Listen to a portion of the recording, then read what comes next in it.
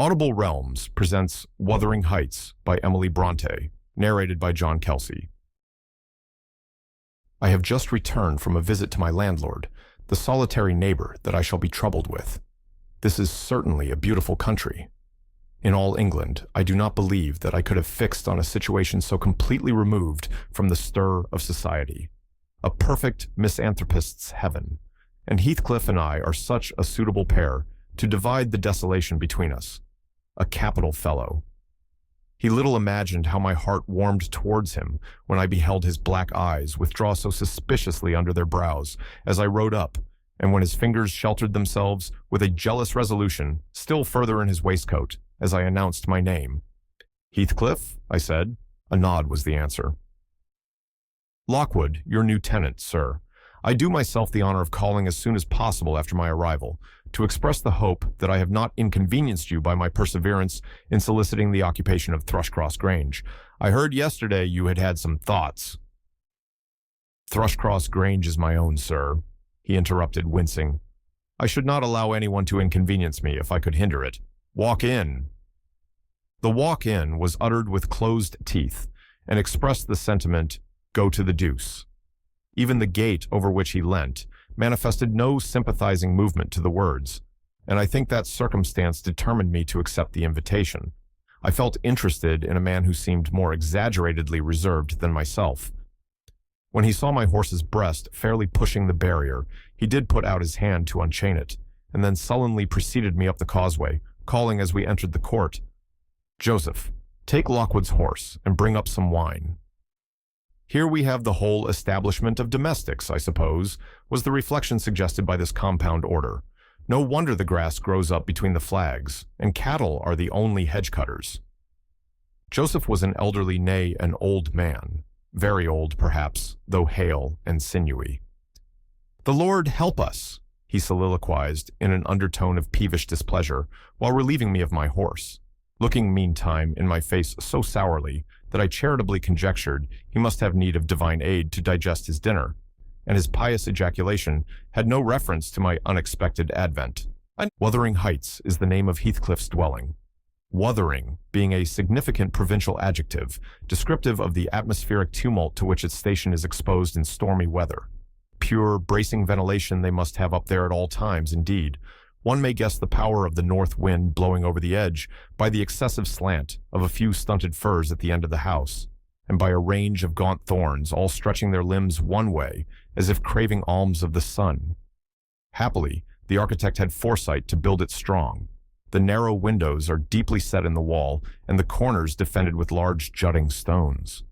Before passing the threshold, I paused to admire a quantity of grotesque carving lavished over the front, and especially about the principal door, above which, among a wilderness of crumbling griffins and shameless little boys, I detected the date 1500 and the name Hareton Earnshaw.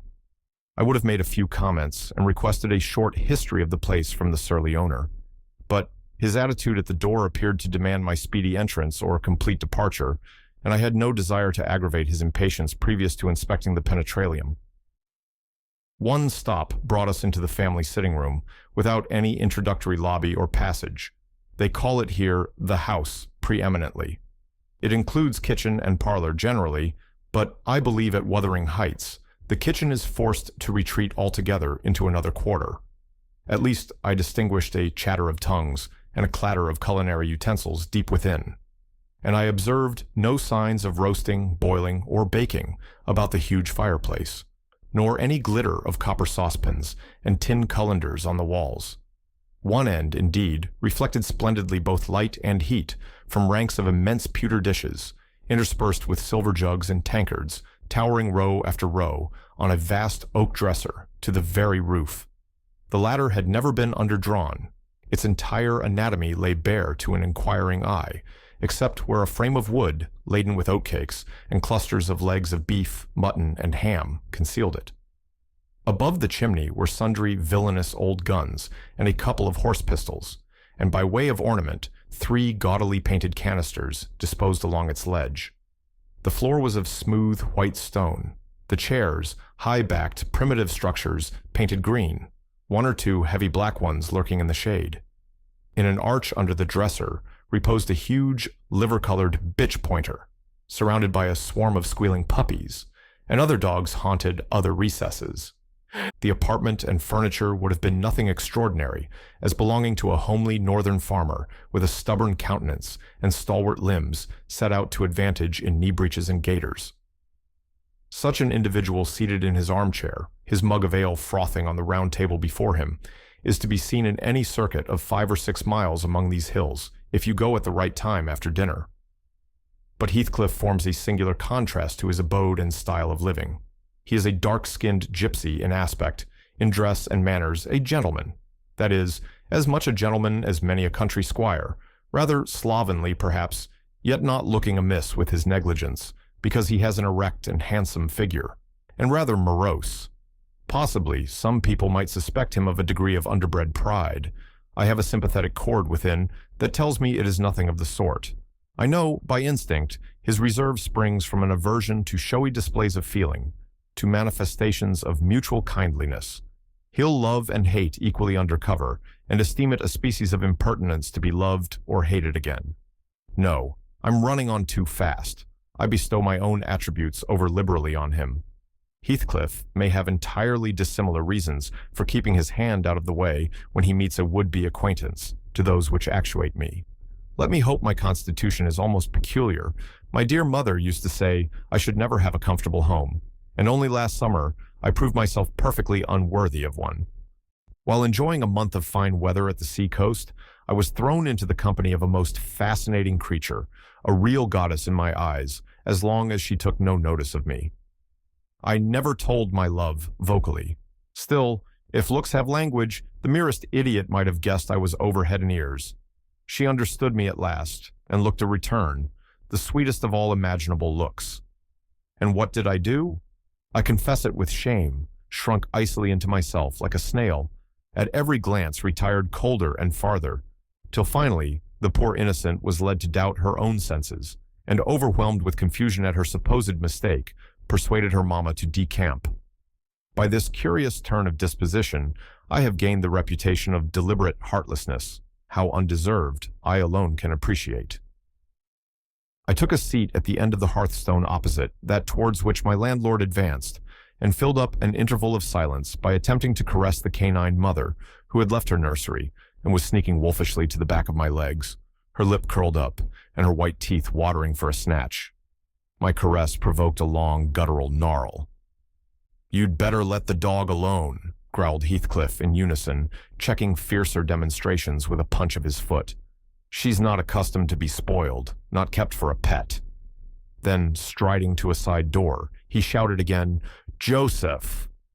Joseph mumbled indistinctly in the depths of the cellar, but gave no intimation of ascending, so his master dived down to him, leaving me vis-a-vis the ruffianly bitch and a pair of grim, shaggy sheepdogs, who shared with her a jealous guardianship over all my movements. Not anxious to come in contact with their fangs, I sat still, but, imagining they would scarcely understand tacit insults, I unfortunately indulged in winking and making faces at the trio, and some turn of my physiognomy so irritated Madame that she suddenly broke into a fury and leapt on my knees. I flung her back, and hastened to interpose the table between us. This proceeding aroused the whole hive. Half a dozen four-footed fiends of various sizes and ages issued from hidden dens to the common center. I felt my heels and coat-laps, peculiar subjects of assault, and parrying off the larger combatants as effectually as I could with the poker, I was constrained to demand, aloud, assistance from some of the household in re-establishing peace. Heathcliff and his man climbed the cellar steps with vexatious phlegm. I don't think they moved 1 second faster than usual, though the hearth was an absolute tempest of worrying and yelping. Happily, an inhabitant of the kitchen made more dispatch. A lusty dame with tucked-up gown, bare arms, and fire-flushed cheeks rushed into the midst of us flourishing a frying-pan, and used that weapon and her tongue to such purpose that the storm subsided magically, and she only remained, heaving like a sea after a high wind, when her master entered on the scene. "What the devil is the matter?" he asked, eyeing me in a manner that I could ill endure, after this inhospitable treatment. "What the devil, indeed," I muttered. The herd of possessed swine could have had no worse spirits in them than those animals of yours, sir. You might as well leave a stranger with a brood of tigers. They won't meddle with persons who touch nothing, he remarked, putting the bottle before me and restoring the displaced table. The dogs do right to be vigilant. Take a glass of wine? No, thank you. Not bitten, are you? If I had been, I would have set my signet on the biter. Heathcliff's countenance relaxed into a grin. Come, come, he said. You are flurried, Lockwood. Here, take a little wine. Guests are so exceedingly rare in this house that I and my dogs, I am willing to own, hardly know how to receive them. Your health, sir? I bowed and returned the pledge, beginning to perceive that it would be foolish to sit sulking for the misbehavior of a pack of curs. Besides, I felt loth to yield the fellow further amusement at my expense, since his humor took that turn. He, probably swayed by prudential consideration of the folly of offending a good tenant, relaxed a little in the laconic style of chipping off his pronouns and auxiliary verbs, and introduced what he supposed would be a subject of interest to me, a discourse on the advantages and disadvantages of my present place of retirement. I found him very intelligent on the topics we touched, and before I went home, I was encouraged so far as to volunteer another visit tomorrow. He evidently wished no repetition of my intrusion. I shall go, notwithstanding. It is astonishing how sociable I feel myself compared with him. Yesterday afternoon set in misty and cold. I had half a mind to spend it by my study fire, instead of wading through heath and mud to Wuthering Heights. On coming up from dinner, however, I dined between 12 and 1 o'clock. The housekeeper, a matronly lady, taken as a fixture along with the house, could not, or would not, comprehend my request that I might be served at 5. On mounting the stairs with this lazy intention, and stepping into the room, I saw a servant girl on her knees, surrounded by brushes and coal scuttles, and raising an infernal dust as she extinguished the flames with heaps of cinders. This spectacle drove me back immediately. I took my hat, and after a 4-mile walk, arrived at Heathcliff's garden gate just in time to escape the first feathery flakes of a snow shower. On that bleak hilltop, the earth was hard with a black frost, and the air made me shiver through every limb. Being unable to remove the chain, I jumped over, and, running up the flagged causeway bordered with straggling gooseberry bushes, knocked vainly for admittance, till my knuckles tingled and the dogs howled. Wretched inmates, I ejaculated mentally, you deserve perpetual isolation from your species for your churlish inhospitality. At least, I would not keep my doors barred in the daytime. I don't care. I will get in. So resolved, I grasped the latch and shook it vehemently. Vinegar-faced Joseph projected his head from a round window of the barn. "What are you for?" he shouted. "To maisters down at Fowld. Go round by the end of the lath if you want to spake to him." "Is there nobody inside to open the door?" I hallooed responsively. "There's no but the missus, and she'll not open it an ye make your flaysome dins till neat." "Why, cannot you tell her whom I am, eh, Joseph?" "Nor to me. I'll hae no hentwit," muttered the head, vanishing. The snow began to drive thickly. I seized the handle to essay another trial, when a young man without coat and shouldering a pitchfork appeared in the yard behind. He hailed me to follow him, and, after marching through a wash-house and a paved area containing a coal shed, pump, and pigeon cot, we at length arrived in the huge, warm, cheerful apartment where I was formerly received. It glowed delightfully in the radiance of an immense fire, compounded of coal, peat, and wood. And near the table, laid for a plentiful evening meal, I was pleased to observe the Missis, an individual whose existence I had never previously suspected. I bowed and waited, thinking she would bid me take a seat. She looked at me, leaning back in her chair, and remained motionless and mute. "Rough weather," I remarked. "I'm afraid, Heathcliff, the door must bear the consequence of your servant's leisure attendance. I had hard work to make them hear me." She never opened her mouth. I stared. She stared also. At any rate, she kept her eyes on me in a cool, regardless manner, exceedingly embarrassing and disagreeable. "Sit down," said the young man gruffly. "He'll be in soon." I obeyed and hemmed and called the villain Juno, who deigned at this second interview to move the extreme tip of her tail in token of owning my acquaintance. "A beautiful animal," I commenced again. Do you intend parting with the little ones, madam? They are not mine, said the amiable hostess, more repellingly than Heathcliff himself could have replied. Ah, your favorites are among these? I continued, turning to an obscure cushion full of something like cats. A strange choice of favorites, she observed scornfully. Unluckily, it was a heap of dead rabbits. I hemmed once more and drew closer to the hearth, repeating my comment on the wildness of the evening. You should not have come out, she said, rising and reaching from the chimney-piece 2 of the painted canisters. Her position before was sheltered from the light. Now I had a distinct view of her whole figure and countenance. She was slender and apparently scarcely past girlhood, an admirable form, and the most exquisite little face that I have ever had the pleasure of beholding. Small features, very fair, flaxen ringlets, or rather golden, hanging loose on her delicate neck. And eyes, had they been agreeable in expression, that would have been irresistible. Fortunately for my susceptible heart, the only sentiment they evinced hovered between scorn and a kind of desperation, singularly unnatural to be detected there. The canisters were almost out of her reach. I made a motion to aid her. She turned upon me as a miser might turn if anyone attempted to assist him in counting his gold. I don't want your help, she snapped. I can get them for myself. I beg your pardon, I hastened to reply. Were you asked to tea? She demanded, tying an apron over her neat black frock and standing with a spoonful of the leaf poised over the pot. I shall be glad to have a cup, I answered. Were you asked? She repeated. No, I said, half smiling. You are the proper person to ask me. She flung the tea back, spoon and all, and resumed her chair in a pet, her forehead corrugated and her red underlip pushed out like a child's ready to cry. Meanwhile, the young man had slung onto his person a decidedly shabby upper garment and, erecting himself before the blaze, looked down on me from the corner of his eyes, for all the world as if there were some mortal feud unavenged between us. I began to doubt whether he were a servant or not. His dress and speech were both rude, entirely devoid of the superiority observable in an Heathcliff. His thick brown curls were rough and uncultivated. His whiskers encroached bearishly over his cheeks, and his hands were embrowned like those of a common laborer. Still his bearing was free, almost haughty, and he showed none of a domestic's assiduity in attending on the lady of the house. In the absence of clear proofs of his condition, I deemed it best to abstain from noticing his curious conduct, and 5 minutes afterwards, the entrance of Heathcliff relieved me in some measure from my uncomfortable state. You see, sir, I am come, according to promise, I exclaimed, assuming the cheerful, and I fear I shall be weather-bound for half an hour, if you can afford me shelter during that space. Half an hour? He said, shaking the white flakes from his clothes.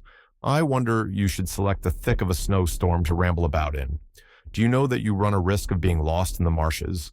People familiar with these moors often miss their road on such evenings, and I can tell you there is no chance of a change at present. Perhaps I can get a guide among your lads, and he might stay at the Grange till morning. Could you spare me one? No, I could not. Oh, indeed. Well then, I must trust to my own sagacity. Umph. Are you going to make the tea? Demanded he of the shabby coat, shifting his ferocious gaze from me to the young lady. Is he to have any? She asked, appealing to Heathcliff. Get it ready, will you? Was the answer, uttered so savagely that I started. The tone in which the words were said revealed a genuine bad nature. I no longer felt inclined to call Heathcliff a capital fellow. When the preparations were finished, he invited me with, Now, sir, bring forward your chair. And we all, including the rustic youth, drew round the table, an austere silence prevailing while we discussed our meal. I thought, if I had caused the cloud, it was my duty to make an effort to dispel it. They could not every day sit so grim and taciturn, and it was impossible, however ill-tempered they might be, that the universal scowl they wore was their everyday countenance. It is strange, I began, in the interval of swallowing one cup of tea and receiving another. It is strange how custom can mold our tastes and ideas. Many could not imagine the existence of happiness in a life of such complete exile from the world as you spend, Heathcliff. Yet I'll venture to say that, surrounded by your family, and with your amiable lady as the presiding genius over your home and heart. My amiable lady, he interrupted, with an almost diabolical sneer on his face. "Where is she? My amiable lady." "Heathcliff, your wife, I mean." "Well, yes. Oh, you would intimate that her spirit has taken the post of ministering angel and guards the fortunes of Wuthering Heights, even when her body is gone. Is that it?" Perceiving myself in a blunder, I attempted to correct it. I might have seen there was too great a disparity between the ages of the parties to make it likely that they were man and wife. One was about 40, a period of mental vigor at which men seldom cherish the delusion of being married for love by girls.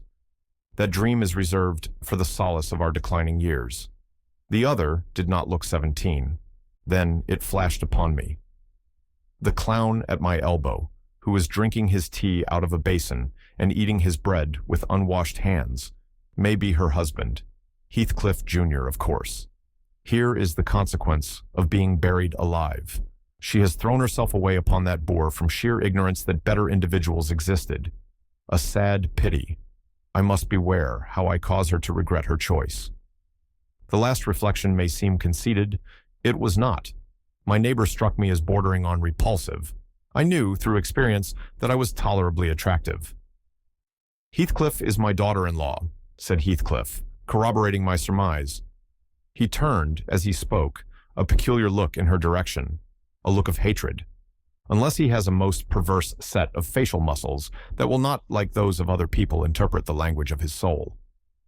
"Ah, certainly, I see now. You are the favored possessor of the beneficent fairy," I remarked, turning to my neighbor. This was worse than before. The youth grew crimson and clenched his fist, with every appearance of a meditated assault. But he seemed to recollect himself presently, and smothered the storm in a brutal curse, muttered on my behalf, which, however, I took care not to notice. "Unhappy in your conjectures, sir," observed my host. "We neither of us have the privilege of owning your good fairy. Her mate is dead. I said she was my daughter-in-law. Therefore, she must have married my son." "And this young man is—" "Not my son, assuredly." Heathcliff smiled again, as if it were rather too bold a jest to attribute the paternity of that bear to him. "My name is Hareton Earnshaw," growled the other, "and I'd counsel you to respect it." "I've shown no disrespect," was my reply, laughing internally at the dignity with which he announced himself. He fixed his eye on me longer than I cared to return the stare, for fear I might be tempted either to box his ears or render my hilarity audible.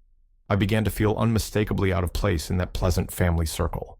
The dismal spiritual atmosphere overcame, and more than neutralized, the glowing physical comforts round me, and I resolved to be cautious how I ventured under those rafters a third time. The business of eating being concluded, and no one uttering a word of sociable conversation, I approached a window to examine the weather. A sorrowful sight I saw. Dark night coming down prematurely, and sky and hills mingled in one bitter whirl of wind and suffocating snow. "I don't think it possible for me to get home now without a guide," I could not help exclaiming. "The roads will be buried already, and if they were bare, I could scarcely distinguish a foot in advance." "Hareton, drive those dozen sheep into the barn porch. They'll be covered if left in the fold all night, and put a plank before them," said Heathcliff. "How must I do?" I continued with rising irritation. There was no reply to my question, and on looking round, I saw only Joseph bringing in a pail of porridge for the dogs, and Heathcliff leaning over the fire, diverting herself with burning a bundle of matches, which had fallen from the chimney-piece as she restored the tea canister to its place. The former, when he had deposited his burden, took a critical survey of the room, and in cracked tones grated out, "Oh, wonder how ya can fashion to stand there idleness and war, when all on 'em's going out. Bud y'are a knout, and it's no use talking. Y'all niver mend o' your ill ways, but go rate to the divil, like your mother afore ye." I imagined for a moment that this piece of eloquence was addressed to me, and, sufficiently enraged, stepped towards the aged rascal with an intention of kicking him out of the door. Heathcliff, however, checked me by her answer. "You scandalous old hypocrite," she replied. "Are you not afraid of being carried away bodily whenever you mention the devil's name? I warn you to refrain from provoking me, or I'll ask your abduction as a special favor. Stop. Look here, Joseph," she continued, taking a long, dark book from a shelf. "I'll show you how far I've progressed in the black art. I shall soon be competent to make a clear house of it. The red cow didn't die by chance, and your rheumatism can hardly be reckoned among providential visitations." "Oh, wicked, wicked!" gasped the elder. "May the Lord deliver us from evil." "No, reprobate. You are a castaway. Be off, or I'll hurt you seriously. I'll have you all modeled in wax and clay, and the first who passes the limits, I fix shall. I'll not say what he shall be done to, but you'll see. Go, I'm looking at you." The little witch put a mock malignity into her beautiful eyes, and Joseph, trembling with sincere horror, hurried out, praying and ejaculating "wicked" as he went. I thought her conduct must be prompted by a species of dreary fun, and, now that we were alone, I endeavored to interest her in my distress. "Heathcliff," I said earnestly, "you must excuse me for troubling you. I presume because, with that face, I'm sure you cannot help being good-hearted. Do point out some landmarks by which I may know my way home. I have no more idea how to get there than you would have how to get to London." "Take the road you came," she answered, ensconcing herself in a chair with a candle and the long book open before her. "It is brief advice, but as sound as I can give. Then, if you hear of me being discovered dead in a bog or a pit full of snow, your conscience won't whisper that it is partly your fault." "How so? I cannot escort you. They wouldn't let me go to the end of the garden wall." "You? I should be sorry to ask you to cross the threshold for my convenience on such a night," I cried. "I want you to tell me my way, not to show it, or else to persuade Heathcliff to give me a guide." "Who? There is himself, Earnshaw, Zillah, Joseph, and I. Which would you have?" "Are there no boys at the farm?" "No, those are all." "Then it follows that I am compelled to stay." "That you may settle with your host. I have nothing to do with it." "I hope it will be a lesson to you to make no more rash journeys on these hills," cried Heathcliff's stern voice from the kitchen entrance. "As to staying here, I don't keep accommodations for visitors. You must share a bed with Hareton or Joseph, if you do." "I can sleep on a chair in this room," I replied.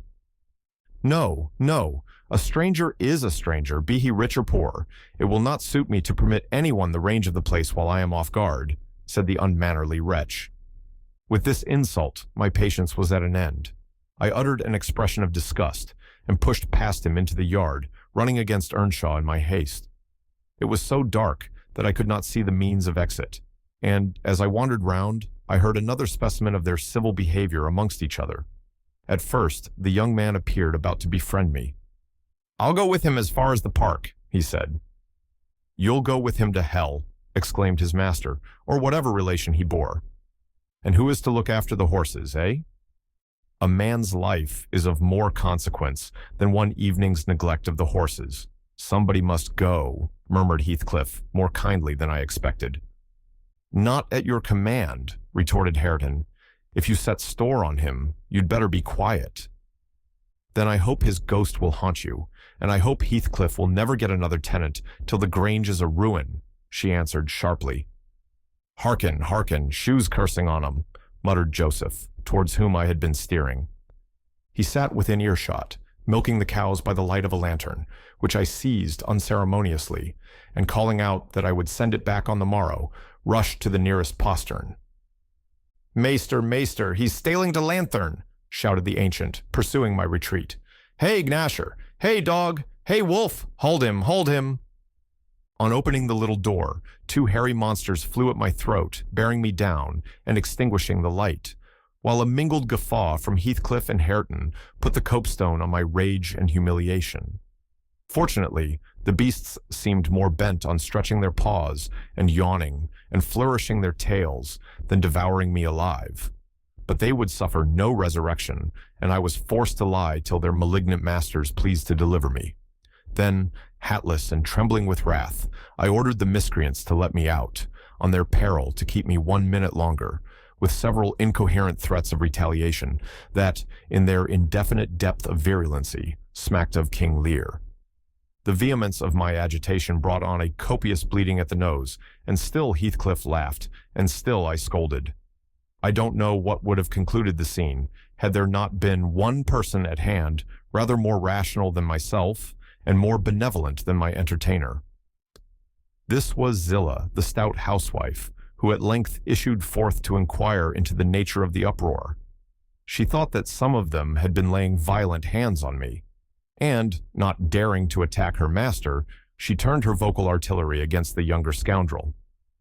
"Well, Earnshaw," she cried, "I wonder what you'll have again next. Are we going to murder folk on our very doorstones? I see this house will never do for me. Look at the poor lad, he's fair choking. Wisht, you mustn't go on so. Come in, and I'll cure that. There now, hold you still." With these words, she suddenly splashed a pint of icy water down my neck and pulled me into the kitchen. Heathcliff followed, his accidental merriment expiring quickly in his habitual moroseness. I was sick exceedingly, and dizzy, and faint, and thus compelled perforce to accept lodgings under his roof.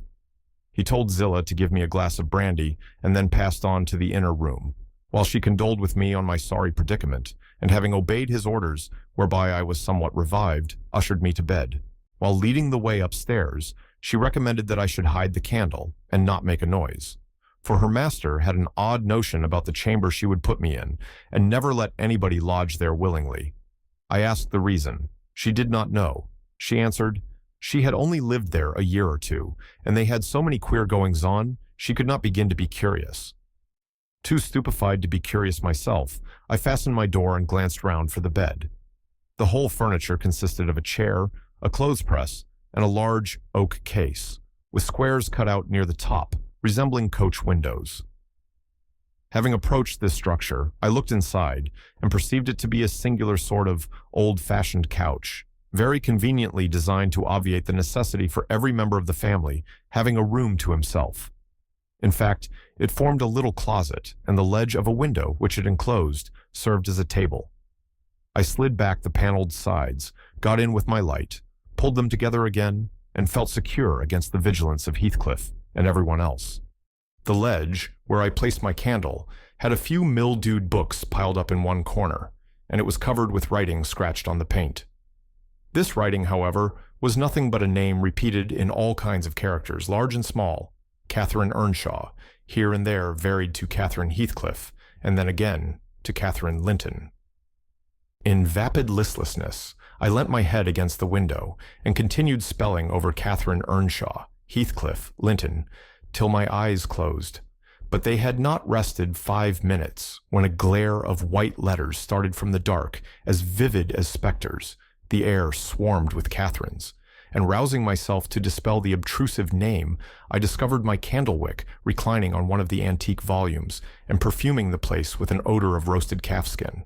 I snuffed it off, and very ill at ease under the influence of cold and lingering nausea, sat up and spread open the injured tome on my knee. It was a testament in lean type, and smelling dreadfully musty. A flyleaf bore the inscription, Catherine Earnshaw, her book, and a date some quarter of a century back. I shut it, and took up another and another, till I had examined all. Catherine's library was select, and its state of dilapidation proved it to have been well used, though not altogether for a legitimate purpose. Scarcely one chapter had escaped a pen and ink commentary, at least the appearance of one, covering every morsel of blank that the printer had left. Some were detached sentences, other parts took the form of a regular diary, scrawled in an unformed, childish hand. At the top of an extra page, quite a treasure, probably when first lighted on, I was greatly amused to behold an excellent caricature of my friend Joseph, rudely yet powerfully sketched. An immediate interest kindled within me for the unknown Catherine, and I began forthwith to decipher her faded hieroglyphics. "An awful Sunday," commenced the paragraph beneath. "I wish my father were back again. Hindley is a detestable substitute. His conduct to Heathcliff is atrocious, and I are going to rebel. We took our initiatory step this evening." All day had been flooding with rain. We could not go to church, so Joseph must needs get up a congregation in the garret. And, while Hindley and his wife basked downstairs before a comfortable fire, doing anything but reading their Bibles, I'll answer for it, Heathcliff, myself, and the unhappy ploughboy were commanded to take our prayer books and mount. We were ranged in a row on a sack of corn, groaning and shivering, and hoping that Joseph would shiver too, so that he might give us a short homily for his own sake. A vain idea. The service lasted precisely 3 hours, and yet my brother had the face to exclaim when he saw us descending, "What, done already?" On Sunday evenings, we used to be permitted to play if we did not make much noise. Now, a mere titter is sufficient to send us into corners. "You forget you have a master here," says the tyrant. "I'll demolish the first who puts me out of temper. I insist on perfect sobriety and silence. Oh boy, was that you? Francis, darling, pull his hair as you go by. I heard him snap his fingers." Francis pulled his hair heartily, and then went and seated herself on her husband's knee, and there they were, like two babies, kissing and talking nonsense by the hour. Foolish palaver that we should be ashamed of. We made ourselves as snug as our means allowed in the arch of the dresser. I had just fastened our pinafores together and hung them up for a curtain, when in comes Joseph, on an errand from the stables. He tears down my handiwork, boxes my ears, and croaks, "To Maester Nobbut just buried, and Sabbath not o'erd, unto sound o' the gospel still i' your lugs, and you dar be laking. Shame on ye, sit ye down, ill childer. There's good books enough if you'll read 'em. Sit ye down, and think o' your sowls." Saying this, he compelled us so to square our positions that we might receive from the far-off fire a dull ray to show us the text of the lumber he thrust upon us. I could not bear the employment. I took my dingy volume by the scroop and hurled it into the dog kennel, vowing I hated a good book. Heathcliff kicked his to the same place. Then there was a hubbub. "Maester Hindley," shouted our chaplain. "Maester, come hither. Miss Cathy's riven the back off, the helmet of salvation. On Heathcliff's paused his fit into the first part, o' to brood way to destruction. It's fair flaysome that you let him go on this gate. Ugh, the old man would ha' laced him properly, but he's goin'." Hindley hurried up from his paradise on the hearth, and seizing one of us by the collar and the other by the arm, hurled both into the back kitchen, where, Joseph asseverated, Aud Nick would fetch us as sure as we were living, and so comforted, we each sought a separate nook to await his advent. I reached this book, and a pot of ink from a shelf, and pushed the house door ajar to give me light, and I have got the time on with writing for 20 minutes. But my companion is impatient, and proposes that we should appropriate the dairywoman's cloak and have a scamper on the moors under its shelter. A pleasant suggestion, and then, if the surly old man come in, he may believe his prophecy verified. We cannot be damper or colder in the rain than we are here. I suppose Catherine fulfilled her project, for the next sentence took up another subject. She waxed lachrymose. "How little did I dream that Hindley would ever make me cry so," she wrote. "My head aches, till I cannot keep it on the pillow, and still I can't give over. Poor Heathcliff. Hindley calls him a vagabond, and won't let him sit with us, nor eat with us any more. And he says he and I must not play together, and threatens to turn him out of the house if we break his orders. He has been blaming our father, how dared he, for treating too liberally, and swears he will reduce him to his right place." I began to nod drowsily over the dim page. My eye wandered from manuscript to print. I saw a red ornamented title, 70 times 7 and the first of the 71st, a pious discourse delivered by the Reverend Jabez Branderham in the chapel of Gimmerden Sioux. And while I was, half consciously, worrying my brain to guess what Jabez Branderham would make of his subject, I sank back in bed and fell asleep. Alas, for the effects of bad tea and bad temper. What else could it be that made me pass such a terrible night? I don't remember another that I can at all compare with it, since I was capable of suffering. I began to dream almost before I ceased to be sensible of my locality. I thought it was morning, and I had set out on my way home, with Joseph for a guide. The snow lay yards deep in our road, and as we floundered on, my companion wearied me with constant reproaches that I had not brought a pilgrim's staff, telling me that I could never get into the house without one, and boastfully flourishing a heavy-headed cudgel, which I understood to be so denominated. For a moment, I considered it absurd that I should need such a weapon to gain admittance into my own residence. Then a new idea flashed across me. I was not going there. We were journeying to hear the famous Jabez Branderham preach from the text, 70 times 7, and either Joseph, the preacher, or I had committed the first of the 71st, and were to be publicly exposed and excommunicated. We came to the chapel. I have passed it really in my walks, twice or thrice. It lies in a hollow between two hills, an elevated hollow near a swamp, whose peaty moisture is said to answer all the purposes of embalming on the few corpses deposited there. The roof has been kept whole hitherto, but as the clergyman's stipend is only £20 per annum, and a house with 2 rooms, threatening speedily to determine into one, no clergyman will undertake the duties of pastor, especially as it is currently reported that his flock would rather let him starve than increase the living by 1 penny from their own pockets. However, in my dream, Jabez had a full and attentive congregation, and he preached. Good God, what a sermon! Divided into 490 parts, each fully equal to an ordinary address from the pulpit, and each discussing a separate sin. Where he searched for them, I cannot tell. He had his private manner of interpreting the phrase, and it seemed necessary the brothers should sin different sins on every occasion. They were of the most curious character, odd transgressions that I never imagined previously. Oh, how weary I grow! How I writhed and yawned and nodded and revived! How I pinched and pricked myself and rubbed my eyes and stood up and sat down again and nudged Joseph to inform me if he would ever have done. I was condemned to hear all out. Finally, he reached the first of the 71st. At that crisis, a sudden inspiration descended on me. I was moved to rise and denounce Jabez Branderham as the sinner of the sin that no Christian need pardon. "Sir," I exclaimed, "sitting here within these 4 walls at one stretch, I have endured and forgiven the 490 heads of your discourse. 70 times 7 times have I plucked up my hat and been about to depart. 70 times 7 times have you preposterously forced me to resume my seat. The 491st is too much. Fellow martyrs, have at him, drag him down and crush him to atoms, that the place which knows him may know him no more." "Thou art the man," cried Jabez after a solemn pause, leaning over his cushion. 70 times 7 times didst thou gapingly contort thy visage. 70 times 7 did I take counsel with my soul. Lo, this is human weakness. This also may be absolved. The first of the 71st is come. Brethren, execute upon him the judgment written. Such honor have all his saints.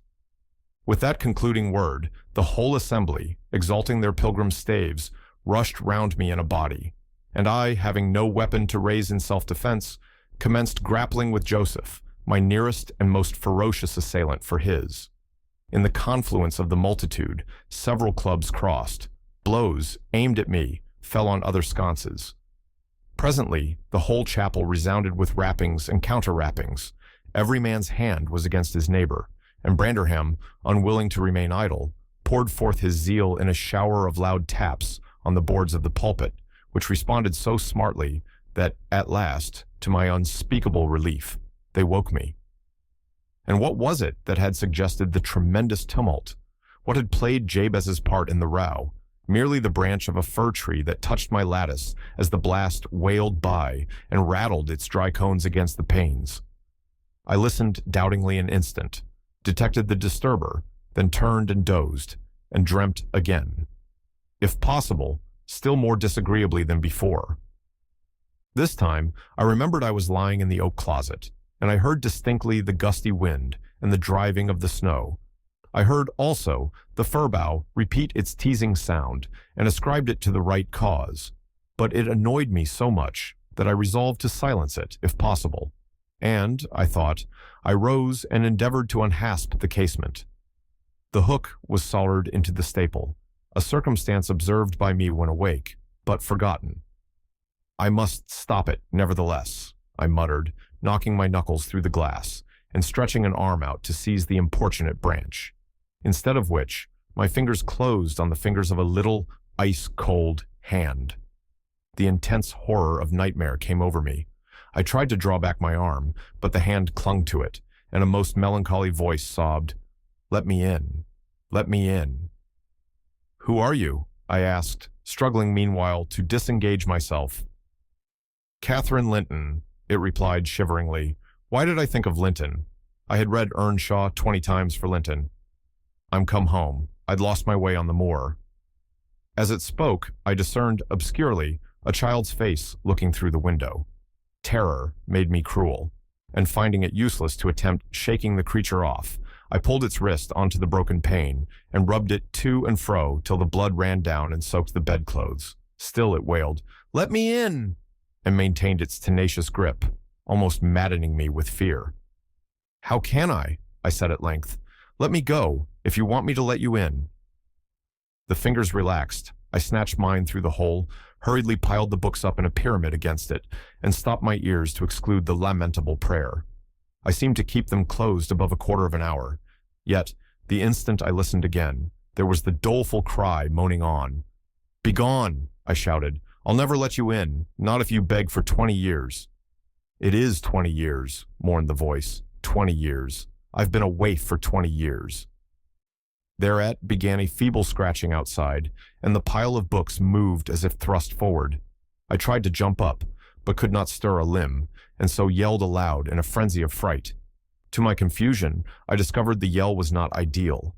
Hasty footsteps approached my chamber door. Somebody pushed it open with a vigorous hand, and a light glimmered through the squares at the top of the bed.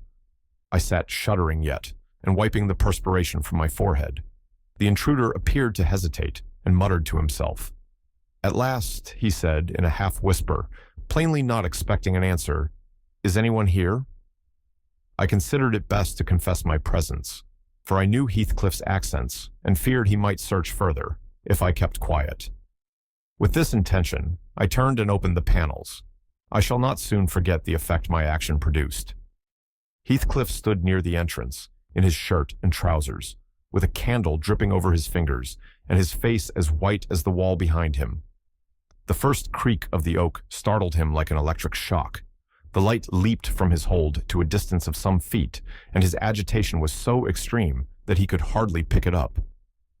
"It is only your guest, sir," I called out, desirous to spare him the humiliation of exposing his cowardice further. "I had the misfortune to scream in my sleep, owing to a frightful nightmare. I'm sorry I disturbed you." "Oh, God confound you, Lockwood. I wish you were at the—" commenced my host, setting the candle on a chair, because he found it impossible to hold it steady. "And who showed you up into this room?" he continued, crushing his nails into his palms and grinding his teeth to subdue the maxillary convulsions. "Who was it? I've a good mind to turn them out of the house this moment." "It was your servant Zillah," I replied, flinging myself onto the floor and rapidly resuming my garments. "I should not care if you did, Heathcliff. She richly deserves it. I suppose that she wanted to get another proof that the place was haunted at my expense. Well, it is, swarming with ghosts and goblins. You have reason in shutting it up, I assure you. No one will thank you for a doze in such a den." "What do you mean?" asked Heathcliff. "And what are you doing? Lie down and finish out the night, since you are here. But for heaven's sake, don't repeat that horrid noise. Nothing could excuse it, unless you were having your throat cut." "If the little fiend had got in at the window, she probably would have strangled me," I returned. "I'm not going to endure the persecutions of your hospitable ancestors again. Was not the Reverend Jabez Branderham akin to you on the mother's side? And that minx, Catherine Linton, or Earnshaw, or however she was called, she must have been a changeling, wicked little soul. She told me she had been walking the earth these 20 years, a just punishment for her mortal transgressions. I've no doubt." Scarcely were these words uttered when I recollected the association of Heathcliff's with Catherine's name in the book, which had completely slipped from my memory till thus awakened. I blushed at my inconsideration, but without showing further consciousness of the offense, I hastened to add, "The truth is, sir, I passed the first part of the night in—" Here I stopped afresh. I was about to say perusing those old volumes. Then it would have revealed my knowledge of their written, as well as their printed, contents. So, correcting myself, I went on, in spelling over the names scratched on that window ledge. A monotonous occupation, calculated to set me asleep, like counting, or— "What can you mean by talking in this way to me?" thundered Heathcliff with savage vehemence. How dare you under my roof? God, he's mad to speak so." And he struck his forehead with rage. I did not know whether to resent this language or pursue my explanation, but he seemed so powerfully affected that I took pity and proceeded with my dreams, affirming I had never heard the appellation of Catherine Linton before, but reading it often over produced an impression which personified itself when I had no longer my imagination under control. Heathcliff gradually fell back into the shelter of the bed, as I spoke, finally sitting down almost concealed behind it. I guessed, however, by his irregular and intercepted breathing, that he struggled to vanquish an excess of violent emotion. Not liking to show him that I had heard the conflict, I continued my toilette rather noisily, looked at my watch, and soliloquized on the length of the night. Not 3 o'clock yet. I could have taken oath it had been 6.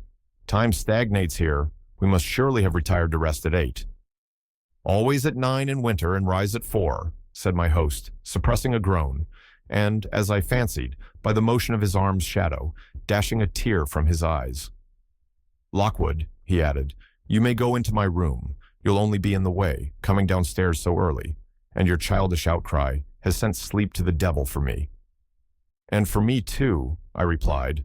I'll walk in the yard till daylight, and then I'll be off, and you need not dread a repetition of my intrusion.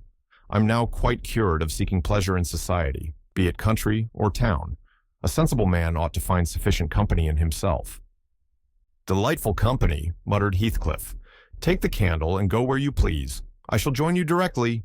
Keep out of the yard, though. The dogs are unchained. And the house. Juno mounts sentinel there, and, nay, you can only ramble about the steps and passages.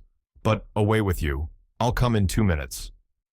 I obeyed, so far as to quit the chamber, when, ignorant where the narrow lobbies led, I stood still, and was witness, involuntarily, to a piece of superstition on the part of my landlord, which belied, oddly, his apparent sense. He got onto the bed, and wrenched open the lattice, bursting, as he pulled at it, into an uncontrollable passion of tears. Come in, he sobbed. Cathy, do come. Oh, do, once more. Oh, my heart's darling. Hear me this time, Catherine, at last. The spectre showed a spectre's ordinary caprice. It gave no sign of being, but the snow and wind whirled wildly through, even reaching my station, and blowing out the light. There was such anguish in the gush of grief that accompanied this raving that my compassion made me overlook its folly, and I drew off, half angry to have listened at all, and vexed at having related my ridiculous nightmare since it produced that agony, though why was beyond my comprehension. I descended cautiously to the lower regions and landed in the back kitchen, where a gleam of fire, raked compactly together, enabled me to rekindle my candle. Nothing was stirring except a brindled, gray cat, which crept from the ashes and saluted me with a querulous mew. 2 benches, shaped in sections of a circle, nearly enclosed the hearth. On one of these I stretched myself, and Grimalkin mounted the other. We were both of us nodding ere anyone invaded our retreat, and then it was Joseph, shuffling down a wooden ladder that vanished in the roof, through a trap, the ascent to his garret, I suppose. He cast a sinister look at the little flame which I had enticed to play between the ribs, swept the cat from its elevation, and bestowing himself in the vacancy, commenced the operation of stuffing a 3-inch pipe with tobacco.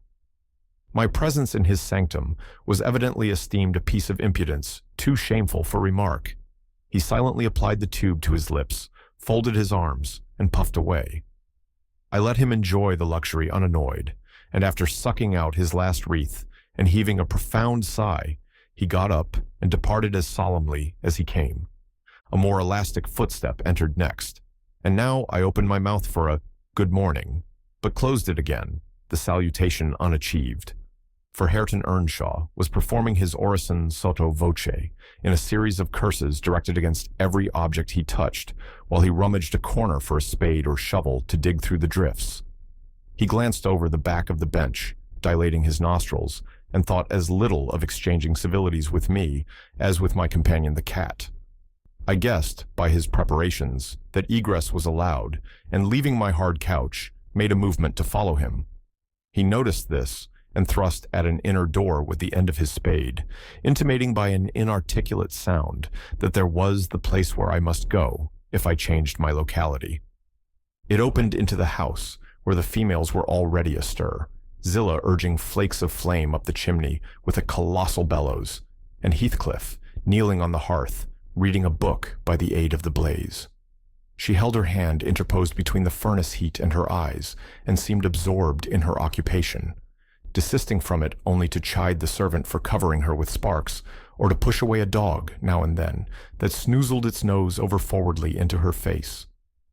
I was surprised to see Heathcliff there also. He stood by the fire, his back towards me, just finishing a stormy scene with poor Zillah, who ever and anon interrupted her labor to pluck up the corner of her apron and heave an indignant groan. "And you worthless," he broke out as I entered, turning to his daughter-in-law and employing an epithet as harmless as duck or sheep, but generally represented by a dash. "There you are, at your idle tricks again. The rest of them do earn their bread. You live on my charity. Put your trash away and find something to do. You shall pay me for the plague of having you eternally in my sight. Do you hear, damnable jade?" "I'll put my trash away because you can make me if I refuse," answered the young lady, closing her book and throwing it on a chair. "But I'll not do anything, though you should swear your tongue out except what I please." Heathcliff lifted his hand, and the speaker sprang to a safer distance, obviously acquainted with its weight. Having no desire to be entertained by a cat and dog combat, I stepped forward briskly, as if eager to partake the warmth of the hearth, and innocent of any knowledge of the interrupted dispute. Each had enough decorum to suspend further hostilities. Heathcliff placed his fists, out of temptation, in his pockets. Heathcliff curled her lip and walked to a seat far off, where she kept her word by playing the part of a statue during the remainder of my stay. That was not long.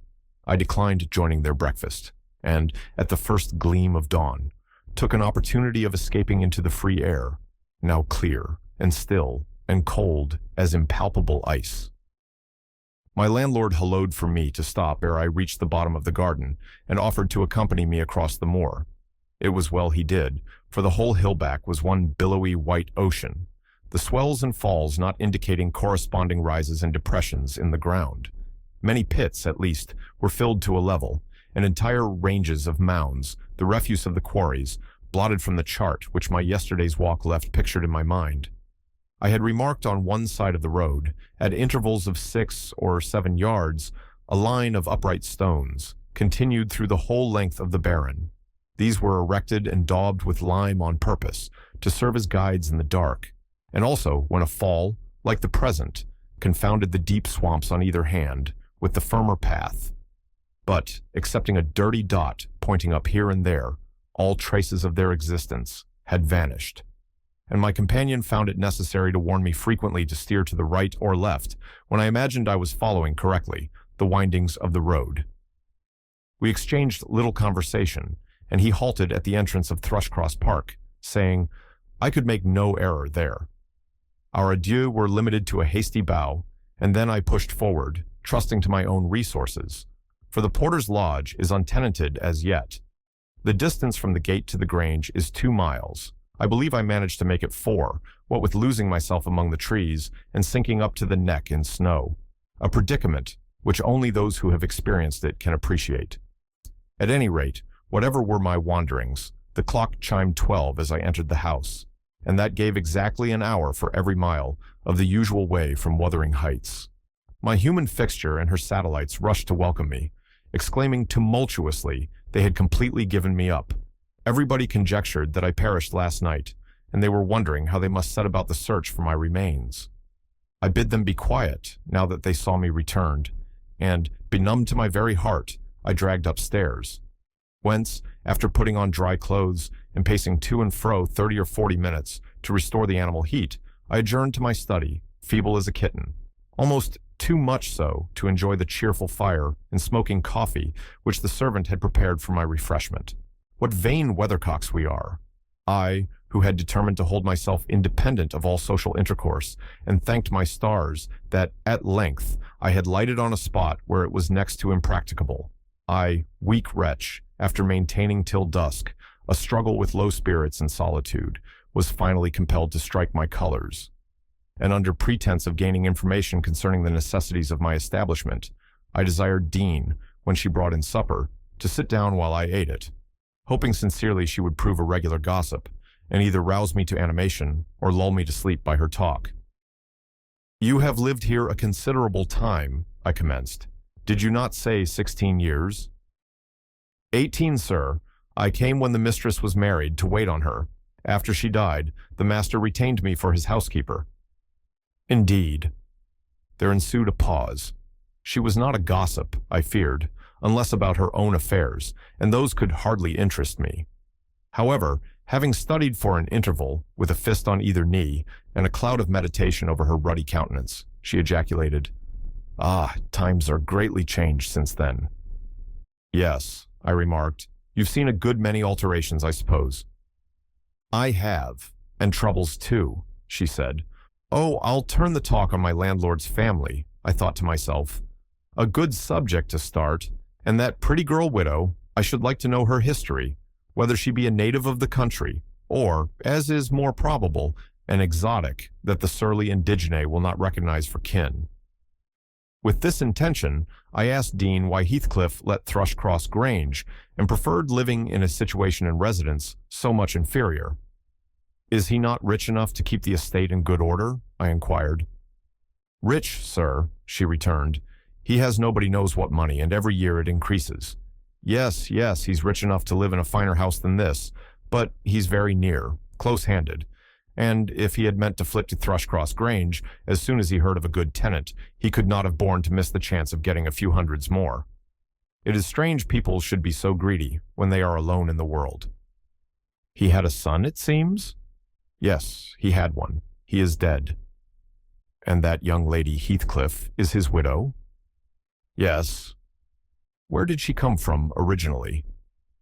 "Why, sir, she is my late master's daughter. Catherine Linton was her maiden name. I nursed her, poor thing. I did wish Heathcliff would remove here, and then we might have been together again." "What? Catherine Linton?"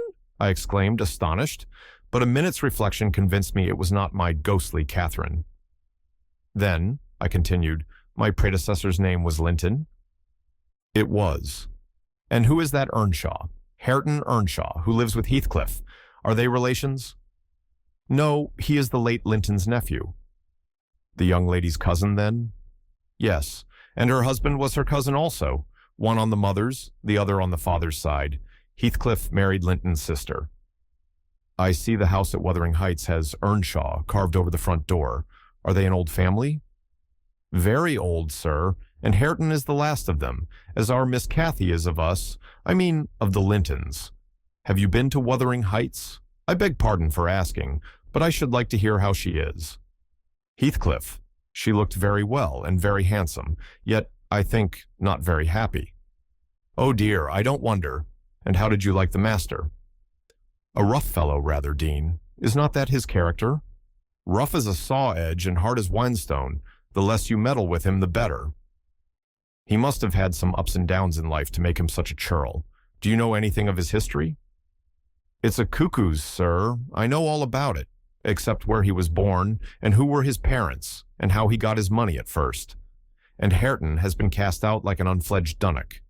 The unfortunate lad is the only one in all this parish that does not guess how he has been cheated." "Well, Dean, it will be a charitable deed to tell me something of my neighbors. I feel I shall not rest if I go to bed, so be good enough to sit and chat an hour." "Oh, certainly, sir. I'll just fetch a little sewing, and then I'll sit as long as you please. But you've caught cold. I saw you shivering, and you must have some gruel to drive it out." The worthy woman bustled off, and I crouched nearer the fire.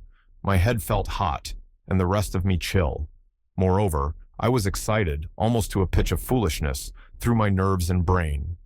This caused me to feel, not uncomfortable, but rather fearful, as I am still, of serious effects from the incidents of today and yesterday.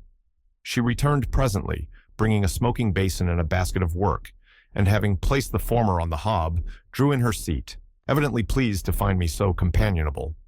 Before I came to live here, she commenced, waiting no farther invitation to her story. I was almost always at Wuthering Heights, because my mother had nursed Hindley Earnshaw, that was Hareton's father, and I got used to playing with the children. I ran errands too, and helped to make hay, and hung about the farm ready for anything that anybody would set me to. One fine summer morning, it was the beginning of harvest, I remember, Earnshaw, the old master, came downstairs dressed for a journey, and after he had told Joseph what was to be done during the day, he turned to Hindley and Cathy and me, for I sat eating my porridge with them, and he said, speaking to his son, "Now, my bonny man, I'm going to Liverpool today. What shall I bring you?" "You may choose what you like, only let it be little, for I shall walk there and back. 60 miles each way, that is a long spell." Hindley named a fiddle, and then he asked Miss Cathy. She was hardly 6 years old, but she could ride any horse in the stable, and she chose a whip. He did not forget me, for he had a kind heart, though he was rather severe sometimes. He promised to bring me a pocket full of apples and pears, and then he kissed his children, said goodbye, and set off. It seemed a long while to us all, the 3 days of his absence, and often did little Cathy ask when he would be home. Earnshaw expected him by supper time on the third evening, and she put the meal off hour after hour. There were no signs of his coming, however, and at last the children got tired of running down to the gate to look. Then it grew dark. She would have had them to bed, but they begged sadly to be allowed to stay up, and just about 11 o'clock, the door latch was raised quietly, and in stepped the master. He threw himself into a chair, laughing and groaning, and bid them all stand off, for he was nearly killed. He would not have such another walk for the 3 kingdoms. "And at the end of it to be flighted to death," he said, opening his greatcoat, which he held bundled up in his arms.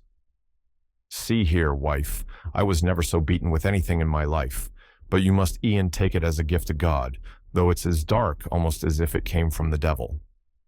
We crowded round, and over Miss Cathy's head I had a peep at a dirty, ragged, black-haired child, big enough both to walk and talk.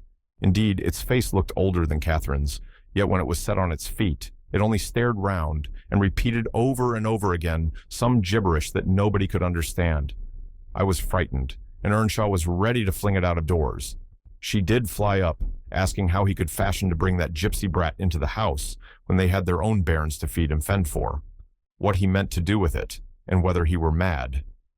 The master tried to explain the matter, but he was really half dead with fatigue, and all that I could make out, amongst her scolding, was a tale of his seeing it starving and houseless, and as good as dumb, in the streets of Liverpool, where he picked it up and inquired for its owner. Not a soul knew to whom it belonged, he said, and his money and time being both limited, he thought it better to take it home with him at once than run into vain expenses there, because he was determined he would not leave it as he found it. Well, the conclusion was that my mistress grumbled herself calm, and Earnshaw told me to wash it and give it clean things and let it sleep with the children. Hindley and Cathy contented themselves with looking and listening till peace was restored. Then both began searching their father's pockets for the presents he had promised them. The former was a boy of 14, but when he drew out what had been a fiddle, crushed to morsels in the greatcoat, he blubbered aloud. And Cathy, when she learned the master had lost her whip in attending on the stranger, showed her humor by grinning and spitting at the stupid little thing, earning for her pains a sound blow from her father to teach her cleaner manners. They entirely refused to have it in bed with them, or even in their room, and I had no more sense, so I put it on the landing of the stairs, hoping it might be gone on the morrow. By chance, or else attracted by hearing his voice, it crept to Earnshaw's door, and there he found it on quitting his chamber. Inquiries were made as to how it got there. I was obliged to confess, and in recompense for my cowardice and inhumanity, was sent out of the house. This was Heathcliff's first introduction to the family. On coming back a few days afterwards, for I did not consider my banishment perpetual, I found they had christened him Heathcliff. It was the name of a son who died in childhood, and it has served him ever since, both for Christian and surname. Miss Cathy and he were now very thick, but Hindley hated him, and to say the truth, I did the same, and we plagued and went on with him shamefully, for I wasn't reasonable enough to feel my injustice, and the mistress never put in a word on his behalf when she saw him wronged. He seemed a sullen, patient child, hardened perhaps to ill treatment. He would stand Hindley's blows without winking or shedding a tear, and my pinches moved him only to draw in a breath and open his eyes, as if he had hurt himself by accident, and nobody was to blame. This endurance made old Earnshaw furious when he discovered his son persecuting the poor fatherless child, as he called him. He took to Heathcliff strangely, believing all he said, for that matter he said precious little, and generally the truth, and petting him up far above Cathy, who was too mischievous and wayward for a favorite. So, from the very beginning, he bred bad feeling in the house, and at Earnshaw's death, which happened in less than 2 years after, the young master had learned to regard his father as an oppressor rather than a friend, and Heathcliff as a usurper of his parents' affections and his privileges. and he grew bitter with brooding over these injuries. I sympathized a while, but when the children fell ill of the measles, and I had to tend them and take on me the cares of a woman at once, I changed my idea. Heathcliff was dangerously sick, and while he lay at the worst, he would have me constantly by his pillow. I suppose he felt I did a good deal for him, and he hadn't wit to guess that I was compelled to do it. However, I will say this, he was the quietest child that ever nurse watched over. The difference between him and the others forced me to be less partial. Kathy and her brother harassed me terribly. He was as uncomplaining as a lamb, though hardness, not gentleness, made him give little trouble. He got through, and the doctor affirmed it was in a great measure owing to me, and praised me for my care. I was vain of his commendations, and softened towards the being by whose means I earned them, and thus Hindley lost his last ally. Still, I couldn't dote on Heathcliff, and I wondered often what my master saw to admire so much in the sullen boy, who never, to my recollection, repaid his indulgence by any sign of gratitude. He was not insolent to his benefactor, he was simply insensible, though knowing perfectly the hold he had on his heart, and conscious he had only to speak, and all the house would be obliged to bend to his wishes. As an instance, I remember Earnshaw once bought a couple of colts at the parish fair and gave the lads each one. Heathcliff took the handsomest, but it soon fell lame, and when he discovered it, he said to Hindley, "You must exchange horses with me. I don't like mine, and if you won't, I shall tell your father of the 3 thrashings you've given me this week and show him my arm, which is black to the shoulder." Hindley put out his tongue and cuffed him over the ears. "You'd better do it at once," he persisted, escaping to the porch. They were in the stable. "You will have to, and if I speak of these blows, you'll get them again with interest." "Off, dog!" cried Hindley, threatening him with an iron weight used for weighing potatoes and hay. "Throw it," he replied, standing still, "and then I'll tell how you boasted that you would turn me out of doors as soon as he died, and see whether he will not turn you out directly." Hindley threw it, hitting him on the breast, and down he fell, but staggered up immediately, breathless and white. And, had not I prevented it, he would have gone just so to the master and got full revenge by letting his condition plead for him, intimating who had caused it. "Take my colt, gypsy, then," said young Earnshaw, "and I pray that he may break your neck. Take him, and be damned, you beggarly interloper, and wheedle my father out of all he has. Only afterwards show him what you are, imp of Satan. And take that, I hope he'll kick out your brains." Heathcliff had gone to loose the beast, and shift it to his own stall. He was passing behind it, when Hindley finished his speech by knocking him under its feet, and without stopping to examine whether his hopes were fulfilled, ran away as fast as he could. I was surprised to witness how coolly the child gathered himself up and went on with his intention, exchanging saddles and all, and then sitting down on a bundle of hay to overcome the qualm which the violent blow occasioned, before he entered the house. I persuaded him easily to let me lay the blame of his bruises on the horse. He minded little what tale was told, since he had what he wanted. He complained so seldom, indeed, of such stirs as these, that I really thought him not vindictive. I was deceived completely, as you will hear. In the course of time, Earnshaw began to fail. He had been active and healthy, yet his strength left him suddenly, and when he was confined to the chimney corner, he grew grievously irritable. A nothing vexed him, and suspected slights of his authority nearly threw him into fits. This was especially to be remarked if anyone attempted to impose upon, or domineer over, his favorite. He was painfully jealous, lest a word should be spoken amiss to him, seeming to have got into his head the notion that, because he liked Heathcliff, all hated, and longed to do him an ill turn. It was a disadvantage to the lad, for the kinder among us did not wish to fret the master, so we humored his partiality, and that humoring was rich nourishment to the child's pride and black tempers. Still it became in a manner necessary. Twice, or thrice, Hindley's manifestation of scorn while his father was near roused the old man to a fury. He seized his stick to strike him, and shook with rage that he could not do it. At last, our curate, we had a curate then, who made the living answer by teaching the little Lintons and Earnshaws, and farming his bit of land himself, advised that the young man should be sent to college, and Earnshaw agreed, though with a heavy spirit, for he said, Hindley was naught, and would never thrive as where he wandered. I hoped heartily we should have peace now.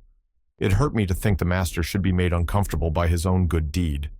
I fancied the discontent of age and disease arose from his family disagreements, as he would have it that it did.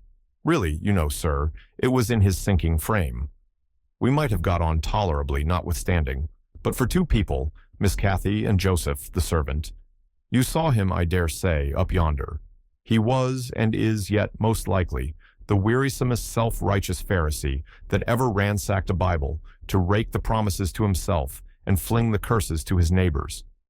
By his knack of sermonizing and pious discoursing, he contrived to make a great impression on Earnshaw, and the more feeble the master became, the more influence he gained.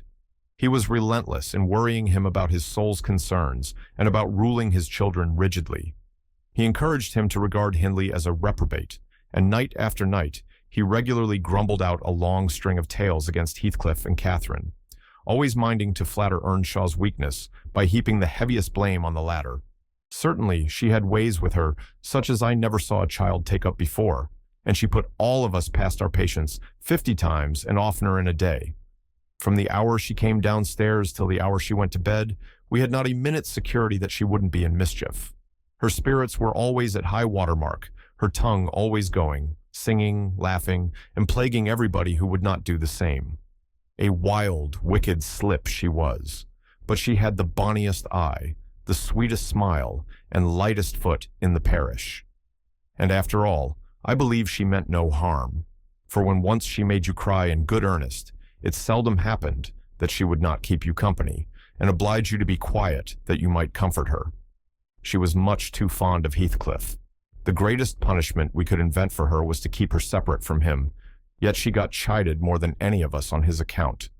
In play she liked exceedingly to act the little mistress, using her hands freely and commanding her companions. She did so to me, but I would not bear slapping and ordering, and so I let her know. Now, Earnshaw did not understand jokes from his children. He had always been strict and grave with them, and Catherine, on her part, had no idea why her father should be crosser and less patient in his ailing condition than he was in his prime. His peevish reproofs wakened in her a naughty delight to provoke him. She was never so happy as when we were all scolding her at once, and she defying us with her bold, saucy look and her ready words, turning Joseph's religious curses into ridicule, baiting me, and doing just what her father hated most, showing how her pretended insolence, which he thought real, had more power over Heathcliff than his kindness, how the boy would do her bidding in anything, and his only when it suited his own inclination. After behaving as badly as possible all day, she sometimes came fondling to make it up at night. "Nay, Cathy," the old man would say, "I cannot love thee. Thou'rt worse than thy brother. Go, say thy prayers, child, and ask God's pardon. I doubt thy mother and I must rue that we ever reared thee." That made her cry at first, and then being repulsed continually hardened her, and she laughed if I told her to say she was sorry for her faults and begged to be forgiven. But the hour came, at last, that ended Earnshaw's troubles on earth. He died quietly in his chair one October evening, seated by the fireside. A high wind blustered round the house and roared in the chimney. It sounded wild and stormy, yet it was not cold, and we were all together. I, a little removed from the hearth, busy at my knitting, and Joseph reading his Bible near the table, for the servants generally sat in the house then, after their work was done. Miss Cathy had been sick, and that made her still.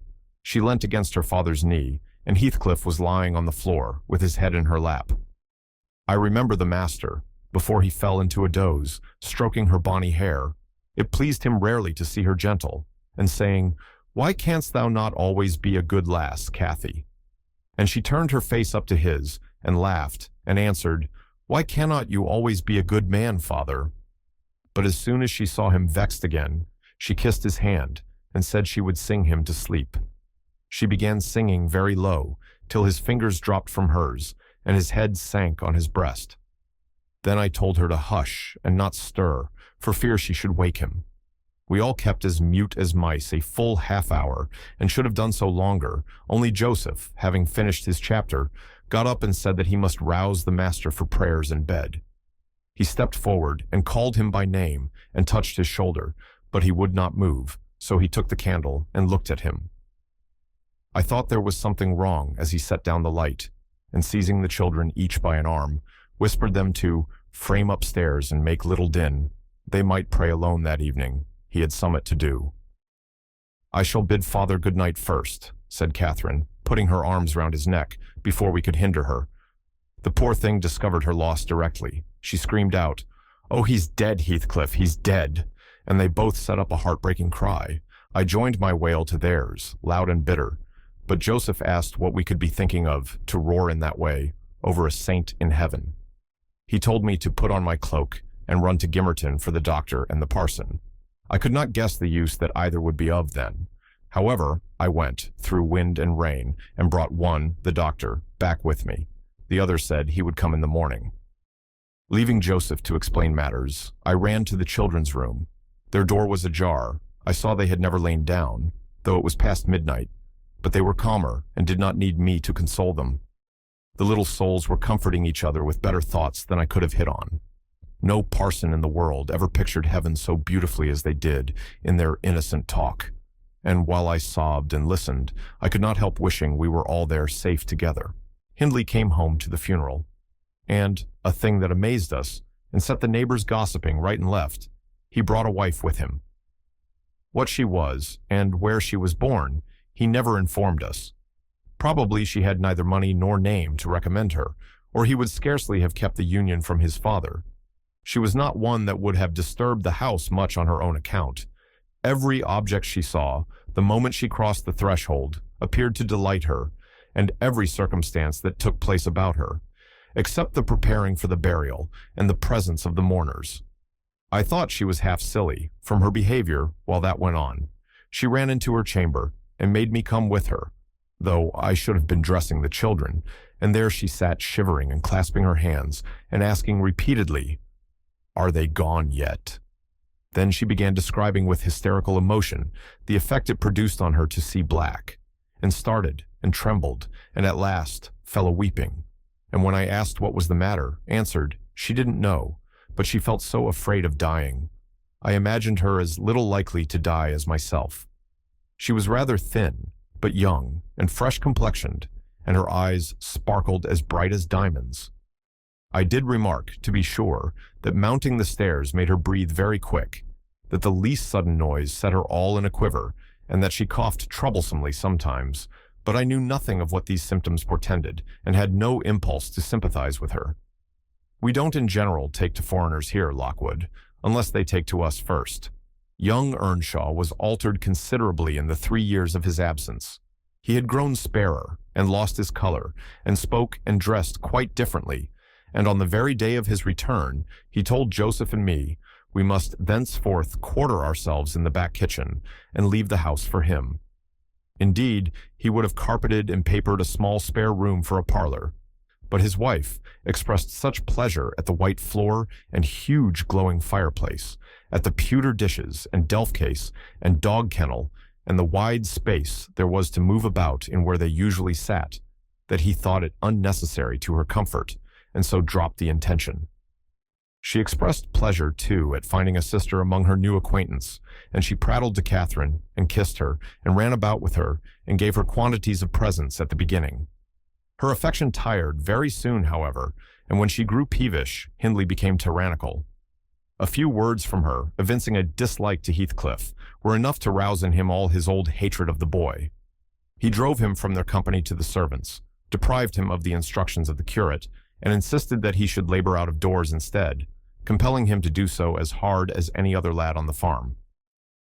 Heathcliff bore his degradation pretty well at first, because Cathy taught him what she learnt, and worked or played with him in the fields. They both promised fair to grow up as rude as savages, the young master being entirely negligent how they behaved and what they did, so they kept clear of him.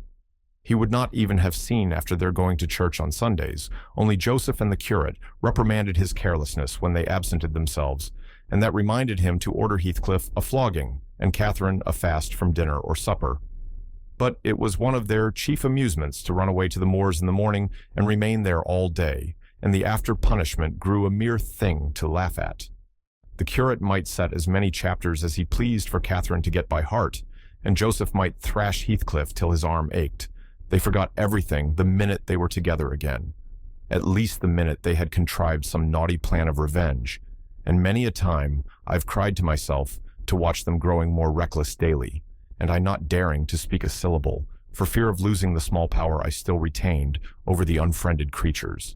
One Sunday evening, it chanced that they were banished from the sitting room for making a noise or a light offense of the kind, and when I went to call them to supper, I could discover them nowhere.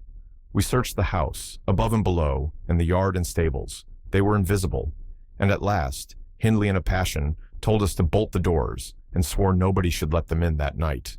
The household went to bed, and I too, anxious to lie down, opened my lattice and put my head out to hearken, though it rained, determined to admit them in spite of the prohibition, should they return. In a while, I distinguished steps coming up the road, and the light of a lantern glimmered through the gate. I threw a shawl over my head and ran to prevent them from waking Earnshaw by knocking. There was Heathcliff by himself. It gave me a start to see him alone. "Where is Miss Catherine?" I cried hurriedly. "No accident, I hope." "At Thrushcross Grange," he answered, "and I would have been there too, but they had not the manners to ask me to stay." "Well, you will catch it," I said. "You'll never be content till you're sent about your business. What in the world led you wandering to Thrushcross Grange?" "Let me get off my wet clothes, and I'll tell you all about it, Nellie," he replied. I bid him beware of rousing the master, and while he undressed and I waited to put out the candle, he continued.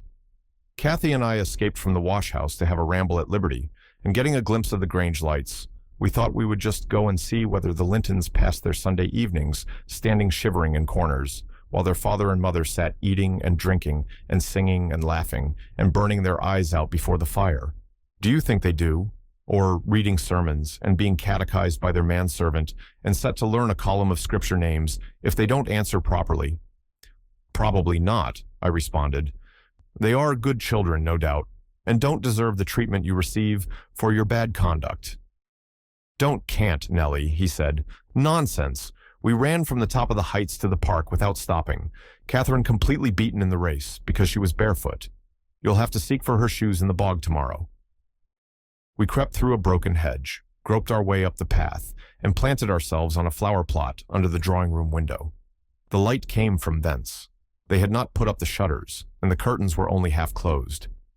Both of us were able to look in by standing on the basement and clinging to the ledge, and we saw, it was beautiful, a splendid place carpeted with crimson and crimson-covered chairs and tables, and a pure white ceiling bordered by gold, a shower of glass drops hanging in silver chains from the center and shimmering with little soft tapers.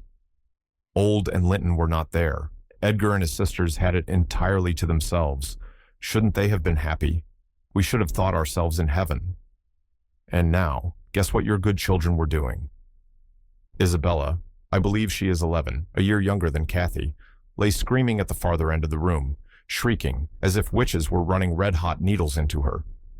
Edgar stood on the hearth, weeping silently, and in the middle of the table sat a little dog, shaking its paw and yelping, which, from their mutual accusations, we understood they had nearly pulled in two between them.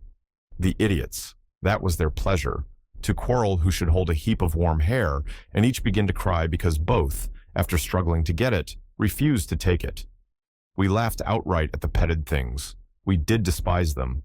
When would you catch me wishing to have what Catherine wanted? Or find us by ourselves, seeking entertainment in yelling and sobbing and rolling on the ground divided by the whole room? I'd not exchange, for 1,000 lives, my condition here, for Edgar Linton's at Thrushcross Grange, not if I might have the privilege of flinging Joseph off the highest gable and painting the house front with Hindley's blood. "Hush, hush," I interrupted. "Still you have not told me, Heathcliff, how Catherine is left behind." "I told you we laughed," he answered. "The Lintons heard us, and with one accord they shot like arrows to the door. There was silence, and then a cry. 'Oh, mamma, mamma! Oh, papa! Oh, mamma, come here! Oh, papa, oh!' They really did howl out something in that way. We made frightful noises to terrify them still more, and then we dropped off the ledge, because somebody was drawing the bars, and we felt we had better flee.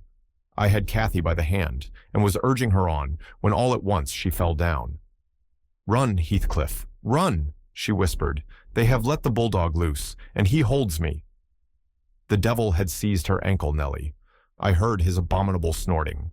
She did not yell out. No, she would have scorned to do it if she had been spitted on the horns of a mad cow.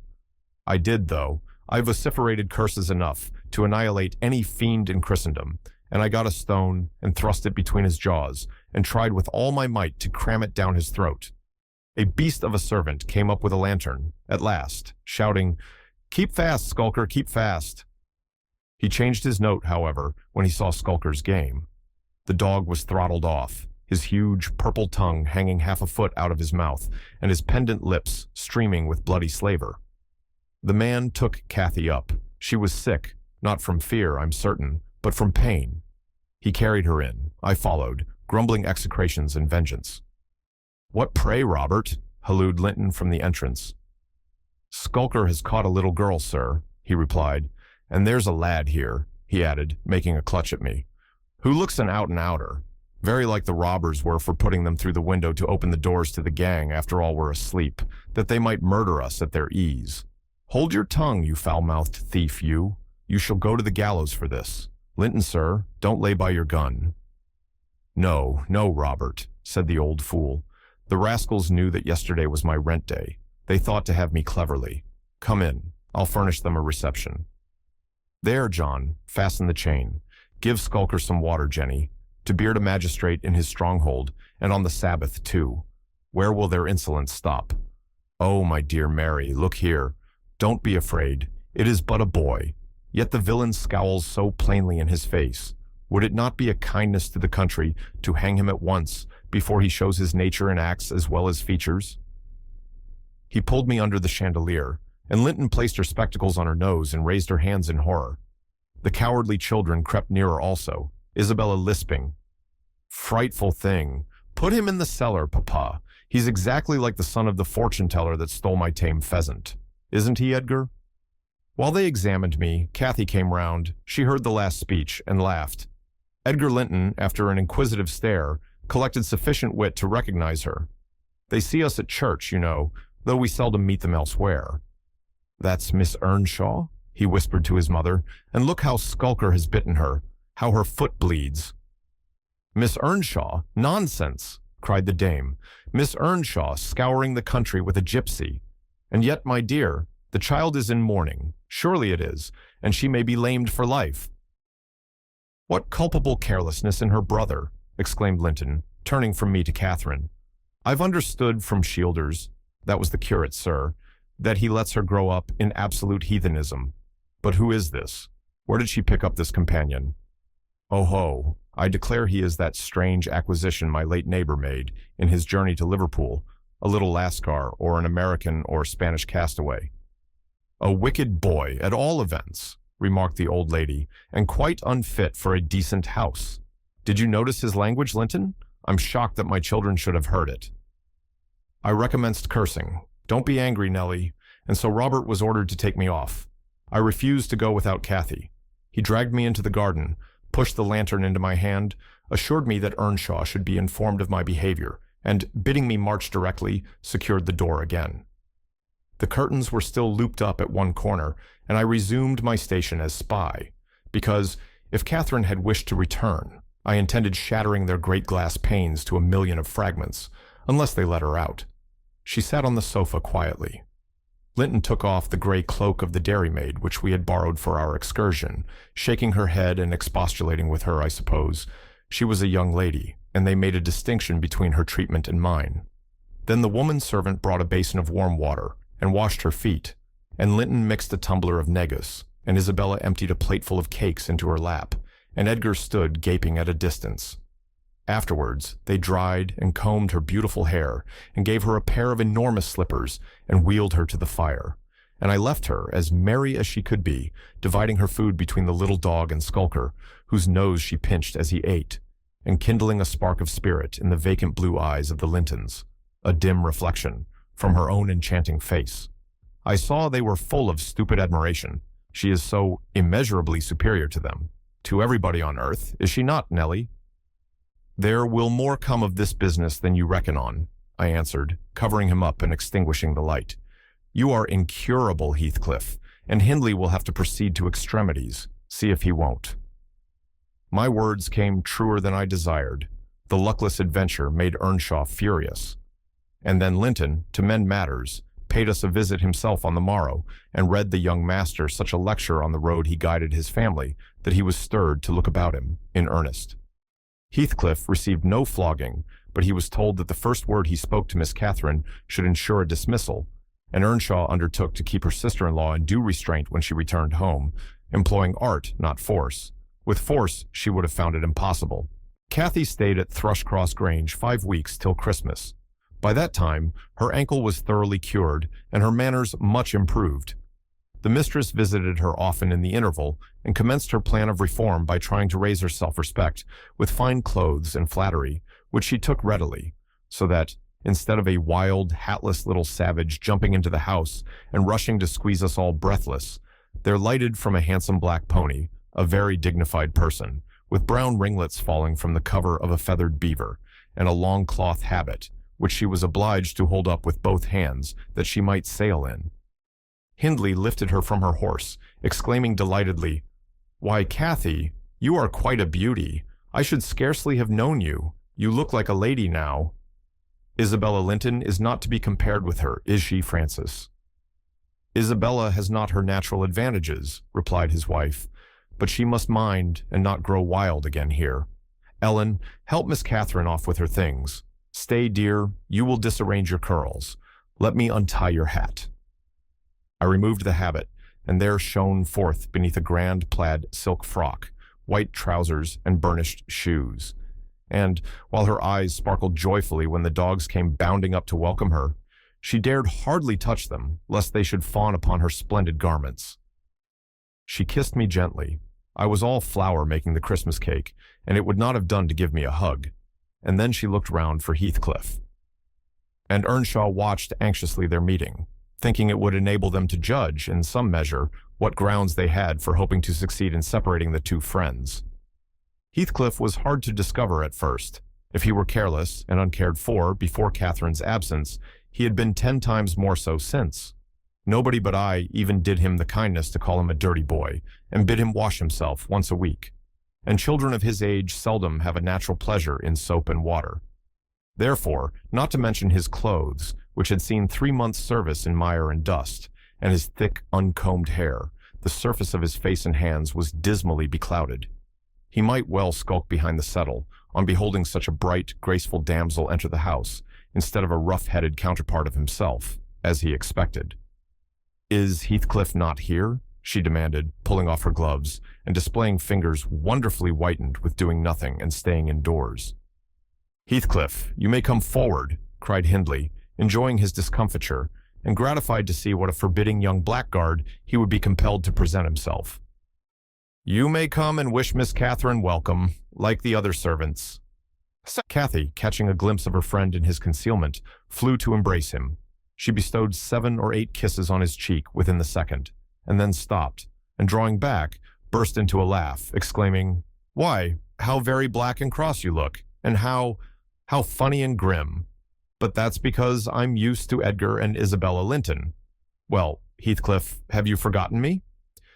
She had some reason to put the question, for shame and pride threw double gloom over his countenance and kept him immovable.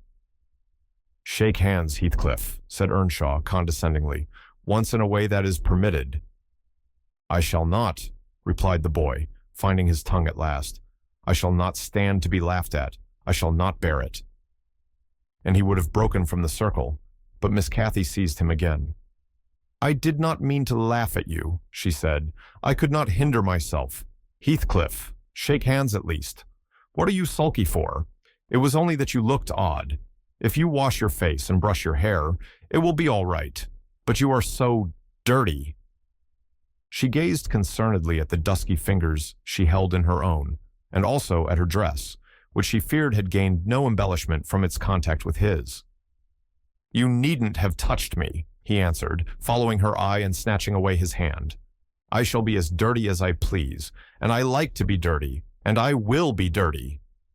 With that, he dashed head foremost out of the room, amid the merriment of the master and mistress, and to the serious disturbance of Catherine, who could not comprehend how her remarks should have produced such an exhibition of bad temper.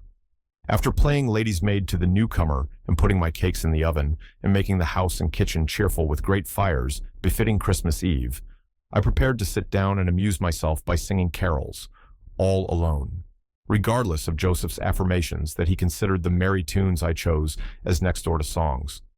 He had retired to private prayer in his chamber, and Earnshaw were engaging Missy's attention by sundry gay trifles bought for her to present to the little Lintons, as an acknowledgment of their kindness. They had invited them to spend the morrow at Wuthering Heights, and the invitation had been accepted on one condition. Linton begged that her darlings might be kept carefully apart from that naughty, swearing boy. Under these circumstances, I remained solitary. I smelt the rich scent of the heating spices and admired the shining kitchen utensils, the polished clock decked in holly, the silver mugs ranged on a tray ready to be filled with mulled ale for supper, and above all, the speckless purity of my particular care, the scoured and well-swept floor. I gave due inward applause to every object, and then I remembered how old Earnshaw used to come in when all was tidied and call me a cant-lass and slip a shilling into my hand as a Christmas box. And from that, I went on to think of his fondness for Heathcliff and his dread lest he should suffer neglect after death had removed him, and that naturally led me to consider the poor lad's situation now, and from singing, I changed my mind to crying. It struck me soon, however, there would be more sense in endeavoring to repair some of his wrongs than shedding tears over them. I got up and walked into the court to seek him. He was not far. I found him smoothing the glossy coat of the new pony in the stable and feeding the other beasts according to custom. "Make haste, Heathcliff," I said. "The kitchen is so comfortable, and Joseph is upstairs. Make haste, and let me dress you smart before Miss Cathy comes out, and then you can sit together, with the whole hearth to yourselves, and have a long chatter till bedtime." He proceeded with his task, and never turned his head towards me. "Come, are you coming?" I continued. "There's a little cake for each of you, nearly enough, and you'll need half an hour's donning." I waited 5 minutes, but getting no answer, left him. Catherine supped with her brother and sister-in-law. Joseph and I joined at an unsociable meal, seasoned with reproofs on one side and sauciness on the other. His cake and cheese remained on the table all night for the fairies. He managed to continue work till 9 o'clock, and then marched dumb and dour to his chamber. Cathy sat up late, having a world of things to order for the reception of her new friends. She came into the kitchen once to speak to her old one, but he was gone, and she only stayed to ask what was the matter with him, and then went back. In the morning he rose early, and as it was a holiday, carried his ill humor onto the moors, not reappearing till the family were departed for church. Fasting and reflection seemed to have brought him to a better spirit. He hung about me for a while, and having screwed up his courage, exclaimed abruptly, "Nellie, make me decent, I'm going to be good." "High time, Heathcliff," I said. "You have grieved Catherine. She's sorry she ever came home, I dare say. It looks as if you envied her, because she is more thought of than you." The notion of envying Catherine was incomprehensible to him, but the notion of grieving her he understood clearly enough. "Did she say she was grieved?" he inquired, looking very serious. "She cried when I told her you were off again this morning." "Well, I cried last night," he returned, "and I had more reason to cry than she." "Yes, you had the reason of going to bed with a proud heart and an empty stomach," said I. "Proud people breed sad sorrows for themselves. But if you be ashamed of your touchiness, you must ask pardon, mind, when she comes in. You must go up and offer to kiss her, and say, 'You know best what to say, only do it heartily, and not as if you thought her converted into a stranger by her grand dress. And now, though I have dinner to get ready, I'll steal time to arrange you, so that Edgar Linton shall look quite a doll beside you, and that he does. You are younger, and yet, I'll be bound, you are taller and twice as broad across the shoulders. You could knock him down in a twinkling, don't you feel that you could?" Heathcliff's face brightened a moment. Then it was overcast afresh, and he sighed. "But, Nellie, if I knocked him down 20 times, that wouldn't make him less handsome, or me more so. I wish I had light hair and a fair skin, and was dressed and behaved as well, and had a chance of being as rich as he will be." "And cried for Mamma at every turn," I added. and trembled if a country lad heaved his fist against you and sat at home all day for a shower of rain.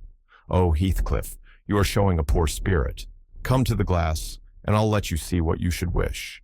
Do you mark those 2 lines between your eyes, and those thick brows that instead of rising arched, sink in the middle, and that couple of black fiends, so deeply buried, who never open their windows boldly, but lurk glinting under them, like devil's spies? Wish and learn to smooth away the surly wrinkles, to raise your lids frankly, and change the fiends to confident, innocent angels, suspecting and doubting nothing, and always seeing friends where they are not sure of foes. Don't get the expression of a vicious cur that appears to know the kicks it gets are its dessert, and yet hates all the world, as well as the kicker, for what it suffers. In other words, I must wish for Edgar Linton's great blue eyes, and even forehead, he replied. I do, and that won't help me to them. A good heart will help you to a bonny face, my lad, I continued, if you were a regular black, and a bad one will turn the bonniest into something worse than ugly. And now that we've done washing and combing and sulking, tell me whether you don't think yourself rather handsome? I'll tell you I do. You're fit for a prince in disguise. Who knows but your father was Emperor of China, and your mother an Indian queen, each of them able to buy up, with 1 week's income, Wuthering Heights and Thrushcross Grange together, and you were kidnapped by wicked sailors and brought to England. Were I in your place, I would frame high notions of my birth, and the thoughts of what I was should give me courage and dignity to support the oppressions of a little farmer. So I chattered on, and Heathcliff gradually lost his frown and began to look quite pleasant, when all at once our conversation was interrupted by a rumbling sound moving up the road and entering the court. He ran to the window and I to the door, just in time to behold the 2 Lintons descend from the family carriage, smothered in cloaks and furs, and the Earnshaws dismount from their horses. They often rode to church in winter. Catherine took a hand of each of the children and brought them into the house and set them before the fire, which quickly put color into their white faces. I urged my companion to hasten now and show his amiable humor, and he willingly obeyed, but ill luck would have it that, as he opened the door leading from the kitchen on one side, Hindley opened it on the other. They met, and the master, irritated at seeing him clean and cheerful, or perhaps eager to keep his promise to Linton, shoved him back with a sudden thrust, and angrily bade Joseph, "Keep the fellow out of the room. Send him into the garret till dinner is over. He'll be cramming his fingers in the tarts and stealing the fruit, if left alone with them a minute." "Nay, sir," I could not avoid answering. "He'll touch nothing, not he, and I suppose he must have his share of the dainties as well as we." "He shall have his share of my hand, if I catch him downstairs till dark," cried Hindley. "Begone, you vagabond! What? You are attempting the coxcomb, are you? Wait till I get hold of those elegant locks. See if I won't pull them a bit longer." "They are long enough already," observed Master Linton, peeping from the doorway. "I wonder they don't make his head ache. It's like a colt's mane over his eyes." He ventured this remark without any intention to insult, but Heathcliff's violent nature was not prepared to endure the appearance of impertinence from one whom he seemed to hate, even then, as a rival. He seized a tureen of hot applesauce, the first thing that came under his grip, and dashed it full against the speaker's face and neck, who instantly commenced a lament that brought Isabella and Catherine hurrying to the place. Earnshaw snatched up the culprit directly and conveyed him to his chamber, where, doubtless, he administered a rough remedy to cool the fit of passion, for he appeared red and breathless. I got the dishcloth and rather spitefully scrubbed Edgar's nose and mouth, affirming it served him right for meddling. His sister began weeping to go home, and Cathy stood by confounded, blushing for all. "You should not have spoken to him," she expostulated with Master Linton. "He was in a bad temper, and now you've spoilt your visit, and he'll be flogged. I hate him to be flogged. I can't eat my dinner. Why did you speak to him, Edgar?" "I didn't," sobbed the youth, escaping from my hands, and finishing the remainder of the purification with his cambric pocket handkerchief. "I promised Mamma that I wouldn't say one word to him, and I didn't." "Well, don't cry," replied Catherine contemptuously. "You're not killed. Don't make more mischief. My brother is coming. Be quiet. Hush, Isabella. Has anybody hurt you?" "There, there, children. To your seats," cried Hindley, bustling in. "That brute of a lad has warmed me nicely. Next time, Master Edgar, Take the law into your own fists. It will give you an appetite." The little party recovered its equanimity at sight of the fragrant feast. They were hungry after their ride, and easily consoled, since no real harm had befallen them. Earnshaw carved bountiful platefuls, and the mistress made them merry with lively talk. I waited behind her chair, and was pained to behold Catherine, with dry eyes and an indifferent air, commence cutting up the wing of a goose before her. An unfeeling child, I thought to myself. How lightly she dismisses her old playmate's troubles. I could not have imagined her to be so selfish. She lifted a mouthful to her lips, then she set it down again. Her cheeks flushed, and the tears gushed over them. She slipped her fork to the floor, and hastily dived under the cloth to conceal her emotion. I did not call her unfeeling long, for I perceived she was in purgatory throughout the day, and wearying to find an opportunity of getting by herself, or paying a visit to Heathcliff, who had been locked up by the master, as I discovered, on endeavoring to introduce to him a private mess of victuals. In the evening, we had a dance. Cathy begged that he might be liberated then, as Isabella Linton had no partner. Her entreaties were vain, and I was appointed to supply the deficiency. We got rid of all gloom in the excitement of the exercise, and our pleasure was increased by the arrival of the Gimmerton band, mustering 15 strong, a trumpet, a trombone, clarinets, bassoons, French horns, and a bass viol, besides singers. They go the rounds of all the respectable houses, and receive contributions every Christmas, and we esteemed it a first-rate treat to hear them. After the usual carols had been sung, we set them to songs and glees. Earnshaw loved the music, and so they gave us plenty. Catherine loved it too, but she said it sounded sweetest at the top of the steps, and she went up in the dark. I followed. They shut the house door below, never noting our absence. It was so full of people. She made no stay at the stairs head, but mounted farther, to the garret where Heathcliff was confined, and called him. He stubbornly declined answering for a while. She persevered, and finally persuaded him to hold communion with her through the boards. I let the poor things converse unmolested, till I supposed the songs were going to cease, and the singers to get some refreshment. Then I clambered up the ladder to warn her. Instead of finding her outside, I heard her voice within. The little monkey had crept by the skylight of one garret, along the roof, into the skylight of the other, and it was with the utmost difficulty I could coax her out again. When she did come, Heathcliff came with her, and she insisted that I should take him into the kitchen, as my fellow servant had gone to a neighbor's, to be removed from the sound of our devil's psalmody, as it pleased him to call it. I told them I intended by no means to encourage their tricks, but as the prisoner had never broken his fast since yesterday's dinner, I would wink at his cheating Hindley that once. He went down. I set him a stool by the fire, and offered him a quantity of good things, but he was sick and could eat little, and my attempts to entertain him were thrown away. He leant his 2 elbows on his knees, and his chin on his hands, and remained wrapped in dumb meditation. On my inquiring the subject of his thoughts, he answered gravely, "I'm trying to settle how I shall pay Hindley back. I don't care how long I wait, if I can only do it at last. I hope he will not die before I do." "For shame, Heathcliff," said I. "It is for God to punish wicked people. We should learn to forgive." "No, God won't have the satisfaction that I shall," he returned. "I only wish I knew the best way. Let me alone, and I'll plan it out. While I'm thinking of that, I don't feel pain." "But, Lockwood, I forget these tales cannot divert you.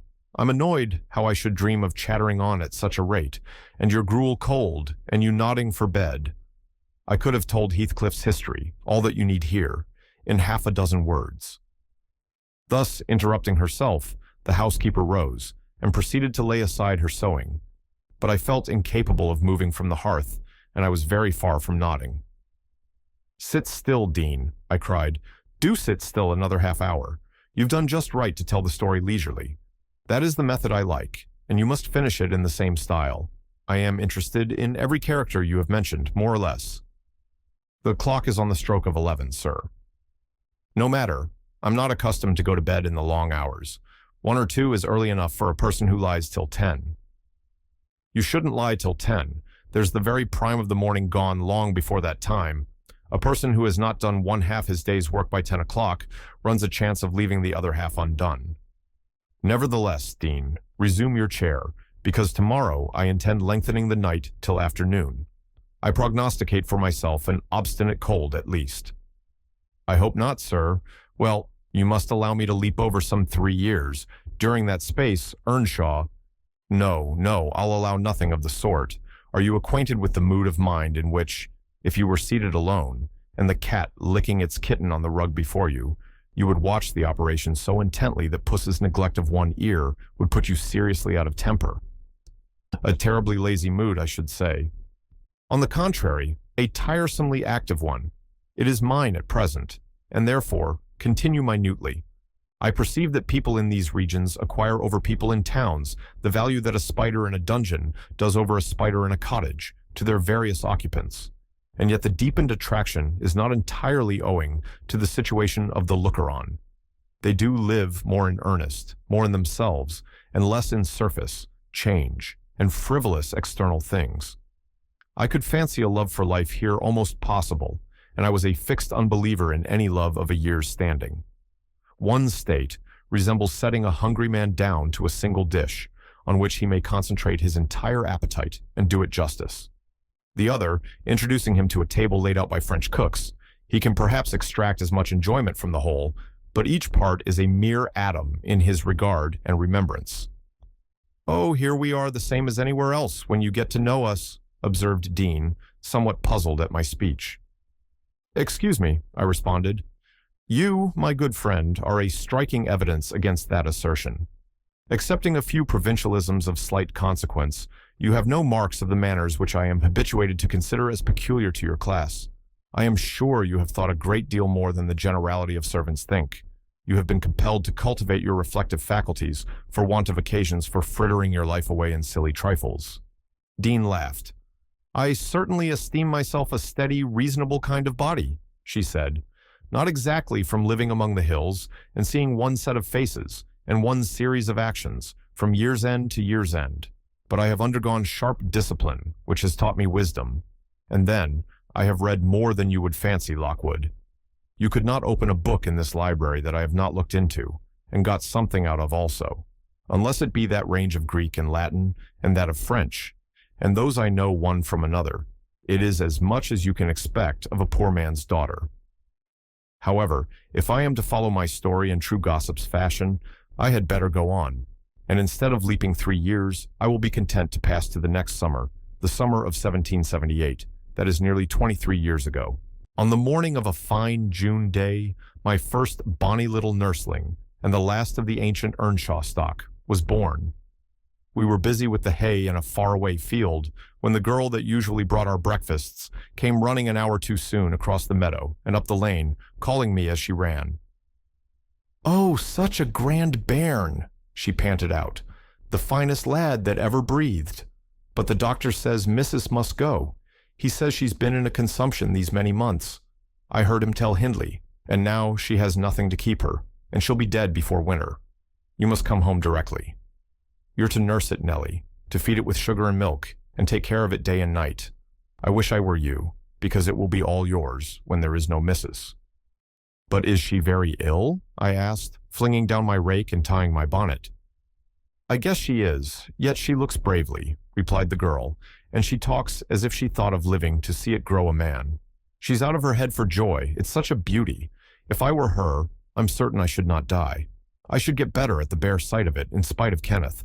I was fairly mad at him. Dame Archer brought the cherub down to master in the house, and his face just began to light up when the old croaker steps forward and says Earnshaw, it's a blessing your wife has been spared to leave you this son. When she came, I felt convinced we shouldn't keep her long, and now, I must tell you, the winter will probably finish her. Don't take on and fret about it too much. It can't be helped, and besides, you should have known better than to choose such a rush of a lass." "And what did the master answer?" I inquired. "I think he swore, but I didn't mind him. I was straining to see the bairn," and she began again to describe it rapturously. I, as zealous as herself, hurried eagerly home to admire on my part, though I was very sad for Hindley's sake. He had room in his heart only for 2 idols, his wife and himself. He doted on both, and adored one, and I couldn't conceive how he would bear the loss. When we got to Wuthering Heights, There he stood at the front door, and as I passed in, I asked, "How was the baby?" "Nearly ready to run about, Nell," he replied, putting on a cheerful smile. "And the mistress?" I ventured to inquire. "The doctor says she's—" "Damn the doctor," he interrupted, reddening. "Frances is quite right. She'll be perfectly well by this time next week. Are you going upstairs? Will you tell her that I'll come, if she'll promise not to talk?" I left her because she would not hold her tongue, and she must. Tell her Kenneth says she must be quiet. I delivered this message to Earnshaw. She seemed in flighty spirits, and replied merrily, "I hardly spoke a word, Ellen, and there he has gone out twice, crying. Well, say I promise I won't speak, but that does not bind me not to laugh at him. Poor soul! Till within a week of her death, that gay heart never failed her, and her husband persisted doggedly, nay, furiously, in affirming her health improved every day. When Kenneth warned him that his medicines were useless at that stage of the malady, and he needn't put him to further expense by attending her, he retorted, "I know you need not. She's well. She does not want any more attendance from you. She never was in a consumption. It was a fever, and it is gone. Her pulse is as slow as mine now, and her cheek as cool." He told his wife the same story, and she seemed to believe him.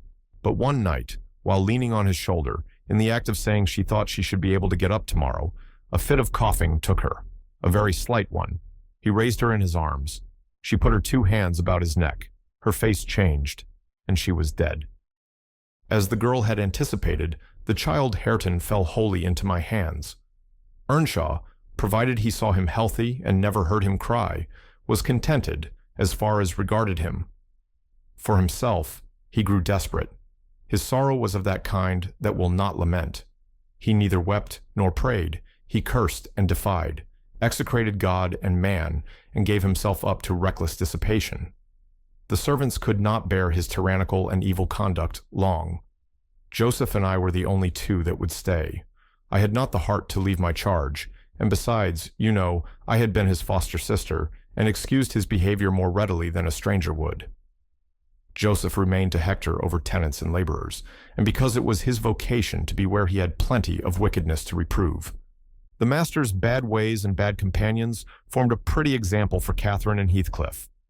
His treatment of the latter was enough to make a fiend of a saint, and truly it appeared as if the lad were possessed of something diabolical at that period. He delighted to witness Hindley degrading himself past redemption, and became daily more notable for savage sullenness and ferocity. I could not half tell what an infernal house we had.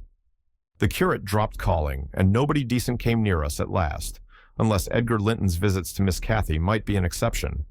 At 15, she was the queen of the countryside. She had no peer, and she did turn out a haughty, headstrong creature. I own I did not like her after infancy was past, and I vexed her frequently by trying to bring down her arrogance.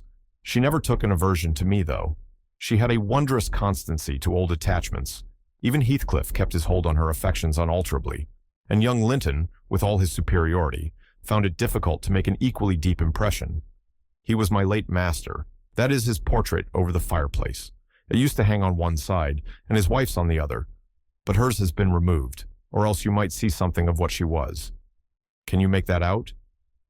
Dean raised the candle, and I discerned a soft-featured face, exceedingly resembling the young lady at the Heights, but more pensive and amiable in expression. It formed a sweet picture. The long light hair curled slightly on the temples, the eyes were large and serious, the figure almost too graceful. I did not marvel how Catherine Earnshaw could forget her first friend for such an individual. I marveled much how he, with a mind to correspond with his person, could fancy my idea of Catherine Earnshaw. "A very agreeable portrait," I observed to the housekeeper. "Is it like?" "Yes," she answered, "but he looked better when he was animated. That is his everyday countenance. He wanted spirit in general." Catherine had kept up her acquaintance with the Lintons since her 5 weeks' residence among them, and as she had no temptation to show her rough side in their company, and had the sense to be ashamed of being rude where she experienced such invariable courtesy, she imposed unwittingly on the old lady and gentleman by her ingenious cordiality, gained the admiration of Isabella, and the heart and soul of her brother, acquisitions that flattered her from the first, for she was full of ambition, and led her to adopt a double character without exactly intending to deceive anyone. In the place where she heard Heathcliff termed a vulgar young ruffian, and worse than a brute, she took care not to act like him. But at home, she had small inclination to practice politeness that would only be laughed at, and restrain an unruly nature when it would bring her neither credit nor praise. Edgar seldom mustered courage to visit Wuthering Heights openly. He had a terror of Earnshaw's reputation and shrunk from encountering him, and yet he was always received with our best attempts at civility. The master himself avoided offending him, knowing why he came, and if he could not be gracious, kept out of the way. I rather think his appearance there was distasteful to Catherine. She was not artful, never played the coquette, and had evidently an objection to her two friends meeting at all. For when Heathcliff expressed contempt of Linton in his presence, she could not half coincide, as she did in his absence. And when Linton evinced disgust and antipathy to Heathcliff, she dared not treat his sentiments with indifference, as if depreciation of her playmate were of scarcely any consequence to her. I've had many a laugh at her perplexities and untold troubles, which she vainly strove to hide from my mockery.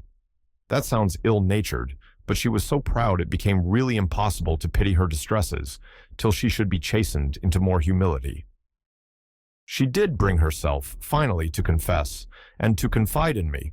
There was not a soul else that she might fashion into an adviser. Hindley had gone from home one afternoon, and Heathcliff presumed to give himself a holiday on the strength of it. He had reached the age of 16 then, I think, and without having bad features, or being deficient in intellect, he contrived to convey an impression of inward and outward repulsiveness that his present aspect retains no traces of. In the first place, he had by that time lost the benefit of his early education. Continual hard work, begun soon and concluded late, had extinguished any curiosity he once possessed in pursuit of knowledge, and any love for books or learning. His childhood's sense of superiority, instilled into him by the favors of old Earnshaw, was faded away. He struggled long to keep up an equality with Catherine in her studies, and yielded with poignant though silent regret, but he yielded completely, and there was no prevailing on him to take a step in the way of moving upward when he found he must, necessarily, sink beneath his former level. Then personal appearance sympathized with mental deterioration. He acquired a slouching gait and ignoble look. His naturally reserved disposition was exaggerated into an almost idiotic excess of unsociable moroseness, and he took a grim pleasure, apparently, in exciting the aversion rather than the esteem of his few acquaintances. Catherine and he were constant companions, still at his seasons of respite from labor, but he had ceased to express his fondness for her in words, and recoiled with angry suspicion from her girlish caresses, as if conscious there could be no gratification in lavishing such marks of affection on him. On the before-named occasion, he came into the house to announce his intention of doing nothing, while I was assisting Miss Cathy to arrange her dress. She had not reckoned on his taking it into his head to be idle, and imagining she would have the whole place to herself, she managed by some means to inform Edgar of his brother's absence, and was then preparing to receive him. "Cathy, are you busy this afternoon?" asked Heathcliff. "Are you going anywhere?" "No, it is raining," she answered. "Why have you that silk frock on, then?" he said. "Nobody coming here, I hope?" "Not that I know of," stammered Miss. "But you should be in the field now, Heathcliff. It is an hour past dinner time. I thought you were gone." "Hindley does not often free us from his accursed presence," observed the boy. "I'll not work any more today. I'll stay with you." "Oh, but Joseph will tell," she suggested. "You'd better go." "Joseph is loading lime on the further side of Penistone Crags. It will take him till dark, and he'll never know." So, saying, he lounged to the fire and sat down. Catherine reflected an instant with knitted brows. She found it needful to smooth the way for an intrusion. "Isabella and Edgar Linton talked of calling this afternoon," she said, at the conclusion of a minute's silence. "As it rains, I hardly expect them, but they may come, and if they do, you run the risk of being scolded for no good." "Order Ellen to say you are engaged, Cathy," he persisted. "Don't turn me out for those pitiful, silly friends of yours. I'm on the point sometimes of complaining that but I'll not—" "That they what?" cried Catherine, gazing at him with a troubled countenance. "Oh, Nellie," she added petulantly, jerking her head away from my hands. "You've combed my hair quite out of curl. That's enough. Let me alone. What are you on the point of complaining about, Heathcliff?" "Nothing. Only look at the almanac on that wall." He pointed to a framed sheet hanging near the window and continued, "The crosses are for the evenings you have spent with the Lintons, the dots for those spent with me. Do you see? I've marked every day." "Yes, very foolish. As if I took notice," replied Catherine in a peevish tone. "And where is the sense of that?" "To show that I do take notice," said Heathcliff. "And should I always be sitting with you?" she demanded, growing more irritated. "What good do I get? What do you talk about? You might be dumb or a baby for anything you say to amuse me, or for anything you do, either." "You never told me before that I talked too little, or that you disliked my company, Cathy," exclaimed Heathcliff in much agitation. "It's no company at all, when people know nothing and say nothing," she muttered.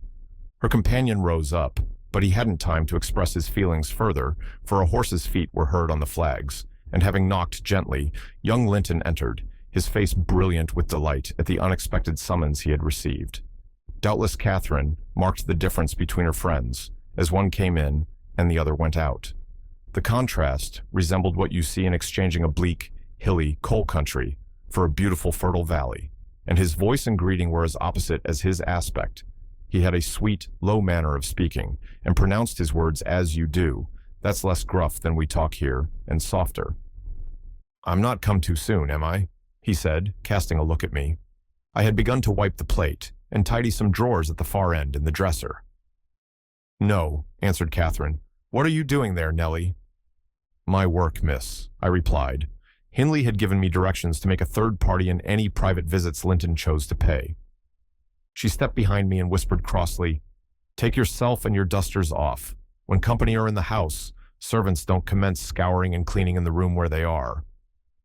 "It's a good opportunity now that master is away," I answered aloud. "He hates me to be fidgeting over these things in his presence. I'm sure Edgar will excuse me." "I hate you to be fidgeting in my presence," exclaimed the young lady imperiously, not allowing her guest time to speak. She had failed to recover her equanimity since the little dispute with Heathcliff. "I'm sorry for it, Miss Catherine," was my response, and I proceeded assiduously with my occupation. She, supposing Edgar could not see her, snatched the cloth from my hand and pinched me with a prolonged wrench, very spitefully on the arm. I've said I did not love her, and rather relished mortifying her vanity now and then.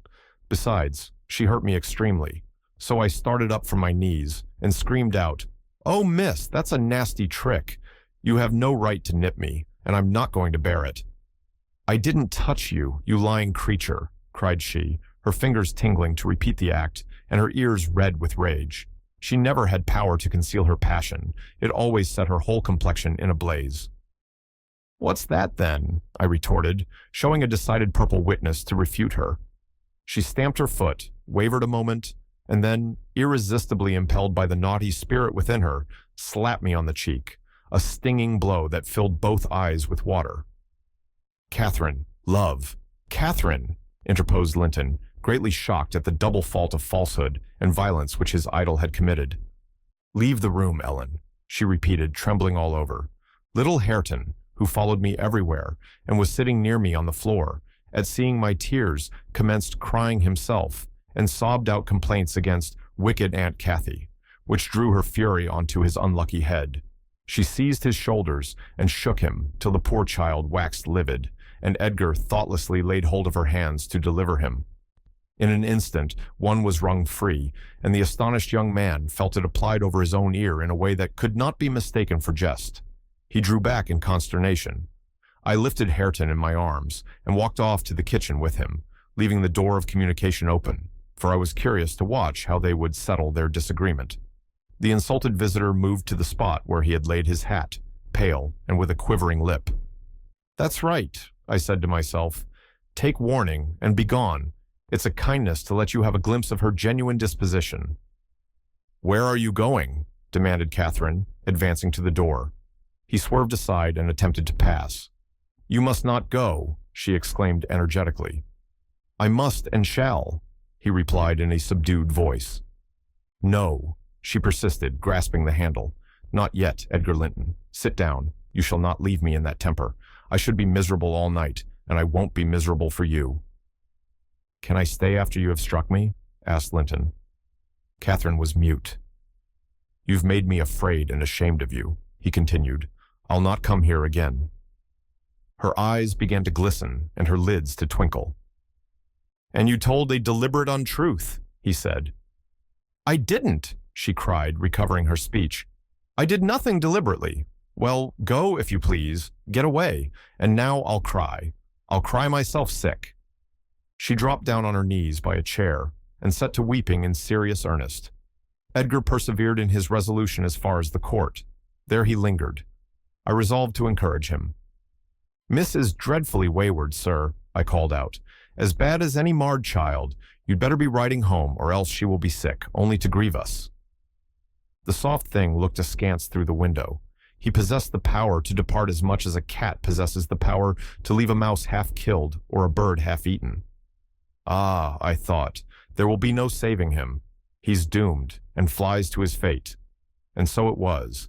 He turned abruptly, hastened into the house again, shut the door behind him, and when I went in a while after to inform them that Earnshaw had come home rabid drunk, ready to pull the whole place about our ears, his ordinary frame of mind in that condition, I saw the quarrel had merely affected a closer intimacy, had broken the outworks of youthful timidity, and enabled them to forsake the disguise of friendship and confess themselves lovers. Intelligence of Hindley's arrival drove Linton speedily to his horse and Catherine to her chamber.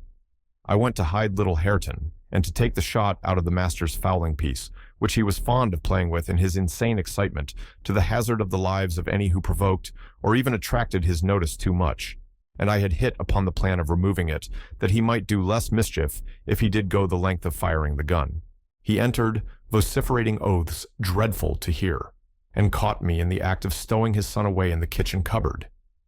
Hareton was impressed with a wholesome terror of encountering either his wild beast's fondness or his madman's rage, for in one he ran a chance of being squeezed and kissed to death, and in the other of being flung into the fire or dashed against the wall, and the poor thing remained perfectly quiet wherever I chose to put him. There, I've found it out at last, cried Hindley, pulling me back by the skin of my neck like a dog. By heaven and hell, you've sworn between you to murder that child. I know how it is now, that he is always out of my way. But with the help of Satan, I shall make you swallow the carving knife, Nellie. You needn't laugh, for I've just crammed Kenneth, head downmost, in the Black Horse Marsh, and 2 is the same as 1, and I want to kill some of you. I shall have no rest till I do. But I don't like the carving knife, Hindley, I answered. It has been cutting red herrings. I'd rather be shot, if you please. You'd rather be damned, he said, and so you shall. No law in England can hinder a man from keeping his house decent, and mine's abominable. Open your mouth. He held the knife in his hand and pushed its point between my teeth. But, for my part, I was never much afraid of his vagaries. I spat out and affirmed it tasted detestably. I would not take it on any account. Oh, said he, releasing me, I see that hideous little villain is not Hareton. I beg your pardon, Nell. If it be, he deserves flaying alive for not running to welcome me, and for screaming as if I were a goblin. Unnatural cub, come hither. I'll teach thee to impose on a good-hearted, deluded father. Now, don't you think the lad would be handsomer cropped? It makes a dog fiercer, and I love something fierce. Get me a scissors, something fierce and trim. Besides, it's infernal affectation. Devilish conceit it is to cherish our ears. We're asses enough without them. Hush, child, hush. Well then, it is my darling. Wish dry thy eyes. There's a joy. Kiss me. What? It won't? Kiss me, Hareton. Damn thee, kiss me. By God, as if I would rear such a monster. As sure as I'm living, I'll break the brat's neck. Poor Hareton was squalling and kicking in his father's arms with all his might, and redoubled his yells when he carried him upstairs and lifted him over the banister. I cried out that he would frighten the child into fits, and ran to rescue him. As I reached them, Hindley leant forward on the rails to listen to a noise below, almost forgetting what he had in his hands. Who is that? He asked, hearing someone approaching the stairs' foot. I leant forward also, for the purpose of signing to Heathcliff, whose step I recognized not to come further. and at the instant when my eye quitted Hareton, he gave a sudden spring, delivered himself from the careless grasp that held him, and fell. There was scarcely time to experience a thrill of horror before we saw that the little wretch was safe. Heathcliff arrived underneath just at the critical moment. By a natural impulse, he arrested his descent, and setting him on his feet, looked up to discover the author of the accident. A miser who has parted with a lucky lottery ticket for 5 shillings and finds next day he has lost in the bargain £5,000 could not show a blanker countenance than he did on beholding the figure of Earnshaw above. It expressed, plainer than words could do, the intensest anguish at having made himself the instrument of thwarting his own revenge. Had it been dark, I dare say he would have tried to remedy the mistake by smashing Hareton's skull on the steps, but we witnessed his salvation, and I was presently below with my precious charge pressed to my heart. Hindley descended more leisurely, sobered and abashed. "It is your fault, Ellen," he said. "You should have kept him out of sight. You should have taken him from me. Is he injured anywhere?" "Injured?" I cried angrily. "If he is not killed, he'll be an idiot. Oh, I wonder his mother does not rise from her grave to see how you use him. You're worse than a heathen, treating your own flesh and blood in that manner." He attempted to touch the child, who, on finding himself with me, sobbed off his terror directly. At the first finger his father laid on him, however, he shrieked again louder than before, and struggled as if he would go into convulsions. "You shall not meddle with him," I continued. "He hates you. They all hate you, that's the truth. A happy family you have, and a pretty state you're come to." "I shall come to a prettier yet, Nelly," laughed the misguided man, recovering his hardness. "At present, convey yourself and him away. And hark you, Heathcliff, clear you two quite from my reach and hearing. I wouldn't murder you tonight, unless perhaps I set the house on fire, but that's as my fancy goes." While saying this, he took a pint bottle of brandy from the dresser and poured some into a tumbler. "Nay, don't," I entreated. "Hindley, do take warning. Have mercy on this unfortunate boy if you care nothing for yourself." "Anyone will do better for him than I shall," he answered. "Have mercy on your own soul," I said, endeavoring to snatch the glass from his hand. "Not I. On the contrary, I shall have great pleasure in sending it to perdition to punish its maker," exclaimed the blasphemer. "Here's to its hearty damnation." He drank the spirits and impatiently bade us go, terminating his command with a sequel of horrid imprecations too bad to repeat or remember. "It's a pity he cannot kill himself with drink," observed Heathcliff, muttering an echo of curses back when the door was shut. "He's doing his very utmost, but his constitution defies him. Kenneth says he would wager his mare that he'll outlive any man on this side Gimmerton, and go to the grave a hoary sinner, unless some happy chance out of the common course befall him." I went into the kitchen and sat down to lull my little lamb to sleep. Heathcliff, as I thought, walked through to the barn. It turned out afterwards that he only got as far as the other side the settle, when he flung himself on a bench by the wall, removed from the fire, and remained silent. I was rocking Hareton on my knee and humming a song that began, "It was far in the night, and the bairnies great. The mither beneath the mools heard that," when Miss Cathy, who had listened to the hubbub from her room, put her head in and whispered, "Are you alone, Nelly?" "Yes, miss," I replied. She entered and approached the hearth.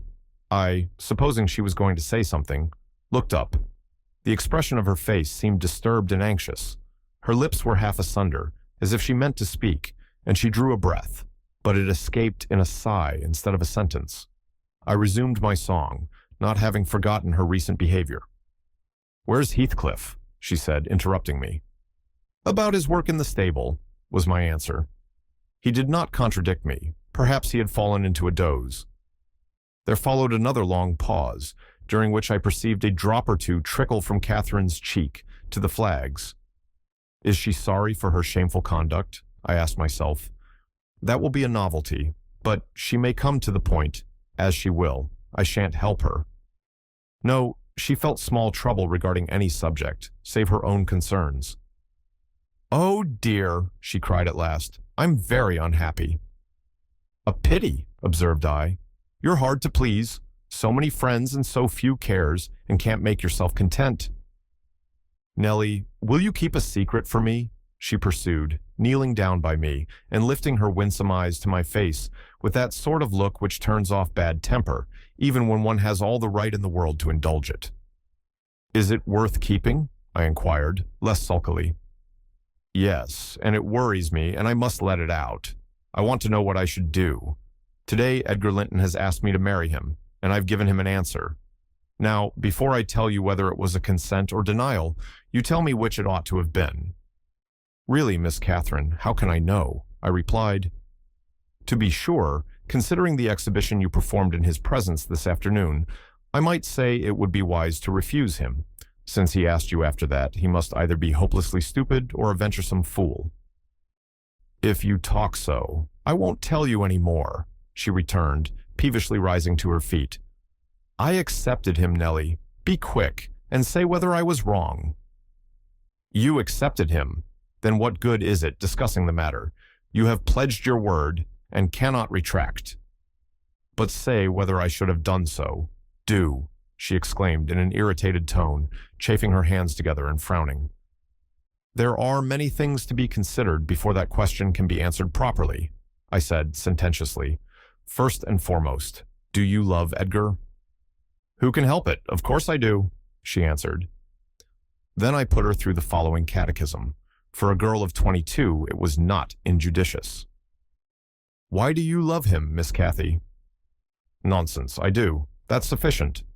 "By no means. You must say why." "Well, because he is handsome and pleasant to be with." "Bad," was my commentary. "And because he is young and cheerful." "Bad still." "And because he loves me." "Indifferent, coming there." "And he will be rich, and I shall like to be the greatest woman of the neighborhood, and I shall be proud of having such a husband." "Worst of all. And now, say how you love him." "As everybody loves. You're silly, Nellie." "Not at all. Answer." "I love the ground under his feet, and the air over his head, and everything he touches, and every word he says. I love all his looks, and all his actions, and him entirely and altogether. There now." "And why?" "Nay, you are making a jest of it. It is exceedingly ill-natured." "It's no jest to me," said the young lady, scowling, and turning her face to the fire. "I'm very far from jesting, Miss Catherine," I replied.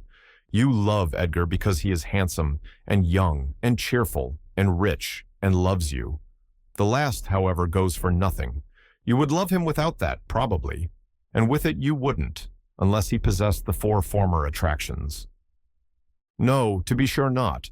I should only pity him, hate him, perhaps, if he were ugly and a clown." "But there are several other handsome, rich young men in the world, handsomer, possibly, and richer than he is. What should hinder you from loving them?" "If there be any, they are out of my way. I've seen none like Edgar." "You may see some, and he won't always be handsome and young, and may not always be rich." "He is now, and I have only to do with the present. I wish you would speak rationally."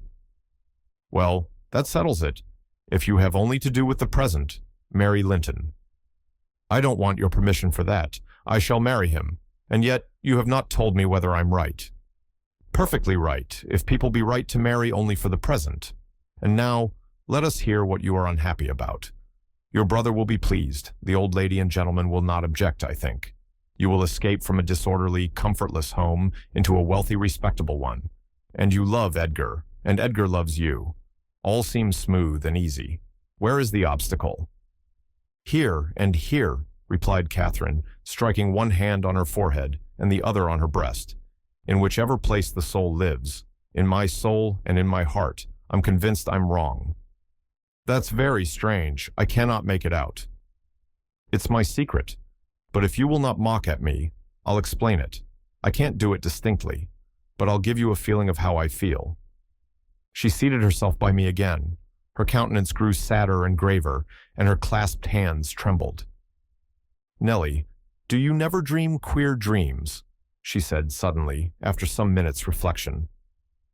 "Yes, now and then," I answered. "And so do I.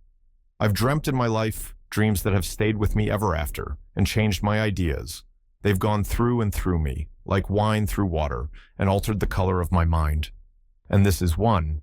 I'm going to tell it, but take care not to smile at any part of it." "Oh, don't, Miss Catherine," I cried. "We're dismal enough without conjuring up ghosts and visions to perplex us. Come, come, be merry and like yourself. Look at little Hareton. He's dreaming nothing dreary. How sweetly he smiles in his sleep."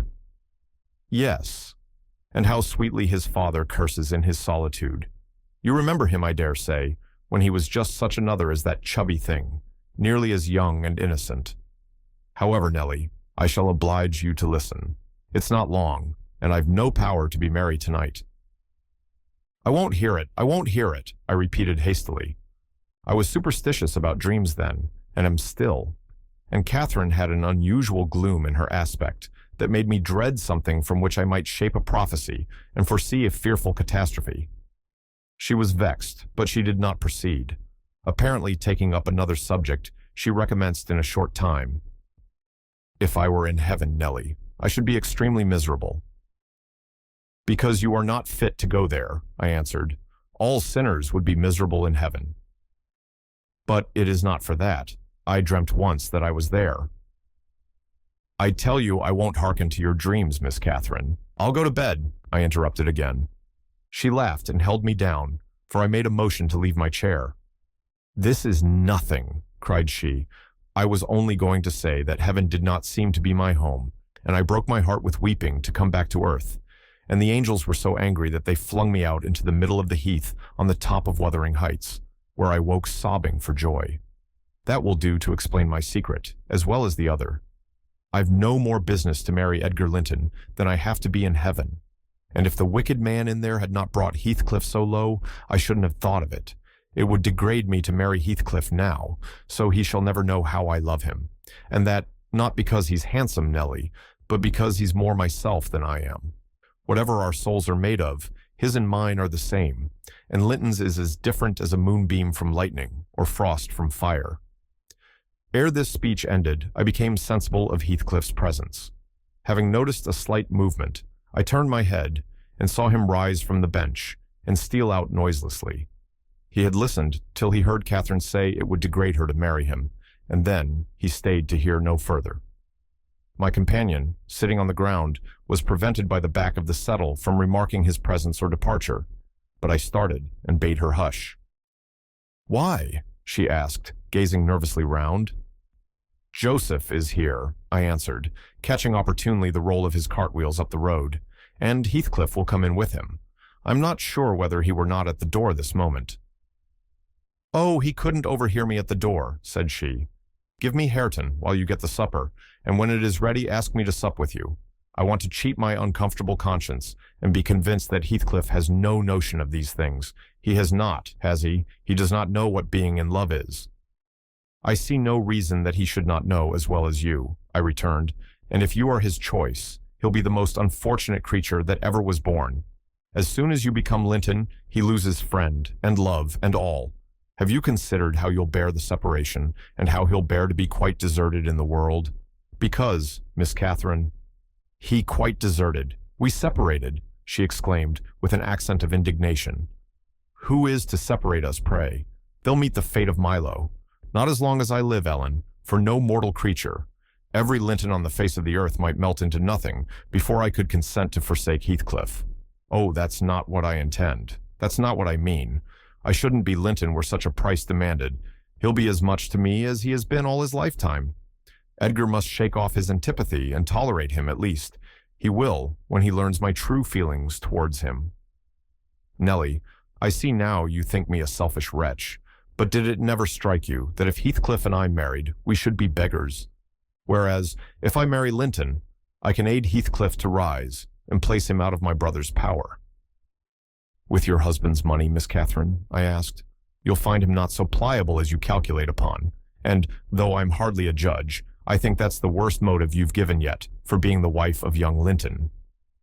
"It is not," retorted she. "It is the best. The others were the satisfaction of my whims, and for Edgar's sake, too, to satisfy him. This is for the sake of one who comprehends in his person my feelings to Edgar and myself. I cannot express it. But surely you and everybody have a notion that there is or should be an existence of yours beyond you. What were the use of my creation if I were entirely contained here? My great miseries in this world have been Heathcliff's miseries, and I watched and felt each from the beginning. My great thought in living is himself. If all else perished, and he remained, I should still continue to be. And if all else remained, and he were annihilated, the universe would turn to a mighty stranger. I should not seem a part of it. My love for Linton is like the foliage in the woods.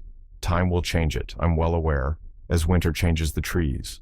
My love for Heathcliff resembles the eternal rocks beneath, a source of little visible delight, but necessary. Nellie, I am Heathcliff. He's always in my mind, not as a pleasure any more than I am always a pleasure to myself, but as my own being. So don't talk of our separation again. It is impracticable, and... She paused and hid her face in the folds of my gown, but I jerked it forcibly away. I was out of patience with her folly. If I can make any sense of your nonsense, miss, I said, it only goes to convince me that you are ignorant of the duties you undertake in marrying, or else that you are a wicked, unprincipled girl. But trouble me with no more secrets. I'll not promise to keep them. You'll keep that? She asked eagerly. No, I'll not promise, I repeated. She was about to insist when the entrance of Joseph finished our conversation, and Catherine removed her seat to a corner and nursed Hareton while I made the supper. After it was cooked, my fellow servant and I began to quarrel who should carry some to Hindley, and we didn't settle it till all was nearly cold. Then we came to the agreement that we would let him ask if he wanted any, for we feared particularly to go into his presence when he had been some time alone. And how isn't that knout comed in for the field be this time? What is he about? Gert Idleseat, demanded the old man, looking round for Heathcliff. I'll call him, I replied. He's in the barn, I've no doubt. I went and called, but got no answer. On returning, I whispered to Catherine that he had heard a good part of what she said, I was sure, and told how I saw him quit the kitchen, just as she complained of her brother's conduct regarding him. She jumped up in a fine fright, flung Hareton onto the settle, and ran to seek for her friend herself, not taking leisure to consider why she was so flurried, or how her talk would have affected him. She was absent such a while that Joseph proposed we should wait no longer. He cunningly conjectured they were staying away in order to avoid hearing his protracted blessing. They were ill enough for unfoul manners, he affirmed, and on their behalf he added that night a special prayer to the usual quarter of an hour's supplication before meat, and would have tacked another to the end of the grace, had not his young mistress broken in upon him with a hurried command that he must run down the road, and wherever Heathcliff had rambled, find and make him re-enter directly. I want to speak to him, and I must before I go upstairs, she said. And the gate is open. He is somewhere out of hearing, for he would not reply, though I shouted at the top of the fold as loud as I could. Joseph objected at first. She was too much in earnest, however, to suffer contradiction, and at last he placed his hat on his head and walked grumbling forth. Meantime, Catherine paced up and down the floor, exclaiming, I wonder where he is. I wonder where he can be. What did I say, Nellie? I've forgotten. Was he vexed at my bad humor this afternoon? Dear, tell me what I've said to grieve him. I do wish he'd come. I do wish he would. What a noise for nothing, I cried, though rather uneasy myself. What a trifle scares you. It's surely no great cause of alarm that Heathcliff should take a moonlight saunter on the moors, or even lie too sulky to speak to us in the hayloft. I'll engage he's lurking there. See if I don't ferret him out. I departed to renew my search. Its result was disappointment, and Joseph's quest ended in the same. Yon lad gets war and war, observed he on re-entering. He's left the gate at the full swing, and Mrs. Pony has trodden down 2 rigs of corn, and plottered through, right o'er into the meadow. Hassam diver, t' maister'll play the devil to morn, and he'll do weel. He's patience itseln we sich careless, awful craters, patience itseln he is. But he'll not be so Alice, yez see all on ye. Ye munna drive him out of his head for nowt. Have you found Heathcliff, you ass? Interrupted Catherine. Have you been looking for him, as I ordered? I sud more liquor look for the horse, he replied. It'd be to more sense. But I can look for norther horse, ner man of a neat loike this. as black as the chimbley. And Heathcliff's know and to chap to coom at my whistle. Happen he'll be less hard a hearing wi' ye. It was a very dark evening for summer. The clouds appeared inclined to thunder, and I said we had better all sit down. The approaching rain would be certain to bring him home without further trouble. However, Catherine would not be persuaded into tranquility. She kept wandering to and fro, from the gate to the door, in a state of agitation which permitted no repose, and at length took up a permanent situation on one side of the wall near the road, where, heedless of my expostulations and the growling thunder and the great drops that began to plash around her, she remained, calling at intervals, and then listening, and then crying outright. She beat Hareton, or any child, at a good passionate fit of crying.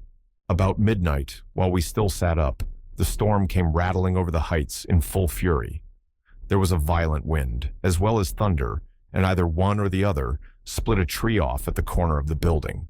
A huge bough fell across the roof and knocked down a portion of the east chimney stack, sending a clatter of stones and soot into the kitchen fire. We thought a bolt had fallen in the middle of us, and Joseph swung onto his knees, beseeching the Lord to remember the patriarchs Noah and Lot, and, as in former times, spare the righteous, though he smote the ungodly.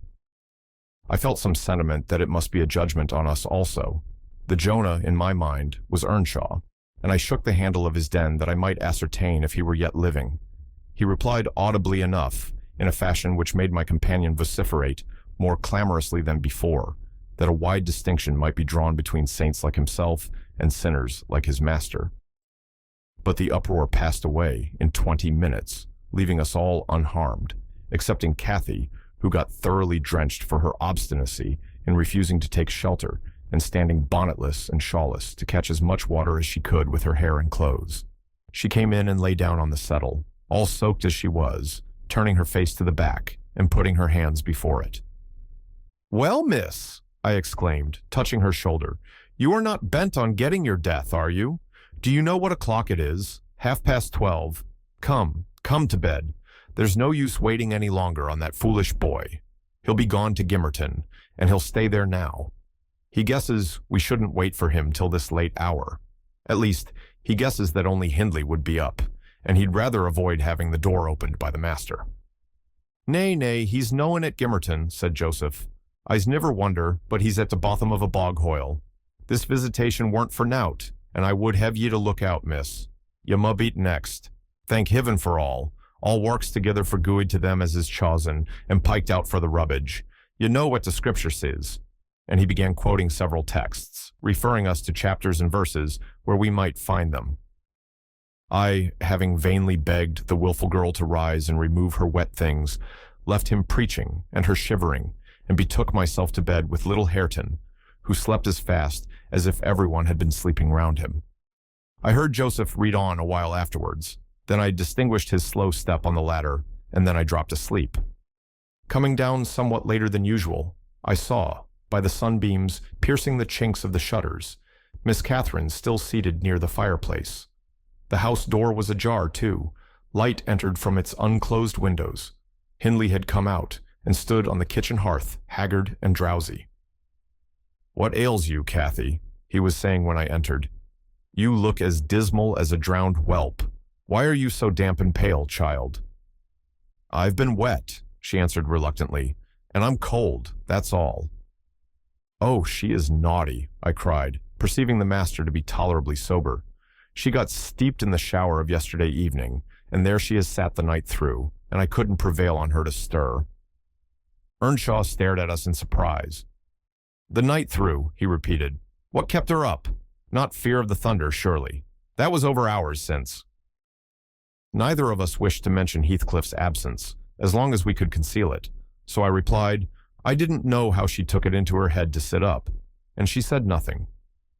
The morning was fresh and cool. I threw back the lattice, and presently the room filled with sweet scents from the garden, but Catherine called peevishly to me, "Ellen, shut the window, I'm starving," and her teeth chattered as she shrank closer to the almost extinguished embers. "She's ill," said Hindley, taking her wrist. "I suppose that's the reason she would not go to bed. Damn it, I don't want to be troubled with more sickness here. What took you into the rain?" "Running after the lads, as usual," croaked Joseph, catching an opportunity from our hesitation to thrust in his evil tongue. "If I were ye, maester, I'd just slam the boards of their faces all on 'em, gentle and simple. Never a day ut ye're off, but young Cattle Linton comes sneaking hither, and Miss Nellie, she's a fine lass. Shoo sits watching for ye at kitchen, and as ye're in at one door, he's out at t'other. And then, where grand lady goes a-courting of her side. It's bonny behavior, lurking amang the fields, after 12 at a night, with that fail, flaysome divil of a gypsy Heathcliff. They think I'm blind, but I'm knowin' nowt ut the sort. I seed young Linton both coming and going, and I seed ya, directing his discourse to me, ya gooid for nowt slatternly witch, nip up and bolt into the house, to minute ya heard to maester's horse fit clatter up the road." "Silence, eavesdropper," cried Catherine. "None of your insolence before me. Edgar Linton came yesterday by chance, Hindley, and it was I who told him to be off, because I knew you would not like to have met him as you were." "You lie, Cathy, no doubt," answered her brother, "and you are a confounded simpleton. But never mind Linton at present. Tell me, were you not with Heathcliff last night? Speak the truth now. You need not be afraid of harming him. Though I hate him as much as ever, he did me a good turn a short time, since that will make my conscience tender of breaking his neck. To prevent it, I shall send him about his business this very morning, and after he's gone, I'd advise you all to look sharp.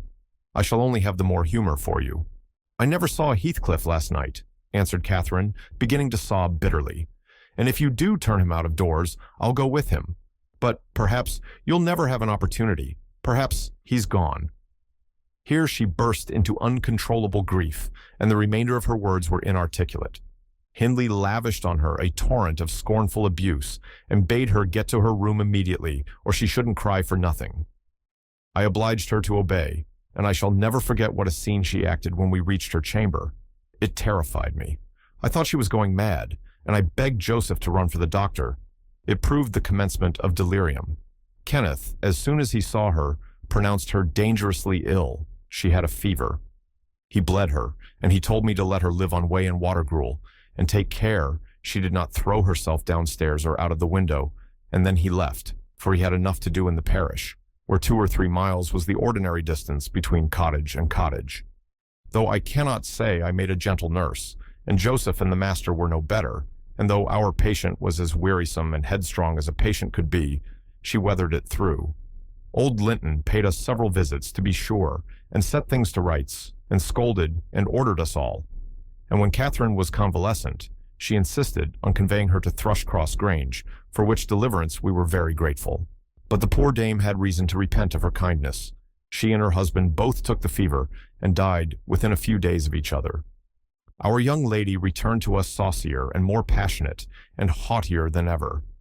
Heathcliff had never been heard of since the evening of the thunderstorm, and one day I had the misfortune, when she had provoked me exceedingly, to lay the blame of his disappearance on her, where indeed it belonged, as she well knew. From that period, for several months, she ceased to hold any communication with me, save in the relation of a mere servant. Joseph fell under a ban also. He would speak his mind and lecture her all the same as if she were a little girl, and she esteemed herself a woman and our mistress, and thought that her recent illness gave her a claim to be treated with consideration. Then the doctor had said that she would not bear crossing much. She ought to have her own way, and it was nothing less than murder in her eyes for anyone to presume to stand up and contradict her. From Earnshaw and his companions she kept aloof, and tutored by Kenneth and serious threats of a fit that often attended her rages, her brother allowed her whatever she pleased to demand, and generally avoided aggravating her fiery temper. He was rather too indulgent in humoring her caprices, not from affection, but from pride. He wished earnestly to see her bring honor to the family by an alliance with the Lintons, and as long as she let him alone, she might trample on us like slaves, for aught he cared. Edgar Linton, as multitudes have been before and will be after him, was infatuated, and believed himself the happiest man alive on the day he led her to Gimmerton Chapel, 3 years subsequent to his father's death. Much against my inclination, I was persuaded to leave Wuthering Heights and accompany her here. Little Hareton was nearly 5 years old, and I had just begun to teach him his letters. We made a sad parting, but Catherine's tears were more powerful than ours. When I refused to go, and when she found her entreaties did not move me, she went lamenting to her husband and brother. The former offered me munificent wages. The latter ordered me to pack up. He wanted no women in the house, he said, now that there was no mistress. And as to Hareton, the curate should take him in hand by and by. And so I had but one choice left, to do as I was ordered. I told the master he got rid of all decent people only to run to ruin a little faster. I kissed Hareton, said goodbye, and since then he has been a stranger, and it's very queer to think it, but I've no doubt he has completely forgotten all about Ellen Dean, and that he was ever more than all the world to her, and she to him. At this point of the housekeeper's story, she chanced to glance towards the timepiece over the chimney, and was in amazement on seeing the minute hand measure 1:30. She would not hear of staying a second longer. In truth, I felt rather disposed to defer the sequel of her narrative myself. And now that she has vanished to her rest, and I have meditated for another hour or two, I shall summon courage to go also, in spite of aching laziness of head and limbs. A charming introduction to a hermit's life. 4 weeks' torture, tossing, and sickness. Oh, these bleak winds and bitter northern skies, and impassable roads, and dilatory country surgeons. And oh, this dearth of the human physiognomy. And, worse than all, the terrible intimation of Kenneth that I need not expect to be out of doors till spring. Heathcliff has just honored me with a call. About 7 days ago, he sent me a brace of grouse, the last of the season. Scoundrel, he is not altogether guiltless in this illness of mine, and that I had a great mind to tell him. But, alas, how could I offend a man who was charitable enough to sit at my bedside a good hour and talk on some other subject than pills and draughts, blisters and leeches? This is quite an easy interval. I am too weak to read, yet I feel as if I could enjoy something interesting. Why not have up Dean to finish her tale? I can recollect its chief incidents as far as she had gone. Yes, I remember her hero had run off and never been heard of for 3 years, and the heroine was married. I'll ring. She'll be delighted to find me capable of talking cheerfully. Dean came. It wants 20 minutes, sir, to taking the medicine, she commenced. Away, away with it, I replied. I desire to have... The doctor says you must drop the powders. With all my heart. Don't interrupt me. Come and take your seat here. Keep your fingers from that bitter phalanx of vials. Draw your knitting out of your pocket. That will do. Now continue the history of Heathcliff, from where you left off to the present day. Did he finish his education on the continent and come back a gentleman? Or did he get a sizar's place at college, or escape to America, and earn honors by drawing blood from his foster country? Or make a fortune more promptly on the English highways? He may have done a little in all these vocations, Lockwood, but I couldn't give my word for any. I stated before that I didn't know how he gained his money. Neither am I aware of the means he took to raise his mind from the savage ignorance into which it was sunk. But, with your leave, I'll proceed in my own fashion, if you think it will amuse and not weary you. Are you feeling better this morning? Much. That's good news. I got Miss Catherine and myself to Thrushcross Grange, and to my agreeable disappointment, she behaved infinitely better than I dared to expect. She seemed almost overfond of Linton, and even to his sister she showed plenty of affection. They were both very attentive to her comfort, certainly. It was not the thorn bending to the honeysuckles, but the honeysuckles embracing the thorn. There were no mutual concessions. One stood erect, and the others yielded. And who can be ill-natured and bad-tempered when they encounter neither opposition nor indifference? I observed that Edgar had a deep-rooted fear of ruffling her humor. He concealed it from her, but if ever he heard me answer sharply or saw any other servant grow cloudy at some imperious order of hers, he would show his trouble by a frown of displeasure that never darkened on his own account. He many a time spoke sternly to me about my pertness, and averred that the stab of a knife could not inflict a worse pang than he suffered at seeing his lady vexed. Not to grieve a kind master, I learned to be less touchy, and, for the space of half a year, the gunpowder lay as harmless as sand, because no fire came near to explode it. Catherine had seasons of gloom and silence now and then. They were respected with sympathizing silence by her husband, who ascribed them to an alteration in her constitution produced by her perilous illness, as she was never subject to depression of spirits before. The return of sunshine was welcomed by answering sunshine from him. I believe I may assert that they were really in possession of deep and growing happiness. It ended. Well, we must be for ourselves in the long run. The mild and generous are only more justly selfish than the domineering, and it ended when circumstances caused each to feel that the one's interest was not the chief consideration in the other's thoughts. On a mellow evening in September, I was coming from the garden with a heavy basket of apples which I had been gathering. It had got dusk, and the moon looked over the high wall of the court, causing undefined shadows to lurk in the corners of the numerous projecting portions of the building. I set my burden on the house steps by the kitchen door and lingered to rest, and drew in a few more breaths of the soft, sweet air. My eyes were on the moon, and my back to the entrance, when I heard a voice behind me say, "Nellie, is that you?" It was a deep voice and foreign in tone, yet there was something in the manner of pronouncing my name which made it sound familiar. I turned about to discover who spoke fearfully, for the doors were shut, and I had seen nobody on approaching the steps. Something stirred in the porch, and moving nearer, I distinguished a tall man dressed in dark clothes, with dark face and hair. He leant against the side and held his fingers on the latch as if intending to open for himself. Who can it be? I thought. Earnshaw? Oh no. The voice has no resemblance to his. I have waited here an hour, he resumed, while I continued staring, and the whole of that time all round has been as still as death.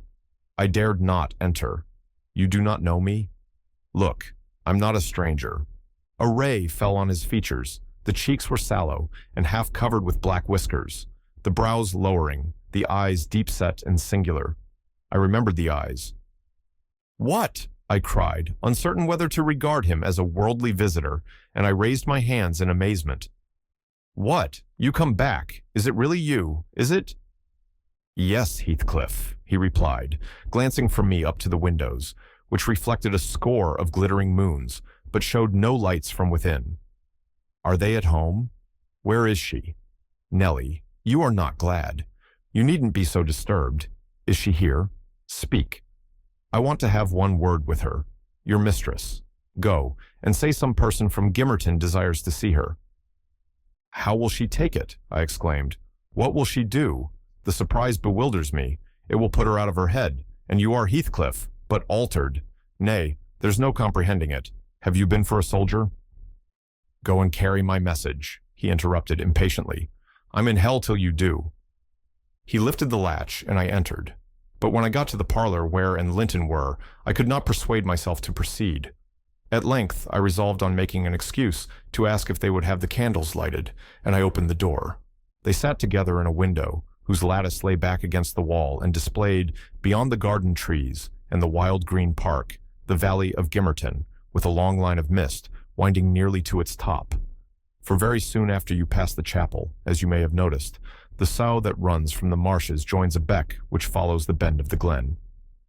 Wuthering heights rose above this silvery vapor, but our old house was invisible. It rather dips down on the other side. Both the room and its occupants, and the scene they gazed on, looked wondrously peaceful.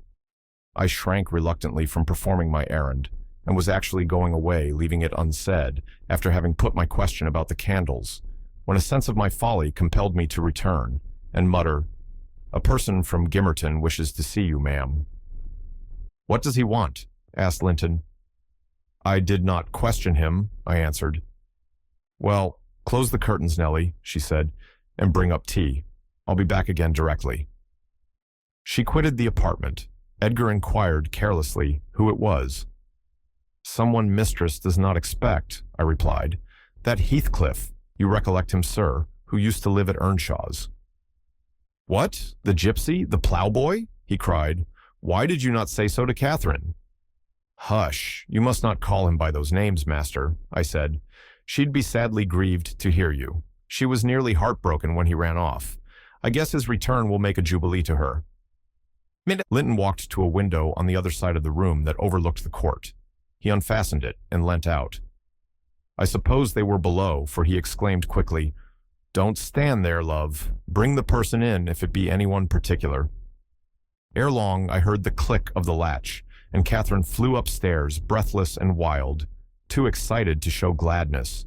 Indeed, by her face, you would rather have surmised an awful calamity. "Oh, Edgar, Edgar!" she panted, flinging her arms round his neck. "Oh, Edgar, darling, Heathcliff's come back. He is." And she tightened her embrace to a squeeze. "Well, well," cried her husband crossly. "Don't strangle me for that. He never struck me as such a marvelous treasure. There is no need to be frantic." "I know you didn't like him," she answered, repressing a little the intensity of her delight. "Yet, for my sake, you must be friends now. Shall I tell him to come up?" "Here," he said. "Into the parlor?" "Where else?" she asked. He looked vexed and suggested the kitchen as a more suitable place for him. Linton eyed him with a droll expression, half angry, half laughing at his fastidiousness. "No," she added after a while, "I cannot sit in the kitchen. Set 2 tables here, Ellen, one for your master and Miss Isabella, being gentry, the other for Heathcliff and myself, being of the lower orders. Will that please you, dear? Or must I have a fire lighted elsewhere? If so, give directions. I'll run down and secure my guest. I'm afraid the joy is too great to be real." She was about to dart off again, but Edgar arrested her. "You bid him step up," he said, addressing me. "And, Catherine, try to be glad, without being absurd. The whole household need not witness the sight of your welcoming a runaway servant as a brother." I descended and found Heathcliff waiting under the porch, evidently anticipating an invitation to enter. He followed my guidance without waste of words, and I ushered him into the presence of the master and mistress, whose flushed cheeks betrayed signs of warm talking. But the ladies glowed with another feeling when her friend appeared at the door. She sprang forward, took both his hands, and led him to Linton. And then she seized Linton's reluctant fingers and crushed them into his. Now, fully revealed by the fire and candlelight, I was amazed more than ever to behold the transformation of Heathcliff. He had grown a tall, athletic, well-formed man, beside whom my master seemed quite slender and youth-like. His upright carriage suggested the idea of his having been in the army. His countenance was much older in expression and decision of feature than Linton's. It looked intelligent and retained no marks of former degradation. A half-civilized ferocity lurked yet in the depressed brows and eyes full of black fire, but it was subdued, and his manner was even dignified, quite divested of roughness, though stern for grace. My master's surprise equaled or exceeded mine. He remained for a minute at a loss how to address the ploughboy, as he had called him. Heathcliff dropped his slight hand and stood looking at him coolly till he chose to speak. "Sit down, sir," he said at length. "Linton, recalling old times, would have me give you a cordial reception, and of course, I am gratified when anything occurs to please her." "And I also," answered Heathcliff, "especially if it be anything in which I have a part. I shall stay an hour or 2 willingly." He took a seat opposite Catherine, who kept her gaze fixed on him, as if she feared he would vanish were she to remove it. He did not raise his to her often. A quick glance now and then sufficed, but it flashed back, each time more confidently, the undisguised delight he drank from hers. They were too much absorbed in their mutual joy to suffer embarrassment. Not so Edgar. He grew pale with pure annoyance, a feeling that reached its climax when his lady rose, and stepping across the rug, seized Heathcliff's hands again, and laughed like one beside herself. "I shall think it a dream tomorrow," she cried. "I shall not be able to believe that I have seen, and touched, and spoken to you once more. And yet, cruel Heathcliff, you don't deserve this welcome, to be absent and silent for 3 years, and never to think of me." "A little more than you have thought of me," he murmured. "I heard of your marriage, Cathy, not long since. And while waiting in the yard below, I meditated this plan. Just to have one glimpse of your face, a stare of surprise, perhaps, and pretended pleasure, afterwards settle my score with Hindley, and then prevent the law by doing execution on myself. Your welcome has put these ideas out of my mind, but beware of meeting me with another aspect next time. Nay, you'll not drive me off again. You were really sorry for me, were you? Well, there was cause. I've fought through a bitter life since I last heard your voice, and you must forgive me, for I struggled only for you." "Catherine, unless we are to have cold tea, please to come to the table," interrupted Linton, striving to preserve his ordinary tone and a due measure of politeness. "Heathcliff will have a long walk, wherever he may lodge tonight, and I'm thirsty." She took her post before the urn, and Miss Isabella came, summoned by the bell. Then, having handed their chairs forward, I left the room. The meal hardly endured 10 minutes. Catherine's cup was never filled. She could neither eat nor drink. Edgar had made a slop in his saucer and scarcely swallowed a mouthful. Their guest did not protract his stay that evening above an hour longer. I asked, as he departed, if he went to Gimmerton. "No, to Wuthering Heights," he answered. "Earnshaw invited me when I called this morning." Earnshaw invited him, and he called on Earnshaw. I pondered this sentence painfully after he was gone. Is he turning out a bit of a hypocrite and coming into the country to work mischief under a cloak? I mused. I had a presentiment in the bottom of my heart that he had better have remained away. About the middle of the night, I was wakened from my first nap by Linton gliding into my chamber, taking a seat on my bedside, and pulling me by the hair to rouse me. "I cannot rest, Ellen," she said by way of apology, "and I want some living creature to keep me company in my happiness. Edgar is sulky because I'm glad of a thing that does not interest him. He refuses to open his mouth, except to utter pettish, silly speeches, and he affirmed I was cruel and selfish for wishing to talk when he was so sick and sleepy. He always contrives to be sick at the least cross." I gave a few sentences of commendation to Heathcliff, and he, either for a headache or a pang of envy, began to cry, so I got up and left him. "What use is it praising Heathcliff to him?" I answered. As lads, they had an aversion to each other, and Heathcliff would hate just as much to hear him praised. It's human nature. Let Linton alone about him, unless you would like an open quarrel between them. "But does it not show great weakness?" pursued she. "I'm not envious. I never feel hurt at the brightness of Isabella's yellow hair and the whiteness of her skin, at her dainty elegance, and the fondness all the family exhibit for her. Even you, Nellie, if we have a dispute sometimes, you back Isabella at once, and I yield like a foolish mother. I call her a darling, and flatter her into a good temper. It pleases her brother to see us cordial, and that pleases me. But they are very much alike. They are spoiled children, and fancy the world was made for their accommodation. And though I humor both, I think a smart chastisement might improve them all the same." "You're mistaken, Linton," said I. "They humor you. I know what there would be to do if they did not. You can well afford to indulge their passing whims as long as their business is to anticipate all your desires. You may, however, fall out at last over something of equal consequence to both sides, and then those you term weak are very capable of being as obstinate as you.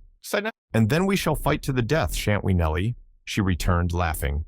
"No, I tell you, I have such faith in Linton's love that I believe I might kill him, and he wouldn't wish to retaliate." I advised her to value him the more for his affection. "I do," she answered, "but he needn't resort to whining for trifles. It is childish, and instead of melting into tears because I said that Heathcliff was now worthy of anyone's regard, and it would honor the first gentleman in the country to be his friend, he ought to have said it for me, and been delighted from sympathy. He must get accustomed to him, and he may as well like him. Considering how Heathcliff has reason to object to him, I'm sure he behaved excellently." "What do you think of his going to Wuthering Heights?" I inquired. "He is reformed in every respect, apparently, quite a Christian, offering the right hand of fellowship to his enemies all around." "He explained it," she replied. "I wonder as much as you. He said he called to gather information concerning me from you, supposing you resided there still.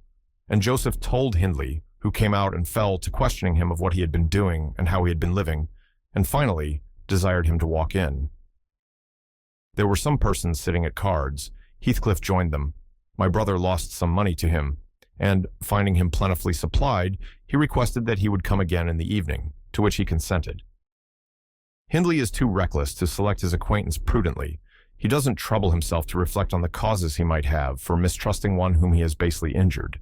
But Heathcliff affirms his principal reason for resuming a connection with his ancient persecutor is a wish to install himself in quarters at walking distance from the Grange, and an attachment to the house where we live together, and likewise a hope that I shall have more opportunities of seeing him there than I could have if he settled in Gimmerton. He means to offer liberal payment for permission to lodge at the Heights, and doubtless my brother's covetousness will prompt him to accept the terms. He was always greedy, though what he grasps with one hand, he flings away with the other. "None for my friend," she replied. "His strong head will keep him from danger. A little for Hindley, but he can't be made morally worse than he is, and I stand between him and bodily harm. The event of this evening has reconciled me to God and humanity. I had risen in angry rebellion against Providence. Oh, I've endured very, very bitter misery, Nellie. If that creature knew how bitter, he'd be ashamed to cloud its removal with idle petulance. It was kindness for him which induced me to bear it alone. Had I expressed the agony I frequently felt, he would have been taught to long for its alleviation as ardently as I. However, it's over, and I'll take no revenge on his folly. I can afford to suffer anything hereafter. Should the meanest thing alive slap me on the cheek, I'd not only turn the other, but I'd ask pardon for provoking it. And, as a proof, I'll go make my peace with Edgar instantly. Good night. I'm an angel. In this self-complacent conviction she departed, and the success of her fulfilled resolution was obvious on the morrow. Linton had not only abjured his peevishness, though his spirits seemed still subdued by Catherine's exuberance of vivacity, but he ventured no objection to her taking Isabella with her to Wuthering Heights in the afternoon, and she rewarded him with such a summer of sweetness and affection in return as made the house a paradise for several days, both master and servants profiting from the perpetual sunshine. Heathcliff, I should say in future, used the liberty of visiting at Thrushcross Grange cautiously at first. He seemed estimating how far its owner would bear his intrusion. Catherine, also, deemed it judicious to moderate her expressions of pleasure in receiving him, and he gradually established his right to be expected. He retained a great deal of the reserve for which his boyhood was remarkable, and that served to repress all startling demonstrations of feeling. My master's uneasiness experienced a lull, and further circumstances diverted it into another channel for a space. His new source of trouble sprang from the not-anticipated misfortune of Isabella Linton evincing a sudden and irresistible attraction towards the tolerated guest. She was, at that time, a charming young lady of 18, infantile in manners, though possessed of keen wit, keen feelings, and a keen temper, too, if irritated. Her brother, who loved her tenderly, was appalled at this fantastic preference. Leaving aside the degradation of an alliance with a nameless man and the possible fact that his property, in default of heirs male, might pass into such a one's power, he had sense to comprehend Heathcliff's disposition, to know that, though his exterior was altered, his mind was unchangeable and unchanged, and he dreaded that mind. It revolted him. He shrank forebodingly from the idea of committing Isabella to its keeping. He would have recoiled still more had he been aware that her attachment rose unsolicited and was bestowed where it awakened no reciprocation of sentiment. For the minute he discovered its existence, he laid the blame on Heathcliff's deliberate designing. We had all remarked, during some time, that Miss Linton fretted and pined over something. She grew cross and wearisome, snapping at and teasing Catherine continually at the imminent risk of exhausting her limited patience. We excused her, to a certain extent, on the plea of ill health. She was dwindling and fading before our eyes. But one day, when she had been peculiarly wayward, rejecting her breakfast, complaining that the servants did not do what she told them, that the mistress would allow her to be nothing in the house, and Edgar neglected her, that she had caught a cold with the doors being left open, and we let the parlor fire go out on purpose to vex her, with 100 yet more frivolous accusations, Linton peremptorily insisted that she should get to bed, and having scolded her heartily, threatened to send for the doctor. Mention of Kenneth caused her to exclaim instantly that her health was perfect, and it was only Catherine's harshness which made her unhappy. "How can you say I am harsh, you naughty fondling?" cried the mistress, amazed at the unreasonable assertion. "You are surely losing your reason. When have I been harsh? Tell me." "Yesterday," sobbed Isabella. "And now?" "Yesterday," said her sister-in-law.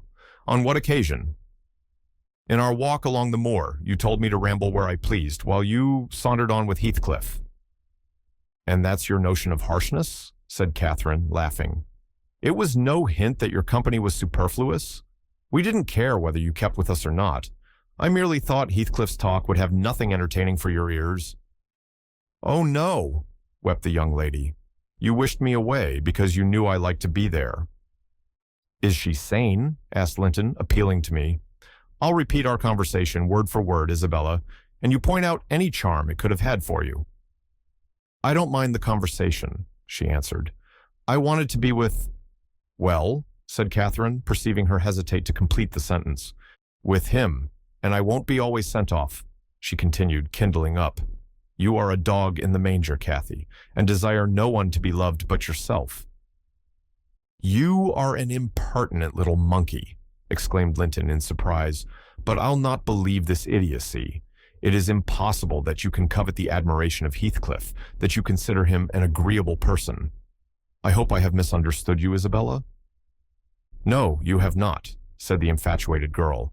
I love him more than ever you loved Edgar, and he might love me if you would let him. I wouldn't be you for a kingdom then, Catherine declared emphatically, and she seemed to speak sincerely. Nellie, help me to convince her of her madness. Tell her what Heathcliff is, an unreclaimed creature, without refinement, without cultivation, an arid wilderness of firs and whinstone.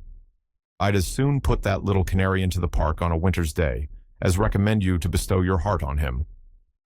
It is deplorable ignorance of his character, child, and nothing else, which makes that dream enter your head. Pray, don't imagine that he conceals depths of benevolence and affection beneath a stern exterior. He's not a rough diamond, a pearl-containing oyster of a rustic. He's a fierce, pitiless, wolfish man. I never say to him, let this or that enemy alone, because it would be ungenerous or cruel to harm them. I say, let them alone, because I should hate them to be wronged. And he'd crush you like a sparrow's egg, Isabella, if he found you a troublesome charge. I know he couldn't love a Linton, and yet he'd be quite capable of marrying your fortune and expectations. Avarice is growing with him a besetting sin. There's my picture, and I'm his friend, so much so that had he thought seriously to catch you, I should perhaps have held my tongue and let you fall into his trap. Miss Linton regarded her sister-in-law with indignation. For shame, she repeated angrily. You are worse than 20 foes, you poisonous friend. Ah, you won't believe me then? Said Catherine. You think I speak from wicked selfishness? I'm certain you do, retorted Isabella, and I shudder at you. Good, cried the other. Try for yourself, if that be your spirit. I have done, and yield the argument to your saucy insolence. And I must suffer for her egotism, she sobbed, as Linton left the room. All is against me. She has blighted my single consolation. But she uttered falsehoods, didn't she? Heathcliff is not a fiend. He has an honorable soul and a true one, or how could he remember her? Banish him from your thoughts, miss, I said. He's a bird of bad omen, no mate for you. Linton spoke strongly, and yet I can't contradict her. She is better acquainted with his heart than I, or anyone besides, and she never would represent him as worse than he is. Honest people don't hide their deeds. How has he been living? How has he got rich? Why is he staying at Wuthering Heights, the house of a man whom he abhors? They say Earnshaw is worse and worse since he came. They sit up all night together continually, and Hindley has been borrowing money on his land, and does nothing but play and drink. I heard only a week ago. It was Joseph who told me. I met him at Gimmerton. Nellie, he said, we's hae a crowner's quest now at our folks. One on 'em's a'most getting his finger cut off wi' hauding to other fro, sticking hisseln loike a calf. That's Maister, yeah no, as so up a-going to the grand sizes. He's no feared with bench of judges, nor Paul, nor Peter, nor John, nor Matthew, nor no one on 'em, not he. He fair likes. He langs to set his brazened face agin 'em. And yon bonny lad Heathcliff, ye mind, he's a rare un. He can girn a laugh as well as anybody at a rate divil's jest. Does he niver say nowt of his fine living amang us, when he goes to the Grange? This is to weigh on it. Up at sundown, dice, brandy, close shutters, and candle light till next day at noon. Then, to foil gangs banning and raving to his chamber, making dacent folks dig their fingers at their lugs for very shame. On the knave, why he can caint his brass, unate, unsleep, and off to his neighbours to gossip wid a wife. Of course he tells Dame Catherine how her father's goold runs into his pocket, and her father's son gallops down to Broad Road, while he flees afore to oppen to Pikes. Now, Miss Linton, Joseph is an old rascal, but no liar, and if his account of Heathcliff's conduct be true, you would never think of desiring such a husband, would you? You are leagued with the rest, Ellen, she replied. I'll not listen to your slanders. What malevolence you must have to wish to convince me that there is no happiness in the world. Whether she would have got over this fancy if left to herself, or persevered in nursing it perpetually, I cannot say. She had little time to reflect. The day after, there was a justice meeting at the next town. My master was obliged to attend, and Heathcliff, aware of his absence, called rather earlier than usual. Catherine and Isabella were sitting in the library on hostile terms, but silent, the latter alarmed at her recent indiscretion and the disclosure she had made of her secret feelings in a transient fit of passion. The former, on mature consideration, really offended with her companion, and, if she laughed again at her pertness, inclined to make it no laughing matter to her. She did laugh as she saw Heathcliff pass the window. I was sweeping the hearth, and I noticed a mischievous smile on her lips. Isabella, absorbed in her meditations, or a book, remained till the door opened, and it was too late to attempt an escape, which she would gladly have done had it been practicable. "Come in, that's right!" exclaimed the mistress, gaily, pulling a chair to the fire. "Here are two people sadly in need of a third to thaw the ice between them, and you are the very one we should both of us choose. Heathcliff, I'm proud to show you at last somebody that dotes on you more than myself. I expect you to feel flattered. Nay, it's not Nellie, don't look at her. My poor little sister-in-law is breaking her heart by mere contemplation of your physical and moral beauty. It lies in your own power to be Edgar's brother." "No, no, Isabella, you shan't run off," she continued, arresting with feigned playfulness the confounded girl, who had risen indignantly. "We were quarreling like cats about you, Heathcliff, and I was fairly beaten in protestations of devotion and admiration. And moreover, I was informed that if I would but have the manners to stand aside, my rival, as she will have herself to be, would shoot a shaft into your soul that would fix you forever and send my image into eternal oblivion." "Catherine," said Isabella, calling up her dignity and disdaining to struggle from the tight grasp that held her, "I'd thank you to adhere to the truth and not slander me even in joke. Heathcliff, be kind enough to bid this friend of yours release me. She forgets that you and I are not intimate acquaintances, and what amuses her is painful to me beyond expression."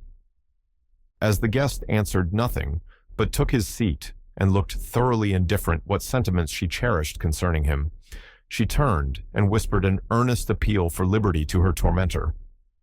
"By no means," cried Linton in answer. "I won't be named a dog in the manger again. You shall stay. Now then, Heathcliff, why don't you evince satisfaction at my pleasant news? Isabella swears that the love Edgar has for me is nothing to that she entertains for you. I'm sure she made some speech of the kind. Did she not, Ellen? And she has fasted ever since the day before yesterday's walk, from sorrow and rage that I dispatched her out of your society under the idea of its being unacceptable." "I think you belie her," said Heathcliff, twisting his chair to face them. "She wishes to be out of my society now, at any rate." And he stared hard at the object of discourse, as one might do at a strange, repulsive animal, a centipede from the Indies, for instance, which curiosity leads one to examine, in spite of the aversion it raises. The poor thing couldn't bear that. She grew white and red in rapid succession, and, while tears beaded her lashes, bent the strength of her small fingers to loosen the firm clutch of Catherine. And perceiving that as fast as she raised one finger off her arm, another closed down, and she could not remove the whole together, she began to make use of her nails, and their sharpness presently ornamented the detainers with crescents of red. "There's a tigress!" exclaimed Linton, setting her free and shaking her hand with pain. "Begone, for God's sake, and hide your vixen face. How foolish to reveal those talons to him! Can't you fancy the conclusions he'll draw? Look, Heathcliff, they are instruments that will do execution. You must beware of your eyes." "I'd wrench them off her fingers if they ever menaced me," he answered brutally, when the door had closed after her. "But what did you mean by teasing the creature in that manner, Cathy? You were not speaking the truth, were you?" "I assure you I was," she returned. "She has been dying for your sake several weeks, and raving about you this morning, and pouring forth a deluge of abuse, because I represented your failings in a plain light, for the purpose of mitigating her adoration. But don't notice it further. I wish to punish her sauciness, that's all. I like her too well, my dear Heathcliff, to let you absolutely seize and devour her up." "And I like her too ill to attempt it," said he, "except in a very ghoulish fashion. You'd hear of odd things if I lived alone with that mawkish, waxen face. The most ordinary would be painting on its white the colors of the rainbow and turning the blue eyes black every day or two. They detestably resemble Linton's. Delectably, observed Catherine. They are dove's eyes, angels. She's her brother's heir, is she not? He asked, after a brief silence. I should be sorry to think so, returned his companion. Half a dozen nephews shall erase her title, please heaven. Abstract your mind from the subject at present. You are too prone to covet your neighbor's goods. Remember, this neighbor's goods are mine. If they were mine, they would be none the less that, said Heathcliff. But though Isabella Linton may be silly, she is scarcely mad, and in short, we'll dismiss the matter as you advise. From their tongues, they did dismiss it, and Catherine, probably, from her thoughts. The other, I felt certain, recalled it often in the course of the evening. I saw him smile to himself, grin rather, and lapse into ominous musing whenever Linton had occasion to be absent from the apartment. I determined to watch his movements. My heart invariably cleaved to the master's, in preference to Catherine's side, with reason I imagined, for he was kind and trustful and honorable, and she could not be called opposite, yet she seemed to allow herself such wide latitude that I had little faith in her principles and still less sympathy for her feelings. I wanted something to happen which might have the effect of freeing both Wuthering Heights and the Grange of Heathcliff quietly, leaving us as we had been prior to his advent.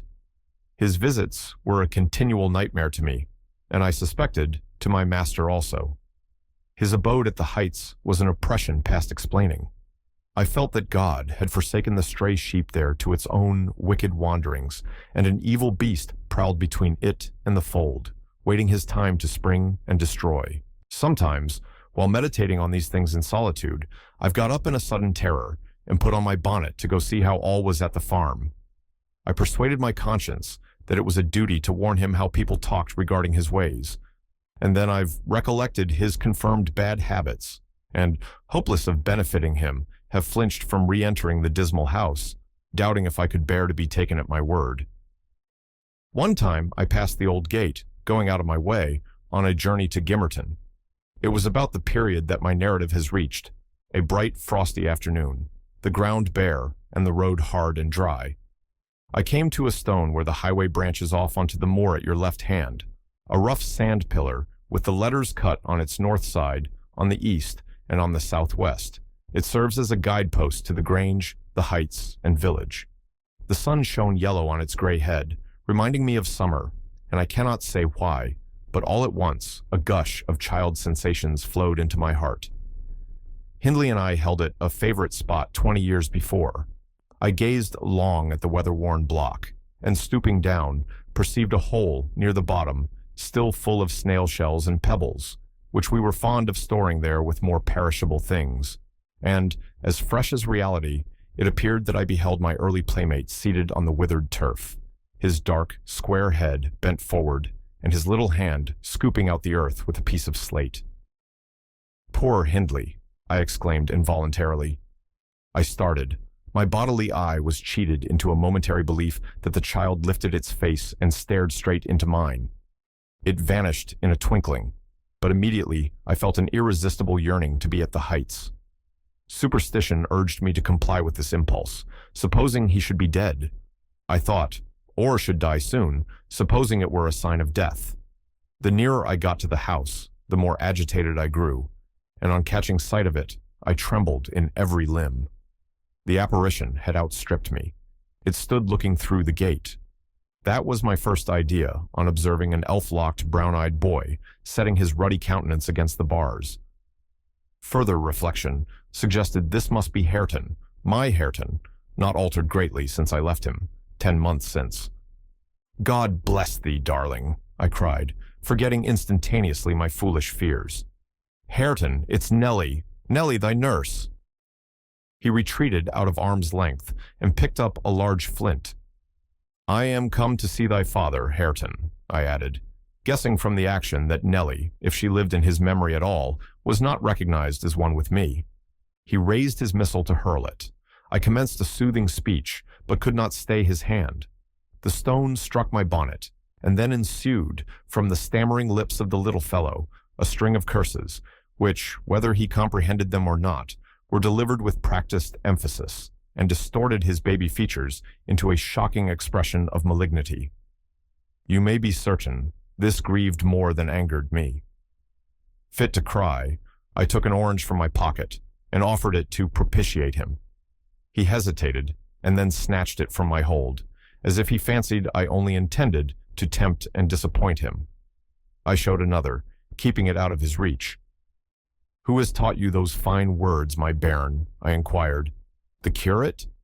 Damn the curate and thee. Gie me that, he replied.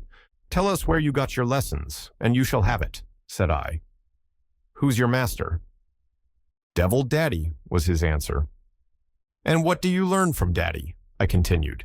He jumped at the fruit. I raised it higher. What does he teach you? I asked. Naught, said he, but to keep out of his gate. Daddy cannot bide me because I swear at him. Ah, and the devil teaches you to swear at Daddy? I observed. Nay, he drawled. Who then? Heathcliff. I asked if he liked Heathcliff. Aye, he answered again. Desiring to have his reasons for liking him, I could only gather the sentences. I know't. He pays Dad back what he gies to me. He curses Daddy for cursing me. He says I mun do as I will. And the curate does not teach you to read and write, then? I pursued. No, I was told the curate should have his teeth dashed down his throat if he stepped over the threshold. Heathcliff had promised that.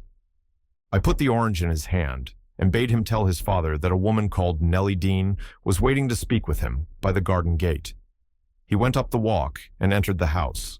But instead of Hindley, Heathcliff appeared on the doorstones, and I turned directly and ran down the road as hard as ever I could race, making no halt till I gained the guidepost and feeling as scared as if I had raised a goblin.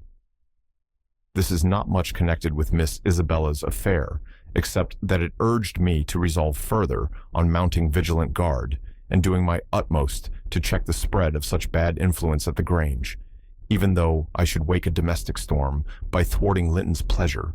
The next time Heathcliff came, my young lady chanced to be feeding some pigeons in the court. She had never spoken a word to her sister-in-law for 3 days, but she had likewise dropped her fretful complaining, and we found it a great comfort. Heathcliff had not the habit of bestowing a single unnecessary civility on Miss Linton, I knew. Now, as soon as he beheld her, his first precaution was to take a sweeping survey of the house front. I was standing by the kitchen window, but I drew out of sight. He then stepped across the pavement to her and said something. She seemed embarrassed and desirous of getting away. To prevent it, he laid his hand on her arm. She averted her face. He apparently put some question which she had no mind to answer. There was another rapid glance at the house, and supposing himself unseen, the scoundrel had the impudence to embrace her.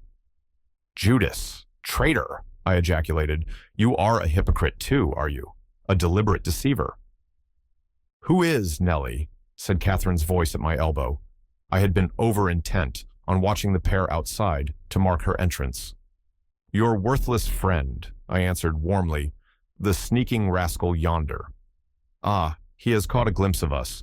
He is coming in. I wonder will he have the heart to find a plausible excuse for making love to Miss when he told you he hated her? Linton saw Isabella tear herself free and run into the garden, and a minute after, Heathcliff opened the door. I couldn't withhold giving some loose to my indignation, but Catherine angrily insisted on silence and threatened to order me out of the kitchen if I dared to be so presumptuous as to put in my insolent tongue. To hear you, people might think you were the mistress, she cried. You want setting down in your right place. Heathcliff, what are you about, raising this stir? I said you must let Isabella alone. I beg you will, unless you are tired of being received here and wish Linton to draw the bolts against you. God forbid that he should try, answered the black villain. I detested him just then. God keep him meek and patient. Every day I grow madder after sending him to heaven. Hush, said Catherine, shutting the inner door. Don't vex me. Why have you disregarded my request? Did she come across you on purpose? What is it to you? He growled. I have a right to kiss her, if she chooses, and you have no right to object. I am not your husband. You needn't be jealous of me. I'm not jealous of you, replied the mistress. I'm jealous for you. Clear your face. You shan't scowl at me. If you like Isabella, you shall marry her. But do you like her? Tell the truth, Heathcliff. There, you won't answer. I'm certain you don't. And would Linton approve of his sister marrying that man? I inquired. Linton should approve, returned my lady decisively. He might spare himself the trouble, said Heathcliff. I could do as well without his approbation. And as to you, Catherine, I have a mind to speak a few words now while we are at it. I want you to be aware that I know you have treated me infernally. Infernally. Do you hear? And if you flatter yourself that I don't perceive it, you are a fool. And if you think I can be consoled by sweet words, you are an idiot. And if you fancy I'll suffer unrevenged, I'll convince you of the contrary in a very little while. Meantime, thank you for telling me your sister-in-law's secret. I swear I'll make the most of it, and stand you aside. What new phase of his character is this? Exclaimed Linton in amazement. I've treated you infernally, and you'll take your revenge. How will you take it, ungrateful brute? How have I treated you infernally? I seek no revenge on you, replied Heathcliff, less vehemently. That's not the plan. The tyrant grinds down his slaves, and they don't turn against him. They crush those beneath them. You are welcome to torture me to death for your amusement. Only allow me to amuse myself a little in the same style, and refrain from insult as much as you are able. Having leveled my palace, don't erect a hovel and complacently admire your own charity in giving me that for a home. If I imagined you really wished me to marry Isabel, I'd cut my throat. Oh, the evil is that I am not jealous, is it? Cried Catherine. Well, I won't repeat my offer of a wife. It is as bad as offering Satan a lost soul. Your bliss lies, like his, in inflicting misery. You prove it. Edgar is restored from the ill temper he gave way to at your coming.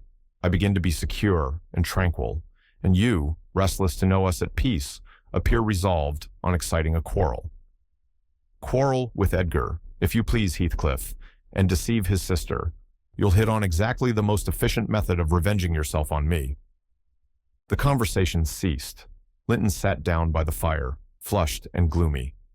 The spirit which served her was growing intractable. She could neither lay nor control it. He stood on the hearth with folded arms, brooding on his evil thoughts, and in this position I left them to seek the master, who was wondering what kept Catherine below so long. "Ellen," said he when I entered, "have you seen your mistress?" "Yes, she's in the kitchen, sir," I answered. "She's sadly put out by Heathcliff's behavior, and indeed, I do think it's time to arrange his visits on another footing. There's harm in being too soft, and now it's come to this." And I related the scene in the court, and as near as I dared, the whole subsequent dispute. I fancied it could not be very prejudicial to Linton, unless she made it so afterwards, by assuming the defensive for her guest. Edgar Linton had difficulty in hearing me to the close. His first words revealed that he did not clear his wife of blame. "This is insufferable," he exclaimed. "It is disgraceful that she should own him for a friend, and force his company on me. Call me 2 men out of the hall, Ellen. Catherine shall linger no longer to argue with the low ruffian. I have humored her enough." He descended, and bidding the servants wait in the passage, went, followed by me, to the kitchen. Its occupants had recommenced their angry discussion. Linton, at least, was scolding with renewed vigor. Heathcliff had moved to the window, and hung his head, somewhat cowed by her violent rating apparently. He saw the master first, and made a hasty motion that she should be silent, which she obeyed abruptly, on discovering the reason of his intimation. "How is this?" said Linton, addressing her. "What notion of propriety must you have to remain here, after the language which has been held to you by that blackguard? I suppose, because it is his ordinary talk, you think nothing of it. You are habituated to his baseness, and perhaps imagine I can get used to it too." "Have you been listening at the door, Edgar?" asked the mistress, in a tone particularly calculated to provoke her husband, implying both carelessness and contempt of his irritation. Heathcliff, who had raised his eyes at the former speech, gave a sneering laugh at the latter, on purpose, it seemed, to draw Linton's attention to him. He succeeded, but Edgar did not mean to entertain him with any high flights of passion. "I've been so far forbearing with you, sir," he said quietly, Not that I was ignorant of your miserable, degraded character, but I felt you were only partly responsible for that. And Catherine, wishing to keep up your acquaintance, I acquiesced, foolishly. Your presence is a moral poison that would contaminate the most virtuous. For that cause, and to prevent worse consequences, I shall deny you hereafter admission into this house, and give notice now that I require your instant departure. 3 minutes' delay will render it involuntary and ignominious." Heathcliff measured the height and breadth of the speaker with an eye full of derision. "Cathy, this lamb of yours threatens like a bull," he said. "It is in danger of splitting its skull against my knuckles. By God, Linton, I'm mortally sorry that you are not worth knocking down." My master glanced towards the passage and signed me to fetch the men. He had no intention of hazarding a personal encounter. I obeyed the hint, but Linton, suspecting something, followed, and when I attempted to call them, she pulled me back, slammed the door to, and locked it. "Fair means," she said, in answer to her husband's look of angry surprise. "If you have not courage to attack him, make an apology, or allow yourself to be beaten. It will correct you of feigning more valor than you possess." "No, I'll swallow the key before you shall get it. I'm delightfully rewarded for my kindness to each. After constant indulgence of one's weak nature and the other's bad one, I earn for thanks 2 samples of blind ingratitude, stupid to absurdity. Edgar, I was defending you and yours, and I wish Heathcliff may flog you sick for daring to think an evil thought of me." It did not need the medium of a flogging to produce that effect on the master. He tried to wrest the key from Catherine's grasp, and for safety, she flung it into the hottest part of the fire. Whereupon Edgar was taken with a nervous trembling, and his countenance grew deadly pale. For his life, he could not avert that excess of emotion. Mingled anguish and humiliation overcame him completely. He leant on the back of a chair and covered his face. "Oh, heavens! In old days this would win you knighthood," exclaimed Linton. "We are vanquished! We are vanquished! Heathcliff would as soon lift a finger at you as the king would march his army against a colony of mice. Cheer up, you shan't be hurt. Your type is not a lamb, it's a sucking leveret." "I wish you joy of the milk-blooded coward, Cathy," said her friend. "I compliment you on your taste, and that is the slavering, shivering thing you preferred to me. I would not strike him with my fist, but I'd kick him with my foot and experience considerable satisfaction. Is he weeping, or is he going to faint for fear?" The fellow approached and gave the chair on which Linton rested a push. He'd better have kept his distance. My master quickly sprang erect and struck him full on the throat, a blow that would have leveled a slighter man. It took his breath for a minute, and while he choked, Linton walked out by the back door into the yard, and from thence to the front entrance. "There, you've done with coming here," cried Catherine. "Get away now. He'll return with a brace of pistols and 6 assistants. If he did overhear us, of course he'd never forgive you. You've played me an ill turn, Heathcliff. But go. Make haste. I'd rather see Edgar at bay than you." "Do you suppose I'm going with that blow burning in my gullet?" he thundered. "By hell, no. I'll crush his ribs in like a rotten hazelnut before I cross the threshold. If I don't floor him now, I shall murder him some time. So, as you value his existence, let me get at him." "He is not coming," I interposed, framing a bit of a lie. "There's the coachman and the 2 gardeners. You'll surely not wait to be thrust into the road by them. Each has a bludgeon, and master will, very likely, be watching from the parlor windows to see that they fulfill his orders." The gardeners and coachmen were there, but Linton was with them. They had already entered the court. Heathcliff, on the second thoughts, resolved to avoid a struggle against 3 underlings. He seized the poker, smashed the lock from the inner door, and made his escape as they tramped in. Linton, who was very much excited, bade me accompany her upstairs. She did not know my share in contributing to the disturbance, and I was anxious to keep her in ignorance. "I'm nearly distracted, Nellie," she exclaimed, throwing herself on the sofa. 1,000 smith's hammers are beating in my head. Tell Isabella to shun me. This uproar is owing to her, and should she or anyone else aggravate my anger at present, I shall get wild. And, Nellie, say to Edgar, if you see him again tonight, that I'm in danger of being seriously ill. I wish it may prove true. He has startled and distressed me shockingly. I want to frighten him. Besides, he might come and begin a string of abuse or complainings. I'm certain I should recriminate, and God knows where we should end. Will you do so, my good Nellie? You are aware that I am no way blamable in this matter. What possessed him to turn listener? Heathcliff's talk was outrageous after you left us, but I could soon have diverted him from Isabella, and the rest meant nothing. Now all is dashed wrong, by the fool's craving to hear evil of self that haunts some people like a demon. Had Edgar never gathered our conversation, he would never have been the worse for it. Really, when he opened on me in that unreasonable tone of displeasure, after I'd scolded Heathcliff till I was hoarse for him, I did not care hardly what they did to each other, especially as I felt that, however the scene closed, we should all be driven asunder for nobody knows how long. Well, if I cannot keep Heathcliff for my friend, if Edgar will be mean and jealous, I'll try to break their hearts by breaking my own. That will be a prompt way of finishing all when I'm pushed to extremity. But it's a deed to be reserved for a forlorn hope. I'd not take Linton by surprise with it. To this point, he has been discreet in dreading to provoke me. You must represent the peril of quitting that policy, and remind him of my passionate temper, verging, when kindled, on frenzy. I wish you could dismiss that apathy out of that countenance, and look rather more anxious about me. The stolidity with which I received these instructions was, no doubt, rather exasperating, for they were delivered in perfect sincerity, but I believed a person who could plan the turning of her fits of passion to account beforehand might, by exerting her will, manage to control herself tolerably, even while under their influence. And I did not wish to frighten her husband, as she said, and multiply his annoyances for the purpose of serving her selfishness. Therefore, I said nothing when I met the master coming towards the parlor, but I took the liberty of turning back to listen whether they would resume their quarrel together. He began to speak first. "Remain where you are, Catherine," he said, without any anger in his voice, but with much sorrowful despondency. "I shall not stay. I am neither come to wrangle nor be reconciled, but I wish just to learn whether, after this evening's events, you intend to continue your intimacy with—" "Oh, for mercy's sake," interrupted the mistress, stamping her foot. "For mercy's sake, let us hear no more of it now.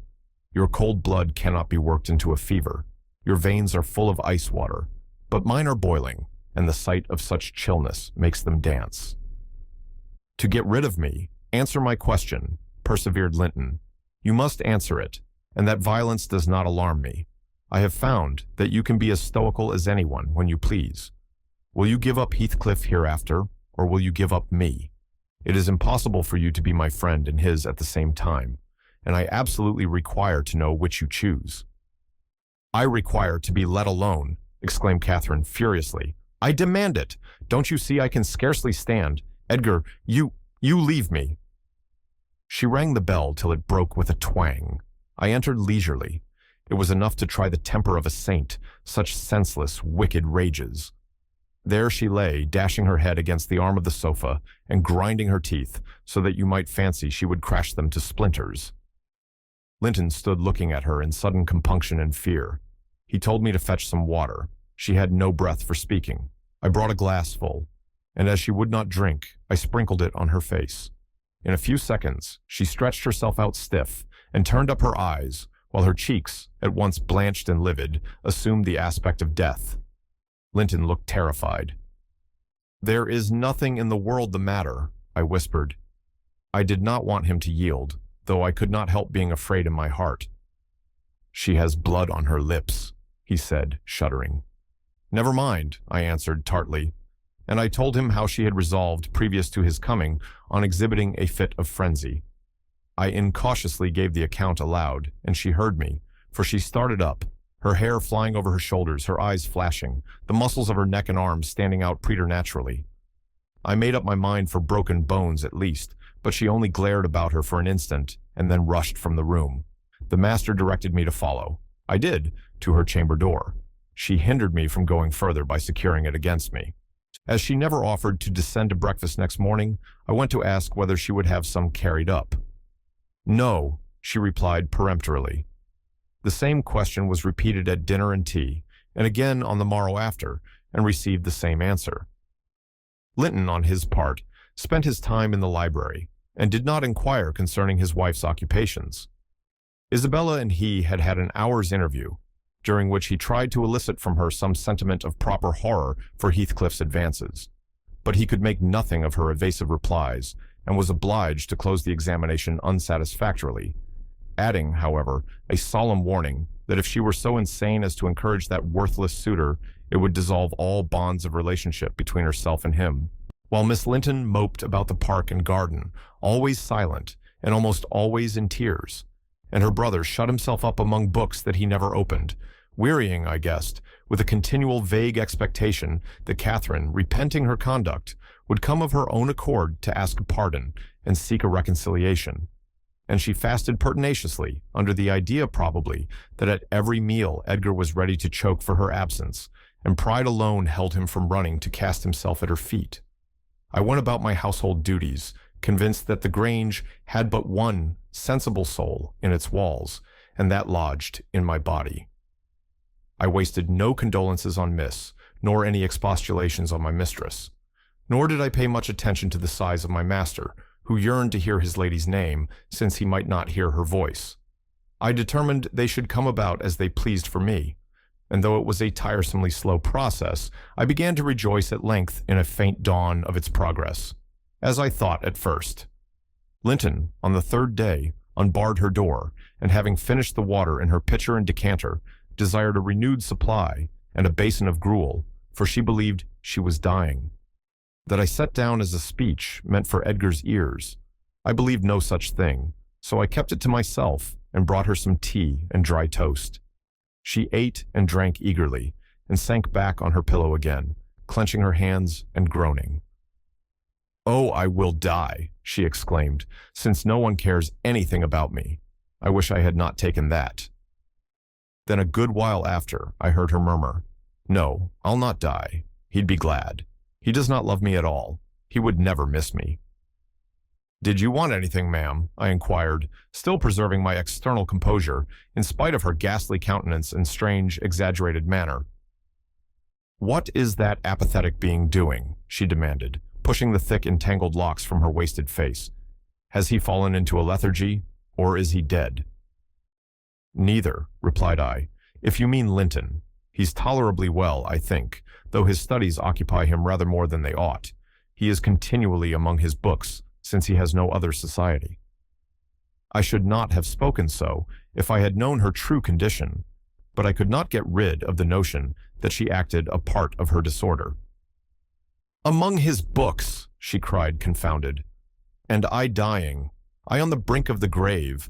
My God, does he know how I'm altered?" continued she, staring at her reflection in a mirror, hanging against the opposite wall. "Is that Catherine Linton? He imagines me in a pet, in play perhaps. Cannot you inform him that it is frightful earnest? Nelly, if it be not too late, as soon as I learn how he feels, I'll choose between these two. Either to starve at once, that would be no punishment unless he had a heart, or to recover and leave the country. Are you speaking the truth about him now? Take care. Is he actually so utterly indifferent for my life?" "Why, ma'am," I answered, "the master has no idea of your being deranged, and of course he does not fear that you will let yourself die of hunger." "You think not? Cannot you tell him I will?" she returned. "Persuade him. Speak of your own mind. Say you are certain I will." "No, you forget, Linton," I suggested, "that you have eaten some food with a relish this evening, and tomorrow you will perceive its good effects." "If I were only sure it would kill him," she interrupted, "I'd kill myself directly. These 3 awful nights I've never closed my lids, and oh, I've been tormented. I've been haunted, Nelly, but I begin to fancy you don't like me. How strange. I thought, though everybody hated and despised each other, they could not avoid loving me. And they have all turned to enemies in a few hours. They have, I'm positive. The people here. How dreary to meet death, surrounded by their cold faces." Isabella, terrified and repelled, afraid to enter the room, it would be so dreadful to watch Catherine go. And Edgar standing solemnly by to see it over, then offering prayers of thanks to God for restoring peace to his house and going back to his books. What in the name of all that feels has he to do with books when I am dying? She could not bear the notion which I had put into her head of Linton's philosophical resignation. Tossing about, she increased her feverish bewilderment to madness, and tore the pillow with her teeth, then raising herself up all burning, desired that I would open the window. We were in the middle of winter, The wind blew strong from the northeast, and I objected. Both the expressions flitting over her face and the changes of her moods began to alarm me terribly, and brought to my recollection her former illness and the doctor's injunction that she should not be crossed. A minute previously she was violent. Now, supported on one arm, and not noticing my refusal to obey her, she seemed to find childish diversion in pulling the feathers from the rents she had just made and ranging them on the sheet according to their different species. Her mind had strayed to other associations.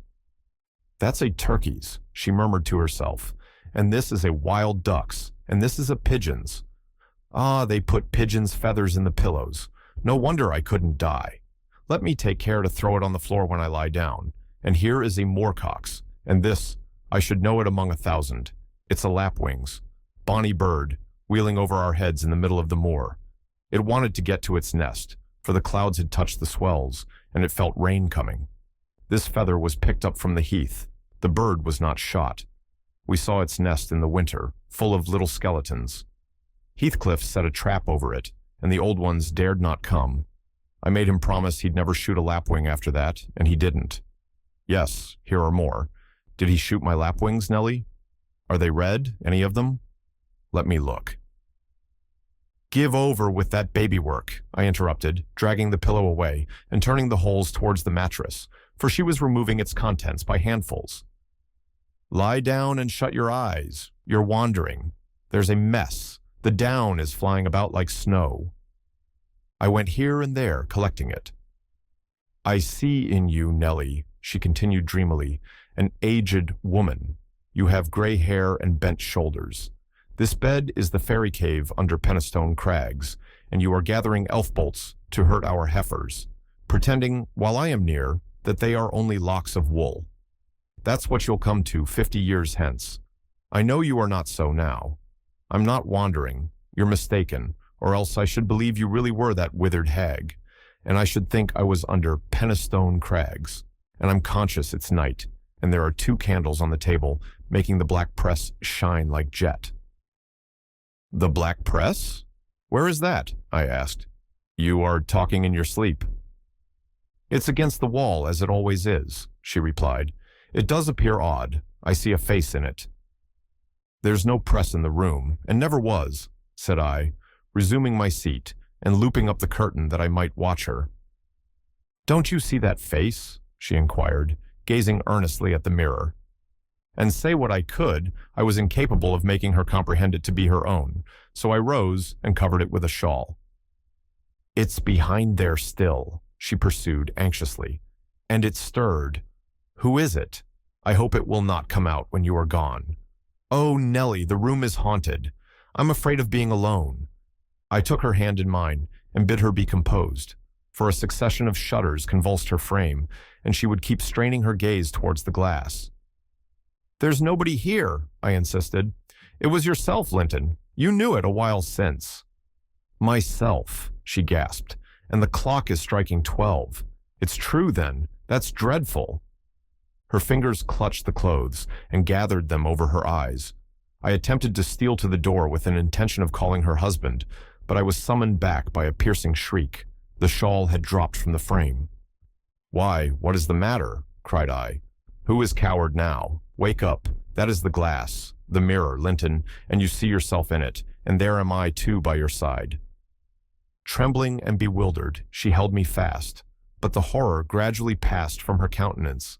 Its paleness gave place to a glow of shame. "Oh dear, I thought I was at home," she sighed. "I thought I was lying in my chamber at Wuthering Heights. Because I'm weak, my brain got confused, and I screamed unconsciously. Don't say anything, but stay with me. I dread sleeping. My dreams appall me." "A sound sleep would do you good, ma'am," I answered, "and I hope this suffering will prevent your trying starving again." "Oh, if I were but in my own bed in the old house," she went on bitterly, wringing her hands, "and that wind sounding in the firs by the lattice.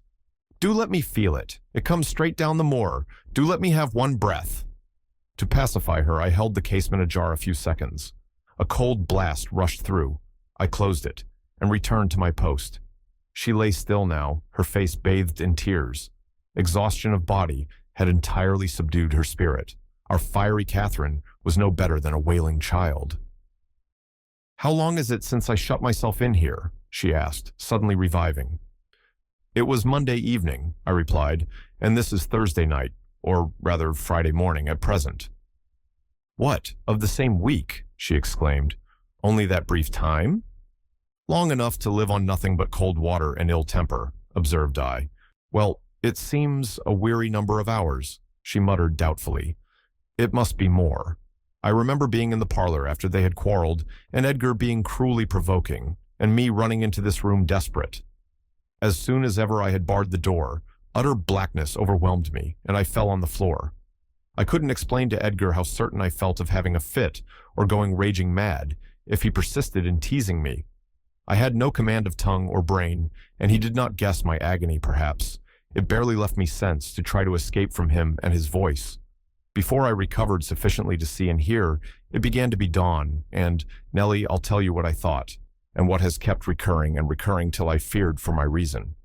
I thought as I lay there, with my head against that table leg, and my eyes dimly discerning the gray square of the window, that I was enclosed in the oak-paneled bed at home, and my heart ached with some great grief, which, just waking, I could not recollect. I pondered and worried myself to discover what it could be, and most strangely, the whole last 7 years of my life grew a blank. I did not recall that they had been at all. I was a child. My father was just buried, and my misery arose from the separation that Hindley had ordered between me and Heathcliff. I was laid alone, for the first time, and, rousing from a dismal doze after a night of weeping, I lifted my hand to push the panels aside. It struck the tabletop. I swept it along the carpet, and then memory burst in. My late anguish was swallowed in a paroxysm of despair. I cannot say why I felt so wildly wretched. It must have been temporary derangement, for there is scarcely cause. But, supposing at 12 years old I had been wrenched from the heights, and every early association, and my all in all, as Heathcliff was at that time, and been converted at a stroke into Linton, the lady of Thrushcross Grange, and the wife of a stranger, an exile, and outcast, thenceforth, from what had been my world. You may fancy a glimpse of the abyss where I groveled. Shake your head as you will, Nellie. You have helped to unsettle me. You should have spoken to Edgar, indeed you should, and compelled him to leave me quiet. Oh, I'm burning. I wish I were out of doors. I wish I were a girl again, half savage and hardy and free, and laughing at injuries, not maddening under them. Why am I so changed? Why does my blood rush into a hell of tumult at a few words? I'm sure I should be myself, were I once among the heather on those hills. Open the window again, wide. Fasten it open. Quick, why don't you move? Because I won't give you your death of cold, I answered. You won't give me a chance of life, you mean, she said sullenly. However, I'm not helpless yet. I'll open it myself. And sliding from the bed before I could hinder her, she crossed the room, walking very uncertainly, threw it back, and bent out, careless of the frosty air that cut about her shoulders, as keen as a knife. I entreated, and finally attempted to force her to retire, but I soon found her delirious strength much surpassed mine. She was delirious, I became convinced by her subsequent actions and ravings. There was no moon, and everything beneath lay in misty darkness. Not a light gleamed from any house. Far or near, all had been extinguished long ago, and those at Wuthering Heights were never visible. Still, she asserted she caught their shining. Look, she cried eagerly. That's my room with the candle in it, and the trees swaying before it, and the other candle is in Joseph's garret. Joseph sits up late, doesn't he? He's waiting till I come home that he may lock the gate. Well, he'll wait a while yet. It's a rough journey and a sad heart to travel it, and we must pass by Gimmerton Kirk to go that journey. We've braved its ghosts often together, and dared each other to stand among the graves and ask them to come. But Heathcliff, if I dare you now, will you venture? If you do, I'll keep you. I'll not lie there by myself. They may bury me 12 feet deep and throw the church down over me, but I won't rest till you are with me. I never will. She paused and resumed with a strange smile. He's considering. He'd rather I'd come to him. Find a way then. Not through that kirkyard. You are slow. Be content. You always followed me. Perceiving it vain to argue against her insanity, I was planning how I could reach something to wrap about her without quitting my hold of herself, for I could not trust her alone by the gaping lattice, when, to my consternation, I heard the rattle of the door handle, and Linton entered. He had only then come from the library, and in passing through the lobby, had noticed our talking and been attracted by curiosity or fear to examine what it signified at that late hour. "Oh, sir," I cried, checking the exclamation risen to his lips at the sight which met him, and the bleak atmosphere of the chamber. "My poor mistress is ill, and she quite masters me. I cannot manage her at all. Pray, come and persuade her to go to bed. Forget your anger, for she's hard to guide any way but her own." "Catherine ill?" he said, hastening to us. "Shut the window, Ellen. Catherine, why—" He was silent. The haggardness of Linton's appearance smote him speechless, and he could only glance from her to me in horrified astonishment. "She's been fretting here," I continued, "and eating scarcely anything and never complaining. She would admit none of us till this evening, and so we couldn't inform you of her state, as we were not aware of it ourselves. But it is nothing." I felt I uttered my explanations awkwardly. The master frowned. "It is nothing, is it, Ellen Dean?" he said sternly. "You shall account more clearly for keeping me ignorant of this." And he took his wife in his arms and looked at her with anguish. At first, she gave him no glance of recognition. He was invisible to her abstracted gaze. The delirium was not fixed, however. Having weaned her eyes from contemplating the outer darkness, by degrees, she centered her attention on him and discovered who it was that held her. "Ah, you are come, are you, Edgar Linton?" she said with angry animation. "You are one of those things that are ever found when least wanted, and when you are wanted, never. I suppose we shall have plenty of lamentations now. I see we shall, but they can't keep me from my narrow home out yonder, my resting place, where I'm bound before spring is over. There it is, not among the Lintons, mind, under the chapel roof, but in the open air, with a headstone, and you may please yourself whether you go to them or come to me." "Catherine, what have you done?" commenced the master. "Am I nothing to you any more? Do you love that wretch Heath?" "Hush!" cried Linton. "Hush, this moment. You mention that name, and I end the matter instantly by a spring from the window. What you touch at present you may have, but my soul will be on that hilltop before you lay hands on me again. I don't want you, Edgar. I'm past wanting you. Return to your books. I'm glad you possess a consolation, for all you had in me is gone." "Her mind wanders, sir," I interposed. "She has been talking nonsense the whole evening, but let her have quiet and proper attendance, and she'll rally. Hereafter, we must be cautious how we vex her." "I desire no further advice from you," answered Linton.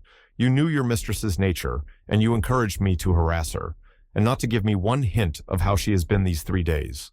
It was heartless. Months of sickness could not cause such a change. I began to defend myself, thinking it too bad to be blamed for another's wicked waywardness."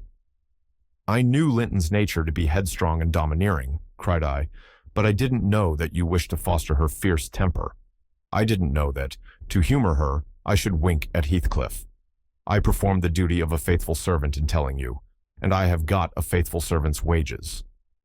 Well, it will teach me to be careful next time.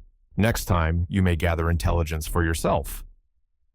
"The next time you bring a tale to me, you shall quit my service, Ellen Dean," he replied. "You'd rather hear nothing about it, I suppose, then, Linton," said I. "Heathcliff has your permission to come according to miss, and to drop in at every opportunity your absence offers, on purpose to poison the mistress against you?" Confused as Catherine was, her wits were alert at applying our conversation. "Ah, Nellie has played traitor," she exclaimed passionately. "Nellie is my hidden enemy. You witch! So you do seek elf bolts to hurt us. Let me go, and I'll make her rue. I'll make her howl a recantation." A maniac's fury kindled under her brows. She struggled desperately to disengage herself from Linton's arms. I felt no inclination to tarry the event, and, resolving to seek medical aid on my own responsibility, I quitted the chamber. In passing the garden to reach the road, at a place where a bridle hook is driven into the wall, I saw something white moved irregularly, evidently by another agent than the wind. Notwithstanding my hurry, I stayed to examine it, lest ever after I should have the conviction impressed on my imagination that it was a creature of the other world. My surprise and perplexity were great on discovering, by touch more than vision, Miss Isabella's Springer, Fanny, suspended by a handkerchief and nearly at its last gasp. I quickly released the animal and lifted it into the garden. I had seen it follow its mistress upstairs when she went to bed, and wondered much how it could have got out there, and what mischievous person had treated it so. While untying the knot round the hook, it seemed to me that I repeatedly caught the beat of horses' feet galloping at some distance, but there were such a number of things to occupy my reflections that I hardly gave the circumstance a thought, though it was a strange sound in that place at 2 o'clock in the morning. Kenneth was fortunately just issuing from his house to see a patient in the village as I came up the street, and my account of Catherine Linton's malady induced him to accompany me back immediately. He was a plain, rough man, and he made no scruple to speak his doubts of her surviving this second attack, unless she were more submissive to his directions than she had shown herself before. "Nellie Dean," said he, "I can't help fancying there's an extra cause for this. What has there been to do at the Grange? We've odd reports up here. A stout, hearty lass like Catherine does not fall ill for a trifle, and that sort of people should not either. It's hard work bringing them through fevers and such things. How did it begin?" "The master will inform you," I answered, "but you are acquainted with the Earnshaw's violent dispositions, and Linton caps them all. I may say this. It commenced in a quarrel. She was struck during a tempest of passion with a kind of fit. That's her account, at least, for she flew off in the height of it and locked herself up. Afterwards, she refused to eat, and now she alternately raves and remains in a half-dream, knowing those about her, but having her mind filled with all sorts of strange ideas and illusions." "Linton will be sorry?" observed Kenneth interrogatively. "Sorry? He'll break his heart should anything happen," I replied. "Don't alarm him more than necessary." "Well, I told him to beware," said my companion, "and he must bide the consequences of neglecting my warning. Hasn't he been intimate with Heathcliff lately?" "Heathcliff frequently visits at the Grange," answered I, though more on the strength of the mistress having known him when a boy than because the master likes his company. At present he's discharged from the trouble of calling, owing to some presumptuous aspirations after Miss Linton which he manifested. I hardly think he'll be taken in again." "And does Miss Linton turn a cold shoulder on him?" was the doctor's next question. "I'm not in her confidence," returned I, reluctant to continue the subject. "No, she's a sly one," he remarked, shaking his head. "She keeps her own counsel, but she's a real little fool. I have it from good authority that last night, and a pretty night it was, she and Heathcliff were walking in the plantation at the back of your house above 2 hours, and he pressed her not to go in again, but just mount his horse and away with him. My informant said she could only put him off by pledging her word of honor to be prepared on their first meeting after that. When it was to be, he didn't hear, but you urge Linton to look sharp." This news filled me with fresh fears. I outstripped Kenneth and ran most of the way back. The little dog was yelping in the garden yet. I spared a minute to open the gate for it, but instead of going to the house door, it coursed up and down snuffing the grass, and would have escaped to the road had I not seized it and conveyed it in with me. On ascending to Isabella's room, my suspicions were confirmed. It was empty. Had I been a few hours sooner, Linton's illness might have arrested her rash step. But what could be done now? There was a bare possibility of overtaking them if pursued instantly. I could not pursue them, however, and I dared not rouse the family and fill the place with confusion, still less unfold the business to my master, absorbed as he was in his present calamity and having no heart to spare for a second grief. I saw nothing for it but to hold my tongue and suffer matters to take their course. And Kenneth being arrived, I went with a badly composed countenance to announce him. Catherine lay in a troubled sleep. Her husband had succeeded in soothing the excess of frenzy. He now hung over her pillow, watching every shade and every change of her painfully expressive features. The doctor, on examining the case for himself, spoke hopefully to him of its having a favorable termination, if we could only preserve around her perfect and constant tranquility. To me, he signified the threatening danger was not so much death as permanent alienation of intellect. I did not close my eyes that night, nor did Linton. Indeed, we never went to bed, and the servants were all up long before the usual hour, moving through the house with stealthy tread and exchanging whispers as they encountered each other in their vocations. Everyone was active but Miss Isabella, and they began to remark how sound she slept, Her brother, too, asked if she had risen and seemed impatient for her presence, and hurt that she showed so little anxiety for her sister-in-law. I trembled lest he should send me to call her, but I was spared the pain of being the first proclaimant of her flight. One of the maids, a thoughtless girl, who had been on an early errand to Gimmerton, came panting upstairs, open-mouthed, and dashed into the chamber, crying, "Oh dear, dear, what mun we have next? Master, master, our young lady." "Hold your noise," cried I hastily, enraged at her clamorous manner. "Speak lower, Mary. What is the matter?" said Linton. "What ails your young lady?" "She's gone, she's gone. Young Heathcliff's run off with her," gasped the girl. "That is not true," exclaimed Linton, rising in agitation. "It cannot be. How has the idea entered your head? Ellen Dean, go and seek her. It is incredible. It cannot be." As he spoke, he took the servant to the door, and then repeated his demand to know her reasons for such an assertion. "Why, I met on the road a lad that fetches milk here," she stammered, "and he asked whether we weren't in trouble at the Grange. I thought he meant for Mrs.'s sickness, so I answered yes. Then says he, 'There's somebody gone after him, I guess.'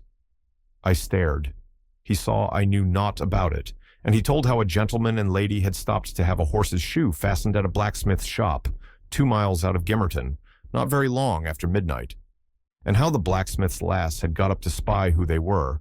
She knew them both directly, and she noticed the man. Heathcliff it was, she felt certain.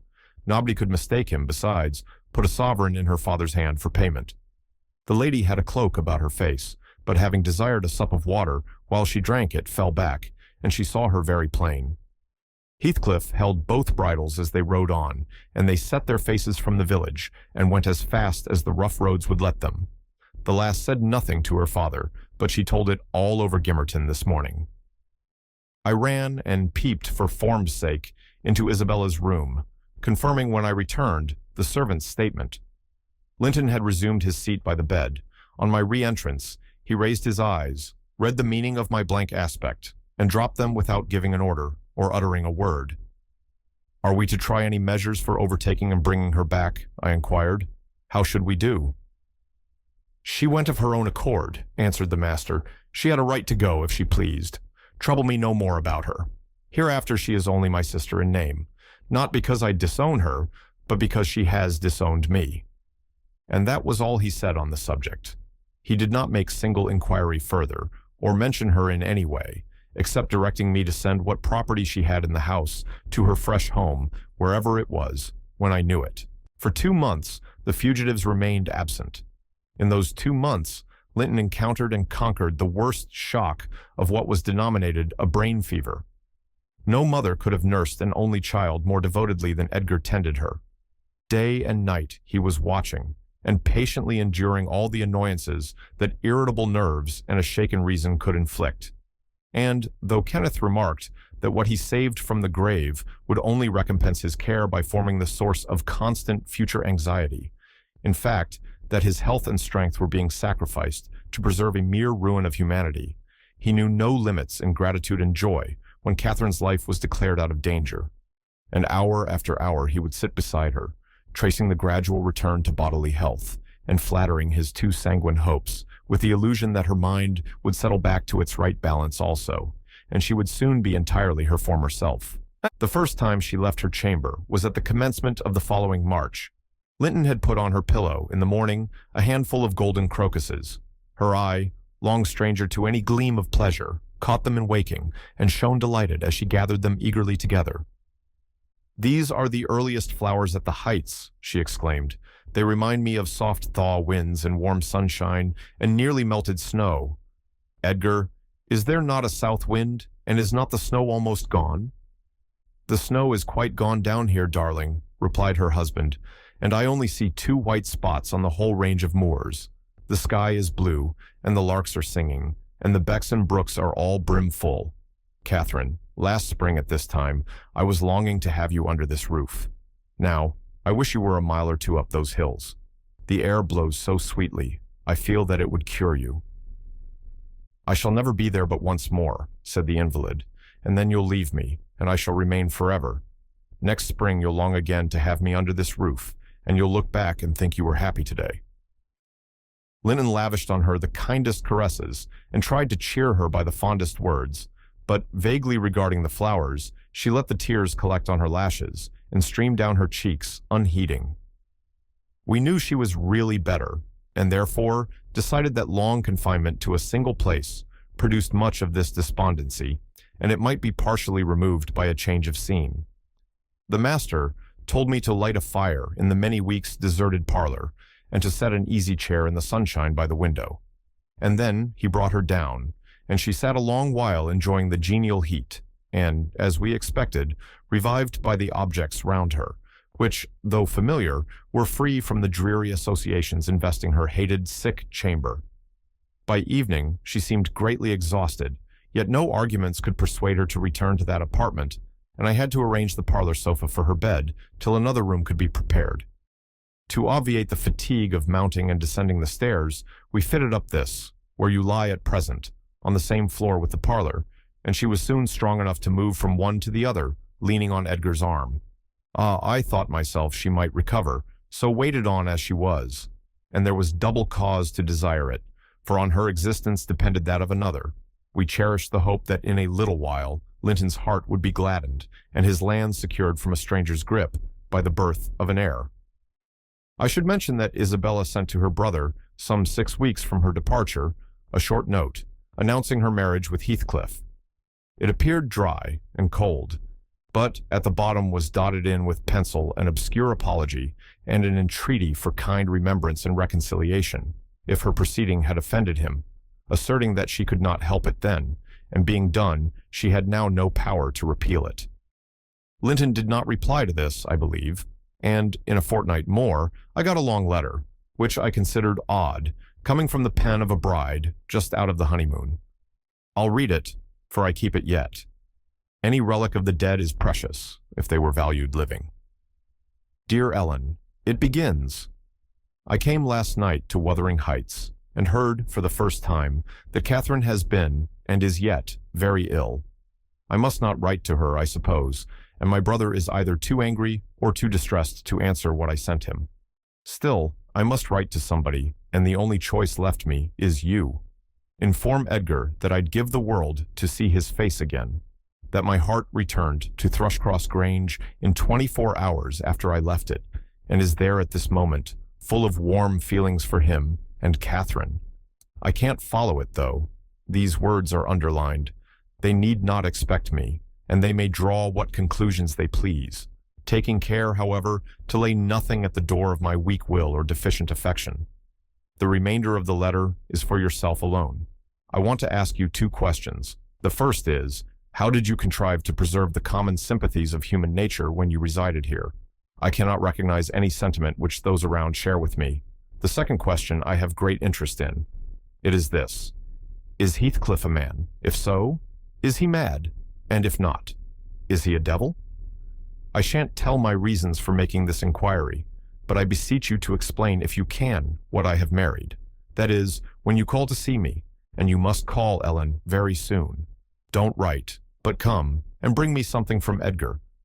Now, you shall hear how I have been received in my new home, as I am led to imagine the Heights will be. It is to amuse myself that I dwell on such subjects as the lack of external comforts. They never occupy my thoughts, except at the moment when I miss them. I should laugh and dance for joy if I found their absence was the total of my miseries, and the rest was an unnatural dream. The sun set behind the Grange as we turned onto the moors.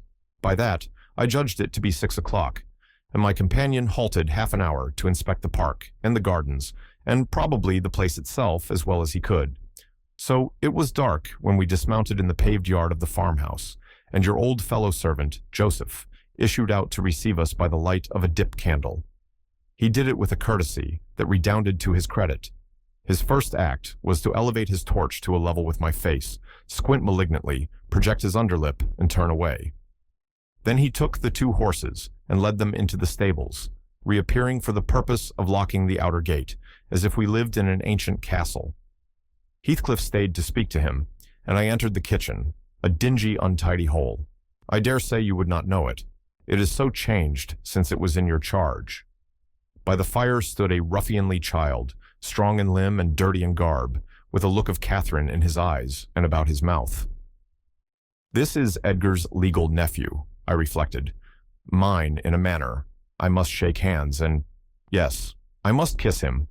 It is right to establish a good understanding at the beginning. I approached, and attempting to take his chubby fist, said, "How do you do, my dear?" He replied in a jargon I did not comprehend. "Shall you and I be friends, Hareton?" was my next essay at conversation. An oath and a threat to set Throttler on me if I did not frame off rewarded my perseverance. "Hey, Throttler, lad," whispered the little wretch, rousing a half-bred bulldog from its lair in a corner. "Now, wilt thou be ganging?" he asked authoritatively. Love for my life urged a compliance. I stepped over the threshold to wait till the others should enter. Heathcliff was nowhere visible, and Joseph, whom I followed to the stables and requested to accompany me in, after staring and muttering to himself, screwed up his nose and replied, "Mim, Mim, Mim, did iver Christian body hear aught like it? Mincing and munching. How can I tell what ye say?" "I say, I wish you to come with me into the house," I cried, thinking him deaf, yet highly disgusted at his rudeness. "None o' me. I gettin' summat else to do," he answered, and continued his work, moving his lantern jaws meanwhile and surveying my dress and countenance, the former a great deal too fine, but the latter, I'm sure, as sad as he could desire, with sovereign contempt. I walked round the yard and through a wicket to another door, at which I took the liberty of knocking, in hopes some more civil servant might show himself. After a short suspense, it was opened by a tall, gaunt man, without neckerchief, and otherwise extremely slovenly. His features were lost in masses of shaggy hair that hung on his shoulders, and his eyes, too, were like a ghostly Catherine's, with all their beauty annihilated. "What's your business here?" he demanded grimly. "Who are you?" "My name was Isabella Linton," I replied. "You've seen me before, sir. I'm lately married to Heathcliff, and he has brought me here, I suppose, by your permission." "Is he come back, then?" asked the hermit, glaring like a hungry wolf. "Yes, we came just now," I said, "but he left me by the kitchen door, and when I would have gone in, your little boy played sentinel over the place and frightened me off by the help of a bulldog." "It's well the hellish villain has kept his word," growled my future host, searching the darkness beyond me in expectation of discovering Heathcliff, and then he indulged in a soliloquy of execrations and threats of what he would have done had the fiend deceived him. I repented having tried this second entrance, and was almost inclined to slip away before he finished cursing. But ere I could execute that intention, he ordered me in, and shut and refastened the door. There was a great fire, and that was all the light in the huge apartment, whose floor had grown a uniform gray, and the once brilliant pewter dishes, which used to attract my gaze when I was a girl, partook of a similar obscurity, created by tarnish and dust. I inquired whether I might call the maid and be conducted to a bedroom. Earnshaw vouchsafed no answer. He walked up and down with his hands in his pockets, apparently quite forgetting my presence, and his abstraction was evidently so deep and his whole aspect so misanthropical that I shrank from disturbing him again. You'll not be surprised, Ellen, at my feeling particularly cheerless, seated in worse than solitude on that inhospitable hearth, and remembering that 4 miles distant lay my delightful home, containing the only people I loved on earth, and there might as well be the Atlantic to part us. Instead of those 4 miles, I could not overpass them. I questioned with myself, where must I turn for comfort? And, mind you don't tell Edgar or Catherine, above every sorrow beside, this rose preeminent, despair at finding nobody who could or would be my ally against Heathcliff. I had sought shelter at Wuthering Heights almost gladly, because I was secured by that arrangement from living alone with him. But he knew the people we were coming amongst, and he did not fear their intermeddling. I sat and thought a doleful time. The clock struck 8 and 9, and still my companion paced to and fro, his head bent on his breast, and perfectly silent, unless a groan or a bitter ejaculation forced itself out at intervals. I listened to detect a woman's voice in the house, and filled the interim with wild regrets and dismal anticipations, which, at last, spoke audibly in irrepressible sighing and weeping. I was not aware how openly I grieved, till Earnshaw halted opposite in his measured walk and gave me a stare of newly awakened surprise. Taking advantage of his recovered attention, I exclaimed, "I'm tired with my journey, and I want to go to bed. Where is the maidservant? Direct me to her, as she won't come to me." "We have none," he answered. "You must wait on yourself." "Where must I sleep, then?" I sobbed. I was beyond regarding self-respect, weighed down by fatigue and wretchedness. "Joseph will show you Heathcliff's chamber," said he. "Open that door. He's in there." I was going to obey, but he suddenly arrested me and added in the strangest tone, "Be so good as to turn your lock and draw your bolt. Don't omit it." "Well," I said, "but why, Earnshaw?" I did not relish the notion of deliberately fastening myself in with Heathcliff. "Look here," he replied, pulling from his waistcoat a curiously constructed pistol, having a double-edged spring knife attached to the barrel. "That's a great tempter to a desperate man, is it not? I cannot resist going up with this every night and trying his door. If once I find it open, he's done for. I do it invariably, even though the minute before I have been recalling 100 reasons that should make me refrain. It is some devil that urges me to thwart my own schemes by killing him. You fight against that devil for love as long as you may. When the time comes, not all the angels in heaven shall save him." I surveyed the weapon inquisitively. A hideous notion struck me. How powerful I should be possessing such an instrument. I took it from his hand and touched the blade. He looked astonished at the expression my face assumed during a brief second. It was not horror, it was covetousness. He snatched the pistol back jealously, shut the knife, and returned it to its concealment. "I don't care if you tell him," said he. "Put him on his guard and watch for him. You know the terms we are on, I see. His danger does not shock you." "What has Heathcliff done to you?" I asked. "In what has he wronged you, to warrant this appalling hatred? Wouldn't it be wiser to bid him quit the house?" "No," thundered Earnshaw. "Should he offer to leave me, he's a dead man. Persuade him to attempt it, and you are a murderess. Am I to lose all without a chance of retrieval? Is Hareton to be a beggar? Oh, damnation! I will have it back, and I'll have his gold too, and then his blood, and hell shall have his soul. It will be 10 times blacker with that guest than ever it was before. You've acquainted me, Ellen, with your old master's habits. He is clearly on the verge of madness. He was so last night at least." I shuddered to be near him, and thought on the servant's ill-bred moroseness as comparatively agreeable. He now recommenced his moody walk, and I raised the latch and escaped into the kitchen. Joseph was bending over the fire, peering into a large pan that swung above it, and a wooden bowl of oatmeal stood on the settle close by. The contents of the pan began to boil, and he turned to plunge his hand into the bowl. I conjectured that this preparation was probably for our supper, and being hungry, I resolved it should be eatable. So, crying out sharply, "I'll make the porridge!" I removed the vessel out of his reach and proceeded to take off my hat and riding habit. "Earnshaw," I continued, "directs me to wait on myself. I will. I'm not going to act the lady among you for fear I should starve." "Good Lord," he muttered, sitting down and stroking his ribbed stockings from the knee to the ankle. "If there's to be fresh ortherings, just when I gettin' used to 2 maesters, if I mun have a mistress set o'er my head, it's like time to be flitting. I never did think to see today that I mud lave the owl place, but I doubt it's nigh at hand." This lamentation drew no notice from me. I went briskly to work, sighing to remember a period when it would have been all merry fun, but compelled speedily to drive off the remembrance. It racked me to recall past happiness, and the greater peril there was of conjuring up its apparition. The quicker the thimble ran round, and the faster the handfuls of meal fell into the water. Joseph beheld my style of cookery with growing indignation. "There!" he ejaculated. "Hareton, thou willn't sup thy porridge to nate. There'll be naught but lumps as big as my kneve. There, Aegean, I'd fling in bowl and all if I were ye. There, pail to gilp off, and then you'll ha' done wi't. Bang, bang. It's a mercy to bottom isn't deaved out." It was rather a rough mess, I own, when poured into. The basins, 4 had been provided, and a gallon pitcher of new milk was brought from the dairy, which Hareton seized and commenced drinking and spilling from the expansive lip. I expostulated, and desired that he should have his in a mug. affirming that I could not taste the liquid treated so dirtily.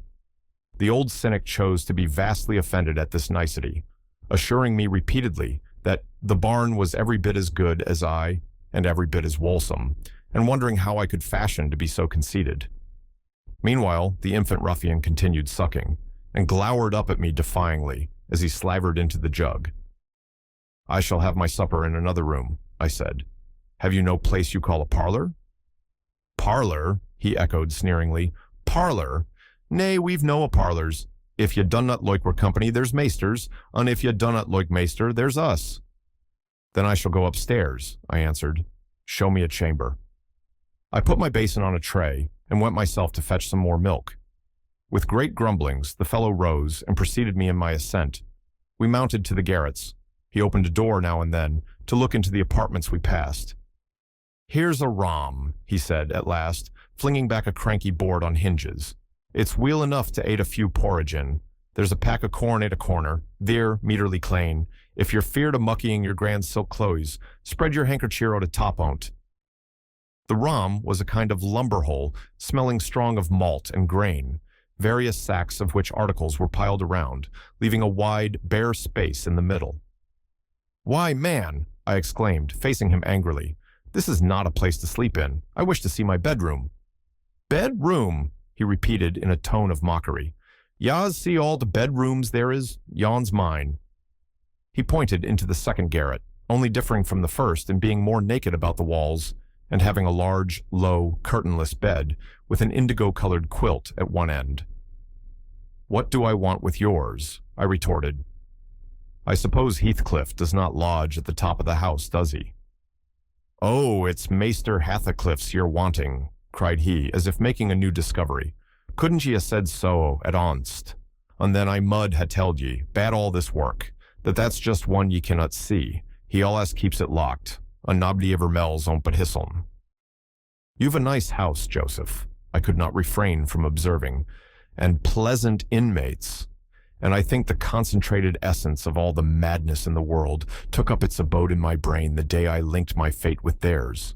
However, that is not to the present purpose. There are other rooms. For heaven's sake, be quick, and let me settle somewhere."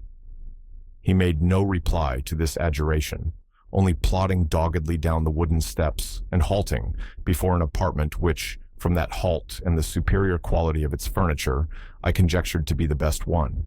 There was a carpet, a good one, but the pattern was obliterated by dust, a fireplace hung with cut paper, dropping to pieces, a handsome oak bedstead with ample crimson curtains, of rather expensive material and modern make, but they had evidently experienced rough usage. The valances hung in festoons, wrenched from their rings, and the iron rod supporting them was bent in an arc on one side, causing the drapery to trail upon the floor. The chairs were also damaged, many of them severely, and deep indentations deformed the panels of the walls. I was endeavoring to gather resolution for entering and taking possession, when my fool of a guide announced, "This here is the maester's." My supper by this time was cold, my appetite gone, and my patience exhausted. I insisted on being provided instantly with a place of refuge and means of repose. "Where the divil," began the religious elder. "The Lord bless us, the Lord forgy us. Where the hell wold ye gang? Ye marred wearisome knout. Ye've seen all but Hareton's bit of a chammer. There's not another hoyle to lig down in the has." I was so vexed, I flung my tray and its contents on the ground, and then seated myself at the stairs head, hid my face in my hands, and cried. "Ech," exclaimed Joseph. "Weel done, Miss Cathy. Weel done, Miss Cathy. Howsiver the maester sail just tumble o'er them brooken pots, and then we's hear summat. We's hear how it's to be. Guid for naught maddling. You desarve pining for this to Christmas, flinging the precious gifts of God under foot of your flaysome rages. But I'm mista'en if you show your spirit lang. Will Heathcliff bide sic bonny ways, think ye? I nobbut wish he may catch ye that plisky. I nobbut wish he may." And so he went on scolding to his den beneath, taking the candle with him, and I remained in the dark. The period of reflection succeeding this silly action compelled me to admit the necessity of smothering my pride and choking my wrath, and bestirring myself to remove its effects. An unexpected aid presently appeared in the shape of Throttler, whom I now recognized as a son of our old skulker. It had spent its whelphood at the Grange, and was given by my father to Hindley. I fancy it knew me. It pushed its nose against mine by way of salute, and then hastened to devour the porridge, while I groped from step to step, collecting the shattered earthenware and drying the spatters of milk from the banister with my pocket handkerchief. Our labors were scarcely over when I heard Earnshaw's tread in the passage. My assistant tucked in his tail and pressed to the wall. I stole into the nearest doorway. The dog's endeavor to avoid him was unsuccessful, as I guessed by a scutter downstairs and a prolonged, piteous yelping. I had better luck. He passed on, entered his chamber, and shut the door. Directly after Joseph came up with Hareton to put him to bed. I had found shelter in Hareton's room, and the old man, on seeing me, said, "They's rom for both ye on your pride now. I should think ye the hassa. It's empty. Ye may have it all to yourseln. On him as allus makes a third, ye sich ill company." Gladly did I take advantage of this intimation, and the minute I flung myself into a chair by the fire, I nodded and slept. My slumber was deep and sweet, though over far too soon. Heathcliff awoke me. He had just come in, and demanded, in his loving manner, what I was doing there. I told him the cause of my staying up so late, that he had the key of our room in his pocket. The adjective "our" gave mortal offense. He swore it was not, nor ever should be, mine, and but I'll not repeat his language, nor describe his habitual conduct. He is ingenious and unresting in seeking to gain my abhorrence.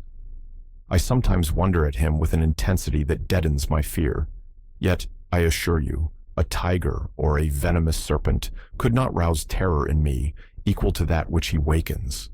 He told me of Catherine's illness, and accused my brother of causing it, promising that I should be Edgar's proxy in suffering till he could get hold of him. I do hate him. I am wretched. I have been a fool. Beware of uttering one breath of this to anyone at the Grange. I shall expect you every day. Don't disappoint me. Isabella.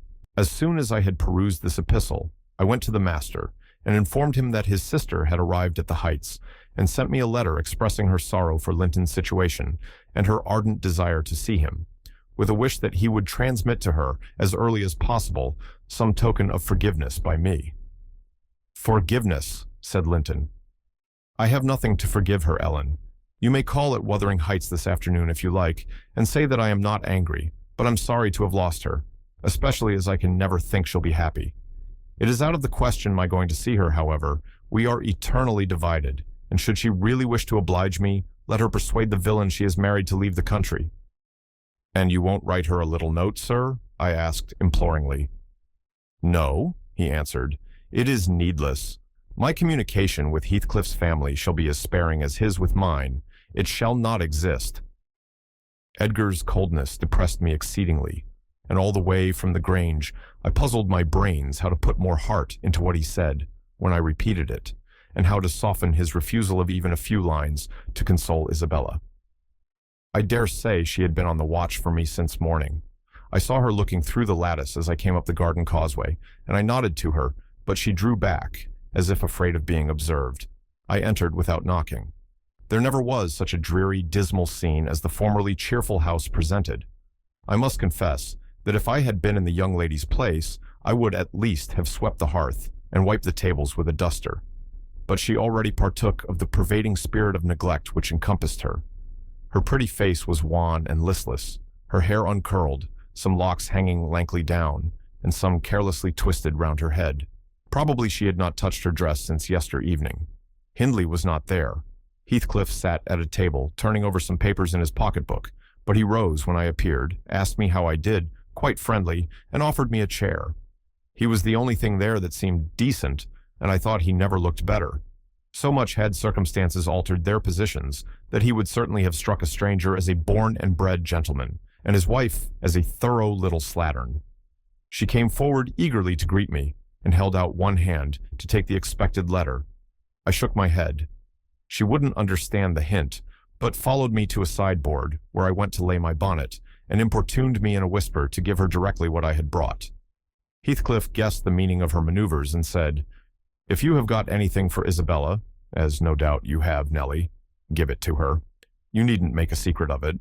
We have no secrets between us." "Oh, I have nothing," I replied, thinking it best to speak the truth at once. My master bid me tell his sister that she must not expect either a letter or a visit from him at present.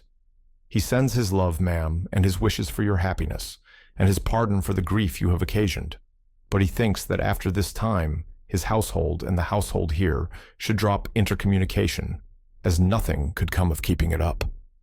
Heathcliff's lip quivered slightly, and she returned to her seat in the window. Her husband took his stand on the hearthstone near me and began to put questions concerning Catherine. I told him as much as I thought proper of her illness, and he extorted from me, by cross-examination, most of the facts connected with its origin. I blamed her, as she deserved, for bringing it all on herself, and ended by hoping that he would follow Linton's example and avoid future interference with his family, for good or evil. "Linton is now just recovering," I said. "She'll never be like she was, but her life is spared, and if you really have a regard for her, you'll shun crossing her way again. Nay, you'll move out of this country entirely, and that you may not regret it. I'll inform you Catherine Linton is as different now from your old friend Catherine Earnshaw, as that young lady is different from me. Her appearance is changed greatly, her character much more so. And the person who is compelled, of necessity, to be her companion will only sustain his affection hereafter by the remembrance of what she once was, by common humanity and a sense of duty." "That is quite possible," remarked Heathcliff, forcing himself to seem calm. "Quite possible that your master should have nothing but common humanity and a sense of duty to fall back upon. But do you imagine that I shall leave Catherine to his duty and humanity? And can you compare my feelings respecting Catherine to his? Before you leave this house, I must exact a promise from you that you'll get me an interview with her. Consent or refuse, I will see her. What do you say?" "I say, Heathcliff," I replied, "you must not. You never shall, through my means. Another encounter between you and the master would kill her altogether." "With your aid that may be avoided," he continued, "and should there be danger of such an event, should he be the cause of adding a single trouble more to her existence, why, I think I shall be justified in going to extremes. I wish you had sincerity enough to tell me whether Catherine would suffer greatly from his loss. The fear that she would restrains me. And there you see the distinction between our feelings. Had he been in my place, and I in his, though I hated him with a hatred that turned my life to gall, I never would have raised a hand against him. You may look incredulous, if you please. I never would have banished him from her society, as long as she desired his. The moment her regard ceased, I would have torn his heart out and drunk his blood. But till then, if you don't believe me, you don't know me. Till then, I would have died by inches before I touched a single hair of his head." "And yet," I interrupted, "you have no scruples in completely ruining all hopes of her perfect restoration, by thrusting yourself into her remembrance now, when she has nearly forgotten you, and involving her in a new tumult of discord and distress." "You suppose she has nearly forgotten me," he said. "Oh, Nellie, you know she has not. You know as well as I do that for every thought she spends on Linton, she spends 1,000 on me. At a most miserable period of my life, I had a notion of the kind. It haunted me on my return to the neighborhood last summer, but only her own assurance could make me admit the horrible idea again. And then Linton would be nothing, nor Hindley, nor all the dreams that ever I dreamt. 2 words would comprehend my future: death and hell. Existence, after losing her, would be hell. Yet I was a fool to fancy for a moment that she valued Edgar Linton's attachment more than mine. If he loved with all the powers of his puny being, he couldn't love as much in 80 years as I could in a day. And Catherine has a heart as deep as I have. The sea could be as readily contained in that horse trough as her whole affection be monopolized by him. Tush! He is scarcely a degree dearer to her than her dog or her horse. It is not in him to be loved like me. How can she love in him what he is not? Catherine and Edgar are as fond of each other as any 2 people can be, cried Isabella with sudden vivacity. No one has a right to talk in that manner, and I won't hear my brother depreciated in silence. Your brother is wondrous fond of you too, isn't he? Observed Heathcliff scornfully. He turns you adrift on the world with surprising alacrity. He is not aware of what I suffer, she replied. I didn't tell him that. You have been telling him something then. You have written, have you? To say that I was married, I did write. You saw the note. And nothing since? No. My young lady is looking sadly the worse for her change of condition, I remarked. Somebody's love comes short in her case, obviously. Whose, I may guess, but perhaps I shouldn't say. I should guess it was her own, said Heathcliff. She degenerates into a mere slut. She is tired of trying to please me uncommonly early. You'd hardly credit it, but the very morrow of our wedding she was weeping to go home. However, she'll suit this house so much the better for not being over nice, and I'll take care she does not disgrace me by rambling abroad. Well, sir, returned I hope you'll consider that Heathcliff is accustomed to be looked after and waited on, and that she has been brought up like an only daughter whom everyone was ready to serve. You must let her have a maid to keep things tidy about her, and you must treat her kindly. Whatever be your notion of Edgar, you cannot doubt that she has a capacity for strong attachments, or she wouldn't have abandoned the elegancies and comforts and friends of her former home to fix contentedly in such a wilderness as this with you. She abandoned them under a delusion, he answered, picturing in me a hero of romance and expecting unlimited indulgences from my chivalrous devotion.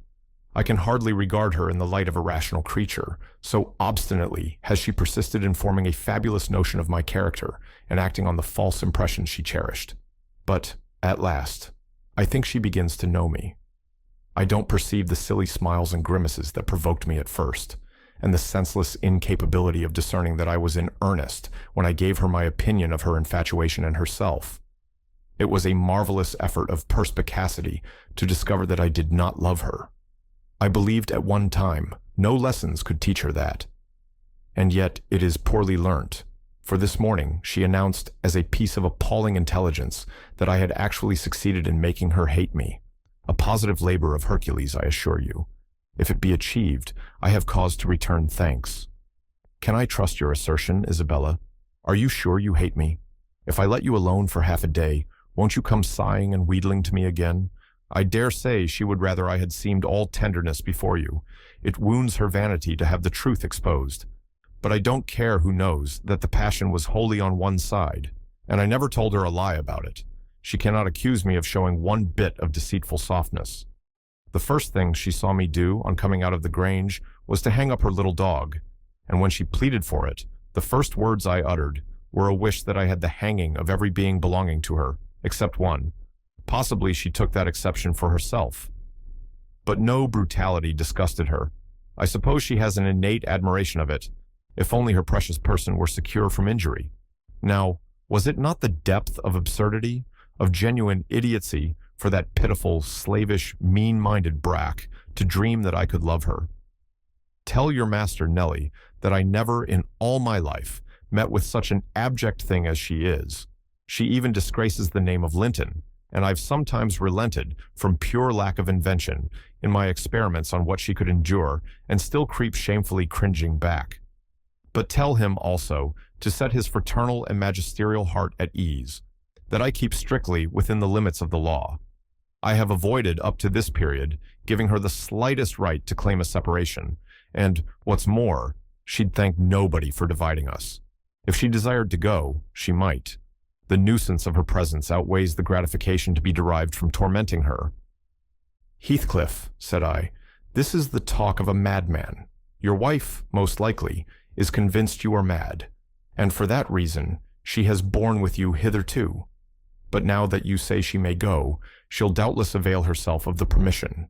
You are not so bewitched, ma'am, are you, as to remain with him of your own accord?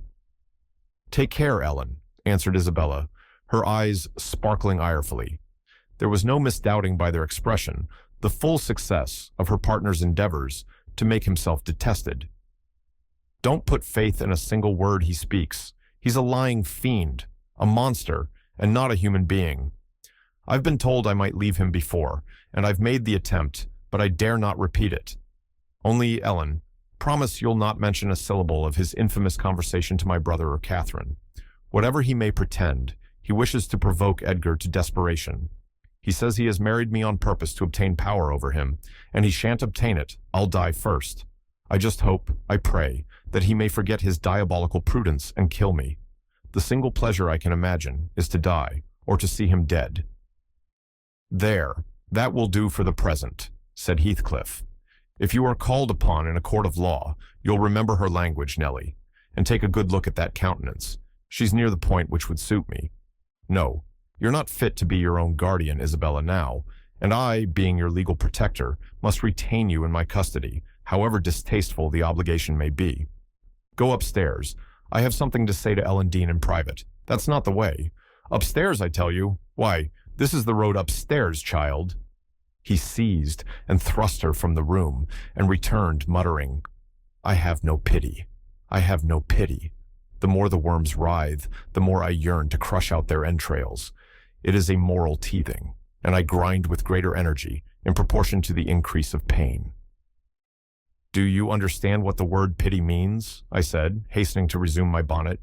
Did you ever feel a touch of it in your life? Put that down, he interrupted, perceiving my intention to depart. You are not going yet. Come here now, Nellie. I must either persuade or compel you to aid me in fulfilling my determination to see Catherine, and that without delay. I swear that I meditate no harm. I don't desire to cause any disturbance or to exasperate or insult Linton. I only wish to hear from herself how she is and why she has been ill, and to ask if anything that I could do would be of use to her. Last night I was in the Grange garden 6 hours, and I'll return there tonight, and every night I'll haunt the place, and every day, till I find an opportunity of entering. If Edgar Linton meets me, I shall not hesitate to knock him down, and give him enough to ensure his quiescence while I stay. If his servants oppose me, I shall threaten them off with these pistols. But wouldn't it be better to prevent my coming in contact with them or their master? And you could do it so easily. I'd warn you when I came, and then you might let me in unobserved as soon as she was alone, and watch till I departed, your conscience quite calm.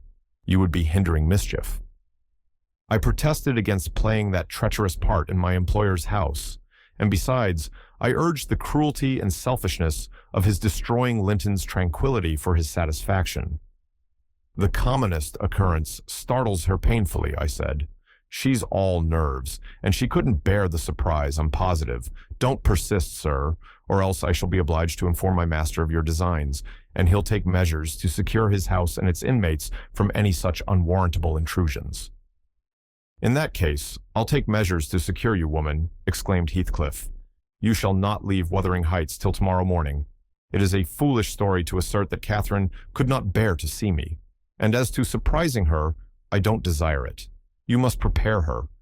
Ask her if I may come. You say she never mentions my name, and that I am never mentioned to her.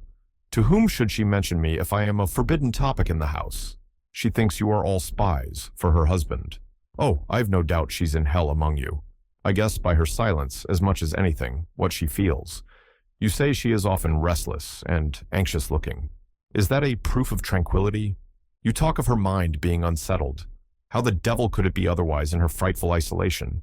And that insipid, paltry creature attending her from duty and humanity, from pity and charity.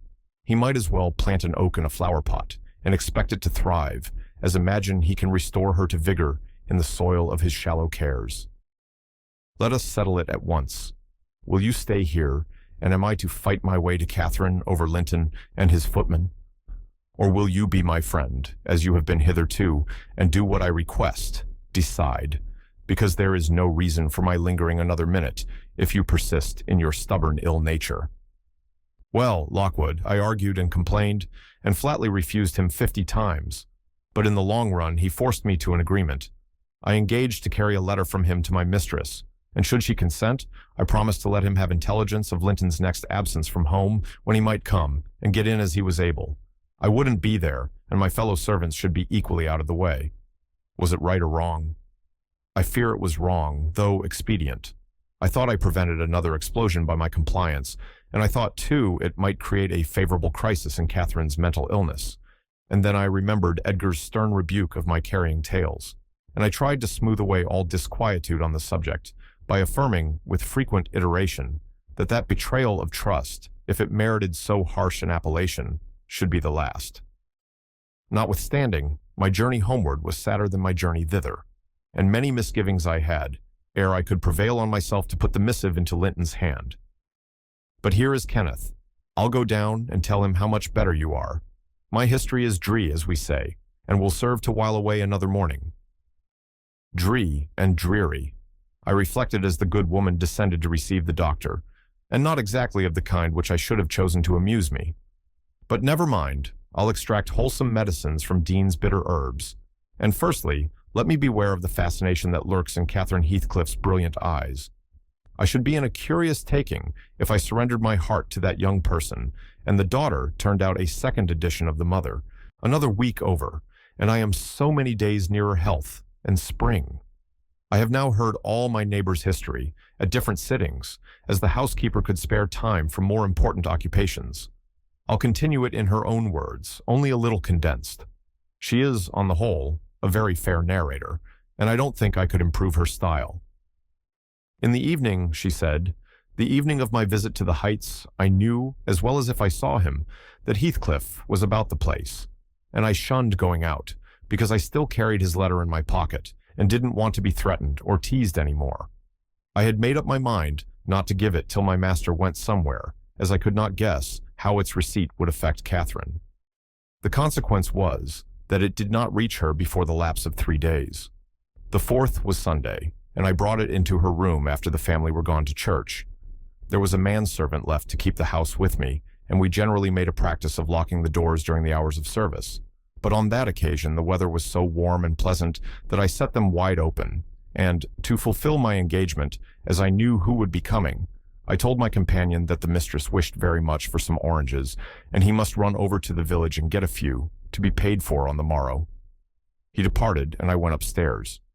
Linton sat in a loose white dress, with a light shawl over her shoulders, in the recess of the open window, as usual. Her thick, long hair had been partly removed at the beginning of her illness, and now she wore it simply combed in its natural tresses over her temples and neck. Her appearance was altered, as I had told Heathcliff, but when she was calm, there seemed unearthly beauty in the change. The flash of her eyes had been succeeded by a dreamy and melancholy softness. They no longer gave the impression of looking at the objects around her. They appeared always to gaze beyond, and far beyond, you would have said out of this world. Then, the paleness of her face, its haggard aspect having vanished as she recovered flesh, and the peculiar expression arising from her mental state, though painfully suggestive of their causes, added to the touching interest which she awakened, and invariably to me, I know, and to any person who saw her, I should think, refuted more tangible proofs of convalescence, and stamped her as one doomed to decay. A book lay spread on the sill before her, and the scarcely perceptible wind fluttered its leaves at intervals. I believe Linton had laid it there, for she never endeavored to divert herself with reading or occupation of any kind, and he would spend many an hour in trying to entice her attention to some subject which had formerly been her amusement.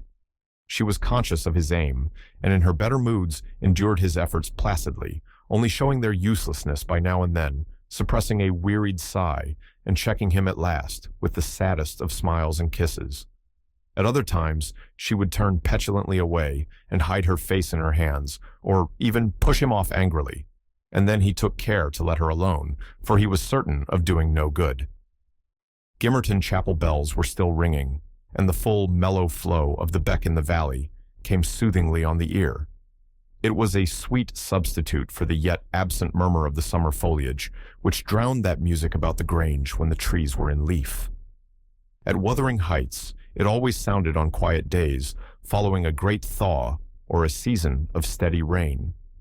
And of Wuthering Heights, Catherine was thinking as she listened. That is, if she thought or listened at all, but she had the vague, distant look I mentioned before, which expressed no recognition of material things either by ear or eye. "There's a letter for you, Linton," I said, gently inserting it in one hand that rested on her knee.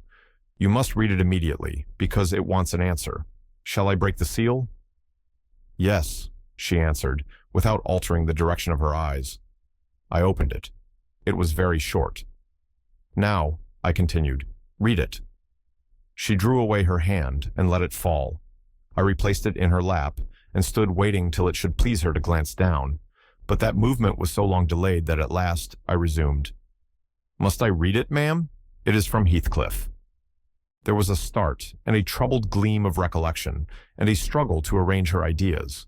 She lifted the letter and seemed to peruse it, and when she came to the signature, she sighed.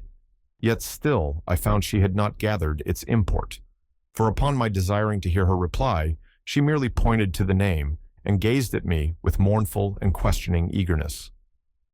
"Well, he wishes to see you," said I, guessing her need of an interpreter. "He's in the garden by this time, and impatient to know what answer I shall bring." As I spoke, I observed a large dog lying on the sunny grass, beneath raise its ears as if about to bark, and then smoothing them back, announce by a wag of the tail that someone approached whom it did not consider a stranger. Linton bent forward and listened breathlessly.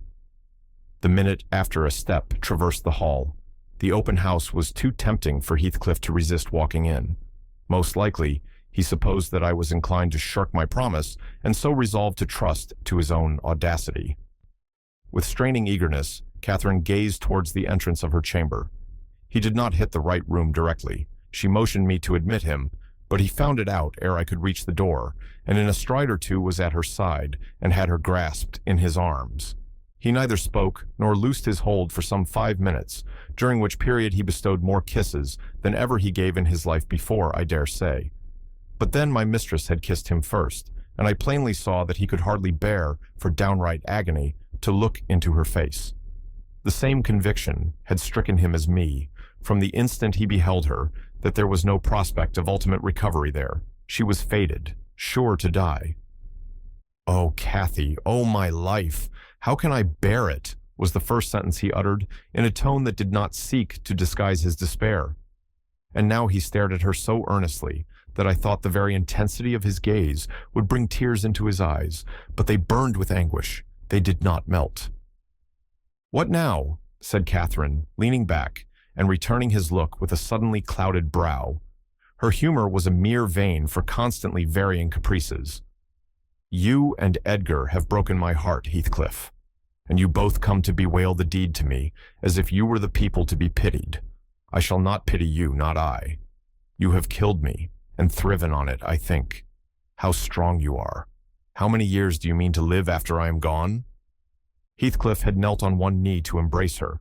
He attempted to rise, but she seized his hair and kept him down. "I wish I could hold you," she continued bitterly, "till we were both dead. I shouldn't care what you suffered. I care nothing for your sufferings. Why shouldn't you suffer? I do. Will you forget me? Will you be happy when I am in the earth? Will you say 20 years hence, that's the grave of Catherine Earnshaw? I loved her long ago and was wretched to lose her, but it is past. I've loved many others since. My children are dearer to me than she was, and at death I shall not rejoice that I am going to her. I shall be sorry that I must leave them." "Will you say so, Heathcliff?" "Don't torture me till I'm as mad as yourself," cried he, wrenching his head free and grinding his teeth. The two, to a cool spectator, made a strange and fearful picture.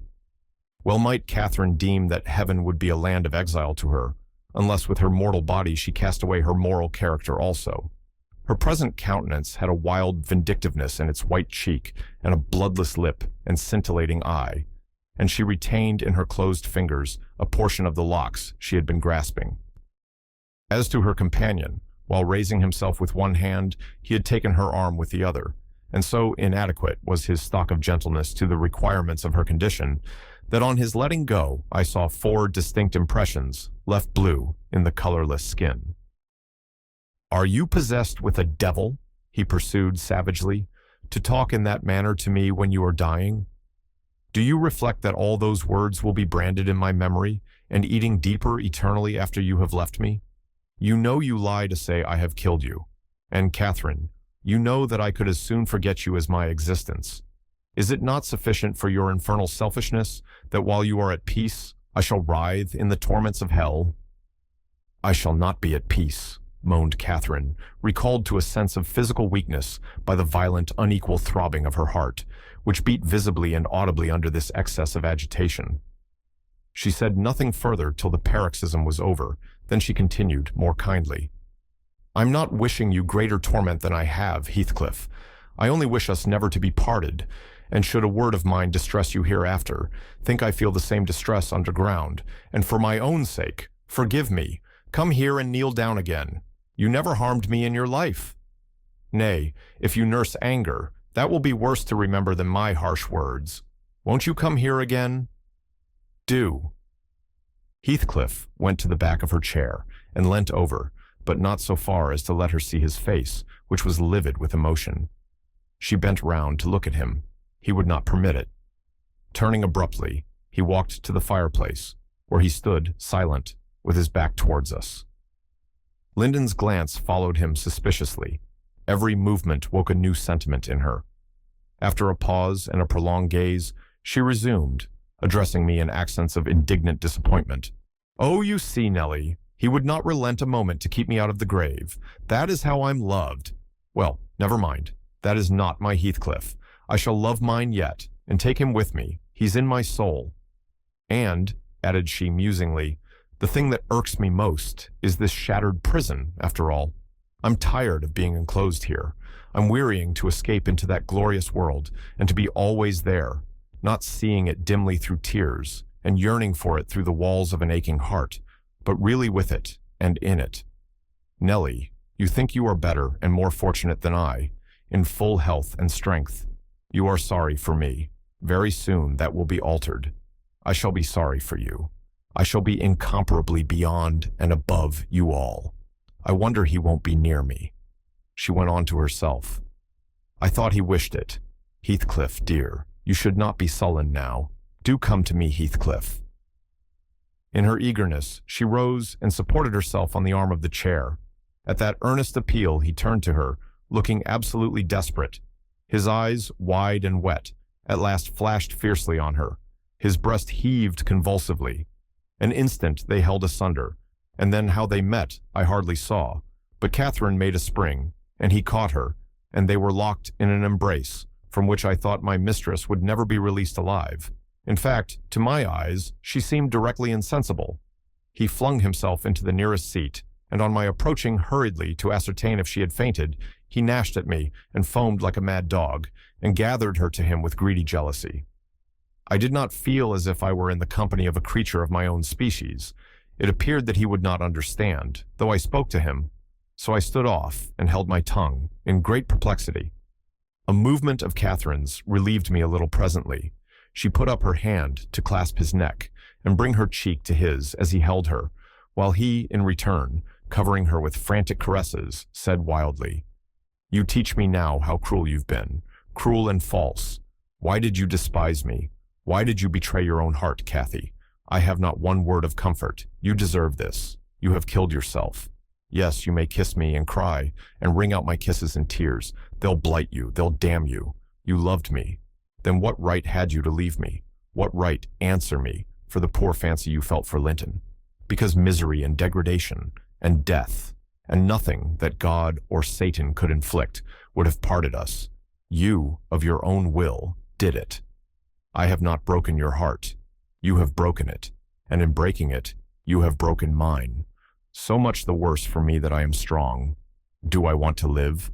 What kind of living will it be when you, oh God, would you like to live with your soul in the grave?"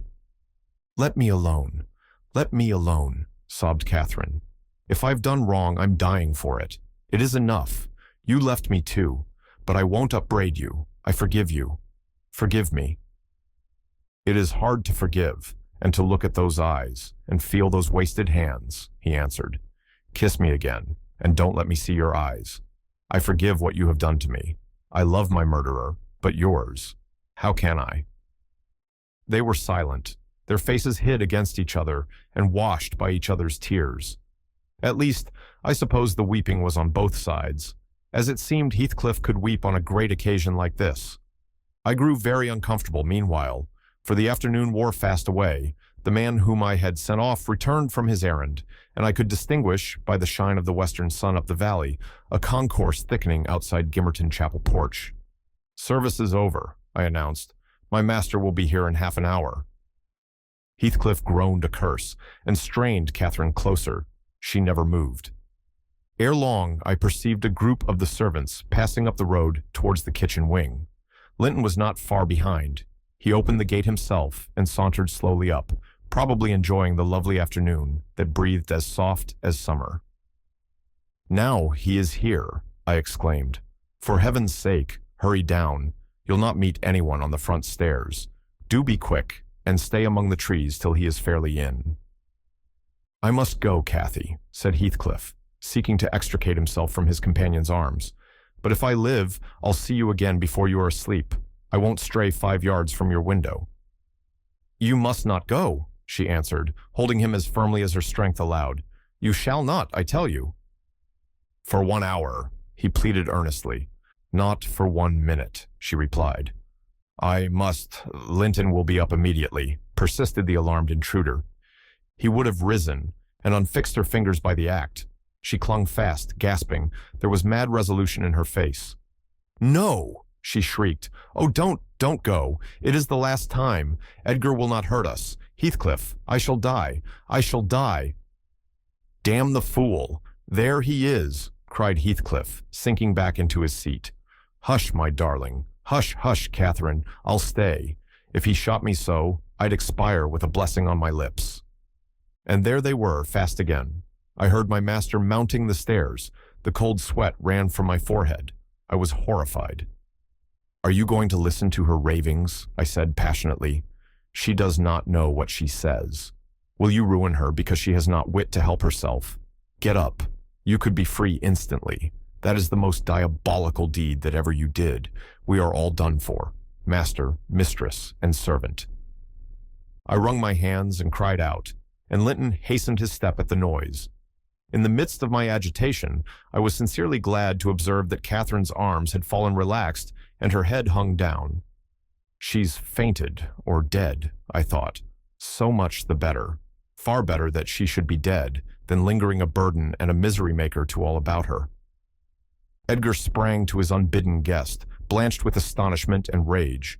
What he meant to do I cannot tell. However, the other stopped all demonstrations at once by placing the lifeless-looking form in his arms. "Look there," he said. "Unless you be a fiend, help her first. Then you shall speak to me."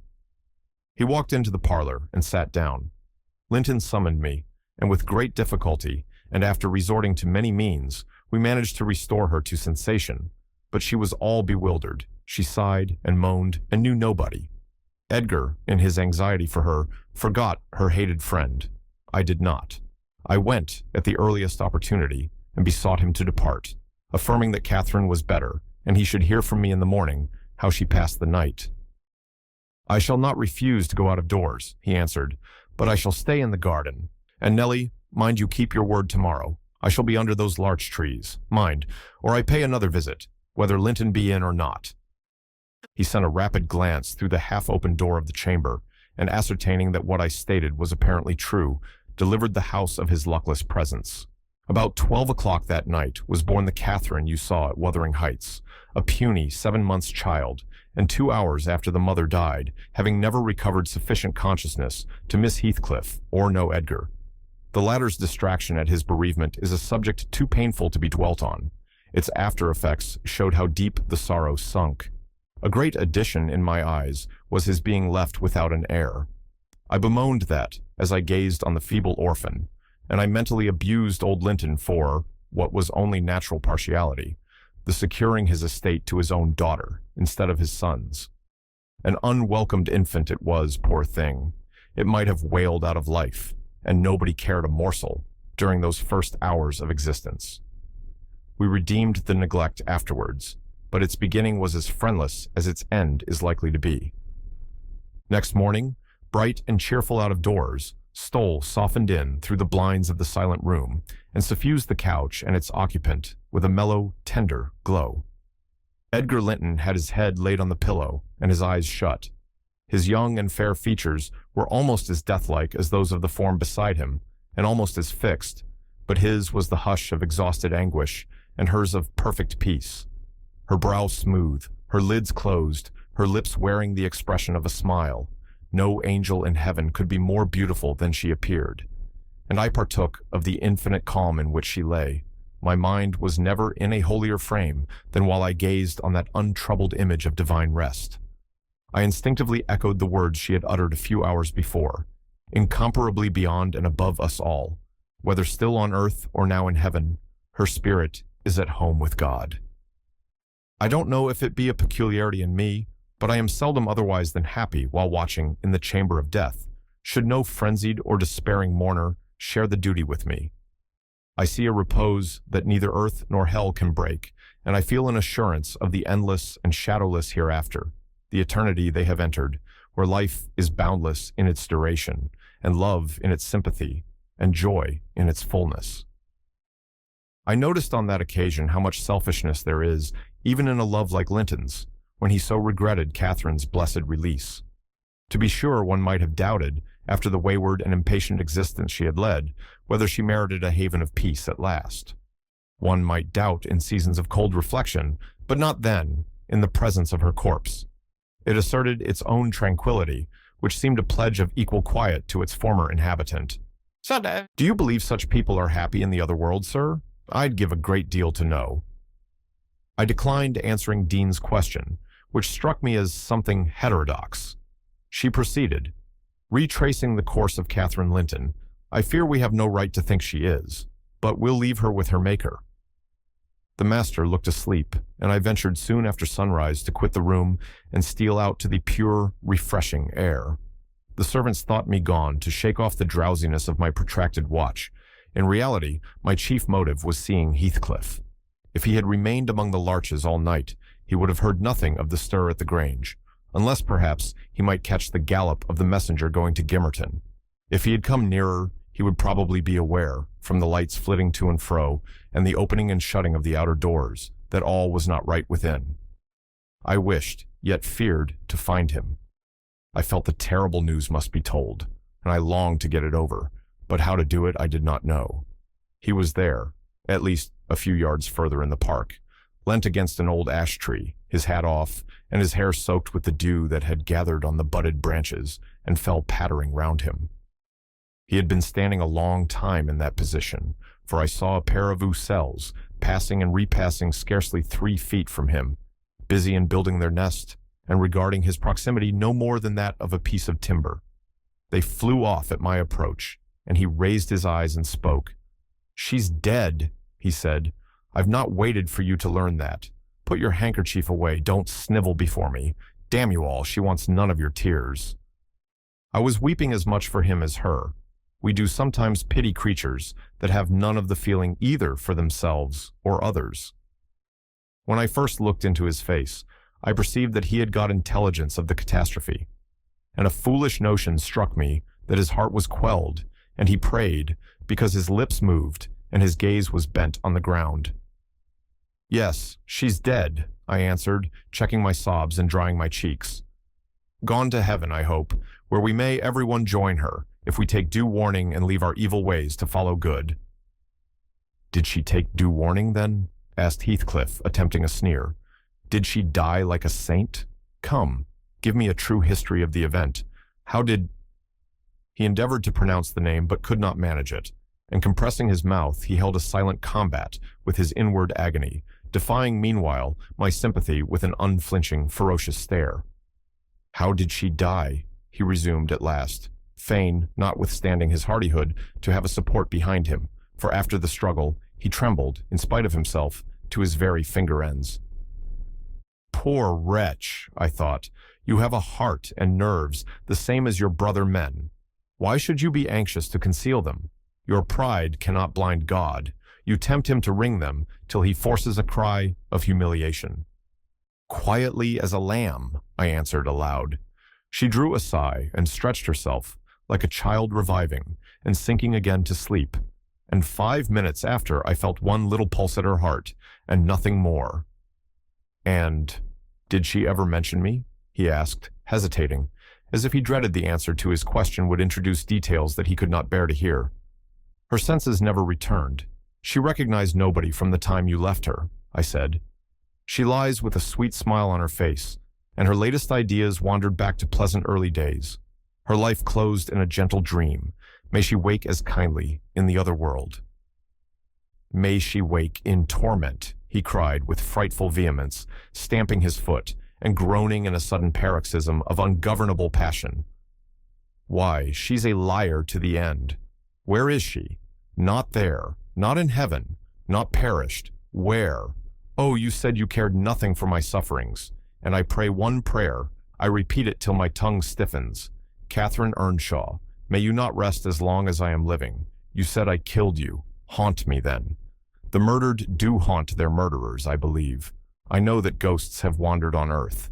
Be with me always. Take any form. Drive me mad.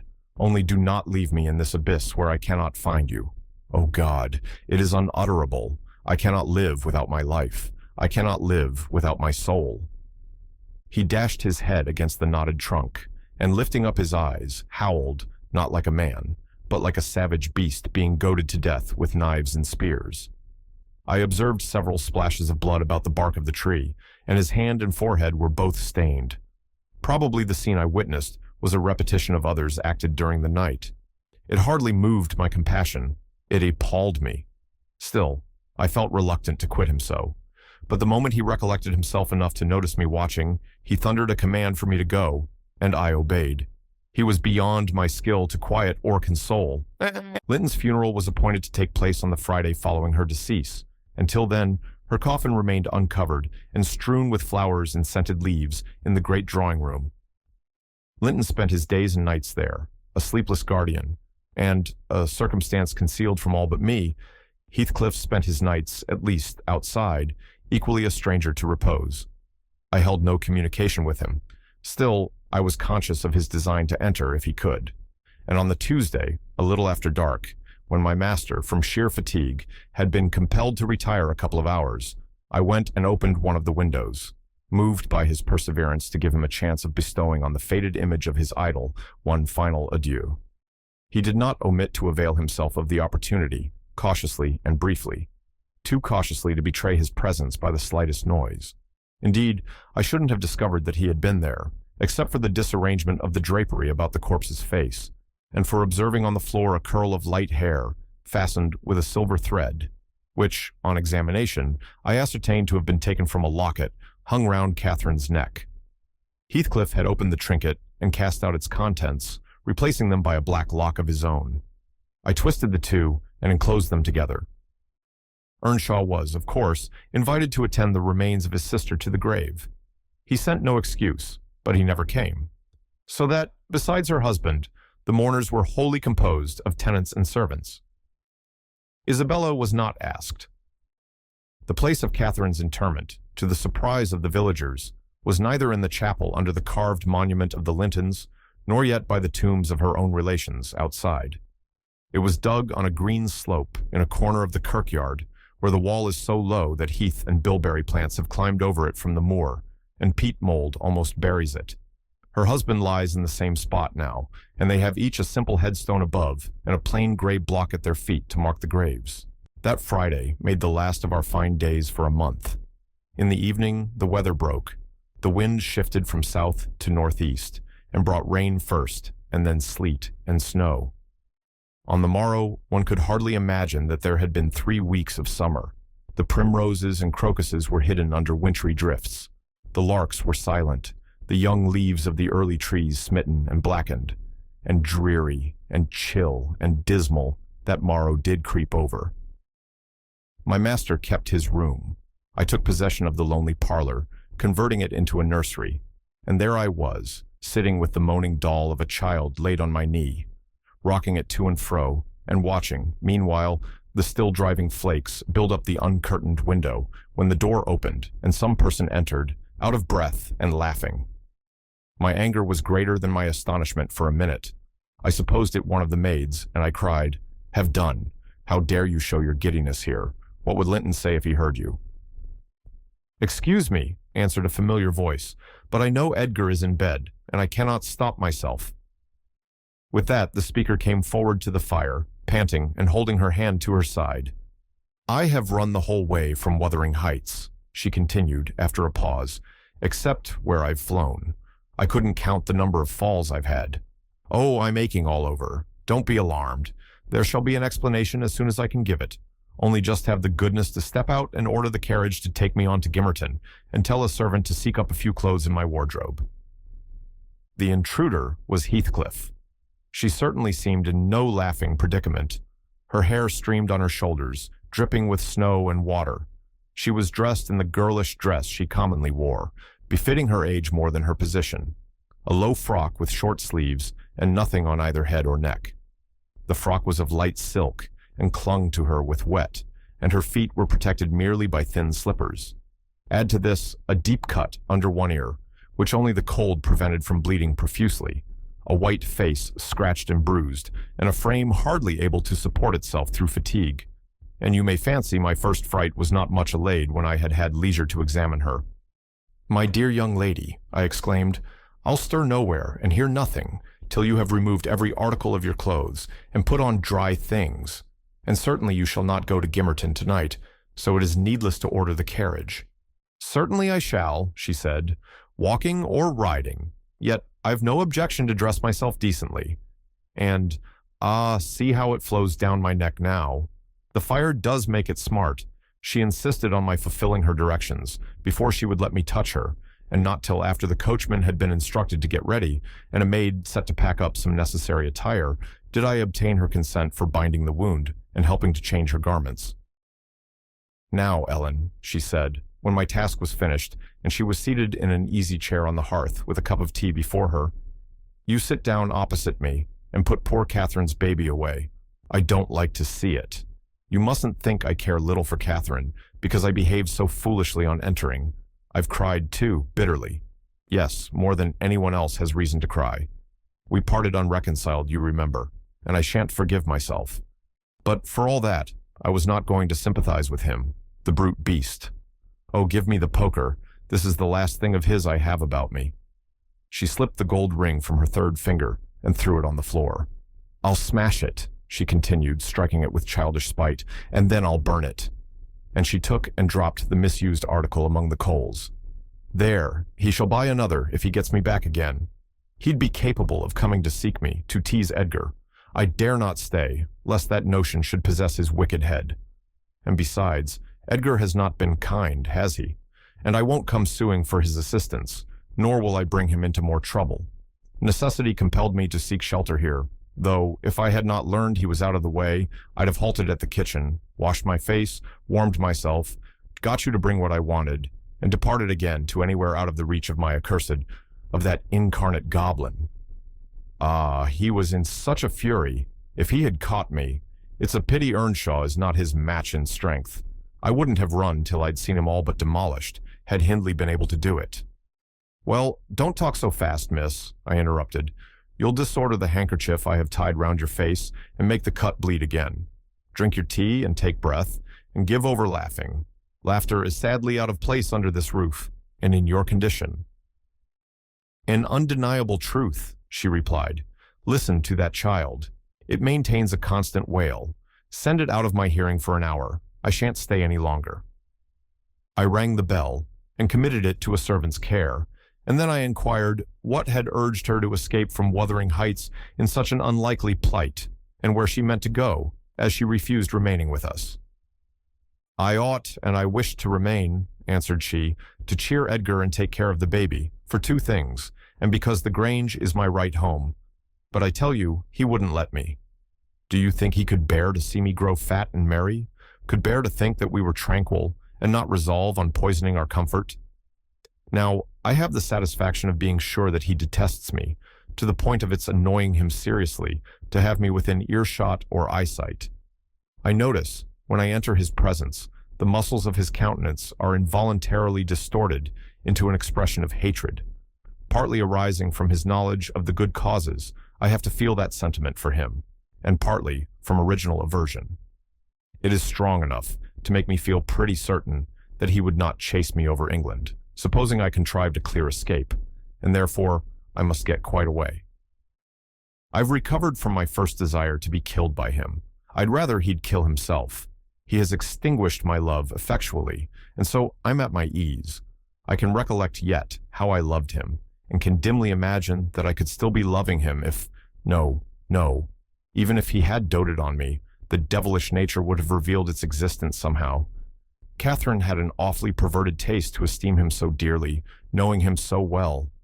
Monster, would that he could be blotted out of creation and out of my memory. "Hush, hush, he's a human being," I said. "Be more charitable. There are worse men than he is yet."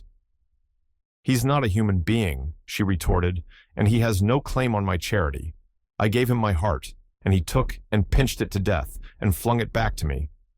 People feel with their hearts, Ellen, and since he has destroyed mine, I have not power to feel for him, and I would not, though he groaned from this to his dying day and wept tears of blood for Catherine. No, indeed, indeed, I wouldn't." And here Isabella began to cry, but immediately dashing the water from her lashes, she recommenced. "You asked, what has driven me to flight at last? I was compelled to attempt it, because I had succeeded in rousing his rage a pitch above his malignity. Pulling out the nerves with red-hot pincers requires more coolness than knocking on the head. He was worked up to forget the fiendish prudence he boasted of, and proceeded to murderous violence. I experienced pleasure in being able to exasperate him. The sense of pleasure woke my instinct of self-preservation, so I fairly broke free, and if ever I come into his hands again, he is welcome to a signal revenge. Yesterday, you know, Earnshaw should have been at the funeral. He kept himself sober for the purpose, tolerably sober, not going to bed mad at 6 o'clock and getting up drunk at 12. Consequently, he rose, in suicidal low spirits, as fit for the church as for a dance. And instead, he sat down by the fire and swallowed gin or brandy by tumblerfuls. Heathcliff, I shudder to name him, has been a stranger in the house from last Sunday till today. Whether the angels have fed him, or his kin beneath, I cannot tell, but he has not eaten a meal with us for nearly a week. He has just come home at dawn and gone upstairs to his chamber, locking himself in, as if anybody dreamt of coveting his company. There he has continued, praying like a Methodist. Only the deity he implored is senseless dust and ashes, and God, when addressed, was curiously confounded with his own black father. After concluding these precious orisons, and they lasted generally till he grew hoarse and his voice was strangled in his throat, he would be off again, always straight down to the Grange. I wonder Edgar did not send for a constable and give him into custody. For me, grieved as I was about Catherine, it was impossible to avoid regarding this season of deliverance from degrading oppression as a holiday. I recovered spirits sufficient to bear Joseph's eternal lectures without weeping, and to move up and down the house, less with the foot of a frightened thief than formerly. You wouldn't think that I should cry at anything Joseph could say, but he and Hareton are detestable companions. I'd rather sit with Hindley and hear his awful talk than with Little Maester and his staunch supporter, that odious old man. When Heathcliff is in, I'm often obliged to seek the kitchen and their society, or starve among the damp, uninhabited chambers.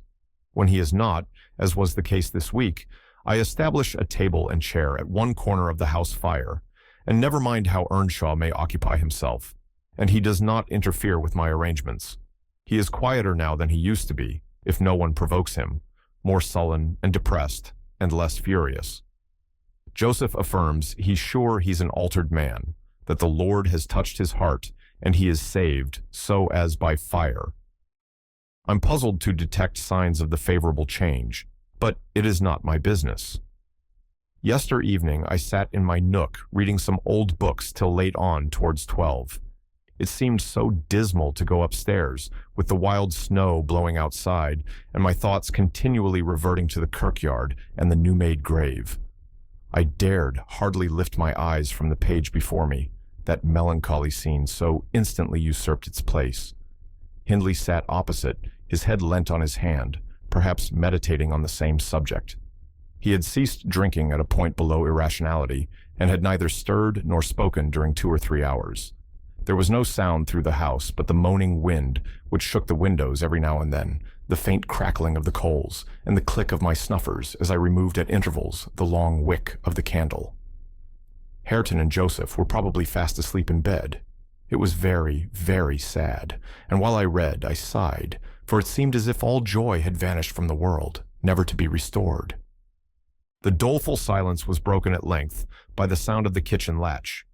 Heathcliff had returned from his watch earlier than usual, owing, I suppose, to the sudden storm. That entrance was fastened, and we heard him coming round to get in by the other.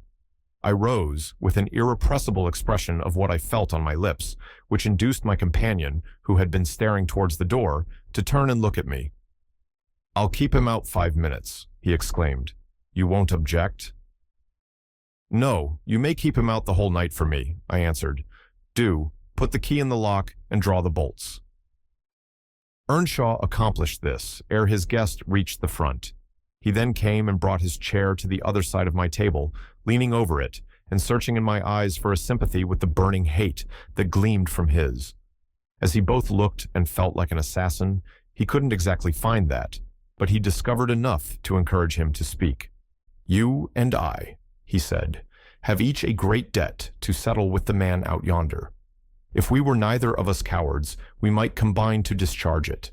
Are you as soft as your brother? Are you willing to endure to the last, and not once attempt a repayment? I'm weary of enduring now, I replied, and I'd be glad of a retaliation that wouldn't recoil on myself, but treachery and violence are spears pointed at both ends. They wound those who resort to them worse than their enemies. Treachery and violence are a just return for treachery and violence, cried Hindley. Heathcliff, I'll ask you to do nothing, but sit still and be dumb. Tell me now, can you? I'm sure you would have as much pleasure as I in witnessing the conclusion of the fiend's existence. He'll be your death, unless you overreach him, and he'll be my ruin. Damn the hellish villain. He knocks at the door as if he were master here already. Promise to hold your tongue, and before that clock strikes, it wants 3 minutes of 1, you're a free woman. He took the implements which I described to you in my letter from his breast, and would have turned down the candle. I snatched it away, however, and seized his arm. I'll not hold my tongue, I said. You mustn't touch him. Let the door remain shut and be quiet. No, I've formed my resolution, and by God I'll execute it, cried the desperate being. I'll do you a kindness, in spite of yourself, and Hareton justice. And you needn't trouble your head to screen me. Catherine is gone. Nobody alive would regret me or be ashamed, though I cut my throat this minute, and it's time to make an end. I might as well have struggled with a bear or reasoned with a lunatic. The only resource left me was to run to a lattice and warn his intended victim of the fate which awaited him. You'd better seek shelter somewhere else tonight, I exclaimed in rather a triumphant tone. Earnshaw has a mind to shoot you if you persist in endeavoring to enter. You'd better open the door, he answered, addressing me by some elegant term that I don't care to repeat. I shall not meddle in the matter, I retorted again. Come in and get shot, if you please. I've done my duty. With that, I shut the window and returned to my place by the fire, having too small a stock of hypocrisy at my command to pretend any anxiety for the danger that menaced him. Earnshaw swore passionately at me, affirming that I loved the villain yet, and calling me all sorts of names for the base spirit I evinced, and I, in my secret heart, and conscience never reproached me, thought what a blessing it would be for him should Heathcliff put him out of misery, and what a blessing for me should he send Heathcliff to his right abode. As I sat nursing these reflections, the casement behind me was banged onto the floor by a blow from the latter individual, and his black countenance looked blightingly through. The stanchion stood too close to suffer his shoulders to follow, and I smiled, exulting in my fancied security. His hair and clothes were whitened with snow, and his sharp cannibal teeth, revealed by cold and wrath, gleamed through the dark. Isabella, let me in, or I'll make you repent. He gurned, as Joseph calls it. I cannot commit murder, I replied. Hindley stands sentinel with a knife and loaded pistol. Let me in by the kitchen door, he said. Hindley will be there before me, I answered, and that's a poor love of yours that cannot bear a shower of snow. We were left at peace in our beds as long as the summer moon shone, but the moment a blast of winter returns, you must run for shelter. Heathcliff, if I were you, I'd go stretch myself over her grave and die like a faithful dog. The world is surely not worth living in now, is it? You had distinctly impressed on me the idea that Catherine was the whole joy of your life. I can't imagine how you think of surviving her loss. He's there, is he? Exclaimed my companion, rushing to the gap. If I can get my arm out, I can hit him. The charge exploded, and the knife, in springing back, closed into its owner's wrist. Heathcliff pulled it away by main force, slitting up the flesh as it passed on, and thrust it dripping into his pocket. He then took a stone, struck down the division between two windows, and sprang in. His adversary had fallen senseless with excessive pain and the flow of blood that gushed from an artery or a large vein. The ruffian kicked and trampled on him and dashed his head repeatedly against the flags, holding me with one hand, meantime, to prevent me summoning Joseph. He exerted preterhuman self-denial in abstaining from finishing him completely, but getting out of breath, he finally desisted and dragged the apparently inanimate body onto the settle. There he tore off the sleeve of Earnshaw's coat and bound up the wound with brutal roughness, spitting and cursing during the operation as energetically as he had kicked before. Being at liberty, I lost no time in seeking the old servant, who, having gathered by degrees the purport of my hasty tale, hurried below, gasping as he descended the steps two at once. "What is there to do now? What is there to do now?" "There's this to do," thundered Heathcliff, "that your master's mad, and should he last another month, I'll have him to an asylum. And how the devil did you come to fasten me out, you toothless hound? Don't stand muttering and mumbling there. Come, I'm not going to nurse him. Wash that stuff away, and mind the sparks of your candle. It is more than half brandy." "And so you've been murthering on him?" exclaimed Joseph, lifting his hands and eyes in horror. "If iver I seed a seat loike this, may the Lord—" Heathcliff gave him a push onto his knees in the middle of the blood and flung a towel to him, but instead of proceeding to dry it up, he joined his hands and began a prayer which excited my laughter from its odd phraseology. I was in the condition of mind to be shocked at nothing. In fact, I was as reckless as some malefactors show themselves at the foot of the gallows. "Sim." "Oh, I forgot you," said the tyrant. "You shall do that. Down with you, and you conspire with him against me, do you, viper? There, that is work fit for you." He shook me till my teeth rattled and pitched me beside Joseph, who steadily concluded his supplications, and then rose, vowing he would set off for the Grange directly. Linton was a magistrate, and though he had 50 wives dead, he should inquire into this. He was so obstinate in his resolution that Heathcliff deemed it expedient to compel from my lips a recapitulation of what had taken place. Standing over me, heaving with malevolence, as I reluctantly delivered the account in answer to his questions. It required a great deal of labor to satisfy the old man that Heathcliff was not the aggressor, especially with my hardly wrung replies. However, Earnshaw soon convinced him that he was alive still. Joseph hastened to administer a dose of spirits, and by their succor, his master presently regained motion and consciousness. Heathcliff, aware that his opponent was ignorant of the treatment received while insensible, called him deliriously intoxicated, and said he should not notice his atrocious conduct further, but advised him to get to bed. To my joy, he left us, after giving this judicious counsel, and Hindley stretched himself on the hearthstone. I departed to my own room, marveling that I had escaped so easily. This morning, when I came down, about half an hour before noon, Earnshaw was sitting by the fire, deadly sick. His evil genius, almost as gaunt and ghastly, leant against the chimney. Neither appeared inclined to dine, and, having waited till all was cold on the table, I commenced alone. Nothing hindered me from eating heartily, and I experienced a certain sense of satisfaction and superiority, as, at intervals, I cast a look towards my silent companions, and felt the comfort of a quiet conscience within me.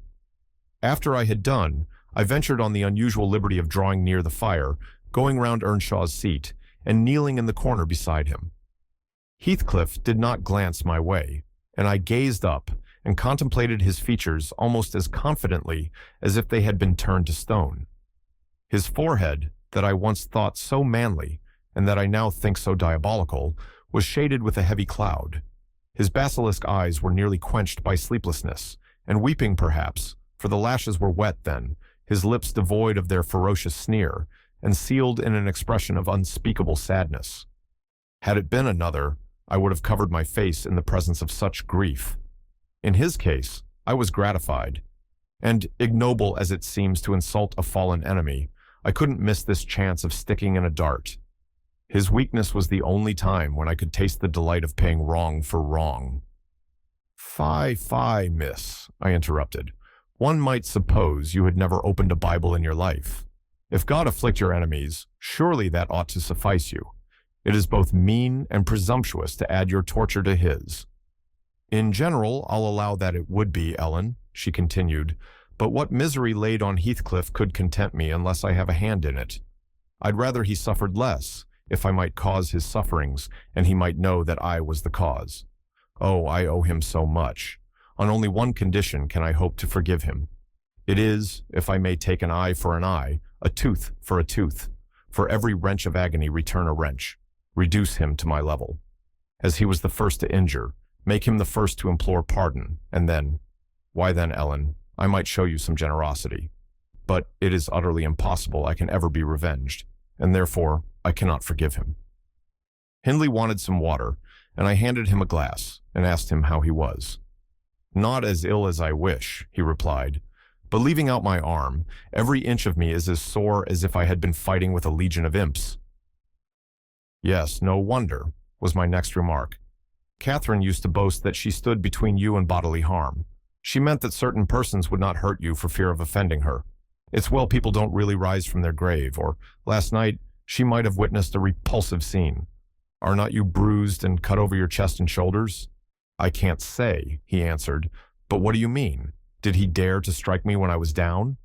He trampled on and kicked you and dashed you on the ground, I whispered, and his mouth watered to tear you with his teeth, because he's only half man, not so much, and the rest fiend. Earnshaw looked up, like me, to the countenance of our mutual foe, who, absorbed in his anguish, seemed insensible to anything around him. The longer he stood, the plainer his reflections revealed their blackness through his features.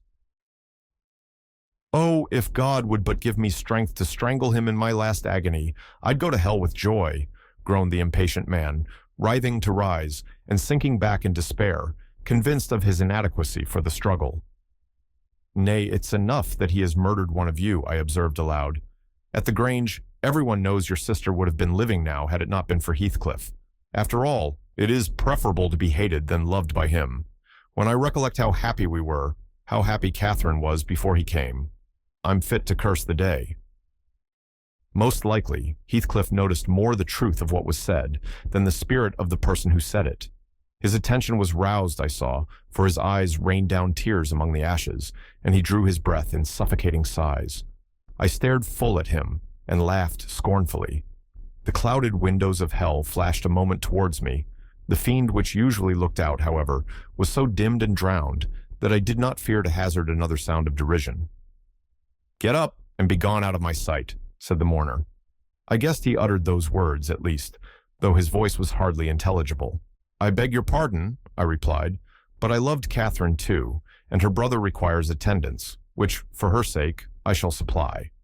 Now that she's dead, I see her in Hindley. Hindley has exactly her eyes, if you had not tried to gouge them out, and made them black and red, and her—" "Get up, wretched idiot, before I stamp you to death," he cried, making a movement that caused me to make one also. "But then," I continued, holding myself ready to flee, "if poor Catherine had trusted you and assumed the ridiculous, contemptible, degrading title of Heathcliff, she would soon have presented a similar picture. She wouldn't have borne your abominable behavior quietly. Her detestation and disgust must have found voice." The back of the settle and Earnshaw's person interposed between me and him, so instead of endeavoring to reach me, he snatched a dinner knife from the table and flung it at my head. It struck beneath my ear and stopped the sentence I was uttering, but pulling it out, I sprang to the door and delivered another, which I hope went a little deeper than his missile. The last glimpse I caught of him was a furious rush on his part, checked by the embrace of his host, and both fell locked together on the hearth. In my flight through the kitchen, I bid Joseph speed to his master.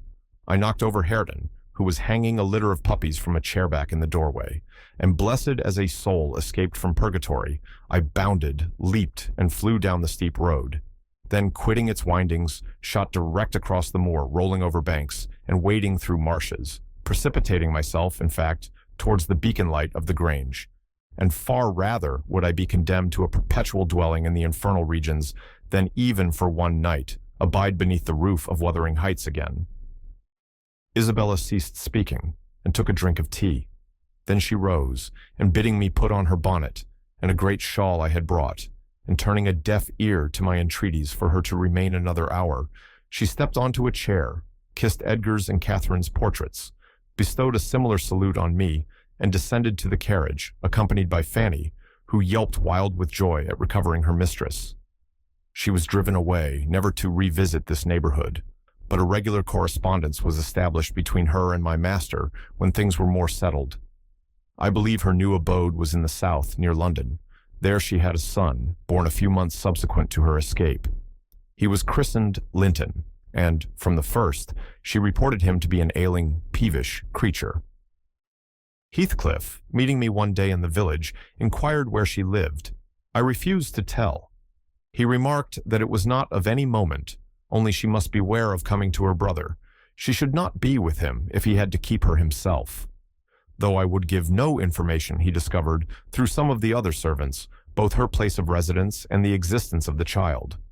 Still, he didn't molest her, for which forbearance she might thank his aversion, I suppose. He often asked about the infant when he saw me, and on hearing its name, smiled grimly and observed, "They wish me to hate it too, do they?" "I don't think they wish you to know anything about it," I answered. "But I'll have it," he said, "when I want it. They may reckon on that." Fortunately, its mother died before the time arrived, some 13 years after the decease of Catherine, when Linton was 12, or a little more. On the day succeeding Isabella's unexpected visit, I had no opportunity of speaking to my master. He shunned conversation and was fit for discussing nothing. When I could get him to listen, I saw it pleased him that his sister had left her husband, whom he abhorred with an intensity which the mildness of his nature would scarcely seem to allow. So deep and sensitive was his aversion that he refrained from going anywhere where he was likely to see or hear of Heathcliff. Grief, and that together, transformed him into a complete hermit. He threw up his office of magistrate, ceased even to attend church, avoided the village on all occasions, and spent a life of entire seclusion within the limits of his park and grounds, only varied by solitary rambles on the moors, and visits to the grave of his wife, mostly at evening or early morning before other wanderers were abroad. But he was too good to be thoroughly unhappy long. He didn't pray for Catherine's soul to haunt him.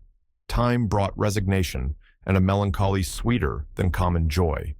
He recalled her memory with ardent, tender love and hopeful aspiring to the better world, where he doubted not she was gone, and he had earthly consolation and affections also. For a few days, I said, he seemed regardless of the puny successor to the departed. That coldness melted as fast as snow in April, and ere the tiny thing could stammer a word or totter a step, it wielded a despot's scepter in his heart. It was named Catherine, but he never called it the name in full, as he had never called the first Catherine short, probably because Heathcliff had a habit of doing so. The little one was always Cathy. It formed to him a distinction from the mother, and yet a connection with her, and his attachment sprang from its relation to her, far more than from its being his own. I used to draw a comparison between him and Hindley Earnshaw, and perplex myself to explain satisfactorily why their conduct was so opposite in similar circumstances. They had both been fond husbands, and were both attached to their children, and I could not see how they shouldn't both have taken the same road, for good or evil. But, I thought in my mind, Hindley, with apparently the stronger head, has shown himself sadly the worse and the weaker man. When his ship struck, the captain abandoned his post, and the crew, instead of trying to save her, rushed into riot and confusion, leaving no hope for their luckless vessel. Linton, on the contrary, displayed the true courage of a loyal and faithful soul. He trusted God, and God comforted him. One hoped, and the other despaired. They chose their own lots, and were righteously doomed to endure them. But you'll not want to hear my moralizing, Lockwood. You'll judge as well as I can all these things. At least, you'll think you will, and that's the same. The end of Earnshaw was what might have been expected. It followed fast on his sisters. There were scarcely 6 months between them. We, at the Grange, never got a very succinct account of his state preceding it. All that I did learn was on occasion of going to aid in the preparations for the funeral. Kenneth came to announce the event to my master. "Well, Nellie," said he, riding into the yard one morning, too early not to alarm me with an instant presentiment of bad news. "It's yours and my turn to go into mourning at present. Who's given us the slip now, do you think?" "Who?" I asked in a flurry. "Why, I guess," he returned, dismounting and slinging his bridle on a hook by the door. "And nip up the corner of your apron. I'm certain you'll need it." "Not Heathcliff, surely," I exclaimed. "What, would you have tears for him?" said the doctor. "No, Heathcliff's a tough young fellow. He looks blooming today. I've just seen him. He's rapidly regaining flesh since he lost his better half." "Who is it then, Kenneth?" I repeated impatiently. "Hindley Earnshaw, your old friend Hindley," he replied, "and my wicked gossip, though he's been too wild for me this long while. There, I said we should draw water, but cheer up. He died true to his character, drunk as a lord." Poor lad. I'm sorry too. One can't help missing an old companion, though he had the worst tricks with him that ever man imagined, and has done me many a rascally turn. He's barely 27, it seems. That's your own age. Who would have thought you were born in 1 year? I confess this blow was greater to me than the shock of Linton's death. Ancient associations lingered round my heart. I sat down in the porch and wept as for a blood relation, desiring Kenneth to get another servant to introduce him to the master. I could not hinder myself from pondering on the question. Had he had fair play? Whatever I did, that idea would bother me. It was so tiresomely pertinacious that I resolved on requesting leave to go to Wuthering Heights and assist in the last duties to the dead. Linton was extremely reluctant to consent, but I pleaded eloquently for the friendless condition in which he lay, and I said my old master and foster brother had a claim on my services as strong as his own. Besides, I reminded him that the child Hareton was his wife's nephew, and, in the absence of nearer kin, he ought to act as its guardian, and he ought to and must inquire how the property was left, and look over the concerns of his brother-in-law. He was unfit for attending to such matters then, but he bid me speak to his lawyer, and at length permitted me to go. His lawyer had been Earnshaw's also. I called at the village and asked him to accompany me. He shook his head and advised that Heathcliff should be let alone, affirming if the truth were known, Hareton would be found little else than a beggar. "His father died in debt," he said. "The whole property is mortgaged, and the sole chance for the natural heir is to allow him an opportunity of creating some interest in the creditor's heart, that he may be inclined to deal leniently towards him." When I reached the Heights, I explained that I had come to see everything carried on decently, and Joseph, who appeared in sufficient distress, expressed satisfaction at my presence. Heathcliff said he did not perceive that I was wanted, but I might stay and order the arrangements for the funeral if I chose. The old servant confirmed this statement, but muttered, "I'd rather he'd go and hisseln for the doctor. I said he'd tented a maester better nor him, and he weren't dead when I left, not at a sort." I insisted on the funeral being respectable. Heathcliff said I might have my own way there too.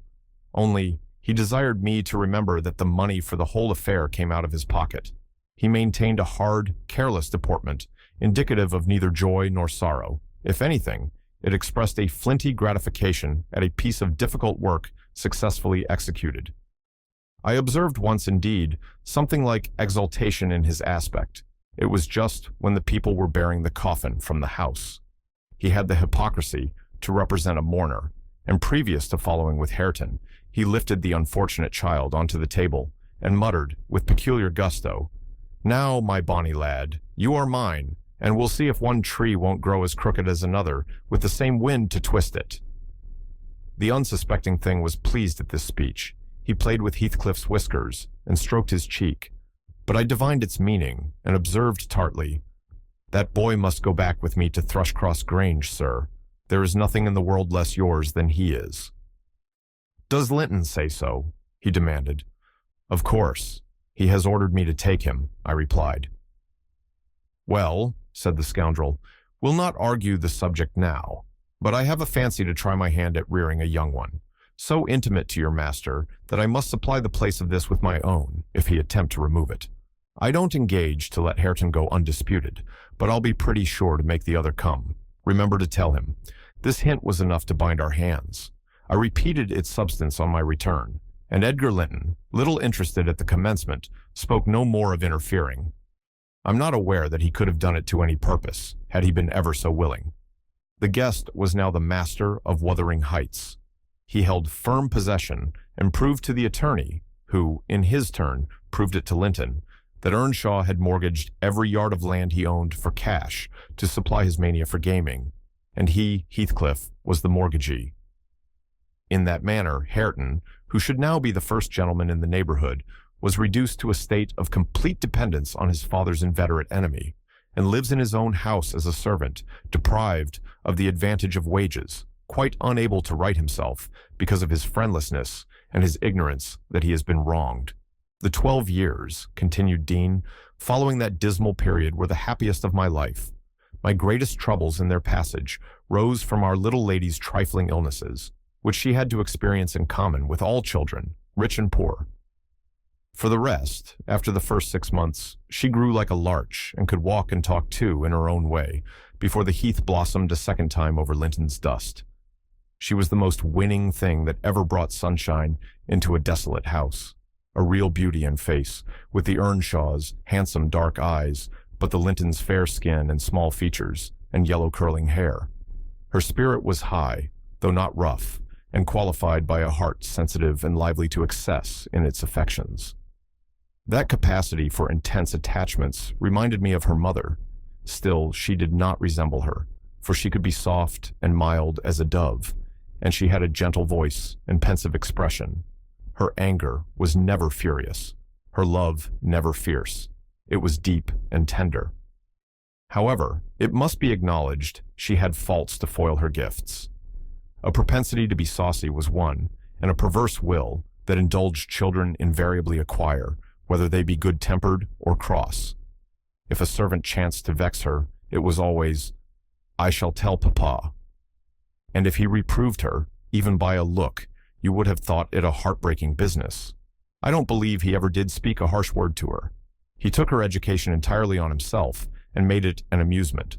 Fortunately, curiosity and a quick intellect made her an apt scholar. She learned rapidly and eagerly, and did honor to his teaching. Till she reached the age of 13, she had not once been beyond the range of the park by herself. Linton would take her with him a mile or so outside on rare occasions, but he trusted her to no one else. Gimmerton was an unsubstantial name in her ears, the chapel, the only building she had approached or entered, except her own home. Wuthering Heights and Heathcliff did not exist for her. She was a perfect recluse, and apparently perfectly contented. Sometimes, indeed, while surveying the country from her nursery window, she would observe, "Ellen, how long will it be before I can walk to the top of those hills? I wonder what lies on the other side. Is it the sea?"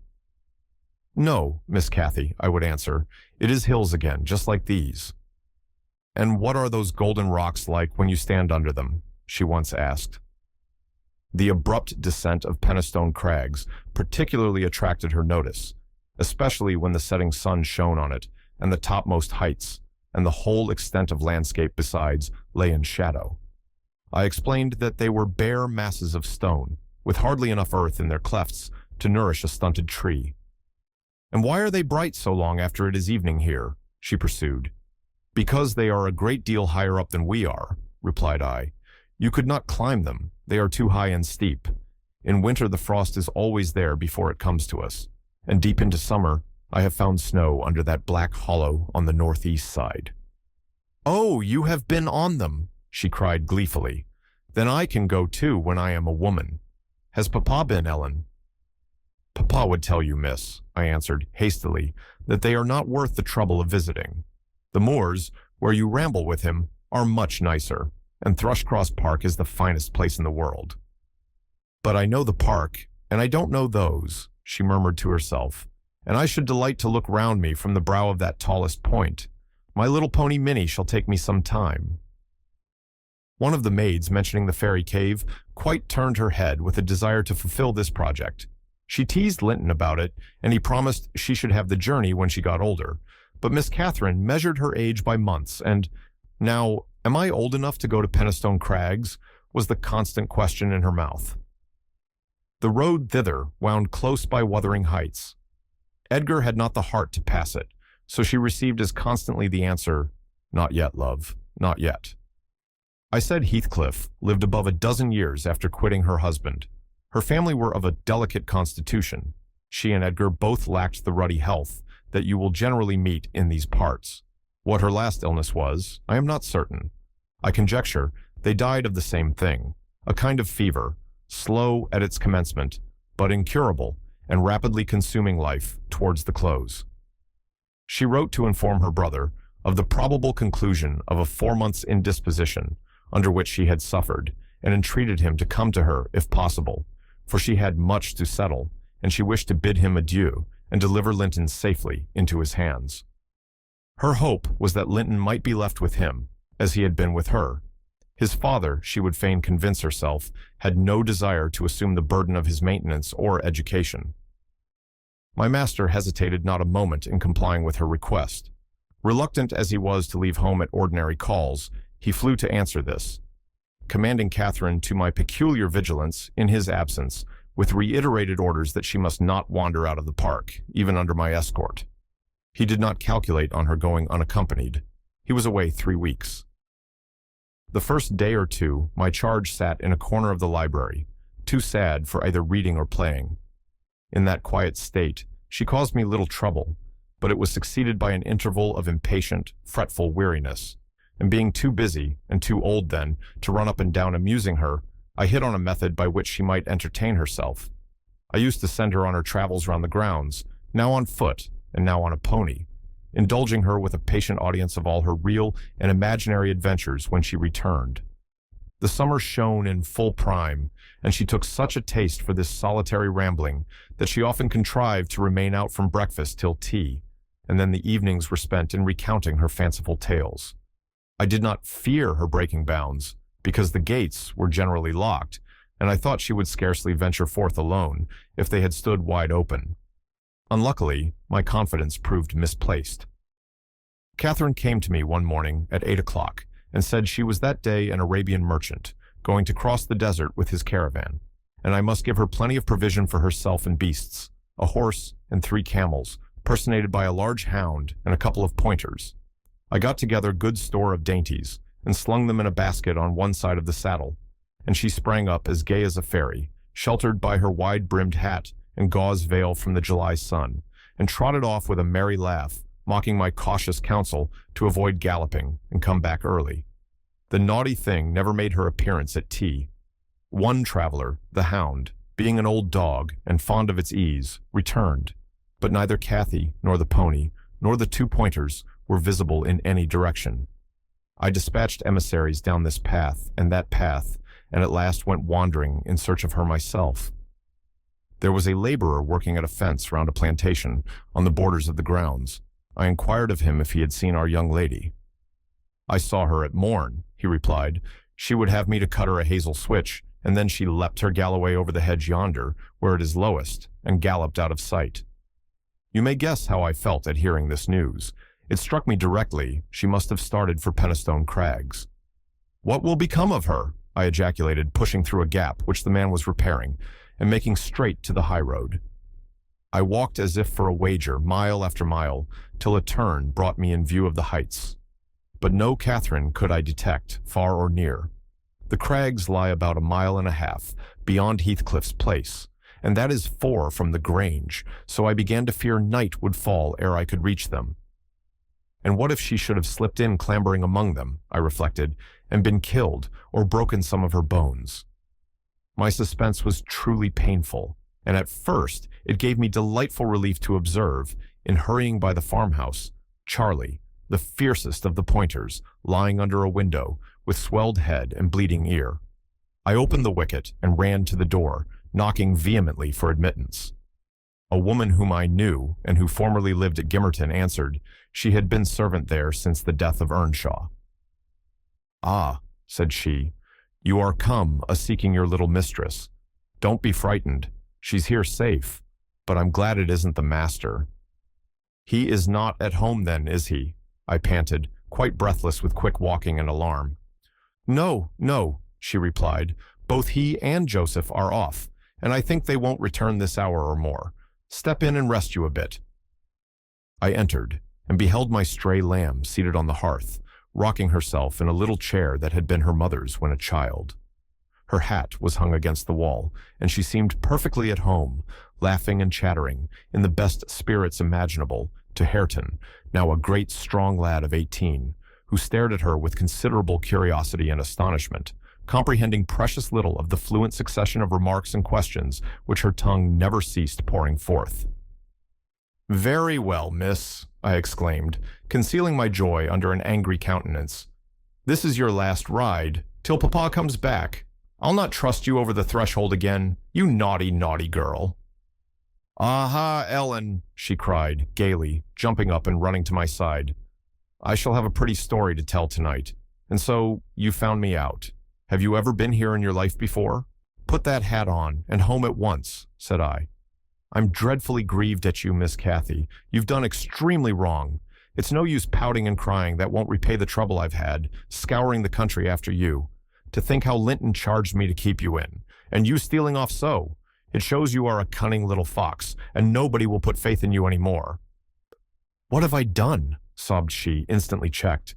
"Papa charged me nothing. He'll not scold me, Ellen. He's never cross like you." "Come, come," I repeated. "I'll tie the riband. Now, let us have no petulance. Oh, for shame, you 13 years old and such a baby." This exclamation was caused by her pushing the hat from her head and retreating to the chimney out of my reach. "Nay," said the servant, "don't be hard on the bonny lass, Dean. We made her stop. She'd fain have ridden forwards, afeard you should be uneasy. Hareton offered to go with her, and I thought he should. It's a wild road over the hills." Hareton, during the discussion, stood with his hands in his pockets, too awkward to speak, though he looked as if he did not relish my intrusion. "How long am I to wait?" I continued, disregarding the woman's interference. "It will be dark in 10 minutes. Where is the pony, Miss Cathy? And where is Phoenix? I shall leave you, unless you be quick, so please yourself." "The pony is in the yard," she replied, "and Phoenix is shut in there. He's bitten, and so is Charlie. I was going to tell you all about it, but you are in a bad temper and don't deserve to hear." I picked up her hat and approached to reinstate it, but perceiving that the people of the house took her part, she commenced capering round the room, and on my giving chase, ran like a mouse over and under and behind the furniture, rendering it ridiculous for me to pursue. Hareton and the woman laughed, and she joined them, and waxed more impertinent still, till I cried in great irritation, "Well, Miss Cathy, if you were aware whose house this is, you'd be glad enough to get out." "It's your father's, isn't it?" said she, turning to Hareton. "Nay," he replied, looking down and blushing bashfully. He could not stand a steady gaze from her eyes, though they were just his own. "Whose, then? Your master's?" she asked. He colored deeper, with a different feeling, muttered an oath, and turned away. "Who is his master?" continued the tiresome girl, appealing to me.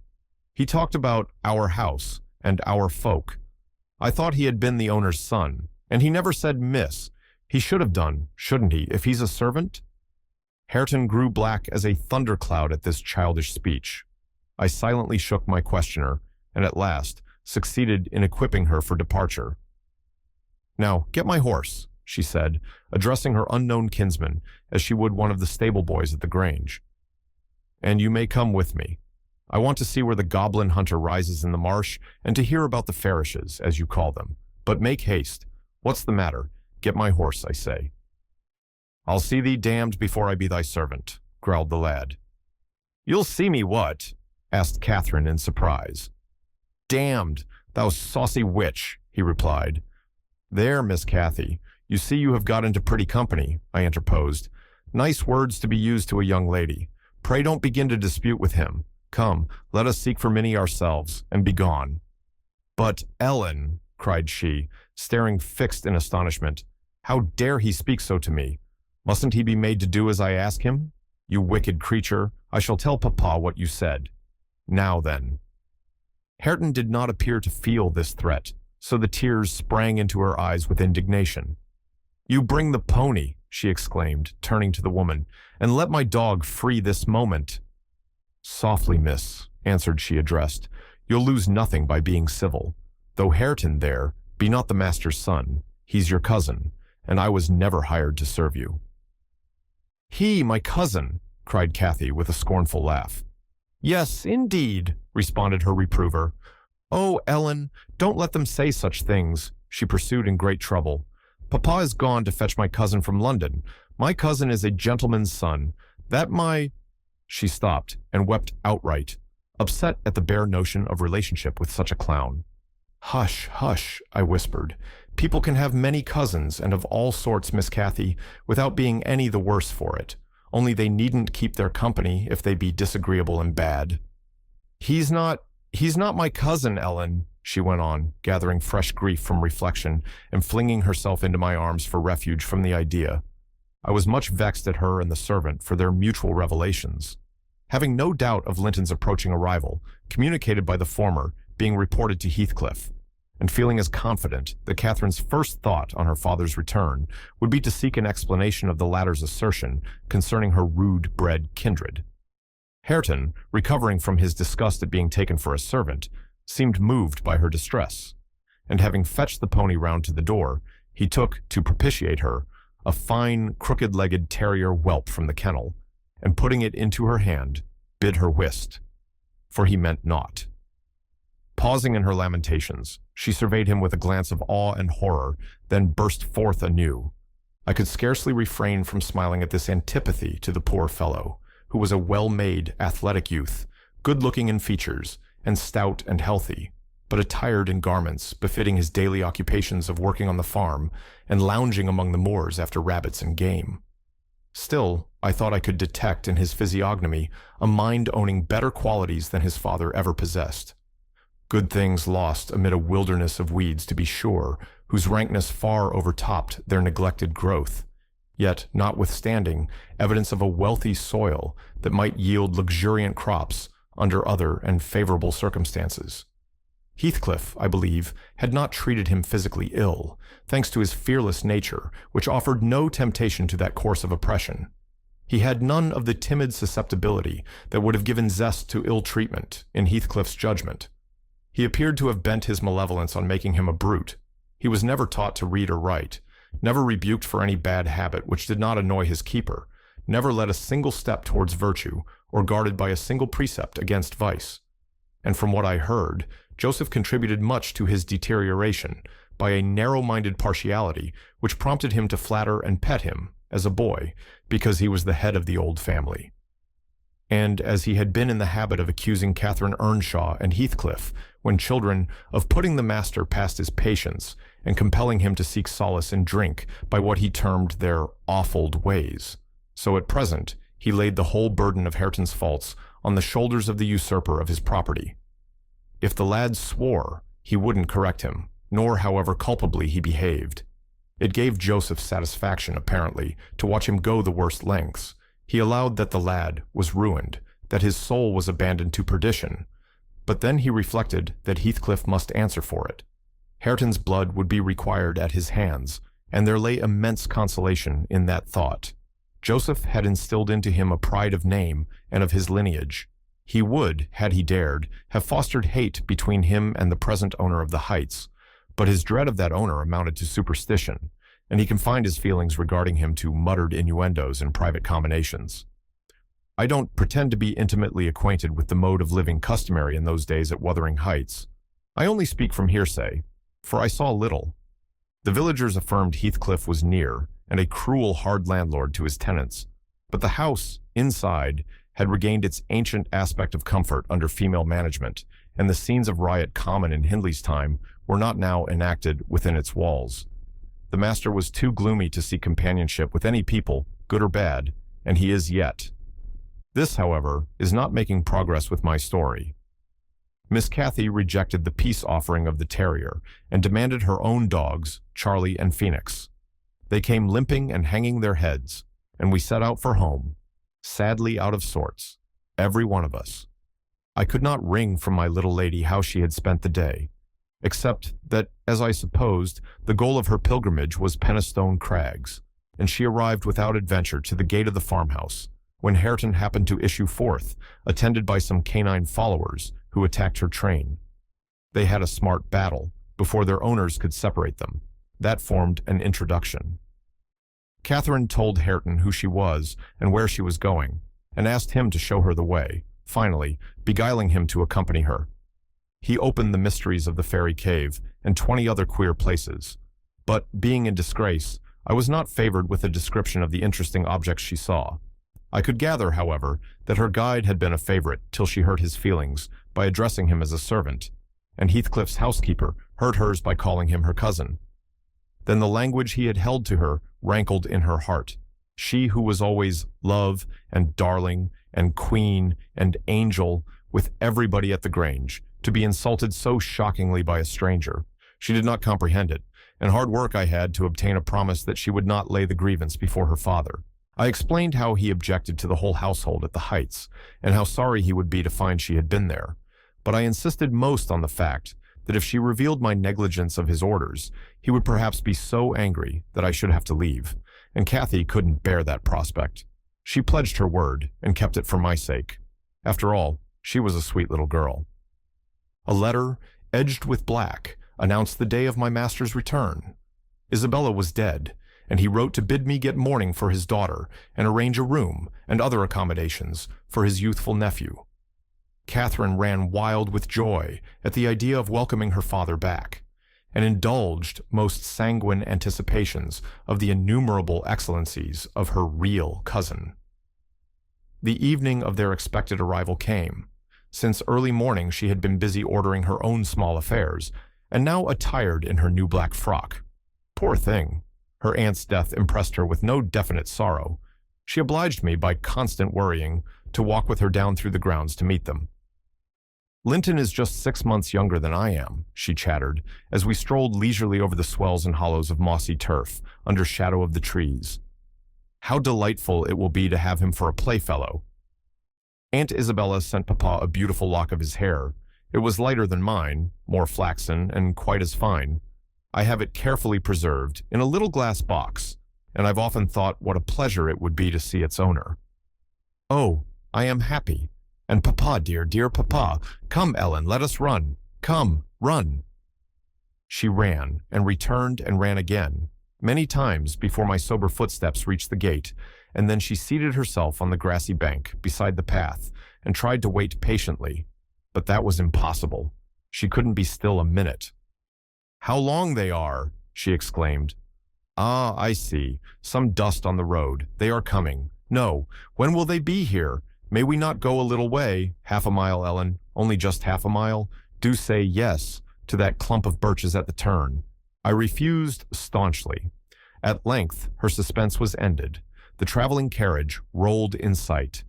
Miss Cathy shrieked and stretched out her arms as soon as she caught her father's face looking from the window. He descended, nearly as eager as herself, and a considerable interval elapsed ere they had a thought to spare for any but themselves. While they exchanged caresses, I took a peep in to see after Linton. He was asleep in a corner, wrapped in a warm fur-lined cloak, as if it had been winter. A pale, delicate, effeminate boy, who might have been taken for my master's younger brother, so strong was the resemblance, but there was a sickly peevishness in his aspect that Edgar Linton never had. The latter saw me looking, and having shaken hands, advised me to close the door and leave him undisturbed, for the journey had fatigued him. Cathy would fain have taken one glance, but her father told her to come, and they walked together up the park, while I hastened before to prepare the servants. "Now, darling," said Linton, addressing his daughter, as they halted at the bottom of the front steps, "your cousin is not so strong or so merry as you are, and he has lost his mother, remember, a very short time since. Therefore, don't expect him to play and run about with you directly, and don't harass him much by talking. Let him be quiet this evening at least, will you?" "Yes, yes, Papa," answered Catherine, "but I do want to see him, and he hasn't once looked out." The carriage stopped, and the sleeper being roused, was lifted to the ground by his uncle. "This is your cousin, Cathy Linton," he said, putting their little hands together. "She's fond of you already, and mind you don't grieve her by crying tonight. Try to be cheerful now. The traveling is at an end, and you have nothing to do but rest and amuse yourself as you please." "Let me go to bed, then," answered the boy, shrinking from Catherine's salute, and he put his fingers to remove incipient tears. "Come, come, there's a good child," I whispered, leading him in. "You'll make her weep, too. See how sorry she is for you." I do not know whether it was sorrow for him, but his cousin put on as sad a countenance as himself, and returned to her father. All three entered, and mounted to the library, where tea was laid ready.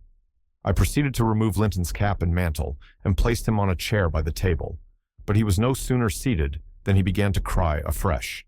My master inquired what was the matter. "I can't sit on a chair," sobbed the boy. "Go to the sofa, then, and Ellen shall bring you some tea," answered his uncle patiently.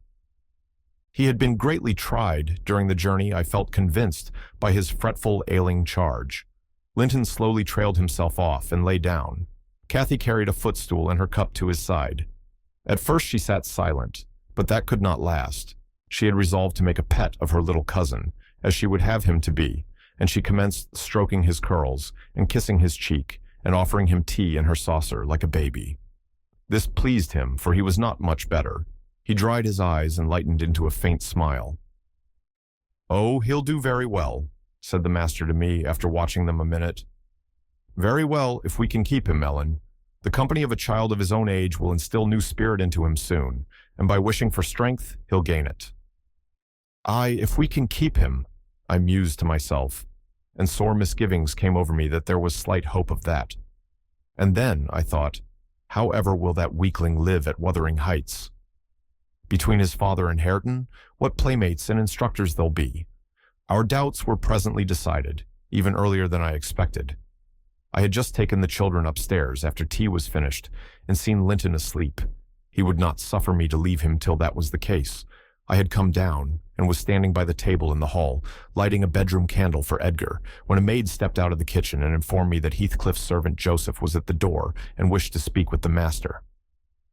"I shall ask him what he wants first," I said, in considerable trepidation. A very unlikely hour to be troubling people, and the instant they have returned from a long journey. I don't think the master can see him. Joseph had advanced through the kitchen as I uttered these words, and now presented himself in the hall. He was donned in his Sunday garments, with his most sanctimonious and sourest face, and holding his hat in one hand and his stick in the other, he proceeded to clean his shoes on the mat. "Good evening, Joseph," I said coldly. "What business brings you here tonight?" "It's Maester Linton I mun spake to," he answered, waving me disdainfully aside. "Linton is going to bed, unless you have something particular to say. I'm sure he won't hear it now," I continued. "You had better sit down in there and entrust your message to me." "Which is his rom?" pursued the fellow, surveying the range of closed doors. I perceived he was bent on refusing my mediation, so very reluctantly I went up to the library and announced the unseasonable visitor, advising that he should be dismissed till next day. Linton had no time to empower me to do so, for Joseph mounted close at my heels and, pushing into the apartment, planted himself at the far side of the table, with his two fists clapped on the head of his stick, and began in an elevated tone, as if anticipating opposition. "Heathcliff has sent me for his lad, and I mun't go back about him." Edgar Linton was silent a minute. An expression of exceeding sorrow overcast his features. He would have pitied the child on his own account, but, recalling Isabella's hopes and fears, and anxious wishes for her son, and her commendations of him to his care, he grieved bitterly at the prospect of yielding him up, and searched in his heart how it might be avoided. No plan offered itself. The very exhibition of any desire to keep him would have rendered the claimant more peremptory. There was nothing left but to resign him. However, he was not going to rouse him from his sleep. "Tell Heathcliff," he answered calmly, "that his son shall come to Wuthering Heights tomorrow. He is in bed, and too tired to go the distance now. You may also tell him that the mother of Linton desired him to remain under my guardianship, and at present his health is very precarious." "Noah," said Joseph, giving a thud with his prop on the floor, and assuming an authoritative air. "Noah, that means naught. Heathcliff Max Noah, counteth mother, nor ye norther, but he'll hew his lad, and I mun take him, so now ye know." "You shall not tonight," answered Linton decisively. "Walk downstairs at once and repeat to your master what I have said. Ellen, show him down, go dash."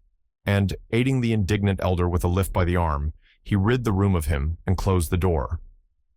"Vara weel," shouted Joseph as he slowly drew off. "To morn, he's come hisseln, and thrust him out if ye dare."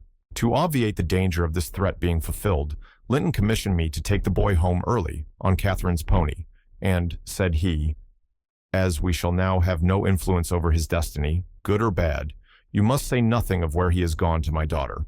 She cannot associate with him hereafter, and it is better for her to remain in ignorance of his proximity, lest she should be restless and anxious to visit the heights. Merely tell her his father sent for him suddenly, and he has been obliged to leave us." Linton was very reluctant to be roused from his bed at 5 o'clock, and astonished to be informed that he must prepare for further traveling. But I softened off the matter by stating that he was going to spend some time with his father, Heathcliff, who wished to see him so much. He did not like to defer the pleasure till he should recover from his late journey. "My father!" he cried in strange perplexity. "Mamma never told me I had a father. Where does he live? I'd rather stay with uncle." "He lives a little distance from the Grange," I replied, "just beyond those hills. Not so far, but you may walk over here when you get hearty. And you should be glad to go home and to see him. You must try to love him as you did your mother, and then he will love you." "But why have I not heard of him before?" asked Linton.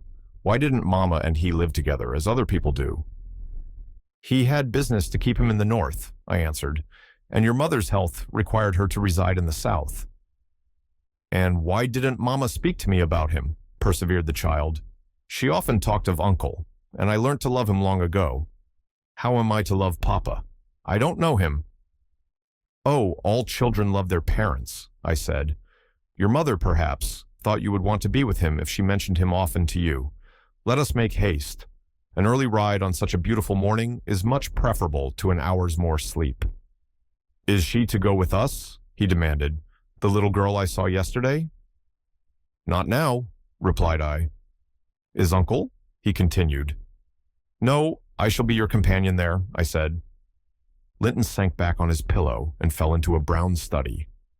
"I won't go without uncle," he cried at length. "I can't tell where you mean to take me."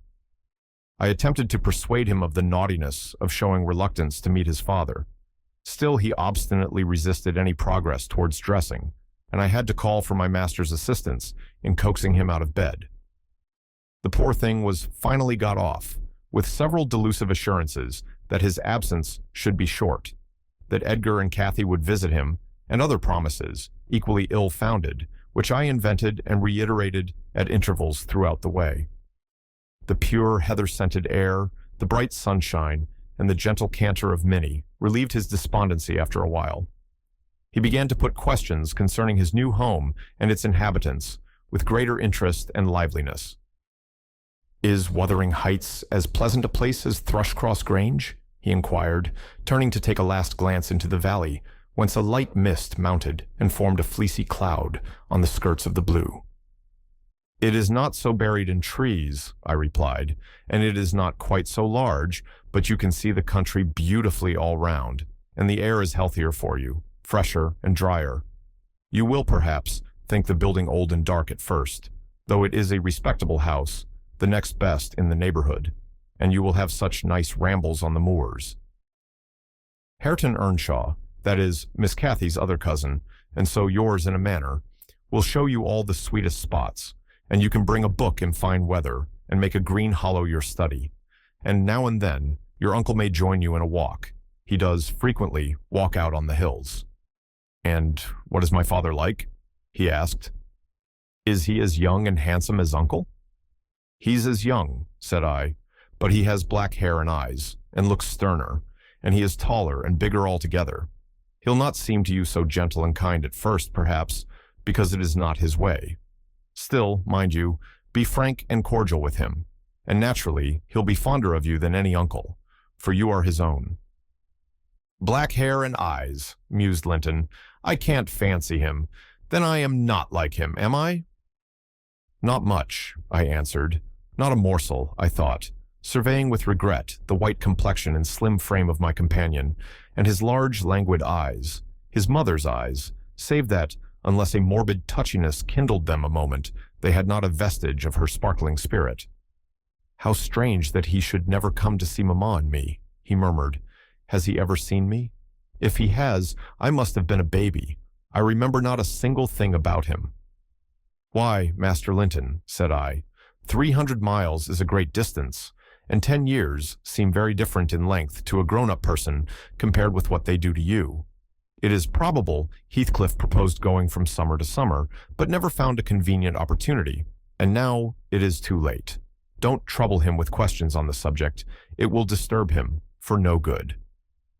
The boy was fully occupied with his own cogitations for the remainder of the ride, till we halted before the farmhouse garden gate. I watched to catch his impressions in his countenance. He surveyed the carved front and low-browed lattices, the straggling gooseberry bushes and crooked firs, with solemn intentness, and then shook his head. His private feelings entirely disapproved of the exterior of his new abode. But he had sense to postpone complaining. There might be compensation within. Before he dismounted, I went and opened the door. It was 6:30. The family had just finished breakfast. The servant was clearing and wiping down the table.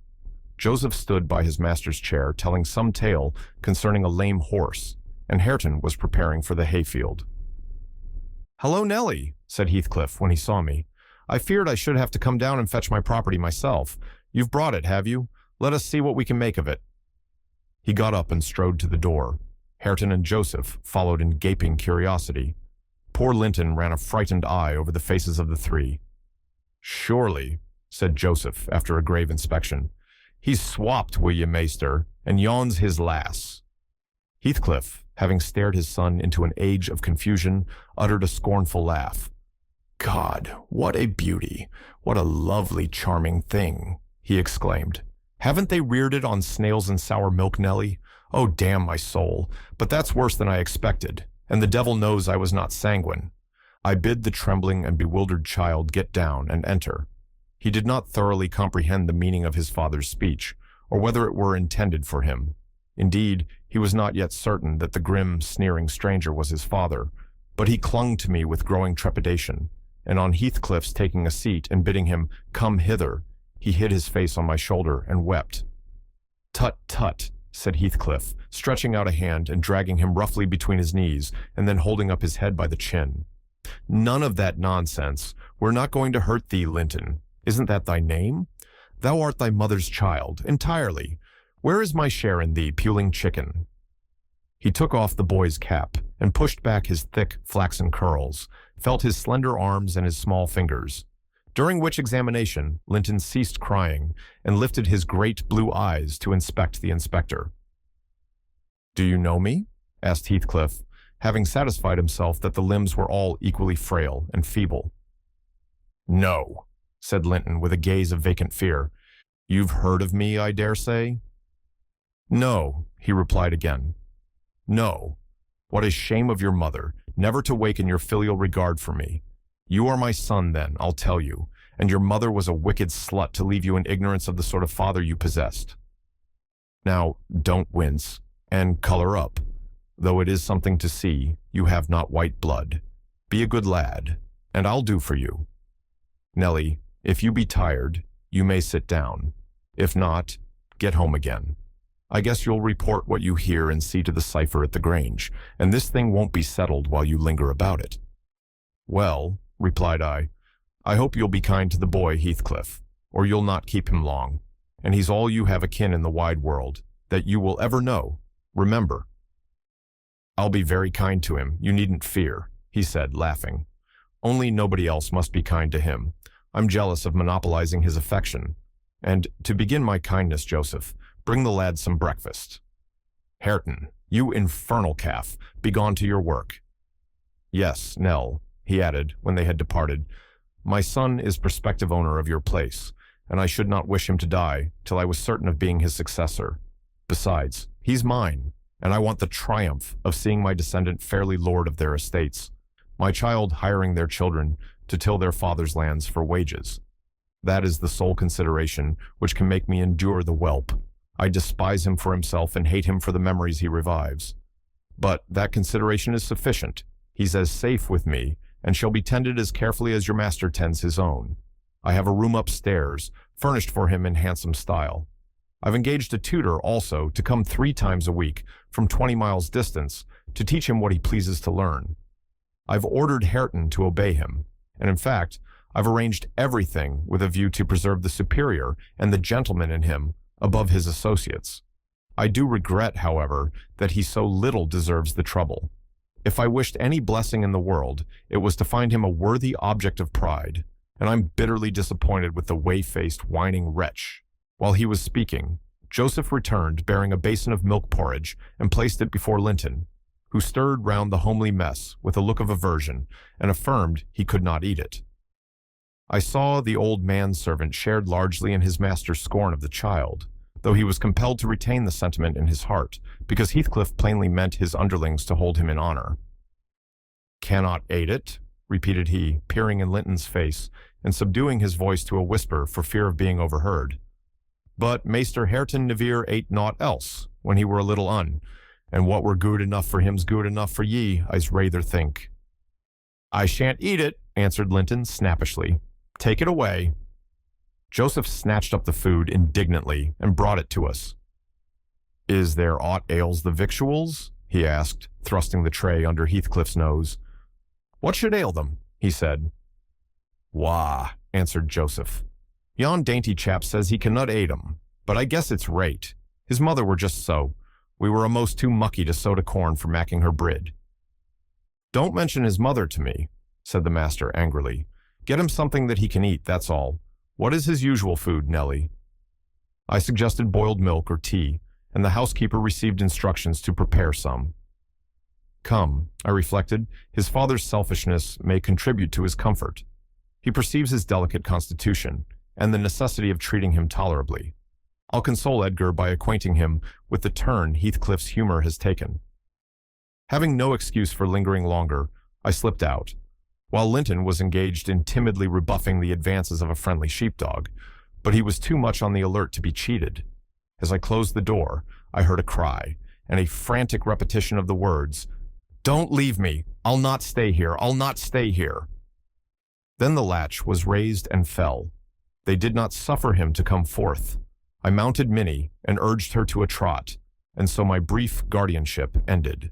We had sad work with little Cathy that day. She rose in high glee, eager to join her cousin, and such passionate tears and lamentations followed the news of his departure that Edgar himself was obliged to soothe her by affirming he should come back soon. He added, however, "if I can get him," and there were no hopes of that.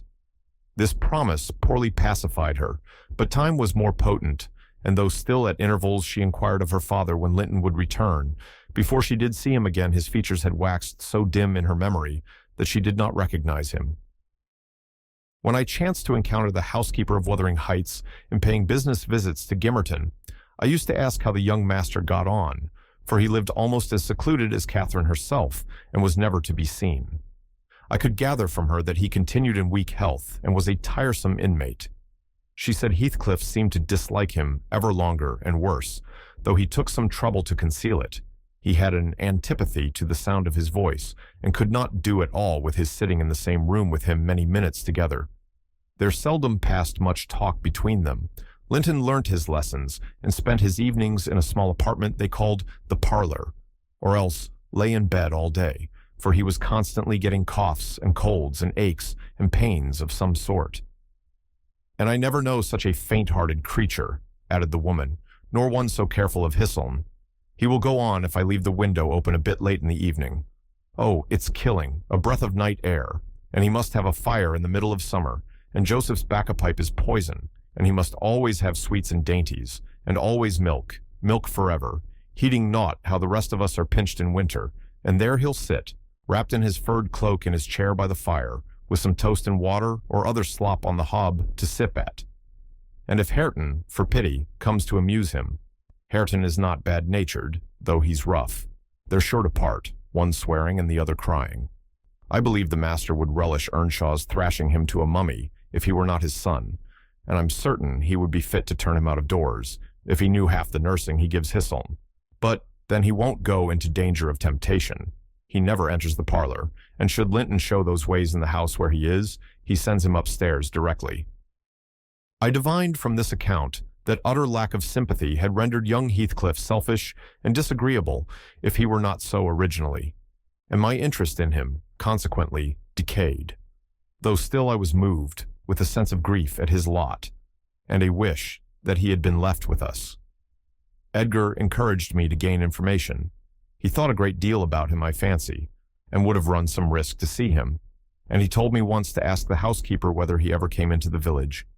She said he had only been twice, on horseback, accompanying his father, and both times he pretended to be quite knocked up for 3 or 4 days afterwards. That housekeeper left, if I recollect rightly, 2 years after he came, and another, whom I did not know, was her successor. She lives there still. Time wore on at the Grange in its former pleasant way till Miss Cathy reached 16. On the anniversary of her birth, we never manifested any signs of rejoicing, because it was also the anniversary of my late mistress's death. Her father invariably spent that day alone in the library, and walked, at dusk, as far as Gimmerton Kirkyard, where he would frequently prolong his stay beyond midnight. Therefore Catherine was thrown on her own resources for amusement. This 20th of March was a beautiful spring day, and when her father had retired, my young lady came down dressed for going out, and said she asked to have a ramble on the edge of the moor with me. Linton had given her leave, if we went only a short distance, and were back within the hour. "So make haste, Ellen," she cried. "I know where I wish to go, where a colony of moor game are settled. I want to see whether they have made their nests yet." "That must be a good distance up," I answered. "They don't breed on the edge of the moor." "No, it's not," she said. "I've gone very near with Papa." I put on my bonnet and sallied out, thinking nothing more of the matter. She bounded before me and returned to my side, and was off again like a young greyhound. And at first, I found plenty of entertainment in listening to the larks singing far and near, and enjoying the sweet, warm sunshine, and watching her, my pet and my delight, with her golden ringlets flying loose behind, and her bright cheek, as soft and pure in its bloom as a wild rose, and her eyes radiant with cloudless pleasure. She was a happy creature, and an angel, in those days. It's a pity she could not be content. "Well," said I, "where are your moor game, Miss Cathy? We should be at them. The Grange Park fence is a great way off now." "Oh, a little further, only a little further, Ellen," was her answer continually. "Climb to that hillock, past that bank, and by the time you reach the other side, I shall have raised the birds." But there were so many hillocks and banks to climb and pass, that, at length, I began to be weary, and told her we must halt and retrace our steps. I shouted to her, as she had outstripped me a long way. She either did not hear or did not regard, for she still sprang on, and I was compelled to follow. Finally, she dived into a hollow, and before I came in sight of her again, she was 2 miles nearer Wuthering Heights than her own home, and I beheld a couple of persons arrest her, one of whom I felt convinced was Heathcliff himself.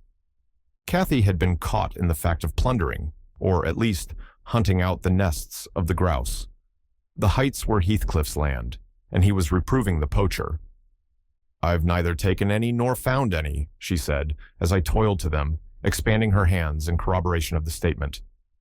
"I didn't mean to take them, but Papa told me there were quantities up here, and I wished to see the eggs."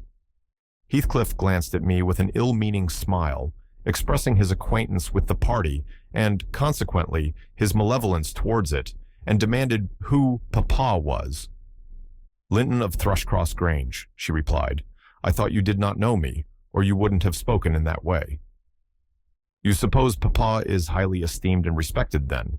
he said sarcastically. "And what are you?"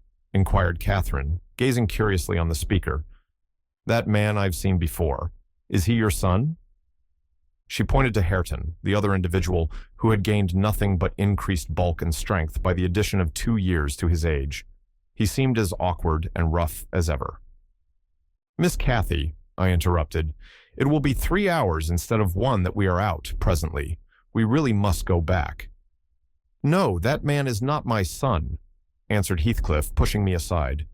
"But I have one, and you have seen him before too.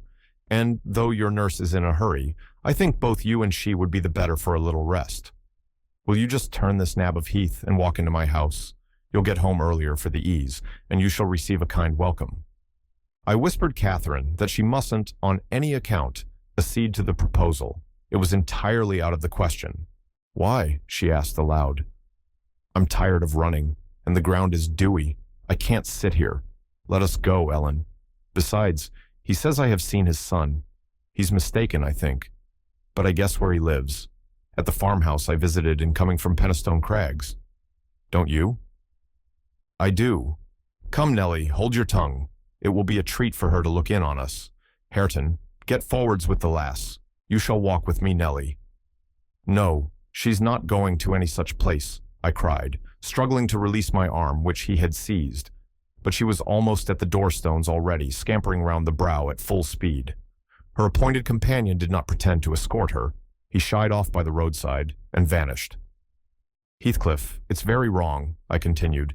"You know you mean no good, and there she'll see Linton, and all will be told as soon as ever we return, and I shall have the blame." "I want her to see Linton," he answered. "He's looking better these few days.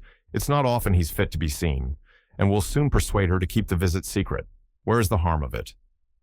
"The harm of it is that her father would hate me if he found I suffered her to enter your house, and I am convinced you have a bad design in encouraging her to do so," I replied. "My design is as honest as possible. I'll inform you of its whole scope," he said, "that the two cousins may fall in love and get married. I'm acting generously to your master. His young chit has no expectations, and should she second my wishes, she'll be provided for at once as joint successor with Linton." "If Linton died," I answered, "and his life is quite uncertain, Catherine would be the heir." "No, she would not," he said. "There is no clause in the will to secure it so. His property would go to me. But, to prevent disputes, I desire their union, and am resolved to bring it about." "And I'm resolved she shall never approach your house with me again," I returned as we reached the gate, where Miss Cathy waited our coming. Heathcliff bade me be quiet, and, preceding us up the path, hastened to open the door. My young lady gave him several looks, as if she could not exactly make up her mind what to think of him, but now he smiled when he met her eye, and softened his voice in addressing her, and I was foolish enough to imagine the memory of her mother might disarm him from desiring her injury. Linton stood on the hearth. He had been out walking in the fields, for his cap was on, and he was calling to Joseph to bring him dry shoes. He had grown tall of his age, still wanting some months of 16. His features were pretty yet, and his eye and complexion brighter than I remembered them, though with merely temporary luster borrowed from the salubrious air and genial sun. "Now, who is that?" asked Heathcliff, turning to Cathy. "Can you tell?" "Your son," she said, having doubtfully surveyed, first one and then the other. "Yes, yes," answered he, "but is this the only time you have beheld him? Think. Ah, you have a short memory. Linton, don't you recall your cousin, that you used to tease us so with wishing to see?" "What Linton?" cried Cathy, kindling into joyful surprise at the name. "Is that little Linton? He's taller than I am. Are you Linton?" The youth stepped forward and acknowledged himself. She kissed him fervently, and they gazed with wonder at the change time had wrought in the appearance of each. Catherine had reached her full height. Her figure was both plump and slender, elastic as steel, and her whole aspect sparkling with health and spirits. Linton's looks and movements were very languid, and his form extremely slight, but there was a grace in his manner that mitigated these defects and rendered him not unpleasing. After exchanging numerous marks of fondness with him, his cousin went to Heathcliff, who lingered by the door, dividing his attention between the objects inside and those that lay without, pretending, that is, to observe the latter, and really noting the former alone. "And you are my uncle, then?" she cried, reaching up to salute him. "I thought I liked you, though you were cross at first. Why don't you visit at the Grange with Linton? To live all these years such close neighbors and never see us is odd. What have you done so for?" "I visited it once or twice too often before you were born," he answered. "There, damn it, if you have any kisses to spare, give them to Linton. They are thrown away on me." "Naughty Ellen!" exclaimed Catherine, flying to attack me next with her lavish caresses. "Wicked Ellen, to try to hinder me from entering. But I'll take this walk every morning in future. May I, uncle? And sometimes bring papa. Won't you be glad to see us?" "Of course," replied the uncle, with a hardly suppressed grimace, resulting from his deep aversion to both the proposed visitors. "But stay," he continued, turning towards the young lady.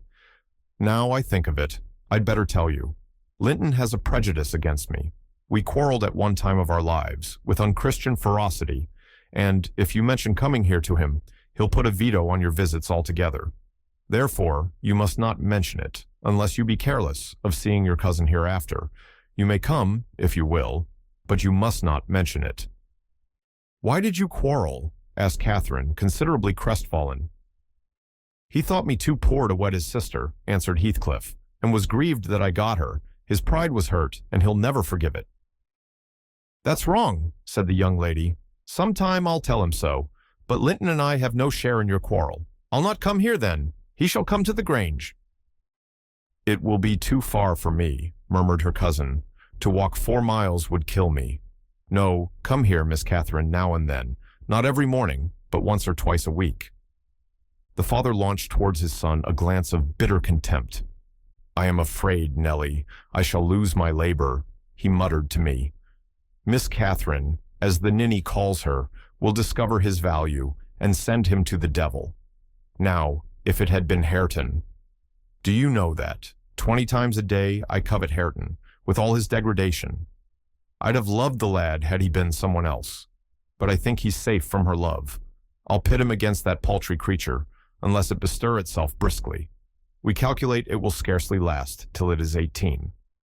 Oh, confound the vapid thing. He's absorbed in drying his feet, and never looks at her.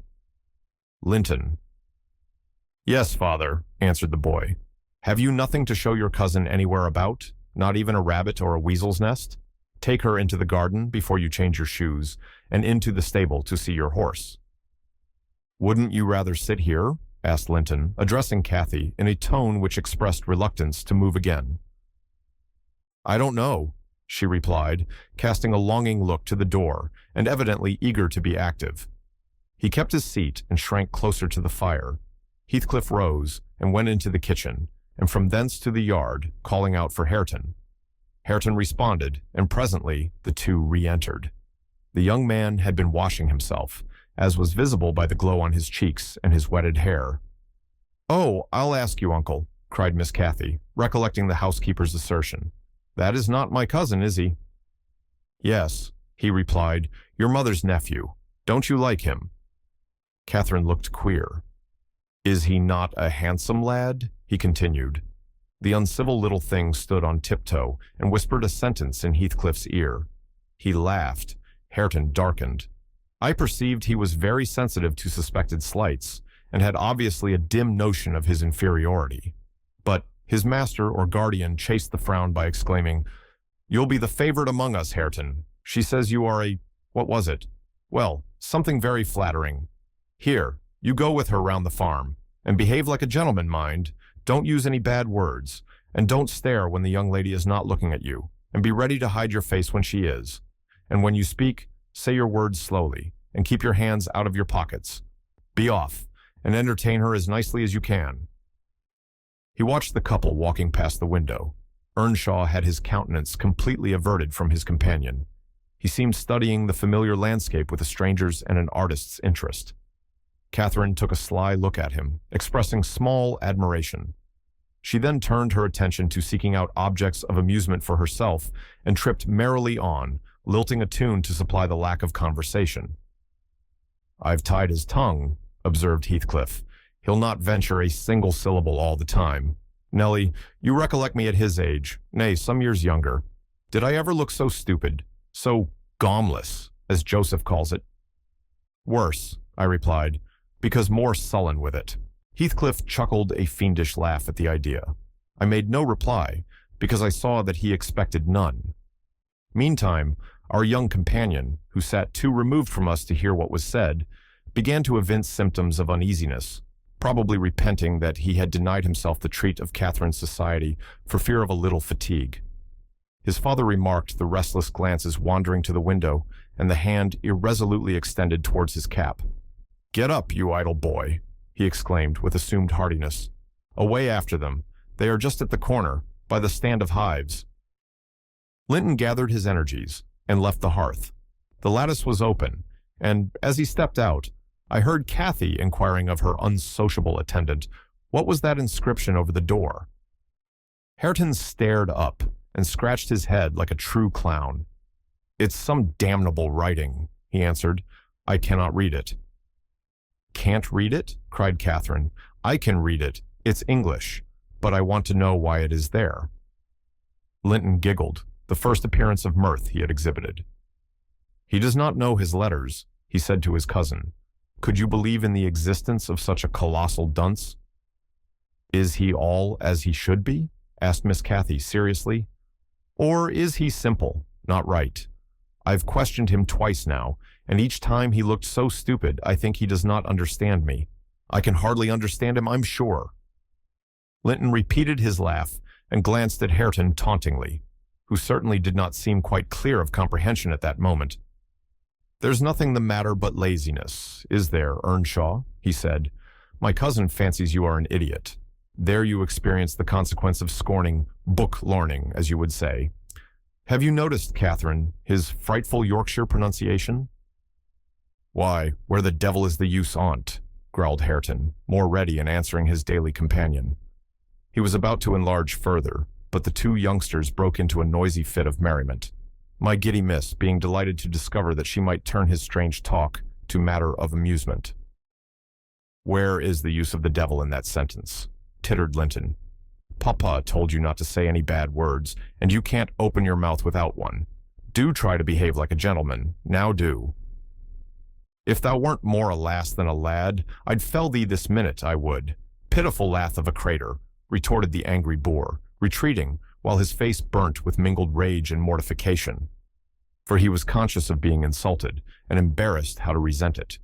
Heathcliff, having overheard the conversation, as well as I, smiled when he saw him go, but immediately afterwards cast a look of singular aversion on the flippant pair, who remained chattering in the doorway, the boy finding animation enough while discussing Hareton's faults and deficiencies, and relating anecdotes of his goings-on, and the girl relishing his pert and spiteful sayings without considering the ill nature they evinced.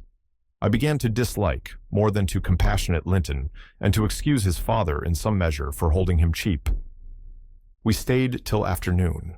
I could not tear Miss Cathy away sooner, but happily my master had not quitted his apartment and remained ignorant of our prolonged absence. As we walked home, I would fain have enlightened my charge on the characters of the people we had quitted, but she got it into her head that I was prejudiced against them. Aha, she cried. You take Papa's side, Ellen. You are partial, I know, or else you wouldn't have cheated me so many years into the notion that Linton lived a long way from here. I'm really extremely angry, only I'm so pleased I can't show it. But you must hold your tongue about my uncle. He's my uncle, remember, and I'll scold Papa for quarreling with him. And so she ran on, till I relinquished the endeavor to convince her of her mistake. She did not mention the visit that night, because she did not see Linton. Next day it all came out, sadly to my chagrin, and still I was not altogether sorry. I thought the burden of directing and warning would be more efficiently borne by him than me. But he was too timid in giving satisfactory reasons for his wish that she should shun connection with the household of the Heights, and Catherine liked good reasons for every restraint that harassed her petted will. Papa, she exclaimed after the morning's salutations, guess whom I saw yesterday in my walk on the moors. Ah, Papa, you started. You've not done right, have you now? I saw. But listen, and you shall hear how I found you out. And Ellen, who is in league with you, and yet pretended to pity me so, when I kept hoping, and was always disappointed about Linton's coming back. She gave a faithful account of her excursion and its consequences, and my master, though he cast more than one reproachful look at me, said nothing till she had concluded. Then he drew her to him, and asked if she knew why he had concealed Linton's near neighborhood from her. Could she think it was to deny her a pleasure that she might harmlessly enjoy? It was because you disliked Heathcliff, she answered. Then you believe I care more for my own feelings than yours, Cathy, he said. No, it was not because I disliked Heathcliff, but because Heathcliff dislikes me, and is a most diabolical man, delighting to wrong and ruin those he hates, if they give him the slightest opportunity.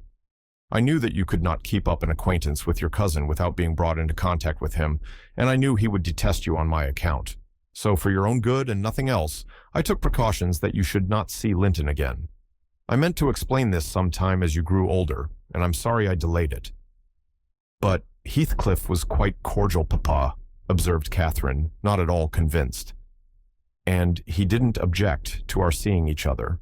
He said I might come to his house when I pleased, only I must not tell you, because you had quarreled with him and would not forgive him for marrying Aunt Isabella. And you won't. You are the one to be blamed. He is willing to let us be friends, at least, Linton and I, and you are not." My master, perceiving that she would not take his word for her uncle-in-law's evil disposition, gave a hasty sketch of his conduct to Isabella and the manner in which Wuthering Heights became his property. He could not bear to discourse long upon the topic, for though he spoke little of it, he still felt the same horror and detestation of his ancient enemy that had occupied his heart ever since Linton's death. She might have been living yet, if it had not been for him, was his constant bitter reflection, and, in his eyes, Heathcliff seemed a murderer. Miss Cathy, conversant with no bad deeds, except her own slight acts of disobedience, injustice, and passion arising from hot temper and thoughtlessness, and repented of on the day they were committed, was amazed at the blackness of spirit that could brood on and cover revenge for years, and deliberately prosecute its plans without a visitation of remorse. She appeared so deeply impressed and shocked at this new view of human nature, excluded from all her studies and all her ideas till now, that Edgar deemed it unnecessary to pursue the subject. He merely added, "You will know hereafter, darling, why I wish you to avoid his house and family. Now return to your old employments and amusements, and think no more about them." Catherine kissed her father, and sat down quietly to her lessons for a couple of hours, according to custom. Then she accompanied him into the grounds, and the whole day passed as usual. But in the evening, when she had retired to her room, and I went to help her to undress, I found her crying, on her knees by the bedside. "Oh, fie, silly child," I exclaimed. "If you had any real griefs, you'd be ashamed to waste a tear on this little contrariety. You never had one shadow of substantial sorrow, Miss Catherine. Suppose, for a minute, that master and I were dead, and you were by yourself in the world. How would you feel then? Compare the present occasion with such an affliction as that, and be thankful for the friends you have, instead of coveting more." "I'm not crying for myself, Ellen," she answered. "It's for him. He expected to see me again tomorrow, and there he'll be so disappointed, and he'll wait for me, and I shan't come." "Nonsense," said I. "Do you imagine he has thought as much of you as you have of him? Hasn't he Hareton for a companion? Not 1 in 100 would weep at losing a relation they had just seen twice for 2 afternoons. Linton will conjecture how it is, and trouble himself no further about you." "But may I not write a note to tell him why I cannot come?" she asked, rising to her feet. "And just send those books I promised to lend him? His books are not as nice as mine, and he wanted to have them extremely, when I told him how interesting they were. May I not, Ellen?" No, indeed," replied I with decision. "Then he would write to you, and there'd never be an end of it. No, Miss Catherine, the acquaintance must be dropped entirely. So Papa expects, and I shall see that it is done." "But how can one little note?" she recommenced, putting on an imploring countenance. "Silence," I interrupted. "We'll not begin with your little notes. Get into bed." She threw at me a very naughty look, so naughty that I would not kiss her good night at first. I covered her up and shut her door, in great displeasure, but, repenting halfway, I returned softly, and lo! There was Miss standing at the table with a bit of blank paper before her and a pencil in her hand, which she guiltily slipped out of sight on my entrance. "You'll get nobody to take that, Catherine," I said, "if you write it, and at present I shall put out your candle." I set the extinguisher on the flame, receiving as I did so a slap on my hand and a petulant "cross thing." I then quitted her again, and she drew the bolt in one of her worst, most peevish humors. The letter was finished and forwarded to its destination by a milk fetcher who came from the village, but that I didn't learn till some time afterwards. Weeks passed on, and Cathy recovered her temper, though she grew wondrous fond of stealing off to corners by herself, and often, if I came near her suddenly while reading, she would start and bend over the book, evidently desirous to hide it, and I detected edges of loose paper sticking out beyond the leaves. She also got a trick of coming down early in the morning and lingering about the kitchen, as if she were expecting the arrival of something, and she had a small drawer in a cabinet in the library which she would trifle over for hours, and whose key she took special care to remove when she left it. One day, as she inspected this drawer, I observed that the playthings and trinkets, which recently formed its contents, were transmuted into bits of folded paper. My curiosity and suspicions were roused. I determined to take a peep at her mysterious treasures. So, at night, as soon as she and my master were safe upstairs, I searched and readily found among my house keys one that would fit the lock. Having opened, I emptied the whole contents into my apron and took them with me to examine at leisure in my own chamber. Though I could not but suspect, I was still surprised to discover that they were a mass of correspondence, daily almost, it must have been, from Linton Heathcliff, answers to documents forwarded by her. The earlier dated were embarrassed and short. Gradually, however, they expanded into copious love letters, foolish, as the age of the writer rendered natural, yet with touches here and there which I thought were borrowed from a more experienced source. Some of them struck me as singularly odd compounds of ardor and flatness, commencing in strong feeling and concluding in the affected, wordy style that a schoolboy might use to a fancied, incorporeal sweetheart. Whether they satisfied Cathy, I don't know, but they appeared very worthless trash to me. After turning over as many as I thought proper, I tied them in a handkerchief and set them aside, relocking the vacant drawer. Following her habit, my young lady descended early and visited the kitchen. I watched her go to the door, on the arrival of a certain little boy, and, while the dairymaid filled his can, she tucked something into his jacket pocket and plucked something out. I went round by the garden and laid wait for the messenger, who fought valorously to defend his trust, and we spilt the milk between us. But I succeeded in abstracting the epistle, and, threatening serious consequences if he did not look sharp home, I remained under the wall and perused Miss Cathy's affectionate composition. It was more simple and more eloquent than her cousin's, very pretty and very silly. I shook my head and went meditating into the house. The day being wet, she could not divert herself with rambling about the park. So, at the conclusion of her morning studies, she resorted to the solace of the drawer. Her father sat reading at the table, and I, on purpose, had sought a bit of work in some unripped fringes of the window curtain, keeping my eye steadily fixed on her proceedings. Never did any bird flying back to a plundered nest, which it had left brimful of chirping young ones, express more complete despair in its anguished cries and flutterings than she by her single "oh," and the change that transfigured her late happy countenance. Linton looked up. "What is the matter, love? Have you hurt yourself?" he said. His tone and look assured her he had not been the discoverer of the hoard. "No, Papa," she gasped. "Ellen, Ellen, come upstairs. I'm sick." I obeyed her summons and accompanied her out. "Oh, Ellen, you have got them," she commenced immediately, dropping on her knees when we were enclosed alone. "Oh, give them to me, and I'll never, never do so again. Don't tell Papa. You have not told Papa, Ellen? Say you have not? I've been exceedingly naughty, but I won't do it any more." With a grave severity in my manner, I bade her stand up. "So," I exclaimed, "Miss Catherine, you are tolerably far on, it seems. You may well be ashamed of them.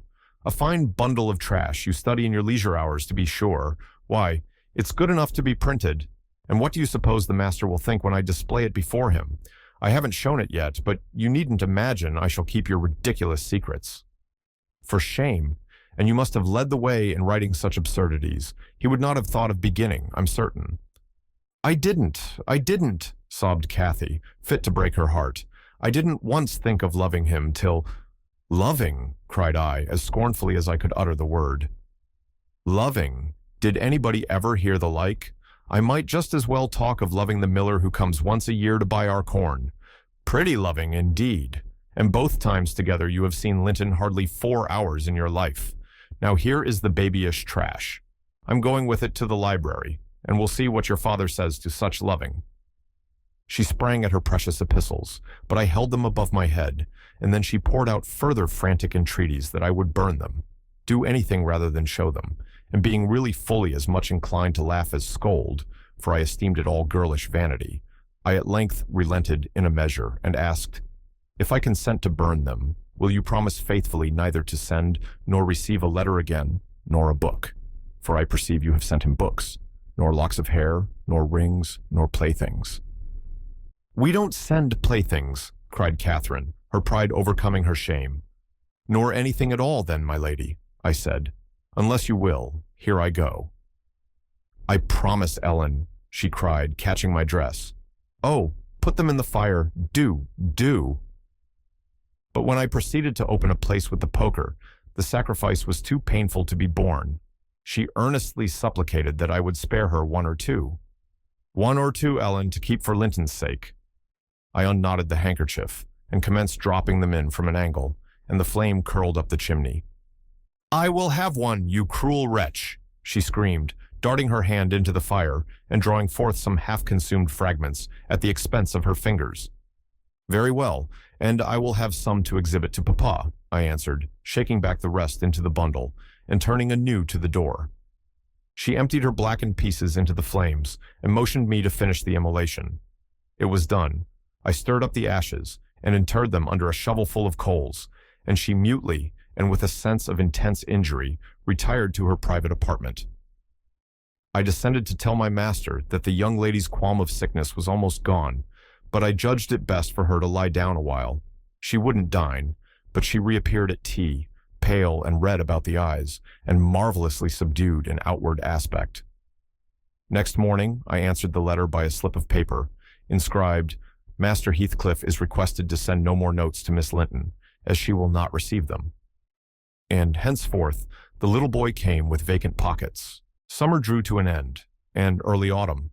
It was past Michaelmas, but the harvest was late that year, and a few of our fields were still uncleared.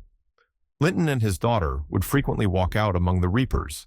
At the carrying of the last sheaves, they stayed till dusk, and the evening happening to be chill and damp, my master caught a bad cold that settled obstinately on his lungs and confined him indoors throughout the whole of the winter, nearly without intermission. Poor Cathy, frightened from her little romance, had been considerably sadder and duller since its abandonment, and her father insisted on her reading less and taking more exercise. She had his companionship no longer. I esteemed it a duty to supply its lack as much as possible with mine, an inefficient substitute, for I could only spare 2 or 3 hours from my numerous diurnal occupations to follow her footsteps, and then my society was obviously less desirable than his. On an afternoon in October or the beginning of November, a fresh, watery afternoon, when the turf and paths were rustling with moist, withered leaves, and the cold blue sky was half hidden by clouds, dark gray streamers, rapidly mounting from the west, and boding abundant rain. I requested my young lady to forego her ramble, because I was certain of showers. She refused, and I unwillingly donned a cloak and took my umbrella to accompany her on a stroll to the bottom of the park. A formal walk which she generally affected if low-spirited, and that she invariably was when Edgar had been worse than ordinary, a thing never known from his confession, but guessed both by her and me from his increased silence and the melancholy of his countenance. She went sadly on. There was no running or bounding now, though the chill wind might well have tempted her to race. And often, from the side of my eye, I could detect her raising a hand and brushing something off her cheek. I gazed round for a means of diverting her thoughts. On one side of the road rose a high, rough bank, where hazels and stunted oaks, with their roots half exposed, held uncertain tenure. The soil was too loose for the latter, and strong winds had blown some nearly horizontal. In summer, Miss Catherine delighted to climb along these trunks and sit in the branches, swinging 20 feet above the ground, and I, pleased with her agility and her light, childish heart, still considered it proper to scold every time I caught her at such an elevation, but so that she knew there was no necessity for descending. From dinner to tea, she would lie in her breeze-rocked cradle, doing nothing except singing old songs, my nursery lore, to herself, or watching the birds, joint tenants, feed and entice their young ones to fly, or nestling with closed lids, half thinking, half dreaming, happier than words can express. "Look, miss," I exclaimed, pointing to a nook under the roots of one twisted tree. "Winter is not here yet. There's a little flower up yonder, the last bud from the multitude of bluebells that clouded those turf steps in July with a lilac mist. Will you clamber up and pluck it to show to Papa?" Cathy stared a long time at the lonely blossom, trembling in its earthy shelter, and replied, at length, "No, I'll not touch it. But it looks melancholy, does it not, Ellen?" "Yes," I observed, "about as starved and suckless as you. Your cheeks are bloodless. Let us take hold of hands and run. You're so low, I dare say I shall keep up with you." "No," she repeated, and continued sauntering on, pausing at intervals to muse over a bit of moss, or a tuft of blanched grass, or a fungus spreading its bright orange among the heaps of brown foliage. And, ever and anon, her hand was lifted to her averted face. "Catherine, why are you crying, love?" I asked, approaching and putting my arm over her shoulder. "You mustn't cry, because Papa has a cold. Be thankful, it is nothing worse." She now put no further restraint on her tears. Her breath was stifled by sobs. "Oh, it will be something worse," she said. "And what shall I do when Papa and you leave me, and I am by myself? I can't forget your words, Ellen. They are always in my ear. How life will be changed, how dreary the world will be when Papa and you are dead." "None can tell whether you won't die before us," I replied. "It's wrong to anticipate evil. We'll hope there are years and years to come before any of us go. Master is young, and I am strong, and hardly 45. My mother lived till 80, a canty dame to the last. And suppose Linton were spared till he saw 60, that would be more years than you have counted, miss. And would it not be foolish to mourn a calamity above 20 years beforehand?" "But Aunt Isabella was younger than Papa," she remarked, gazing up with timid hope to seek further consolation. "Aunt Isabella had not you and me to nurse her," I replied. "She wasn't as happy as Master. She hadn't as much to live for. All you need do is to wait well on your father and cheer him by letting him see you cheerful, and avoid giving him anxiety on any subject. Mind that, Cathy. I'll not disguise, but you might kill him if you were wild and reckless, and cherished a foolish, fanciful affection for the son of a person who would be glad to have him in his grave, and allowed him to discover that you fretted over the separation he has judged it expedient to make." "I fret about nothing on earth except Papa's illness," answered my companion. "I care for nothing in comparison with Papa, and I'll never, never, oh never, while I have my senses, do an act or say a word to vex him. I love him better than myself, Ellen, and I know it by this. I pray every night that I may live after him, because I would rather be miserable than that he should be. That proves I love him better than myself." "Good words," I replied, "but deeds must prove it also, and after he is well, remember you don't forget resolutions formed in the hour of fear." As we talked, we neared a door that opened on the road, and my young lady, lightening into sunshine again, climbed up and seated herself on the top of the wall, reaching over to gather some hips that bloomed scarlet on the summit branches of the wild rose trees, shadowing the highway side. The lower fruit had disappeared, but only birds could touch the upper, except from Cathy's present station. In stretching to pull them, her hat fell off, and as the door was locked, she proposed scrambling down to recover it. I bid her be cautious, lest she got a fall, and she nimbly disappeared. But the return was no such easy matter.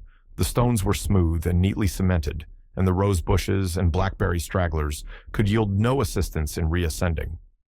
I, like a fool, didn't recollect that, till I heard her laughing and exclaiming, "Ellen, you'll have to fetch the key, or else I must run round to the porter's lodge. I can't scale the ramparts on this side."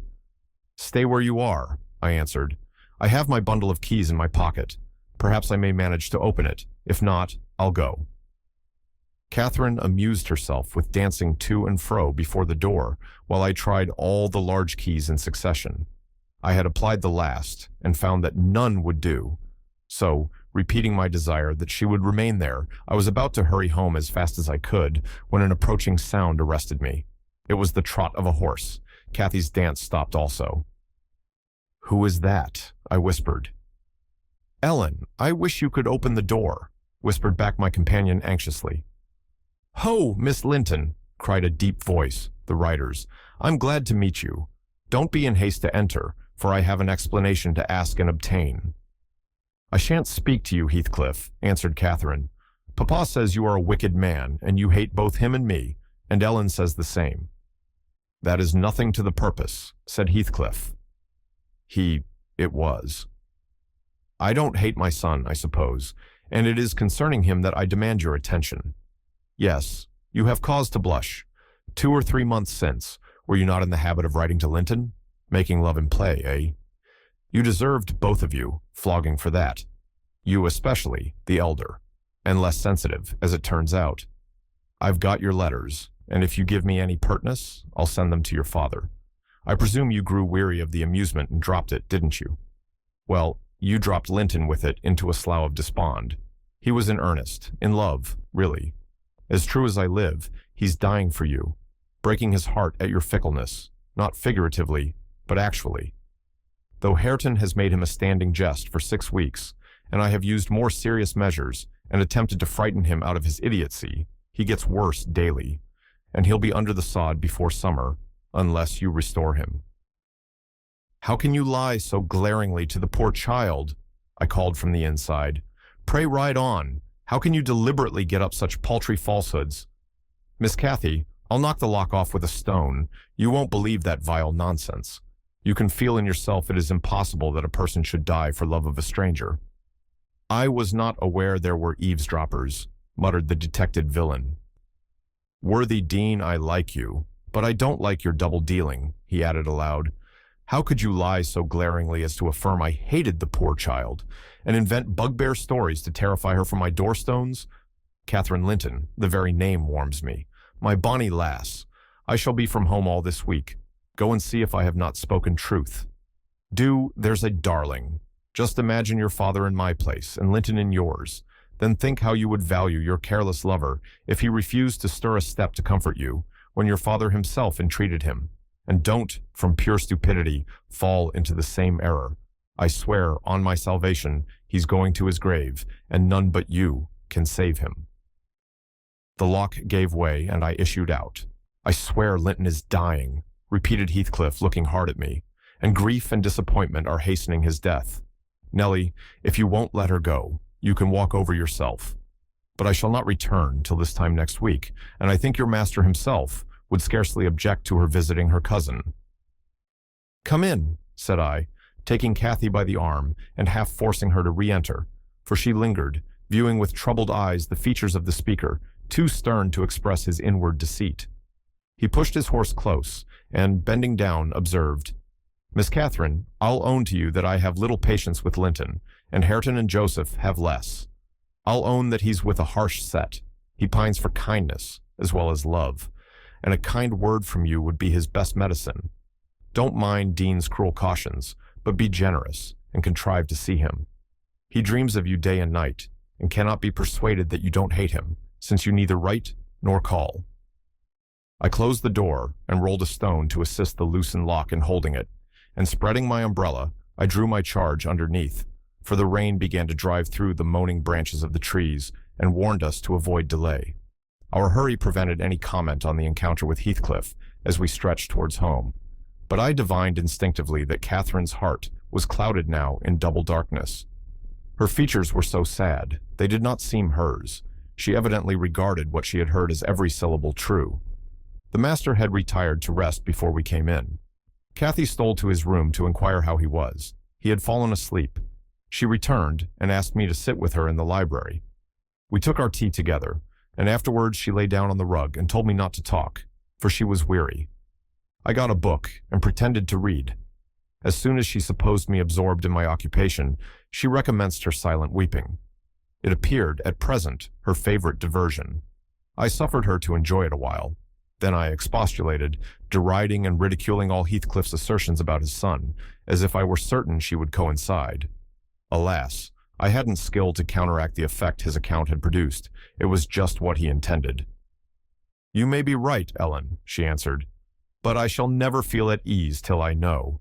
And I must tell Linton it is not my fault that I don't write, and convince him that I shall not change." What use were anger and protestations against her silly credulity? We parted that night, hostile, but next day beheld me on the road to Wuthering Heights, by the side of my willful young mistress's pony. I couldn't bear to witness her sorrow, to see her pale, dejected countenance and heavy eyes, and I yielded in the faint hope that Linton himself might prove, by his reception of us, how little of the tale was founded on fact. The rainy night had ushered in a misty morning, half frost, half drizzle, and temporary brooks crossed our path, gurgling from the uplands. My feet were thoroughly wetted. I was cross and low, exactly the humor suited for making the most of these disagreeable things. We entered the farmhouse by the kitchen way to ascertain whether Heathcliff were really absent, because I put slight faith in his own affirmation. Joseph seemed sitting in a sort of Elysium alone, beside a roaring fire, a quart of ale on the table near him, bristling with large pieces of toasted oatcake, and his black, short pipe in his mouth. Catherine ran to the hearth to warm herself. I asked if the master was in. My question remained so long unanswered that I thought the old man had grown deaf, and repeated it louder. "Nee, aye," he snarled, or rather screamed through his nose. "Nee, aye, yama go back, where you come frof." "Joseph," cried a peevish voice, simultaneously with me, from the inner room. "How often am I to call you? There are only a few red ashes now. Joseph, come this moment." Vigorous puffs and a resolute stare into the grate declared he had no ear for this appeal. The housekeeper and Hareton were invisible, one gone on an errand, and the other at his work, probably. We knew Linton's tones, and entered. "Oh, I hope you'll die in a garret, starved to death," said the boy, mistaking our approach for that of his negligent attendant. He stopped on observing his error. His cousin flew to him. "Is that you, Miss Linton?" he said, raising his head from the arm of the great chair in which he reclined. "No, don't kiss me. It takes my breath. Dear me, Papa said you would call," continued he, after recovering a little from Catherine's embrace, while she stood by looking very contrite. "Will you shut the door, if you please? You left it open, and those detestable creatures won't bring coals to the fire. It's so cold." I stirred up the cinders and fetched a scuttleful myself. The invalid complained of being covered with ashes, but he had a tiresome cough and looked feverish and ill, so I did not rebuke his temper. "Well, Linton," murmured Catherine when his corrugated brow relaxed, "are you glad to see me? Can I do you any good?" "Why didn't you come before?" he asked. "You should have come instead of writing. It tired me dreadfully writing those long letters. I'd far rather have talked to you. Now, I can neither bear to talk nor anything else. I wonder where Zillah is. Will you," looking at me, "step into the kitchen and see?" I had received no thanks for my other service, and being unwilling to run to and fro at his behest, I replied, "Nobody is out there but Joseph." "I want to drink," he exclaimed fretfully, turning away. "Zillah is constantly gadding off to Gimmerton since Papa went. It's miserable, and I'm obliged to come down here.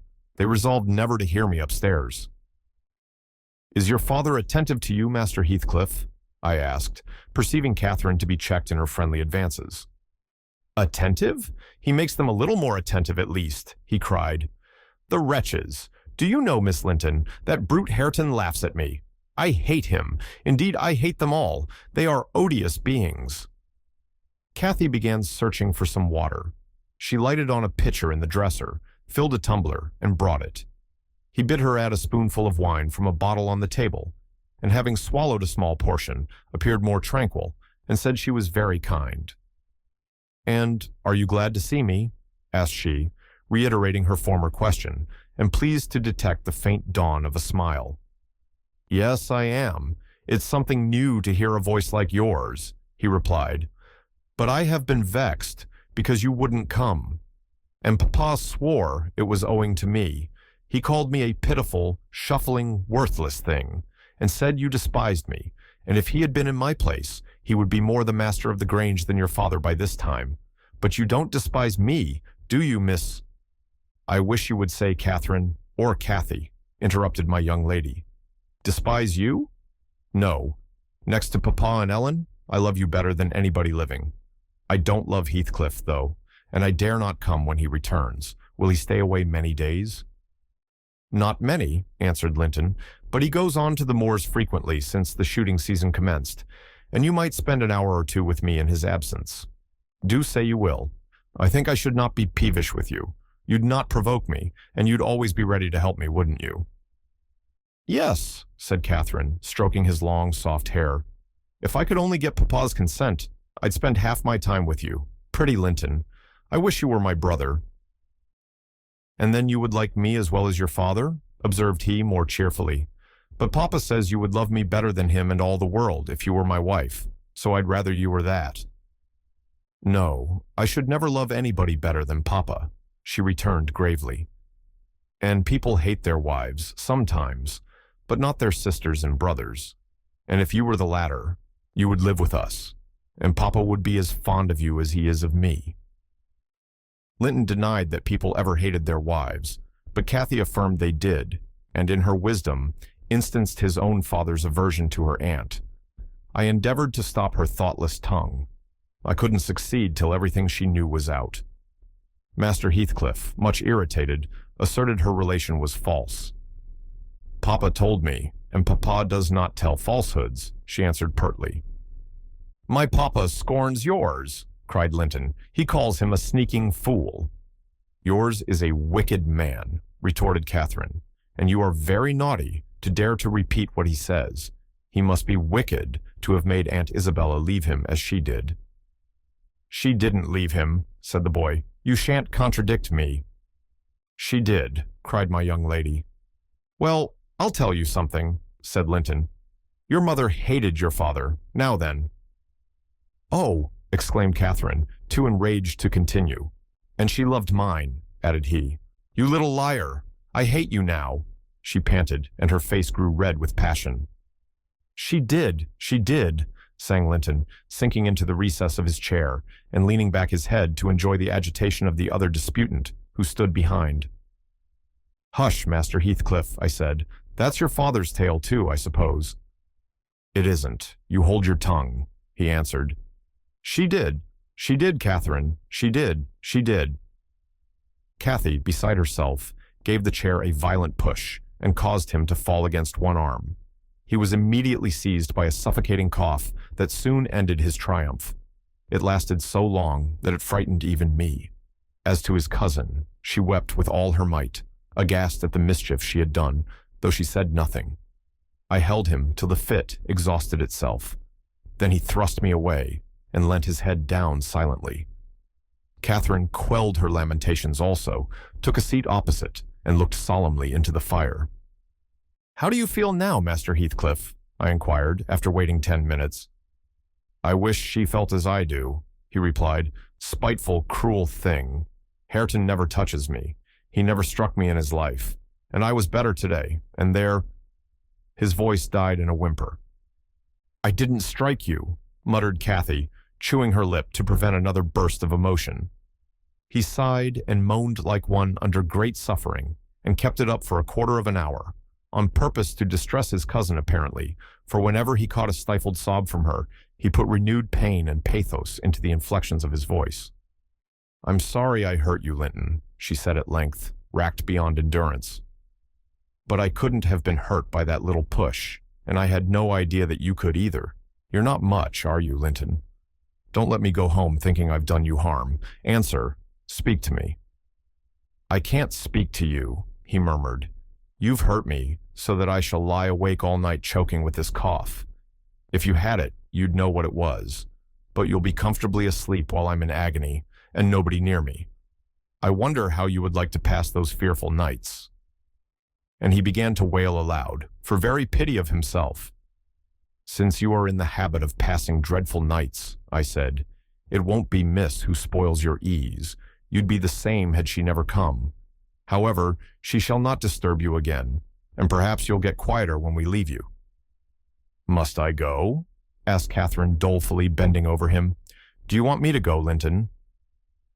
"You can't alter what you've done," he replied pettishly, shrinking from her, "unless you alter it for the worse by teasing me into a fever." "Well then, I must go?" she repeated. "Let me alone at least," said he. "I can't bear your talking." She lingered and resisted my persuasions to departure a tiresome while, but as he neither looked up nor spoke, she finally made a movement to the door, and I followed. We were recalled by a scream. Linton had slid from his seat onto the hearthstone and lay writhing in the mere perverseness of an indulged plague of a child, determined to be as grievous and harassing as it can.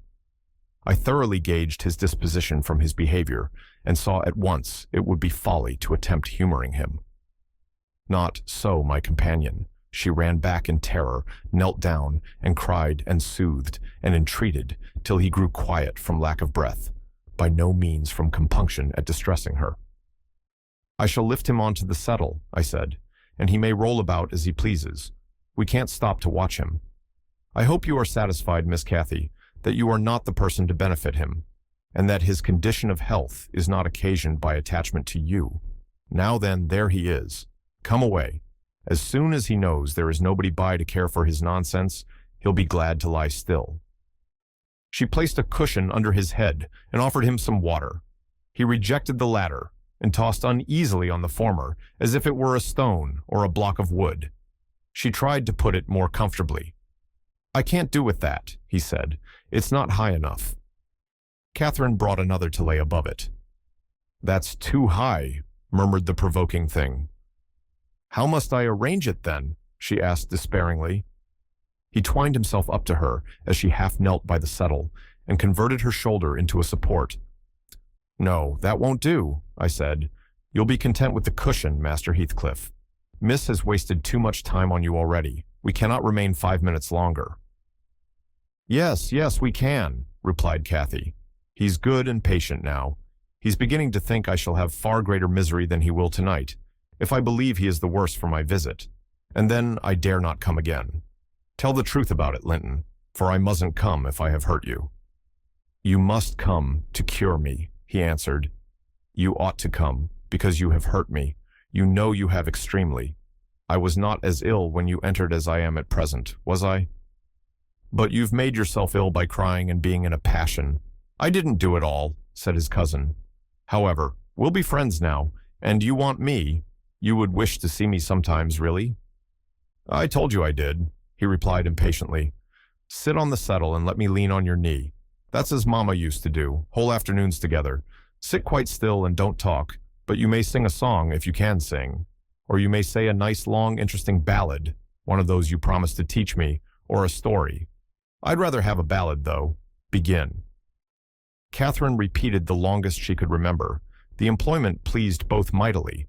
Linton would have another, and after that another, notwithstanding my strenuous objections, and so they went on until the clock struck 12, and we heard Hareton in the court, returning for his dinner. "And tomorrow, Catherine, will you be here tomorrow?" asked young Heathcliff, holding her frock as she rose reluctantly. "No," I answered, "nor next day neither." She, however, gave a different response evidently, for his forehead cleared as she stooped and whispered in his ear. "You won't go tomorrow, recollect, miss," I commenced when we were out of the house. "You are not dreaming of it, are you?" She smiled. "Oh, I'll take good care," I continued. "I'll have that lock mended, and you can escape by no way else." "I can get over the wall," she said, laughing. "The Grange is not a prison, Ellen, and you are not my jailer. And besides, I'm almost 17. I'm a woman, and I'm certain Linton would recover quickly if he had me to look after him. I'm older than he is, you know, and wiser, less childish, am I not? And he'll soon do as I direct him, with some slight coaxing.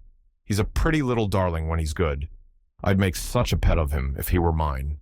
We should never quarrel, should we, after we were used to each other? Don't you like him, Ellen?" "Like him!" I exclaimed. "The worst-tempered bit of a sickly slip that ever struggled into its teens. Happily, as Heathcliff conjectured, he'll not win 20. I doubt whether he'll see spring indeed, and small loss to his family whenever he drops off. And lucky it is for us that his father took him.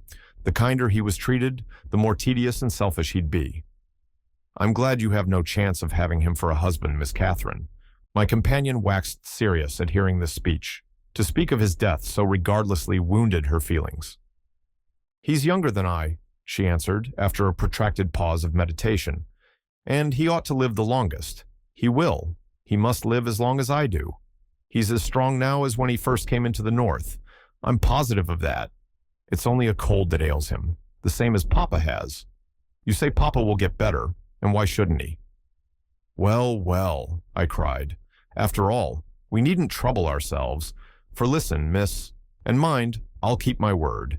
If you attempt going to Wuthering Heights again, with or without me, I shall inform Linton, and, unless he allow it, the intimacy with your cousin must not be revived."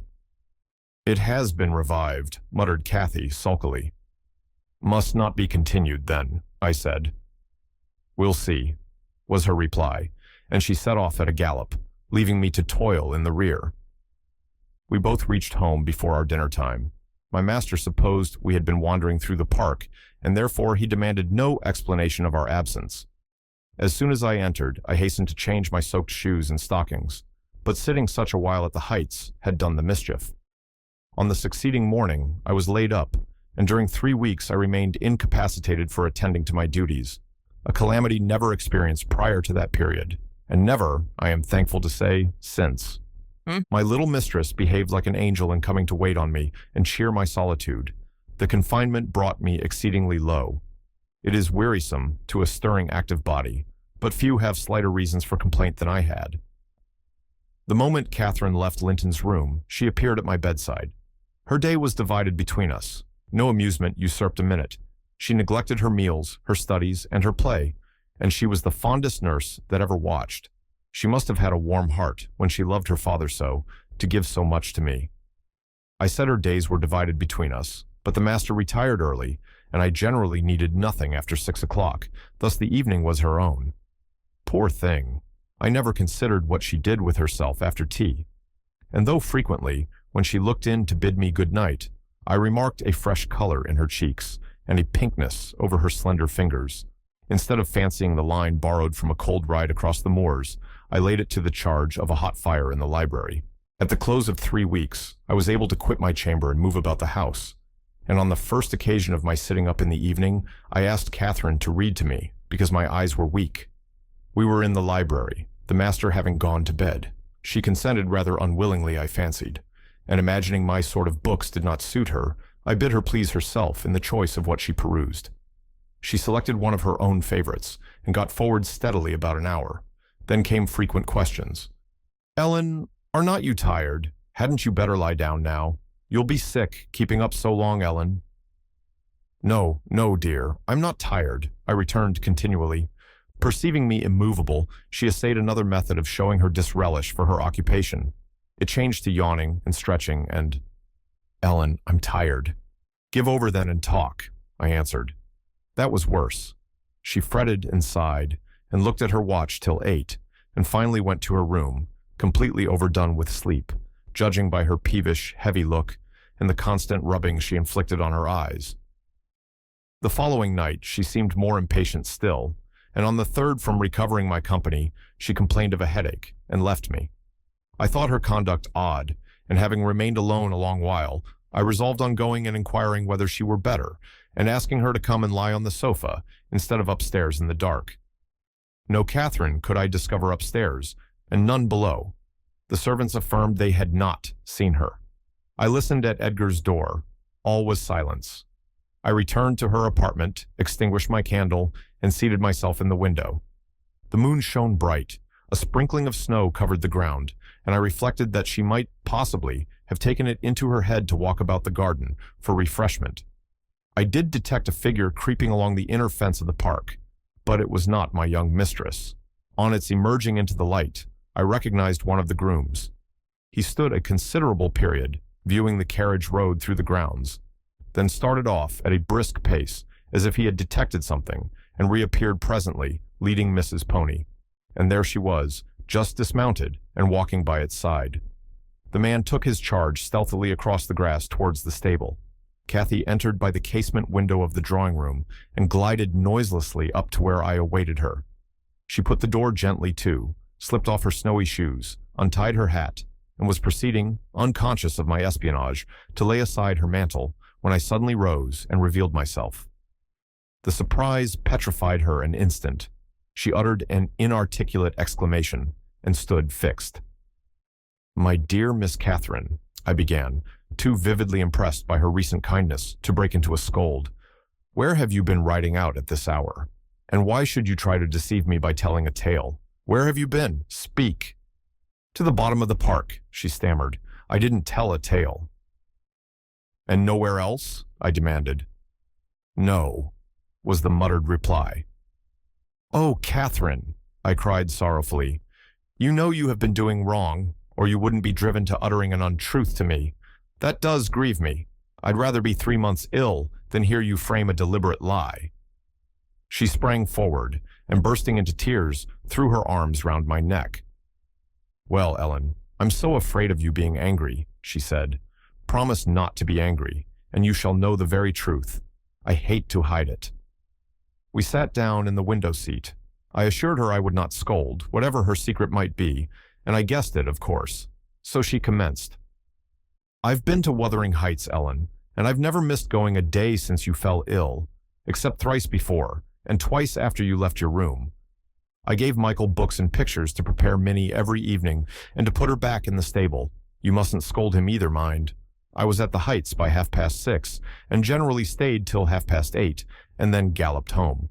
It was not to amuse myself that I went. I was often wretched all the time. Now and then I was happy, once in a week perhaps.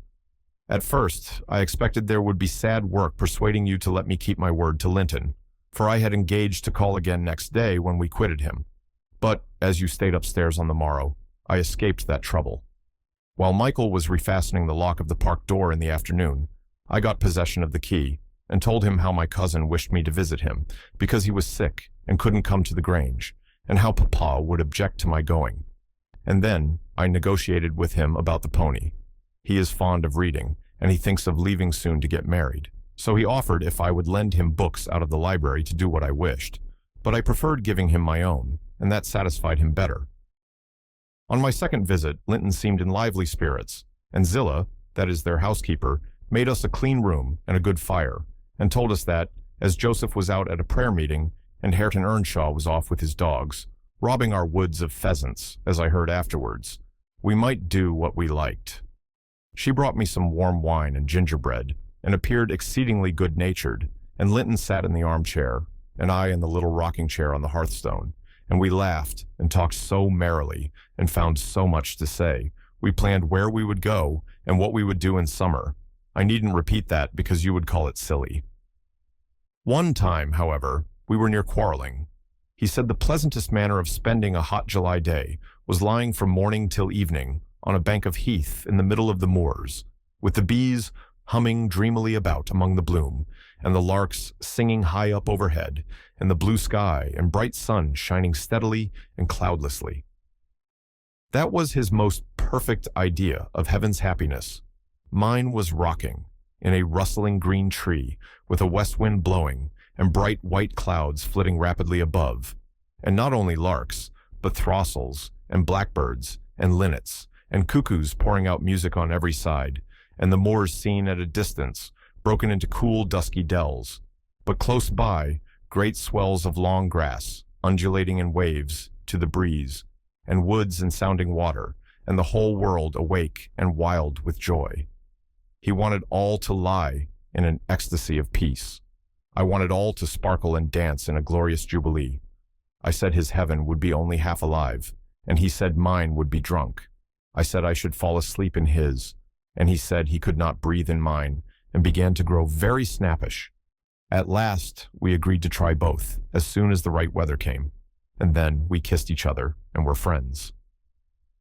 After sitting still an hour, I looked at the great room with its smooth, uncarpeted floor, and thought how nice it would be to play in if we removed the table, and I asked Linton to call Zillah in to help us, and we'd have a game at blindman's buff. She should try to catch us. You used to, you know, Ellen. He wouldn't.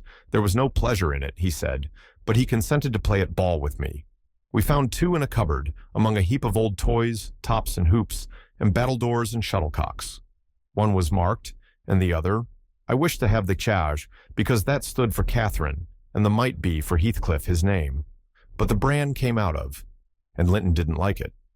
I beat him constantly, and he got cross again, and coughed, and returned to his chair. That night, though, he easily recovered his good humor.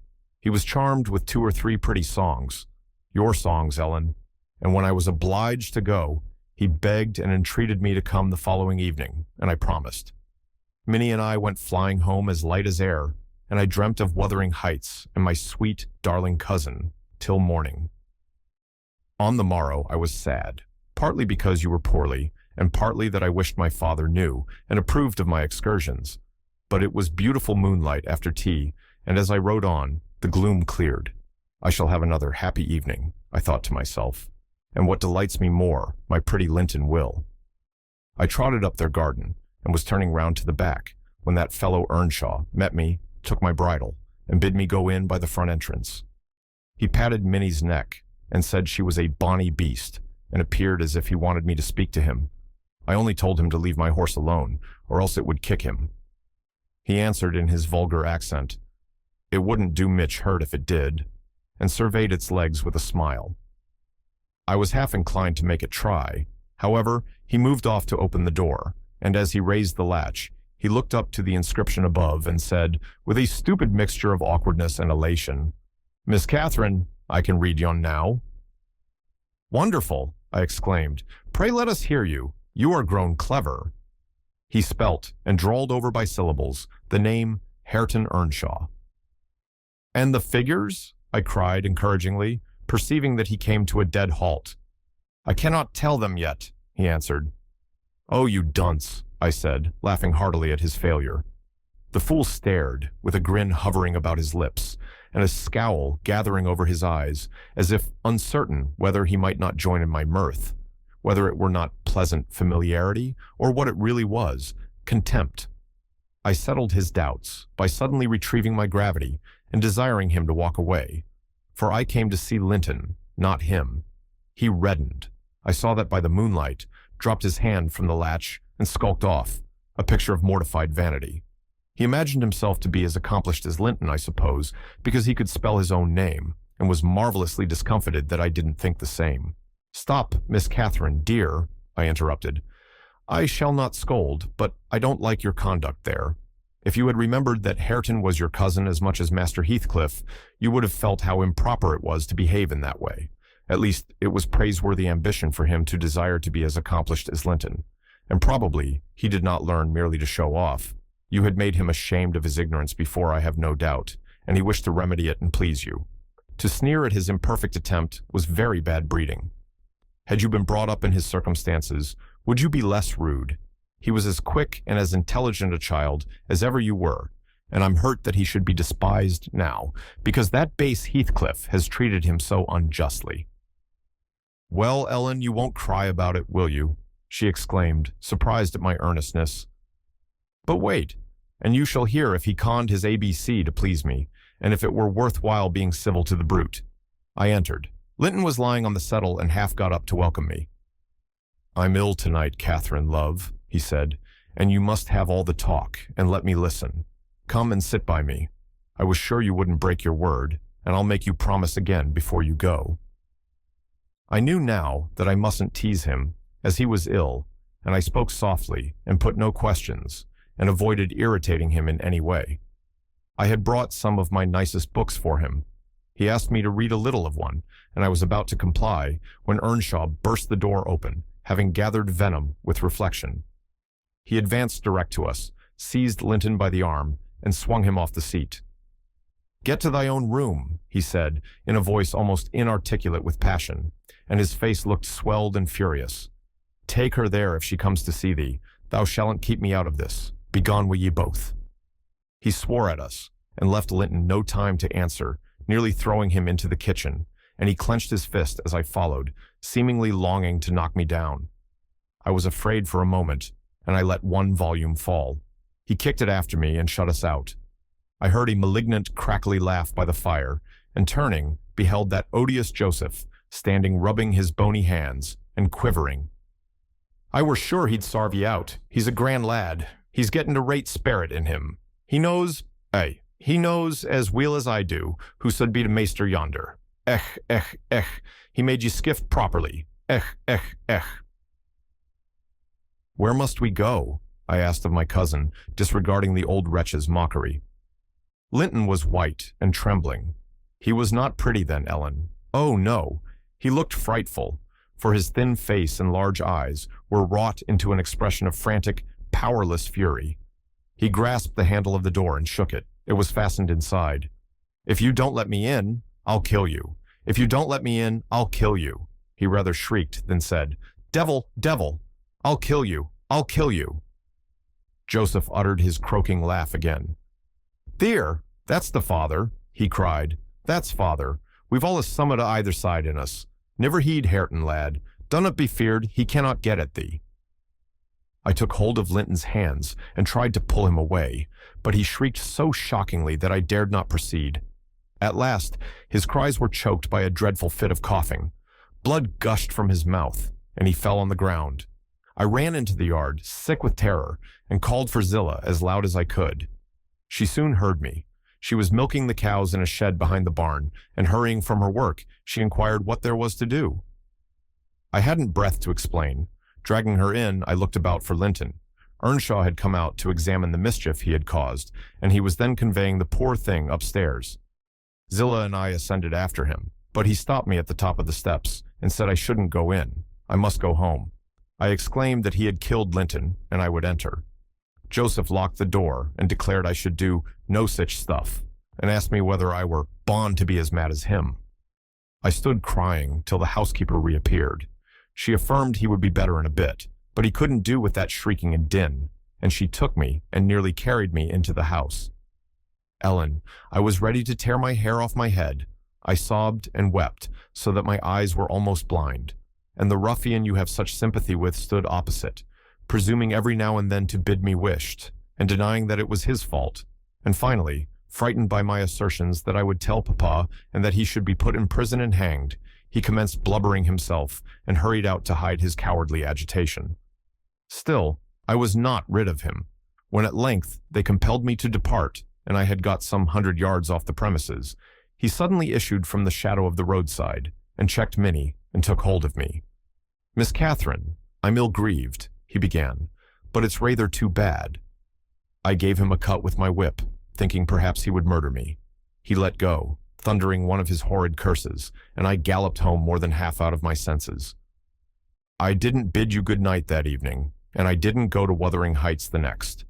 I wished to go exceedingly, but I was strangely excited and dreaded to hear that Linton was dead sometimes, and sometimes shuddered at the thought of encountering Hareton. On the third day I took courage. At least I couldn't bear longer suspense and stole off once more. I went at 5 o'clock and walked, fancying I might manage to creep into the house and up to Linton's room unobserved. However, the dogs gave notice of my approach. Zillah received me and, saying the lad was mending nicely, showed me into a small, tidy, carpeted apartment where, to my inexpressible joy, I beheld Linton laid on a little sofa, reading one of my books. But he would neither speak to me nor look at me through a whole hour, Ellen. He has such an unhappy temper. And what quite confounded me, when he did open his mouth, it was to utter the falsehood that I had occasioned the uproar, and Hareton was not to blame. Unable to reply, except passionately, I got up and walked from the room. He sent after me a faint, "Catherine." He did not reckon on being answered so, but I wouldn't turn back, and the morrow was the second day on which I stayed at home, nearly determined to visit him no more.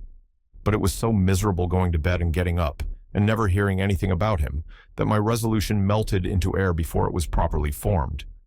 It had appeared wrong to take the journey once. Now it seemed wrong to refrain. Michael came to ask if he must saddle Minnie. I said yes, and considered myself doing a duty as she bore me over the hills. I was forced to pass the front windows to get to the court. It was no use trying to conceal my presence. "Young master is in the house," said Zillah as she saw me making for the parlor. I went in. Earnshaw was there also, but he quitted the room directly. Linton sat in the great armchair half asleep. Walking up to the fire, I began in a serious tone, partly meaning it to be true. "As you don't like me, Linton, and as you think I come on purpose to hurt you, and pretend that I do so every time, this is our last meeting. Let us say goodbye, and tell Heathcliff that you have no wish to see me, and that he mustn't invent any more falsehoods on the subject." "Sit down and take your hat off, Catherine," he answered. "You are so much happier than I am. You ought to be better. Papa talks enough of my defects, and shows enough scorn of me, to make it natural I should doubt myself. I doubt whether I am not altogether as worthless as he calls me frequently, and then I feel so cross and bitter, I hate everybody. I am worthless, and bad in temper, and bad in spirit, almost always. And if you choose, you may say goodbye. You'll get rid of an annoyance. Only, Catherine, do me this justice. Believe that if I might be as sweet, and as kind, and as good as you are, I would be, as willingly, and more so, than as happy and as healthy. And believe that your kindness has made me love you deeper than if I deserved your love. And though I couldn't, and cannot help showing my nature to you, I regret it and repent it, and shall regret and repent it till I die. I felt he spoke the truth, and I felt I must forgive him, and though we should quarrel the next moment, I must forgive him again. We were reconciled, but we cried, both of us, the whole time I stayed. Not entirely for sorrow, yet I was sorry Linton had that distorted nature. He'll never let his friends be at ease, and he'll never be at ease himself. I have always gone to his little parlor since that night, because his father returned the day after. About 3 times, I think, we have been merry and hopeful, as we were the first evening. The rest of my visits were dreary and troubled, now with his selfishness and spite, and now with his sufferings. But I've learned to endure the former with nearly as little resentment as the latter. Heathcliff purposely avoids me. I have hardly seen him at all. Last Sunday, indeed, coming earlier than usual, I heard him abusing poor Linton cruelly for his conduct of the night before. I can't tell how he knew of it, unless he listened. Linton had certainly behaved provokingly. However, it was the business of nobody but me, and I interrupted Heathcliff's lecture by entering and telling him so. He burst into a laugh and went away, saying he was glad I took that view of the matter. Since then, I've told Linton he must whisper his bitter things. Now, Ellen, you have heard all. I can't be prevented from going to Wuthering Heights, except by inflicting misery on 2 people, whereas, if you'll only not tell Papa, my going need disturb the tranquility of none. You'll not tell, will you? It will be very heartless, if you do. I'll make up my mind on that point by tomorrow, Miss Catherine, I replied. It requires some study, and so I'll leave you to your rest and go think it over. I thought it over aloud, in my master's presence, walking straight from her room to his, and relating the whole story, with the exception of her conversations with her cousin, and any mention of Hareton. Linton was alarmed and distressed, more than he would acknowledge to me. In the morning, Catherine learnt my betrayal of her confidence, and she learnt also that her secret visits were to end. In vain she wept and writhed against the interdict, and implored her father to have pity on Linton. All she got to comfort her was a promise that he would write and give him leave to come to the Grange when he pleased, but explaining that he must no longer expect to see Catherine at Wuthering Heights. Perhaps, had he been aware of his nephew's disposition and state of health, he would have seen fit to withhold even that slight consolation.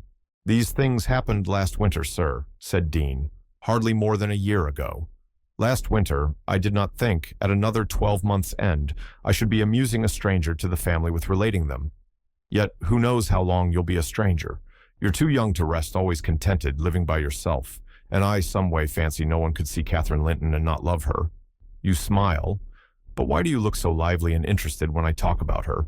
And why have you asked me to hang her picture over your fireplace? And why? Stop, my good friend, I cried. It may be very possible that I should love her, but would she love me? I doubt it too much to venture my tranquility by running into temptation, and then my home is not here. I'm of the busy world, and to its arms I must return. Go on. Was Catherine obedient to her father's commands? She was, continued the housekeeper. Her affection for him was still the chief sentiment in her heart, and he spoke without anger. He spoke in the deep tenderness of one about to leave his treasure, amid perils and foes, where his remembered words would be the only aid that he could bequeath to guide her. He said to me, a few days afterwards, I wish my nephew would write, Ellen, or call. Tell me, sincerely, what you think of him. Is he changed for the better, or is there a prospect of improvement as he grows a man? He's very delicate, sir, I replied, and scarcely likely to reach manhood. But this I can say, he does not resemble his father, and if Miss Catherine had the misfortune to marry him, he would not be beyond her control, unless she were extremely and foolishly indulgent. However, master, you'll have plenty of time to get acquainted with him, and see whether he would suit her. It wants 4 years and more to his being of age. Edgar sighed, and walking to the window, looked out towards Gimmerton Kirk. It was a misty afternoon, but the February sun shone dimly, and we could just distinguish the 2 fir trees in the yard and the sparely scattered gravestones. I've prayed often, he half soliloquized, for the approach of what is coming, and now I begin to shrink and fear it. I thought the memory of the hour I came down, that Glen a bridegroom would be less sweet than the anticipation that I was soon, in a few months, or possibly weeks, to be carried up and laid in its lonely hollow. Ellen, I've been very happy with my little Kathy. Through winter nights and summer days, she was a living hope at my side. But I've been as happy musing by myself among those stones, under that old church, lying, through the long June evenings, on the green mound of her mother's grave, and wishing, yearning for the time when I might lie beneath it. What can I do for Kathy? How must I quit her? I'd not care one moment for Linton being Heathcliff's son, nor for his taking her from me if he could console her for my loss. I'd not care that Heathcliff gained his ends and triumphed in robbing me of my last blessing. But should Linton be unworthy, only a feeble tool to his father, I cannot abandon her to him. And hard though it be to crush her buoyant spirit, I must persevere in making her sad while I live, and leaving her solitary when I die. Darling, I'd rather resign her to God and lay her in the earth before me. Resign her to God as it is, sir, I answered, and if we should lose you, which may he forbid, under his providence, I'll stand her friend and counselor to the last. Miss Catherine is a good girl. I don't fear that she will go willfully wrong, and people who do their duty are always finally rewarded. Spring advanced, yet my master gathered no real strength, though he resumed his walks in the grounds with his daughter. To her inexperienced notions, this itself was a sign of convalescence, and then his cheek was often flushed, and his eyes were bright. She felt sure of his recovering. On her 17th birthday, he did not visit the churchyard. It was raining, and I observed, "You'll surely not go out tonight, sir." He answered, "No, I'll defer it this year a little longer." He wrote again to Linton, expressing his great desire to see him, and, had the invalid been presentable, I've no doubt his father would have permitted him to come. As it was, being instructed, he returned an answer, intimating that Heathcliff objected to his calling at the Grange, but his uncle's kind remembrance delighted him, and he hoped to meet him sometimes in his rambles, and personally to petition that his cousin and he might not remain long so utterly divided. That part of his letter was simple, and probably his own. Heathcliff knew he could plead eloquently for Catherine's company then. "I do not ask," he said, "that she may visit here, but am I never to see her because my father forbids me to go to her home, and you forbid her to come to mine? Do, now and then, ride with her towards the heights, and let us exchange a few words in your presence. We have done nothing to deserve this separation, and you are not angry with me. You have no reason to dislike me. You allow yourself. Dear uncle, send me a kind note tomorrow, and leave to join you anywhere you please, except at Thrushcross Grange. I believe an interview would convince you that my father's character is not mine. He affirms I am more your nephew than his son. And though I have faults which render me unworthy of Catherine, she has excused them, and for her sake you should also. You inquire after my health. It is better, but while I remain cut off from all hope, and doomed to solitude, or the society of those who never did and never will like me, how can I be cheerful and well? Edgar, though he felt for the boy, could not consent to grant his request, because he could not accompany Catherine. He said in summer perhaps they might meet. Meantime, he wished him to continue writing at intervals, and engaged to give him what advice and comfort he was able by letter, being well aware of his hard position in his family. Linton complied, and had he been unrestrained, would probably have spoiled all by filling his epistles with complaints and lamentations, but his father kept a sharp watch over him, and of course insisted on every line that my master sent being shown. So, instead of penning his peculiar personal sufferings and distresses, the themes constantly uppermost in his thoughts, he harped on the cruel obligation of being held asunder from his friend and love, and gently intimated that Linton must allow an interview soon, or he should fear he was purposely deceiving him with empty promises. Cathy was a powerful ally at home, and between them they at length persuaded my master to acquiesce in their having a ride or a walk together about once a week, under my guardianship, and on the moors nearest the Grange, for June found him still declining. Though he had set aside yearly a portion of his income for my young lady's fortune, he had a natural desire that she might retain, or at least return in a short time to, the house of her ancestors, and he considered her only prospect of doing that was by a union with his heir. He had no idea that the latter was failing almost as fast as himself, nor had anyone, I believe, no doctor visited the heights, and no one saw Master Heathcliff to make report of his condition among us. I, for my part, began to fancy my forebodings were false, and that he must be actually rallying when he mentioned riding and walking on the moors, and seemed so earnest in pursuing his object. I could not picture a father treating a dying child as tyrannically and wickedly as I afterwards learned Heathcliff had treated him, to compel this apparent eagerness. His efforts redoubling the more imminently, his avaricious and unfeeling plans were threatened with defeat by death. Summer was already past its prime when Edgar reluctantly yielded his assent to their entreaties, and Catherine and I set out on our first ride to join her cousin. It was a close, sultry day, devoid of sunshine, but with a sky too dappled and hazy to threaten rain, and our place of meeting had been fixed at the guide stone by the crossroads. On arriving there, however, a little herd boy, dispatched as a messenger, told us that Maester Linton were just to this side the heights, and he'd be Mitch obliged to us to gang on a bit further. "Then Master Linton has forgot the first injunction of his uncle," I observed. "He bid us keep on the Grange land, and here we are off at once." "Well, we'll turn our horses' heads round when we reach him," answered my companion. "Our excursion shall lie towards home." But when we reached him, and that was scarcely a quarter of a mile from his own door, we found he had no horse, and we were forced to dismount and leave ours to graze. He lay on the heath, awaiting our approach, and did not rise till we came within a few yards. Then he walked so feebly and looked so pale that I immediately exclaimed, "Why, Master Heathcliff, you are not fit for enjoying a ramble this morning. How ill you do look." Catherine surveyed him with grief and astonishment.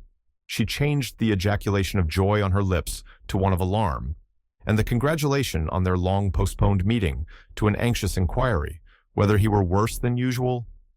"No, better, better," he panted, trembling, and retaining her hand as if he needed its support, while his large blue eyes wandered timidly over her, the hollowness round them transforming to haggard wildness the languid expression they once possessed. "But you have been worse," persisted his cousin.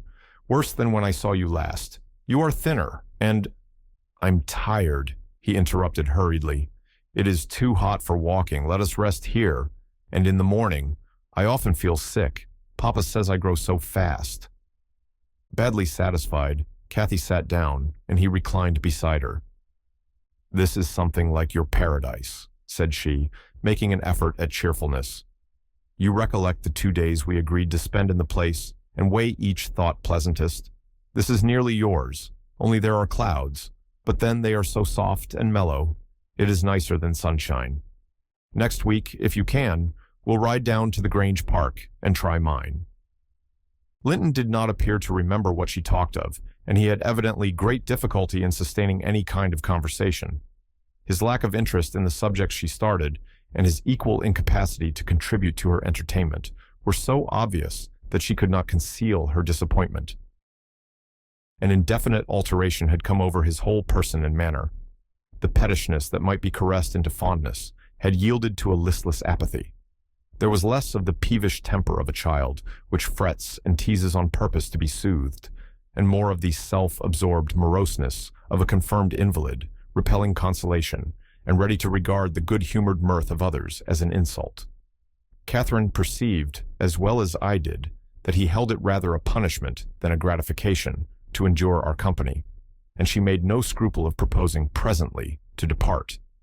That proposal, unexpectedly, roused Linton from his lethargy and threw him into a strange state of agitation. He glanced fearfully towards the heights, begging she would remain another half-hour at least. "But I think," said Kathy, "you'd be more comfortable at home than sitting here, and I cannot amuse you today, I see, by my tales and songs and chatter. You have grown wiser than I in these 6 months. You have little taste for my diversions now, or else, if I could amuse you, I'd willingly stay." "Stay to rest yourself," he replied. "And Catherine, don't think or say that I'm very unwell. It is the heavy weather and heat that make me dull, and I walked about before you came, a great deal for me. Tell Uncle I'm in tolerable health, will you?" "I'll tell him that you say so, Linton. I couldn't affirm that you are," observed my young lady, wondering at his pertinacious assertion of what was evidently an untruth. "And be here again next Thursday," continued he, shunning her puzzled gaze. "And give him my thanks for permitting you to come. My best thanks, Catherine. And, and if you did meet my father, and he asked you about me, don't lead him to suppose that I've been extremely silent and stupid. Don't look sad and downcast, as you are doing. He'll be angry." "I care nothing for his anger," exclaimed Kathy, imagining she would be its object.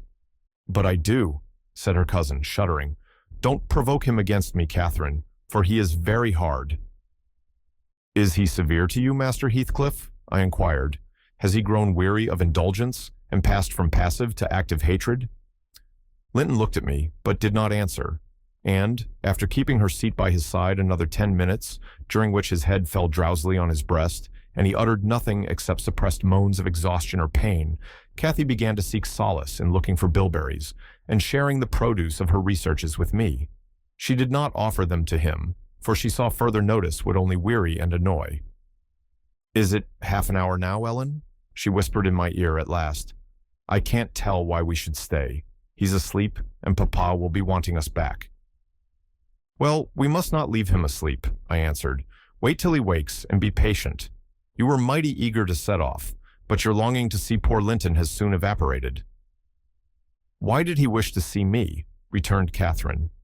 "In his crossest humors formerly, I liked him better than I do in his present curious mood. It's just as if it were a task he was compelled to perform, this interview, for fear his father should scold him. But I'm hardly going to come to give Heathcliff pleasure, whatever reason he may have for ordering Linton to undergo this penance.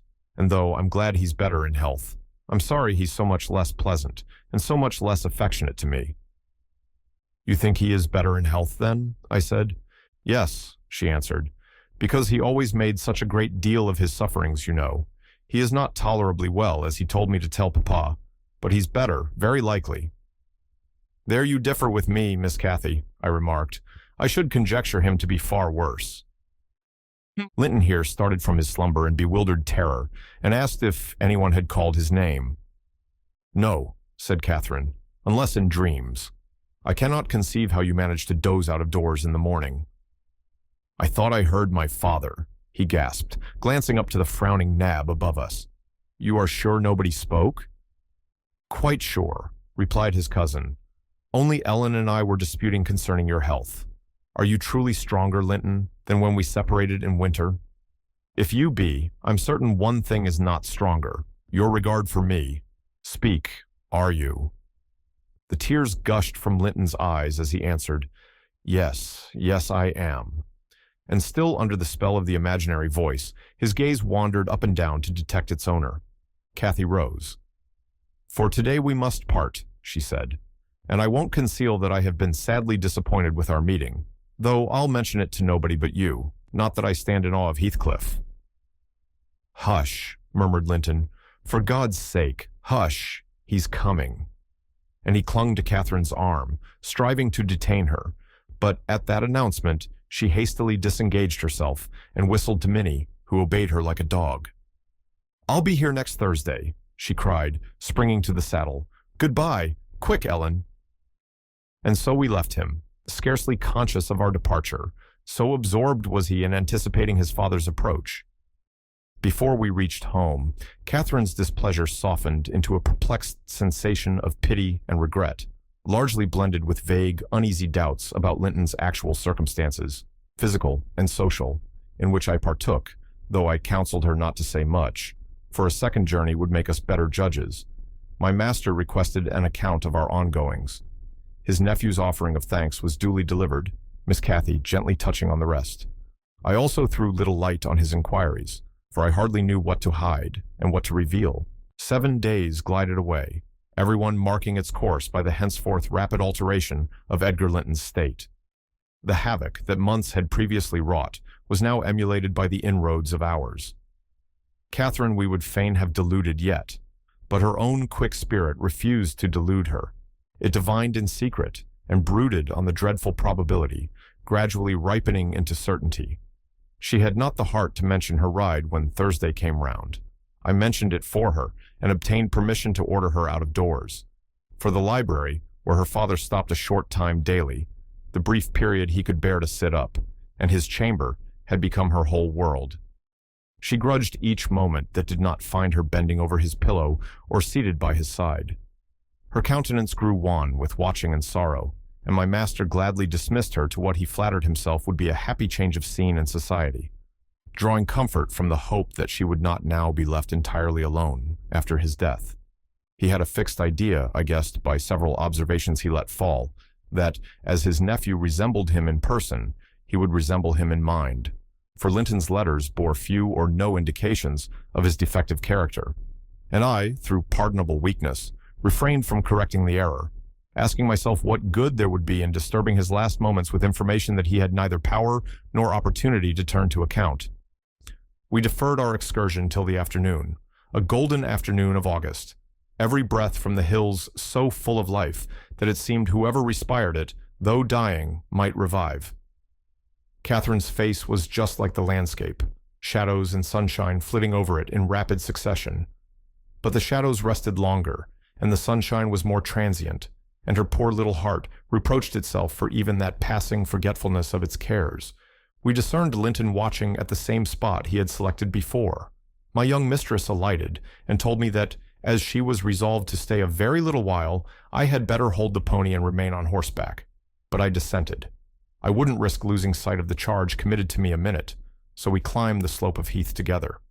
Master Heathcliff received us with greater animation on this occasion. Not the animation of high spirits, though, nor yet of joy. It looked more like fear. "It is late," he said, speaking short and with difficulty. "Is not your father very ill? I thought you wouldn't come." "Why won't you be candid?" cried Catherine, swallowing her greeting. "Why cannot you say at once you don't want me? It is strange, Linton, that for the second time you have brought me here on purpose, apparently to distress us both, and for no reason besides." Linton shivered and glanced at her, half supplicating, half ashamed. But his cousin's patience was not sufficient to endure this enigmatical behavior. "My father is very ill," she said, "and why am I called from his bedside? Why didn't you send to absolve me from my promise, when you wished I wouldn't keep it? Come, I desire an explanation. Playing and trifling are completely banished out of my mind, and I can't dance attendance on your affectations now." "My affectations," he murmured. "What are they? For heaven's sake, Catherine, don't look so angry. Despise me as much as you please. I'm a worthless, cowardly wretch. I can't be scorned enough. But I'm too mean for your anger. Hate my father, and spare me for contempt." "Nonsense," cried Catherine in a passion. "Foolish, silly boy. And there, he trembles, as if I were really going to touch him. You needn't bespeak contempt, Linton. Anybody will have it spontaneously at your service. Get off. I shall return home. It is folly dragging you from the hearthstone and pretending— What do we pretend? Let go my frock. If I pitied you for crying and looking so very frightened, you should spurn such pity. Ellen, tell him how disgraceful this conduct is. Rise, and don't degrade yourself into an abject reptile, don't." With streaming face and an expression of agony, Linton had thrown his nerveless frame along the ground. He seemed convulsed with exquisite terror. "Oh," he sobbed, "I cannot bear it. Catherine, Catherine, I'm a traitor too, and I dare not tell you, but leave me, and I shall be killed. Dear Catherine, my life is in your hands, and you have said you loved me, and if you did, it wouldn't harm you. You'll not go, then? Kind, sweet, good Catherine, and perhaps you will consent, and he'll let me die with you." My young lady, on witnessing his intense anguish, stooped to raise him. The old feeling of indulgent tenderness overcame her vexation, and she grew thoroughly moved and alarmed. "Consent to what?" she asked. "To stay. Tell me the meaning of this strange talk, and I will. You contradict your own words and distract me. Be calm and frank, and confess at once all that weighs on your heart. You wouldn't injure me, Linton, would you? You wouldn't let any enemy hurt me if you could prevent it? I'll believe you are a coward for yourself, but not a cowardly betrayer of your best friend." "But my father threatened me," gasped the boy, clasping his attenuated fingers. "And I dread him. I dread him. I dare not tell." "Oh, well," said Catherine with scornful compassion, "keep your secret. I'm no coward. Save yourself. I'm not afraid." Her magnanimity provoked his tears. He wept wildly, kissing her supporting hands, and yet could not summon courage to speak out. I was cogitating what the mystery might be, and determined Catherine should never suffer to benefit him or anyone else, by my good will, when, hearing a rustle among the ling, I looked up and saw Heathcliff, almost close upon us, descending the heights. He didn't cast a glance towards my companions, though they were sufficiently near for Linton's sobs to be audible. But hailing me in the almost hearty tone he assumed to none besides, and the sincerity of which I couldn't avoid doubting, he said, "It is something to see you so near to my house, Nelly. How are you at the Grange? Let us hear. The rumor goes," he added in a lower tone, "that Edgar Linton is on his deathbed. Perhaps they exaggerate his illness." "No, my master is dying," I replied. "It is true enough. A sad thing it will be for us all, but a blessing for him." "How long will he last, do you think?" he asked. "I don't know," I said. "Because," he continued, looking at the two young people who were fixed under his eye, "Linton appeared as if he could not venture to stir or raise his head, and Catherine could not move, on his account. Because that lad yonder seems determined to beat me, and I'd thank his uncle to be quick and go before him. Hello, has the whelp been playing that game long? I did give him some lessons about sniveling. Is he pretty lively with Miss Linton generally?" "Lively? No, he has shown the greatest distress," I answered. "To see him, I should say, that instead of rambling with his sweetheart on the hills, he ought to be in bed under the hands of a doctor." "He shall be in a day or two," muttered Heathcliff. "But first, get up, Linton, get up," he shouted. "Don't grovel on the ground there. Up, this moment." Linton had sunk prostrate again in another paroxysm of helpless fear, caused by his father's glance towards him, I suppose. There was nothing else to produce such humiliation. He made several efforts to obey, but his little strength was annihilated for the time, and he fell back again with a moan. Heathcliff advanced and lifted him to lean against a ridge of turf. "Now," said he with curbed ferocity, "I'm getting angry, and if you don't command that paltry spirit of yours, damn you, get up directly." "I will, father," he panted. "Only, let me alone, or I shall faint. I've done as you wished, I'm sure. Catherine will tell you that I have been cheerful. Ah, keep by me, Catherine. Give me your hand." "Take mine," said his father. "Stand on your feet. There now. She'll lend you her arm. That's right, look at her. You would imagine I was the devil himself, Miss Linton, to excite such horror. Be so kind as to walk home with him, will you? He shudders if I touch him." "Linton, dear," whispered Catherine, "I can't go to Wuthering Heights. Papa has forbidden me. He'll not harm you. Why are you so afraid?" "I can never re-enter that house," he answered. "I'm not to re-enter it without you." "Stop!" cried his father. "We'll respect Catherine's filial scruples. Nelly, take him in, and I'll follow your advice concerning the doctor, without delay." "You'll do well," replied I, "but I must remain with my mistress. To mind your son is not my business." "You are very stiff," said Heathcliff. "I know that, but you'll force me to pinch the baby and make it scream before it moves your charity. Come then, my hero. Are you willing to return, escorted by me?" He approached once more and made as if he would seize the fragile being. But shrinking back, Linton clung to his cousin and implored her to accompany him with a frantic importunity that admitted no denial. However I disapproved, I couldn't hinder her. Indeed, how could she have refused him herself? What was filling him with dread we had no means of discerning, but there he was, powerless under its grip, and any addition seemed capable of shocking him into idiocy. We reached the threshold. Catherine walked in, and I stood waiting till she had conducted the invalid to a chair, expecting her out immediately, when Heathcliff, pushing me forward, exclaimed, "My house is not stricken with the plague, Nelly, and I have a mind to be hospitable today. Sit down, and allow me to shut the door." He shut and locked it also. I started. "You shall have tea before you go home," he added.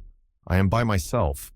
Hareton is gone with some cattle to the Lees, and Zillah and Joseph are off on a journey of pleasure. And, though I'm used to being alone, I'd rather have some interesting company if I can get it. Miss Linton, take your seat by him. I give you what I have. The present is hardly worth accepting, but I have nothing else to offer. It is Linton, I mean." How she does stare. It's odd what a savage feeling I have to anything that seems afraid of me. Had I been born where laws are less strict and tastes less dainty, I should treat myself to a slow vivisection of those two as an evening's amusement. He drew in his breath, struck the table, and swore to himself, "By hell, I hate them." "I am not afraid of you," exclaimed Catherine, who could not hear the latter part of his speech. She stepped close up, her black eyes flashing with passion and resolution. "Give me that key. I will have it," she said. "I wouldn't eat or drink here if I were starving." Heathcliff had the key in his hand that remained on the table. He looked up, seized with a sort of surprise at her boldness, or possibly reminded by her voice and glance of the person from whom she inherited it. She snatched at the instrument, and half succeeded in getting it out of his loosened fingers, but her action recalled him to the present. He recovered it speedily. "Now, Catherine Linton," he said, "stand off, or I shall knock you down, and that will make Dean mad." Regardless of this warning, she captured his closed hand and its contents again. "We will go," she repeated, exerting her utmost efforts to cause the iron muscles to relax, and finding that her nails made no impression, she applied her teeth pretty sharply. Heathcliff glanced at me a glance that kept me from interfering a moment. Catherine was too intent on his fingers to notice his face. He opened them suddenly and resigned the object of dispute, but, ere she had well secured it, he seized her with the liberated hand and, pulling her on his knee, administered with the other a shower of terrific slaps on both sides of the head, each sufficient to have fulfilled his threat, had she been able to fall. At this diabolical violence I rushed on him furiously. "You villain!" I began to cry. "You villain!" A touch on the chest silenced me. I am stout, and soon put out of breath, and what with that and the rage, I staggered dizzily back and felt ready to suffocate or to burst a blood vessel. The scene was over in 2 minutes. Catherine, released, put her 2 hands to her temples and looked just as if she were not sure whether her ears were off or on. She trembled like a reed, poor thing, and leant against the table, perfectly bewildered. "I know how to chastise children, you see," said the scoundrel grimly, as he stooped to repossess himself of the key, which had dropped to the floor. "Go to Linton now, as I told you, and cry at your ease. I shall be your father tomorrow, all the father you'll have in a few days, and you shall have plenty of that. You can bear plenty. You're no weakling. You shall have a daily taste if I catch such a devil of a temper in your eyes again." Cathy ran to me instead of Linton, and knelt down and put her burning cheek on my lap, weeping aloud. Her cousin had shrunk into a corner of the settle, as quiet as a mouse, congratulating himself, I dare say, that the correction had alighted on another than him. Heathcliff, perceiving us all confounded, rose and expeditiously made the tea himself. The cups and saucers were laid ready. He poured it out and handed me a cup. "Wash away your spleen," he said, "and help your own naughty pet and mine. It is not poisoned, though I prepared it. I'm going out to seek your horses." Our first thought on his departure was to force an exit somewhere. We tried the kitchen door, but that was fastened outside. We looked at the windows. They were too narrow for even Cathy's little figure. "Master Linton," I cried, seeing we were regularly imprisoned, "you know what your diabolical father is after, and you shall tell us, or I'll box your ears, as he has done your cousins." "Yes, Linton, you must tell," said Catherine. "It was for your sake I came, and it will be wickedly ungrateful if you refuse." "Give me some tea, I'm thirsty, and then I'll tell you," he answered. "Dean, go away. I don't like you standing over me. Now, Catherine, you are letting your tears fall into my cup. I won't drink that. Give me another." Catherine pushed another to him and wiped her face. I felt disgusted at the little wretch's composure, since he was no longer in terror for himself. The anguish he had exhibited on the moor subsided as soon as ever he entered Wuthering Heights. So I guessed he had been menaced with an awful visitation of wrath if he failed in decoying us there, and that accomplished, he had no further immediate fears. "Papa wants us to be married," he continued, after sipping some of the liquid. "And he knows your papa wouldn't let us marry now, and he's afraid of my dying if we wait. So we are to be married in the morning, and you are to stay here all night. And, if you do as he wishes, you shall return home next day, and take me with you." "Take you with her, pitiful changeling," I exclaimed. "You marry? Why, the man is mad, or he thinks us fools, everyone. And do you imagine that beautiful young lady, that healthy, hearty girl, will tie herself to a little perishing monkey like you? Are you cherishing the notion that anybody, let alone Miss Catherine Linton, would have you for a husband? You want whipping for bringing us in here at all, with your dastardly puling tricks. And don't look so silly now. I've a very good mind to shake you severely for your contemptible treachery and your imbecile conceit. I did give him a slight shaking, but it brought on the cough, and he took to his ordinary resource of moaning and weeping, and Catherine rebuked me. Stay all night? No, she said, looking slowly round. Ellen, I'll burn that door down, but I'll get out. And she would have commenced the execution of her threat directly, but Linton was up in alarm for his dear self again. He clasped her in his two feeble arms, sobbing, Won't you have me, and save me, not let me come to the Grange? Oh, darling Catherine, you mustn't go and leave after all. You must obey my father. You must. I must obey my own, she replied, and relieve him from this cruel suspense. The whole night. What would he think? He'll be distressed already.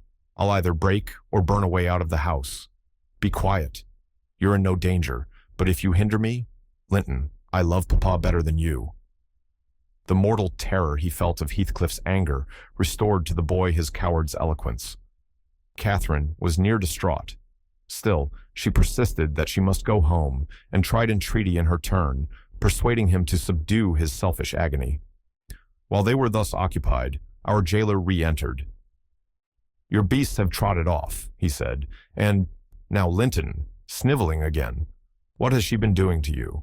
Come, come, have done, and get to bed. In a month or two, my lad, you'll be able to pay her back her present tyrannies with a vigorous hand. You're pining for pure love, are you not? Nothing else in the world, and she shall have you. There, to bed. Zillah won't be here tonight. You must undress yourself. Hush, hold your noise. Once in your own room, I'll not come near you. You needn't fear. By chance, you've managed tolerably. I'll look to the rest. He spoke these words, holding the door open for his son to pass, and the latter achieved his exit exactly as a spaniel might, which suspected the person who attended on it of designing a spiteful squeeze. The lock was resecured. Heathcliff approached the fire where my mistress and I stood silent. Catherine looked up and instinctively raised her hand to her cheek. His neighborhood revived a painful sensation. Anybody else would have been incapable of regarding the childish act with sternness, but he scowled on her and muttered, Oh, you are not afraid of me. Your courage is well disguised. You seem damnably afraid. I am afraid now, she replied, because if I stay, Papa will be miserable. And how can I endure making him miserable when he, Heathcliff, let me go home. I promised to marry Linton. Papa would like me to. And I love him. Why should you wish to force me to do what I'll willingly do of myself? Let him dare to force you, I cried. There's law in the land, thank God. There is, though we be in an out-of-the-way place. I'd inform if he were my own son, and it's felony without benefit of clergy. Silence, said the ruffian. To the devil with your clamor. I don't want you to speak. Miss Linton, I shall enjoy myself remarkably in thinking your father will be miserable. I shall not sleep for satisfaction. You could have hit on no surer way of fixing your residence under my roof for the next 24 hours than informing me that such an event would follow. As to your promise to marry Linton, I'll take care you shall keep it, for you shall not quit this place till it is fulfilled. Send Ellen, then, to let Papa know I'm safe, exclaimed Catherine, weeping bitterly. Or marry me now. Poor Papa. Ellen, he'll think we're lost. What shall we do? Not he. He'll think you are tired of waiting on him and run off for a little amusement, answered Heathcliff. You cannot deny that you entered my house of your own accord, in contempt of his injunctions to the contrary. And it is quite natural that you should desire amusement at your age, and that you would weary of nursing a sick man, and that man only your father. Catherine, his happiest days were over when your days began. He cursed you, I dare say, for coming into the world. I did, at least. And it would just do if he cursed you as he went out of it. I'd join him. I don't love you. How should I? Weep away. As far as I can see, it will be your chief diversion hereafter, unless Linton make amends for other losses, and your provident parent appears to fancy he may. His letters of advice and consolation entertained me vastly. In his last, he recommended my jewel to be careful of his, and kind to her when he got her. Careful and kind, that's paternal. But Linton requires his whole stock of care and kindness for himself. Linton can play the little tyrant well. He'll undertake to torture any number of cats if their teeth be drawn and their claws pared. You'll be able to tell his uncle fine tales of his kindness when you get home again, I assure you. You're right there, I said. Explain your son's character. Show his resemblance to yourself. And then, I hope, Miss Cathy will think twice before she takes the cockatrice. I don't much mind speaking of his amiable qualities now, he answered, because she must either accept him or remain a prisoner, and you along with her, till your master dies. I can detain you both, quite concealed here. If you doubt, encourage her to retract her word, and you'll have an opportunity of judging. I'll not retract my word, said Catherine. I'll marry him within this hour, if I may go to Thrushcross Grange afterwards. Heathcliff, you're a cruel man, but you're not a fiend, and you won't, from mere malice, destroy irrevocably all my happiness. If Papa thought I had left him on purpose, and if he died before I returned, could I bear to live? I've given over crying, but I'm going to kneel here, at your knee, and I'll not get up, and I'll not take my eyes from your face till you look back at me. No, don't turn away. Do look. You'll see nothing to provoke you. I don't hate you. I'm not angry that you struck me. Have you never loved anybody in all your life, uncle? Never? Ah, you must look once. I'm so wretched you can't help being sorry and pitying me. Keep your F's fingers off and move, or I'll kick you, cried Heathcliff, brutally repulsing her. I'd rather be hugged by a snake. How the devil can you dream of fawning on me? I detest you. He shrugged his shoulders, shook himself indeed, as if his flesh crept with aversion, and thrust back his chair, while I got up and opened my mouth, to commence a downright torrent of abuse. But I was rendered dumb in the middle of the first sentence by a threat that I should be shown into a room by myself the very next syllable I uttered. It was growing dark. We heard a sound of voices at the garden gate. Our host hurried out instantly. He had his wits about him. We had not. There was a talk of 2 or 3 minutes, and he returned alone. I thought it had been your cousin Hareton, I observed to Catherine. I wish he would arrive. Who knows but he might take our part.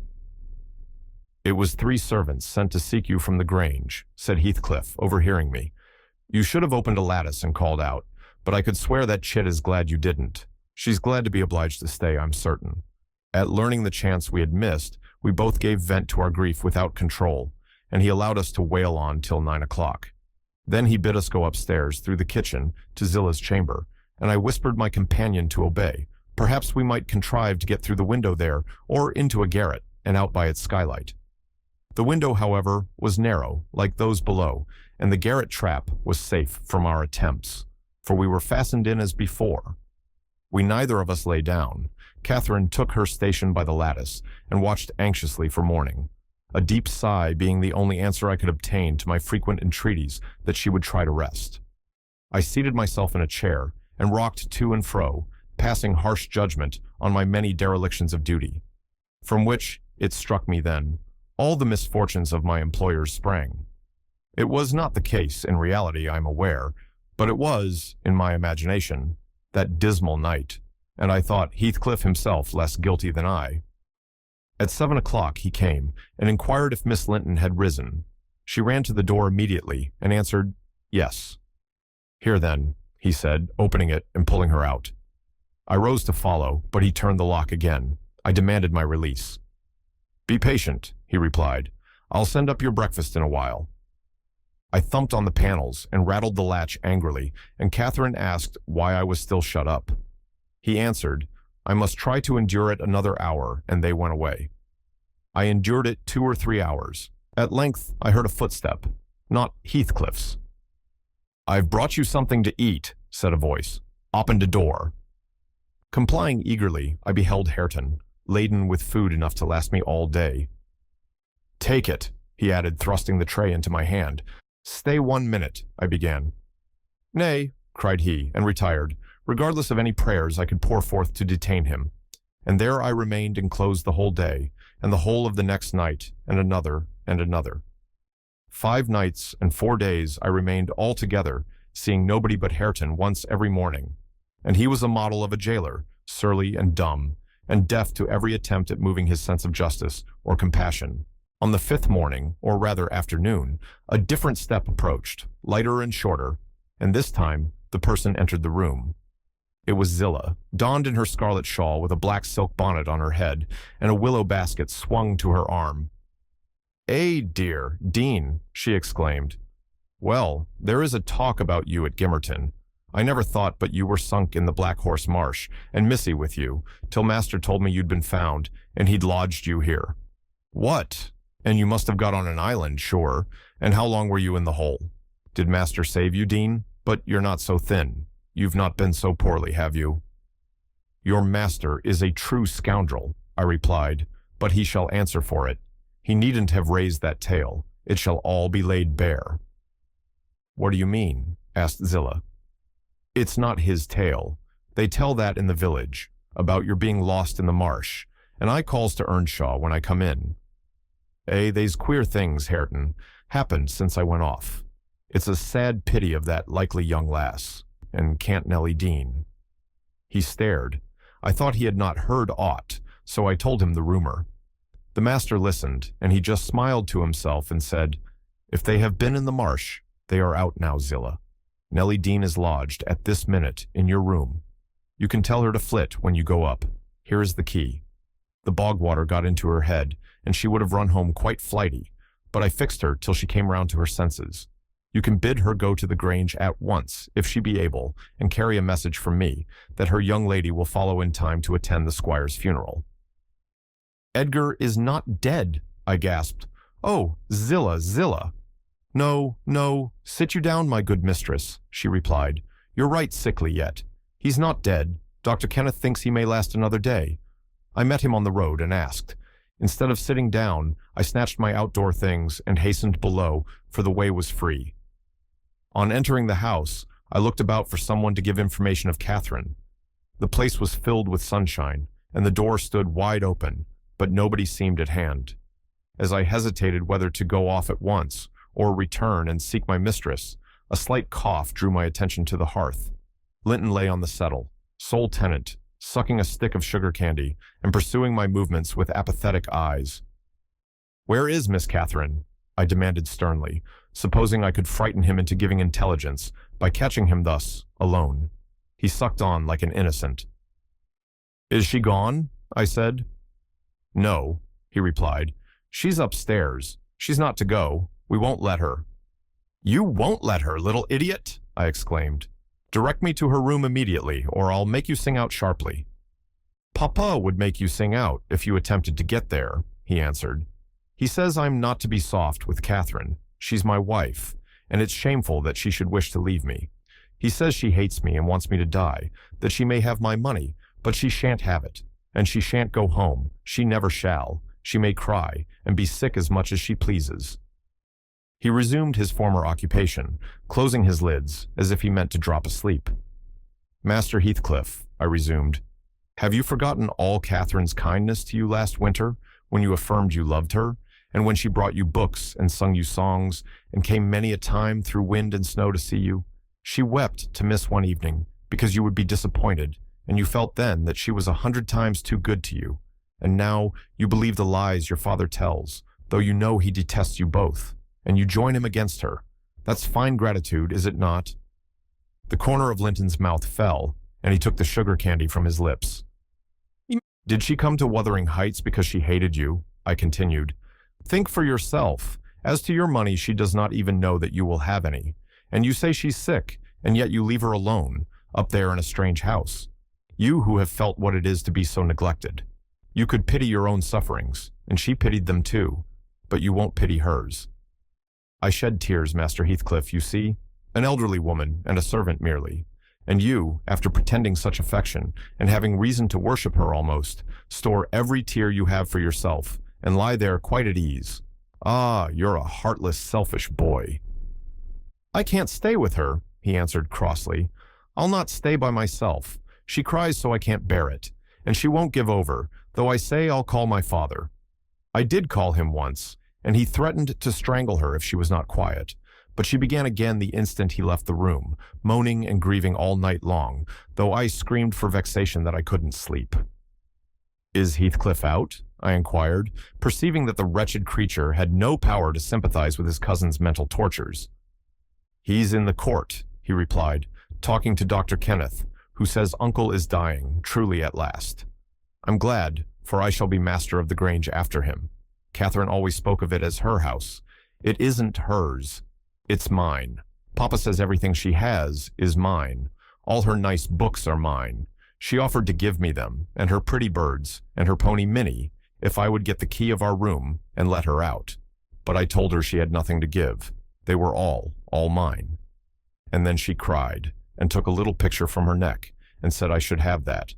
2 pictures in a gold case, on one side her mother, and on the other Uncle, when they were young. That was yesterday. I said they were mine too, and tried to get them from her. The spiteful thing wouldn't let me. She pushed me off and hurt me. I shrieked out. That frightens her. She heard Papa coming, and she broke the hinges and divided the case, and gave me her mother's portrait. The other she attempted to hide, but Papa asked what was the matter, and I explained it. He took the one I had away, and ordered her to resign hers to me. She refused, and he struck her down, and wrenched it off the chain, and crushed it with his foot. "And were you pleased to see her struck?" I asked, having my designs and encouraging his talk. "I winked," he answered. "I winked to see my father strike a dog or a horse. He does it so hard. Yet I was glad at first. She deserved punishing for pushing me. But when Papa was gone, she made me come to the window and showed me her cheek cut on the inside, against her teeth, and her mouth filling with blood. And then she gathered up the bits of the picture and went and sat down with her face to the wall, and she has never spoken to me since. And I sometimes think she can't speak for pain. I don't like to think so, but she's a naughty thing for crying continually, and she looks so pale and wild, I'm afraid of her." "And you can get the key if you choose?" I said. "Yes, when I am upstairs," he answered, "but I can't walk upstairs now." "In what apartment is it?" I asked. "Oh," he cried, "I shan't tell you where it is. It is our secret. Nobody, neither Hareton nor Zillah, is to know. There, you've tired me. Go away, go away." And he turned his face onto his arm and shut his eyes again. I considered it best to depart without seeing Heathcliff and bring a rescue for my young lady from the Grange. On reaching it, the astonishment of my fellow servants to see me, and their joy also, was intense. And when they heard that their little mistress was safe, 2 or 3 were about to hurry up and shout the news at Edgar's door, but I bespoke the announcement of it myself. How changed I found him, even in those few days. He lay an image of sadness and resignation awaiting his death. Very young he looked. Though his actual age was 39, one would have called him 10 years younger at least. He thought of Catherine, for he murmured her name. I touched his hand and spoke. "Catherine is coming, dear master," I whispered. "She is alive and well, and will be here, I hope, tonight." I trembled at the first effects of this intelligence.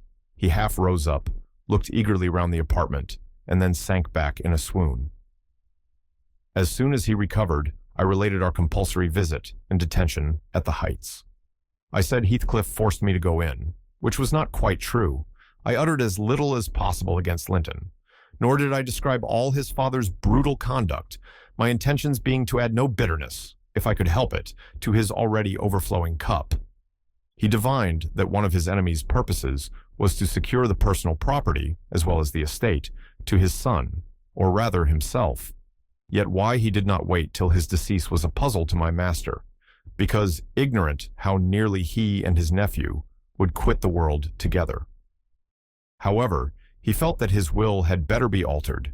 Instead of leaving Catherine's fortune at her own disposal, he determined to put it in the hands of trustees for her use during life and for her children, if she had any, after her. By that means, it could not fall to Heathcliff should Linton die. Having received his orders, I dispatched a man to fetch the attorney, and 4 more, provided with serviceable weapons, to demand my young lady of her jailer. Both parties were delayed very late. The single servant returned first. He said Green, the lawyer, was out when he arrived at his house, and he had to wait 2 hours for his re-entrance. And then Green told him he had a little business in the village that must be done, but he would be at Thrushcross Grange before morning. The 4 men came back unaccompanied also. They brought word that Catherine was ill, too ill to quit her room, and Heathcliff would not suffer them to see her. I scolded the stupid fellows well for listening to that tale, which I would not carry to my master, resolving to take a whole bevy up to the heights at daylight and storm it literally, unless the prisoner were quietly surrendered to us. Her father shall see her, I vowed, and vowed again, if that devil be killed on his own doorstones in trying to prevent it. Happily, I was spared the journey and the trouble. I had gone downstairs at 3 o'clock to fetch a jug of water, and was passing through the hall with it in my hand, when a sharp knock at the front door made me jump. "Oh, it is Green," I said, recollecting myself. "Only Green." And I went on, intending to send somebody else to open it. But the knock was repeated, not loud, and still importunately. I put the jug on the banister and hastened to admit him myself. The harvest moon shone clear outside. It was not the attorney. My own sweet little mistress sprang on my neck, sobbing, "Ellen, Ellen, is Papa alive?" "Yes," I cried. "Yes, my angel, he is. God be thanked, you are safe with us again." She wanted to run, breathless as she was, upstairs to Linton's room. But I compelled her to sit down on a chair and made her drink and washed her pale face, chafing it into a faint color with my apron. Then I said I must go first and tell of her arrival, imploring her to say she should be happy with young Heathcliff. She stared, but soon comprehending why I counseled her to utter the falsehood, she assured me she would not complain. I couldn't abide to be present at their meeting. I stood outside the chamber door a quarter of an hour, and hardly ventured near the bed then. All was composed, however. Catherine's despair was as silent as her father's joy. She supported him calmly in appearance, and he fixed on her features his raised eyes that seemed dilating with ecstasy. "He died blissfully, Lockwood. He died so." Kissing her cheek, he murmured, "I am going to her, and you, darling child, shall come to us," and never stirred or spoke again, but continued that rapt, radiant gaze till his pulse imperceptibly stopped and his soul departed. None could have noticed the exact minute of his death. It was so entirely without a struggle. Whether Catherine had spent her tears, or whether the grief were too weighty to let them flow, she sat there dry-eyed till the sun rose. She sat till noon, and would still have remained brooding over that deathbed, but I insisted on her coming away and taking some repose. It was well I succeeded in removing her, for at dinner-time appeared the lawyer, having called at Wuthering Heights to get his instructions how to behave. He had sold himself to Heathcliff. That was the cause of his delay in obeying my master's summons. Fortunately, no thought of worldly affairs crossed the latter's mind to disturb him after his daughter's arrival. Green took upon himself to order everything and everybody about the place. He gave all the servants but me notice to quit. He would have carried his delegated authority to the point of insisting that Edgar Linton should not be buried beside his wife, but in the chapel, with his family. There was the will, however, to hinder that, and my loud protestations against any infringement of its directions. The funeral was hurried over. Catherine, Linton Heathcliff now, was suffered to stay at the Grange till her father's corpse had quitted it. She told me that her anguish had at last spurred Linton to incur the risk of liberating her. She heard the men I sent disputing at the door, and she gathered the sense of Heathcliff's answer. It drove her desperate. Linton, who had been conveyed up to the little parlor soon after I left, was terrified into fetching the key before his father reascended. He had the cunning to unlock and relock the door without shutting it, and when he should have gone to bed, he begged to sleep with Hareton, and his petition was granted for once. Catherine stole out before break of day. She dared not try the doors lest the dogs should raise an alarm. She visited the empty chambers and examined their windows, and luckily, lighting on her mother's, she got easily out of its lattice and onto the ground by means of the fir tree close by. Her accomplice suffered for his share in the escape, notwithstanding his timid contrivances. The evening after the funeral, my young lady and I were seated in the library, now musing mournfully, one of us despairingly, on our loss, now venturing conjectures as to the gloomy future. We had just agreed the best destiny which could await Catherine would be a permission to continue resident at the Grange, at least during Linton's life, he being allowed to join her there, and I to remain as housekeeper. That seemed rather too favorable an arrangement to be hoped for, and yet I did hope and began to cheer up under the prospect of retaining my home and my employment, and above all, my beloved young mistress. When a servant, one of the discarded ones, not yet departed, rushed hastily in and said, "That devil Heathcliff was coming through the court. Should he fasten the door in his face?" If we had been mad enough to order that proceeding, we had not time. He made no ceremony of knocking or announcing his name. He was master, and availed himself of the master's privilege to walk straight in without saying a word. The sound of our informant's voice directed him to the library. He entered, and motioning him out, shut the door. It was the same room into which he had been ushered, as a guest, 18 years before.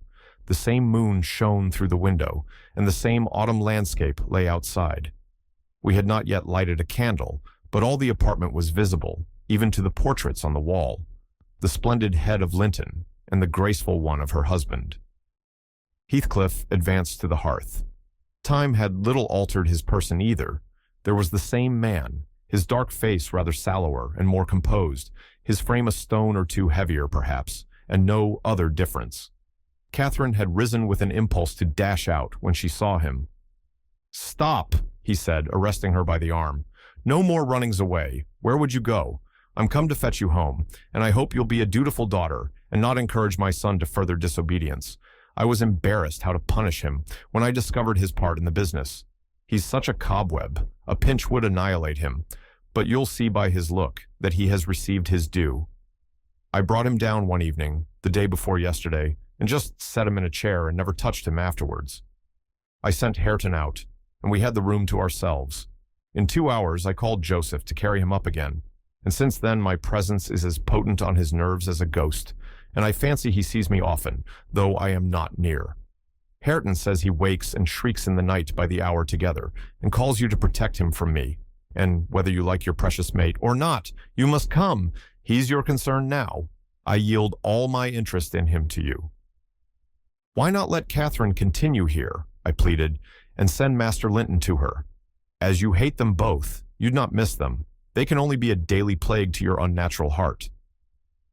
"I'm seeking a tenant for the Grange," he answered, "and I want my children about me to be sure.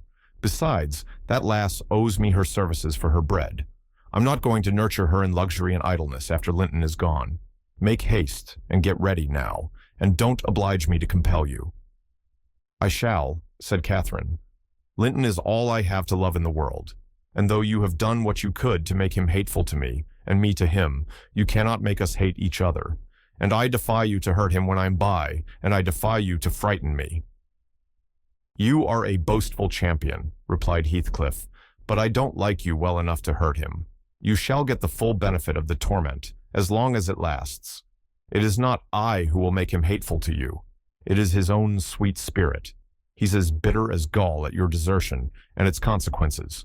Don't expect thanks for this noble devotion." I heard him draw a pleasant picture to Zillah of what he would do if he were as strong as I. The inclination is there, and his very weakness will sharpen his wits to find a substitute for strength. "I know he has a bad nature," said Catherine.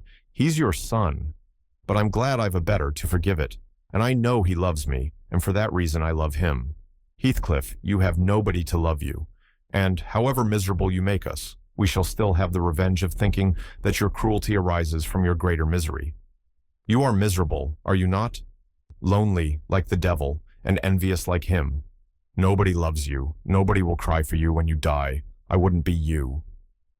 Catherine spoke with a kind of dreary triumph. She seemed to have made up her mind to enter into the spirit of her future family and draw pleasure from the griefs of her enemies.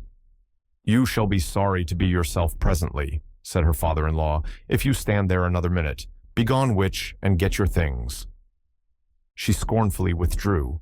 In her absence, I began to beg for Zillah's place at the Heights, offering to resign mine to her, but he would suffer it on no account. He bid me be silent, and then, for the first time, allowed himself a glance round the room and a look at the pictures. Having studied Linton's, he said, "I shall have that home, not because I need it, but—" He turned abruptly to the fire and continued, with what, for lack of a better word, I must call a smile. "I'll tell you what I did yesterday. I got the sexton, who was digging Linton's grave, to remove the earth off her coffin lid, and I opened it. I thought, once, I would have stayed there. When I saw her face again, it is hers yet. He had hard work to stir me, but he said it would change if the air blew on it, and so I struck one side of the coffin loose and covered it up. Not Linton's side, damn him. I wish he'd been soldered in lead, and I bribed the sexton to pull it away when I'm laid there and slide mine out too. I'll have it made so, and then by the time Linton gets to us, he'll not know which is which. You were very wicked, Heathcliff, I exclaimed. Were you not ashamed to disturb the dead? I disturbed nobody, Nellie, he replied, and I gave some ease to myself. I shall be a great deal more comfortable now, and you'll have a better chance of keeping me underground when I get there. Disturbed her? No, she has disturbed me night and day through 18 years, incessantly, remorselessly, till yesternight. And yesternight I was tranquil. I dreamt I was sleeping the last sleep by that sleeper, with my heart stopped and my cheek frozen against hers. And if she had been dissolved into earth, or worse, what would you have dreamt of then? I said. Of dissolving with her, and being more happy still, he answered. Do you suppose I dread any change of that sort? I expected such a transformation on raising the lid, but I'm better pleased that it should not commence till I share it. Besides, unless I had received a distinct impression of her passionless features, that strange feeling would hardly have been removed. It began oddly. You know, I was wild after she died, and eternally, from dawn to dawn, praying her to return to me her spirit. I have a strong faith in ghosts. I have a conviction that they can, and do, exist among us. The day she was buried, there came a fall of snow. In the evening, I went to the churchyard. It blew bleak as winter. All round was solitary. I didn't fear that her fool of a husband would wander up the glen so late, and no one else had business to bring them there. Being alone and conscious 2 yards of loose earth was the sole barrier between us, I said to myself, I'll have her in my arms again. If she be cold, I'll think it is this north wind that chills me, and if she be motionless, it is sleep. I got a spade from the tool house and began to delve with all my might. It scraped the coffin. I fell to work with my hands. The wood commenced cracking about the screws. I was on the point of attaining my object, when it seemed that I heard a sigh from someone above, close at the edge of the grave and bending down. If I can only get this off, I muttered, I wish they may shovel in the earth over us both. And I wrenched at it more desperately still. There was another sigh, close at my ear. I appeared to feel the warm breath of it displacing the sleet-laden wind. I knew no living thing in flesh and blood was by, but as certainly as you perceive the approach to some substantial body in the dark, though it cannot be discerned, so certainly I felt that Cathy was there, not under me, but on the earth. A sudden sense of relief flowed from my heart through every limb. I relinquished my labor of agony and turned consoled at once, unspeakably consoled. Her presence was with me. It remained while I refilled the grave and led me home. You may laugh, if you will, but I was sure I should see her there. I was sure she was with me, and I could not help talking to her. Having reached the heights, I rushed eagerly to the door. It was fastened, and I remember that accursed Earnshaw and my wife opposed my entrance. I remember stopping to kick the breath out of him, and then hurrying upstairs, to my room and hers. I looked round impatiently. I felt her by me. I could almost see her, and yet I could not. I ought to have sweat blood then from the anguish of my yearning, from the fervor of my supplications, to have but one glimpse. I had not one. She showed herself, as she often was in life, a devil to me. And since then, sometimes more and sometimes less, I've been the sport of that intolerable torture. Infernal, keeping my nerves at such a stretch that, if they had not resembled catgut, they would long ago have relaxed to the feebleness of Linton's. When I sat in the house with Hareton, it seemed that on going out, I should meet her. When I walked on the moors, I should meet her coming in. When I went from home, I hastened to return. She must be somewhere at the heights, I was certain. And when I slept in her chamber, I was beaten out of that. I couldn't lie there. For the moment I closed my eyes, she was either outside the window, or sliding back the panels, or entering the room, or even resting her darling head on the same pillow as she did when a child, and I must open my lids to see. And so I opened and closed them 100 times a night, to be always disappointed. It racked me. I've often groaned aloud, till that old rascal Joseph no doubt believed that my conscience was playing the fiend inside of me. Now, since I've seen her, I'm pacified, a little. It was a strange way of killing, not by inches, but by fractions of hairbreadths, to beguile me with the specter of a hope through 18 years. Heathcliff paused and wiped his forehead. His hair clung to it, wet with perspiration. His eyes were fixed on the red embers of the fire, the brows not contracted, but raised next the temples, diminishing the grim aspect of his countenance, but imparting a peculiar look of trouble and a painful appearance of mental tension towards one absorbing subject. He only half addressed me, and I maintained silence. I didn't like to hear him talk. After a short period, he resumed his meditation on the picture, took it down, and leant it against the sofa to contemplate it at better advantage. And while so occupied, Catherine entered, announcing that she was ready, when her pony should be saddled. "Send that over tomorrow," said Heathcliff to me. Then turning to her, he added, "You may do without your pony. It is a fine evening, and you'll need no ponies at Wuthering Heights. For what journeys you take, your own feet will serve you. Come along." "Goodbye, Ellen," whispered my dear little mistress. As she kissed me, her lips felt like ice. "Come and see me, Ellen. Don't forget." "Take care you do no such thing, Dean," said her new father. "When I wish to speak to you, I'll come here. I want none of your prying at my house." He signed her to precede him, and casting back a look that cut my heart, she obeyed. I watched them, from the window, walk down the garden. Heathcliff fixed Catherine's arm under his, though she disputed the act at first, evidently, and with rapid strides he hurried her into the alley, whose trees concealed them. I have paid a visit to the Heights, but I have not seen her since she left. Joseph held the door in his hand when I called to ask after her and wouldn't let me pass. He said Linton was thrang, and the master was not in. Zillah has told me something of the way they go on. Otherwise, I should hardly know who was dead and who living. She thinks Catherine haughty and does not like her. I can guess by her talk.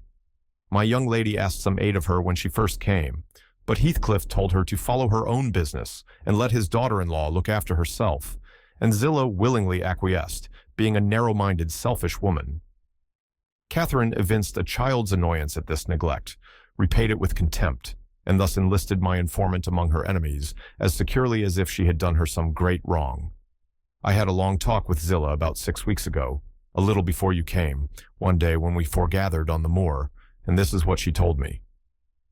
The first thing Linton did, she said, on her arrival at the Heights, was to run upstairs, without even wishing good evening to me and Joseph. She shut herself into Linton's room, and remained till morning. Then, while the master and Earnshaw were at breakfast, she entered the house, and asked all in a quiver if the doctor might be sent for. Her cousin was very ill. "We know that," answered Heathcliff, "but his life is not worth a farthing, and I won't spend a farthing on him. But I cannot tell how to do," she said, "and if nobody will help me, he'll die." "Walk out of the room," cried the master, "and let me never hear a word more about him. None here care what becomes of him. If you do, act the nurse. If you do not, lock him up and leave him." Then she began to bother me, and I said I'd had enough plague with the tiresome thing. We each had our tasks, and hers was to wait on Linton. Heathcliff bid me leave that labor to her. How they managed together I can't tell. I fancy he fretted a great deal, and moaned Hisseln night and day, and she had precious little rest. One could guess by her white face and heavy eyes. She sometimes came into the kitchen all wildered-like, and looked as if she would fain beg assistance. But I was not going to disobey the master. I never dared disobey him, Dean, and though I thought it wrong that Kenneth should not be sent for, it was no concern of mine either to advise or complain, and I always refused to meddle. Once or twice, after we had gone to bed, I've happened to open my door again and seen her sitting crying on the stairs top, and then I've shut myself in quick for fear of being moved to interfere. I did pity her then, I'm sure. Still, I didn't wish to lose my place, you know. At last, one night she came boldly into my chamber and frightened me out of my wits by saying, "Tell Heathcliff that his son is dying. I'm sure he is this time. Get up instantly and tell him." Having uttered this speech, she vanished again. I lay a quarter of an hour listening and trembling. Nothing stirred. The house was quiet. "She's mistaken," I said to myself. He's got over it. I needn't disturb them, and I began to doze. But my sleep was marred a second time by a sharp ringing of the bell, the only bell we have, put up on purpose for Linton, and the master called to me to see what was the matter and inform them that he wouldn't have that noise repeated. I delivered Catherine's message. He cursed to himself, and in a few minutes came out with a lighted candle and proceeded to their room. I followed. Heathcliff was seated by the bedside, with her hands folded on her knees. Her father-in-law went up, held the light to Linton's face, looked at him, and touched him. Afterwards, he turned to her. "Now, Catherine," he said, "how do you feel?" She was dumb. "How do you feel, Catherine?" he repeated. "He's safe, and I'm free," she answered. "I should feel well, but," she continued, with a bitterness she couldn't conceal, "you have left me so long to struggle against death alone that I feel and see only death. I feel like death." And she looked like it too. I gave her a little wine. Hareton and Joseph, who had been wakened by the ringing and the sound of feet, and heard our talk from outside, now entered. Joseph was fain, I believe, of the lad's removal. Hareton seemed a thought bothered, though he was more taken up with staring at Catherine than thinking of Linton. But the master bid him get off to bed again. We didn't want his help. He afterwards made Joseph remove the body to his chamber, and told me to return to mine, and Heathcliff remained by herself. In the morning, he sent me to tell her she must come down to breakfast. She had undressed, and appeared going to sleep, and said she was ill, at which I hardly wondered. I informed Heathcliff, and he replied, "Well, let her be till after the funeral, and go up now and then to get her what is needful, and as soon as she seems better, tell me." Cathy stayed upstairs a fortnight, according to Zillah, who visited her twice a day, and would have been rather more friendly, but her attempts at increasing kindness were proudly and promptly repelled. Heathcliff went up once to show her Linton's will. He had bequeathed the whole of his, and what had been her, movable property to his father. The poor creature was threatened, or coaxed, into that act during her week's absence when his uncle died. The lands, being a minor, he could not meddle with.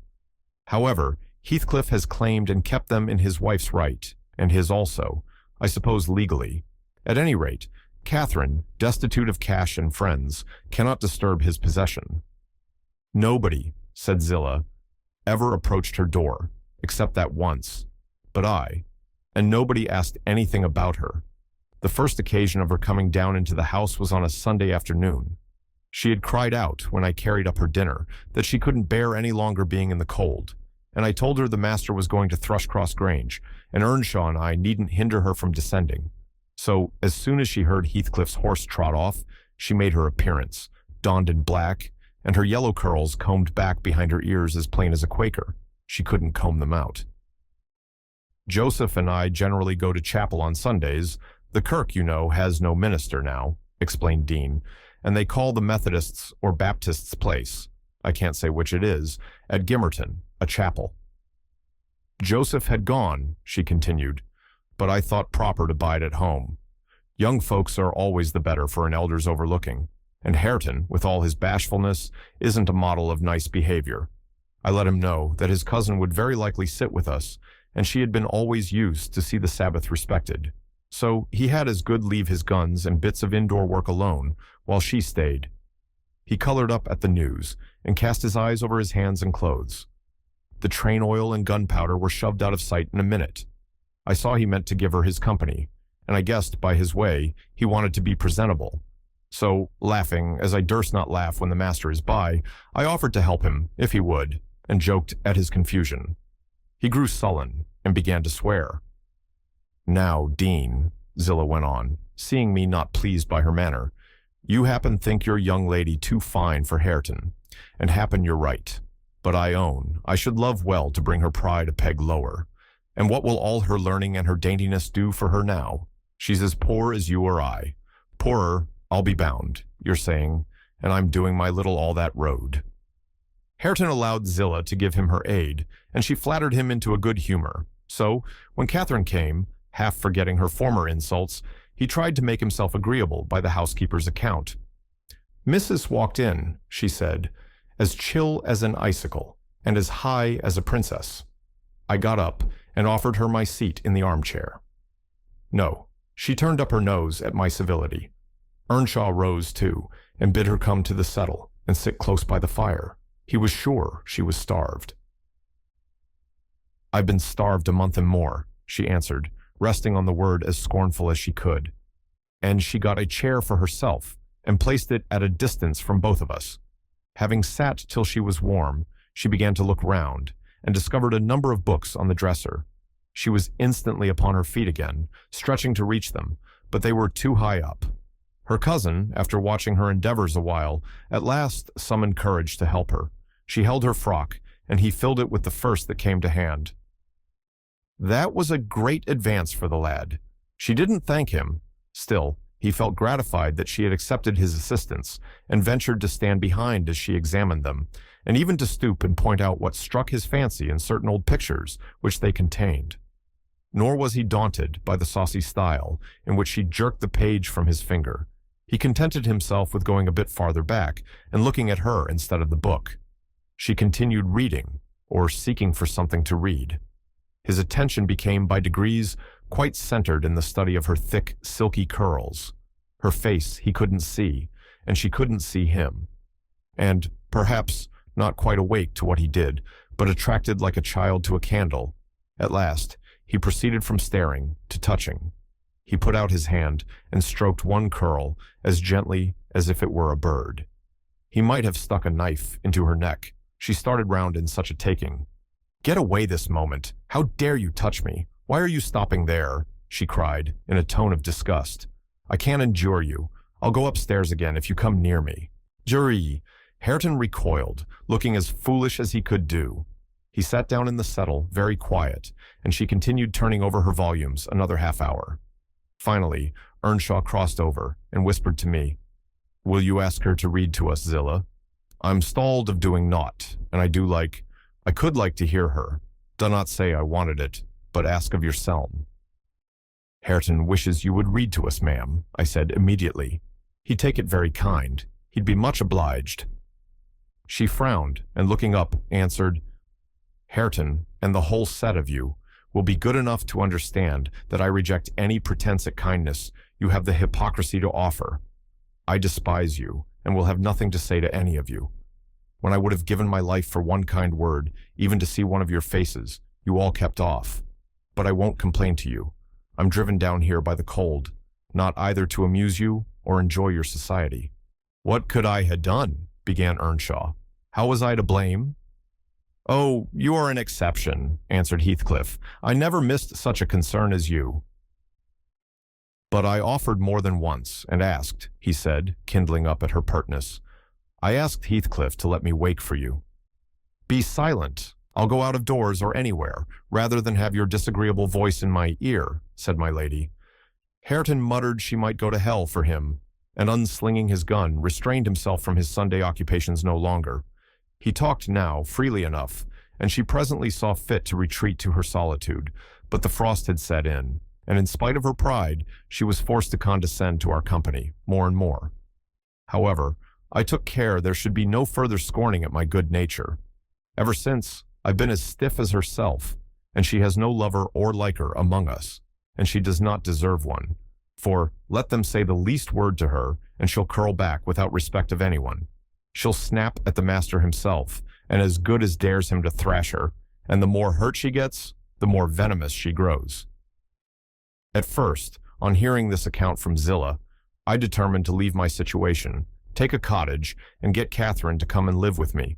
But Heathcliff would as soon permit that as he would set up Hareton in an independent house, and I can see no remedy at present, unless she could marry again, and that scheme it does not come within my province to arrange. Thus ended Dean's story. Notwithstanding the doctor's prophecy, I am rapidly recovering strength, and though it be only the second week in January, I propose getting out on horseback in a day or two and riding over to Wuthering Heights to inform my landlord that I shall spend the next 6 months in London, and if he likes, he may look out for another tenant to take the place after October. I would not pass another winter here for much. Yesterday was bright, calm, and frosty. I went to the Heights as I proposed. My housekeeper entreated me to bear a little note from her to her young lady, and I did not refuse, for the worthy woman was not conscious of anything odd in her request. The front door stood open, but the jealous gate was fastened, as at my last visit. I knocked and invoked Earnshaw from among the garden beds. He unchained it, and I entered. The fellow is as handsome a rustic as need be seen. I took particular notice of him this time, but then he does his best, apparently, to make the least of his advantages.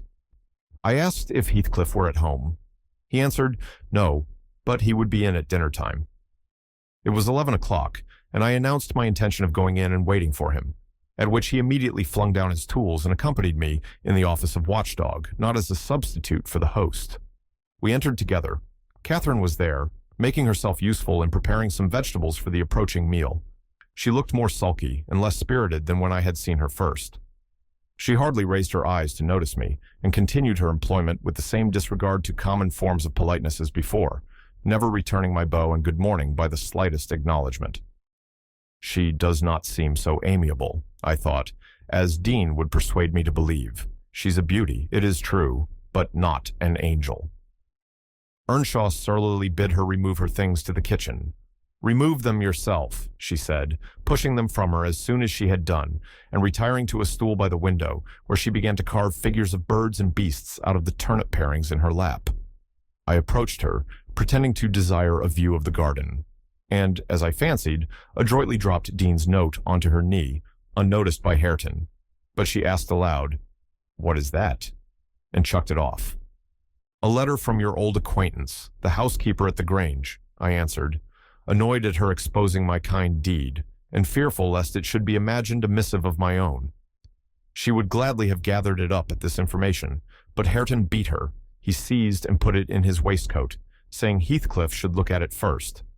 Thereat, Catherine silently turned her face from us, and very stealthily drew out her pocket handkerchief and applied it to her eyes, and her cousin, after struggling a while to keep down his softer feelings, pulled out the letter and flung it on the floor beside her, as ungraciously as he could. Catherine caught and perused it eagerly. Then she put a few questions to me concerning the inmates, rational and irrational, of her former home, and gazing towards the hills, murmured in soliloquy, "I should like to be riding Minnie down there. I should like to be climbing up there. Oh, I'm tired. I'm stalled, Hareton." And she leant her pretty head back against the sill, with half a yawn and half a sigh, and lapsed into an aspect of abstracted sadness, neither caring nor knowing whether we remarked her. "Heathcliff," I said, after sitting some time mute, "you are not aware that I am an acquaintance of yours, so intimate that I think it strange you won't come and speak to me. My housekeeper never wearies of talking about and praising you, and she'll be greatly disappointed if I return with no news of or from you, except that you received her letter and said nothing."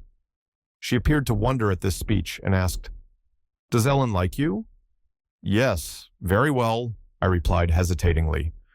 "You must tell her," she continued, "that I would answer her letter, but I have no materials for writing, not even a book from which I might tear a leaf." "No books!" I exclaimed.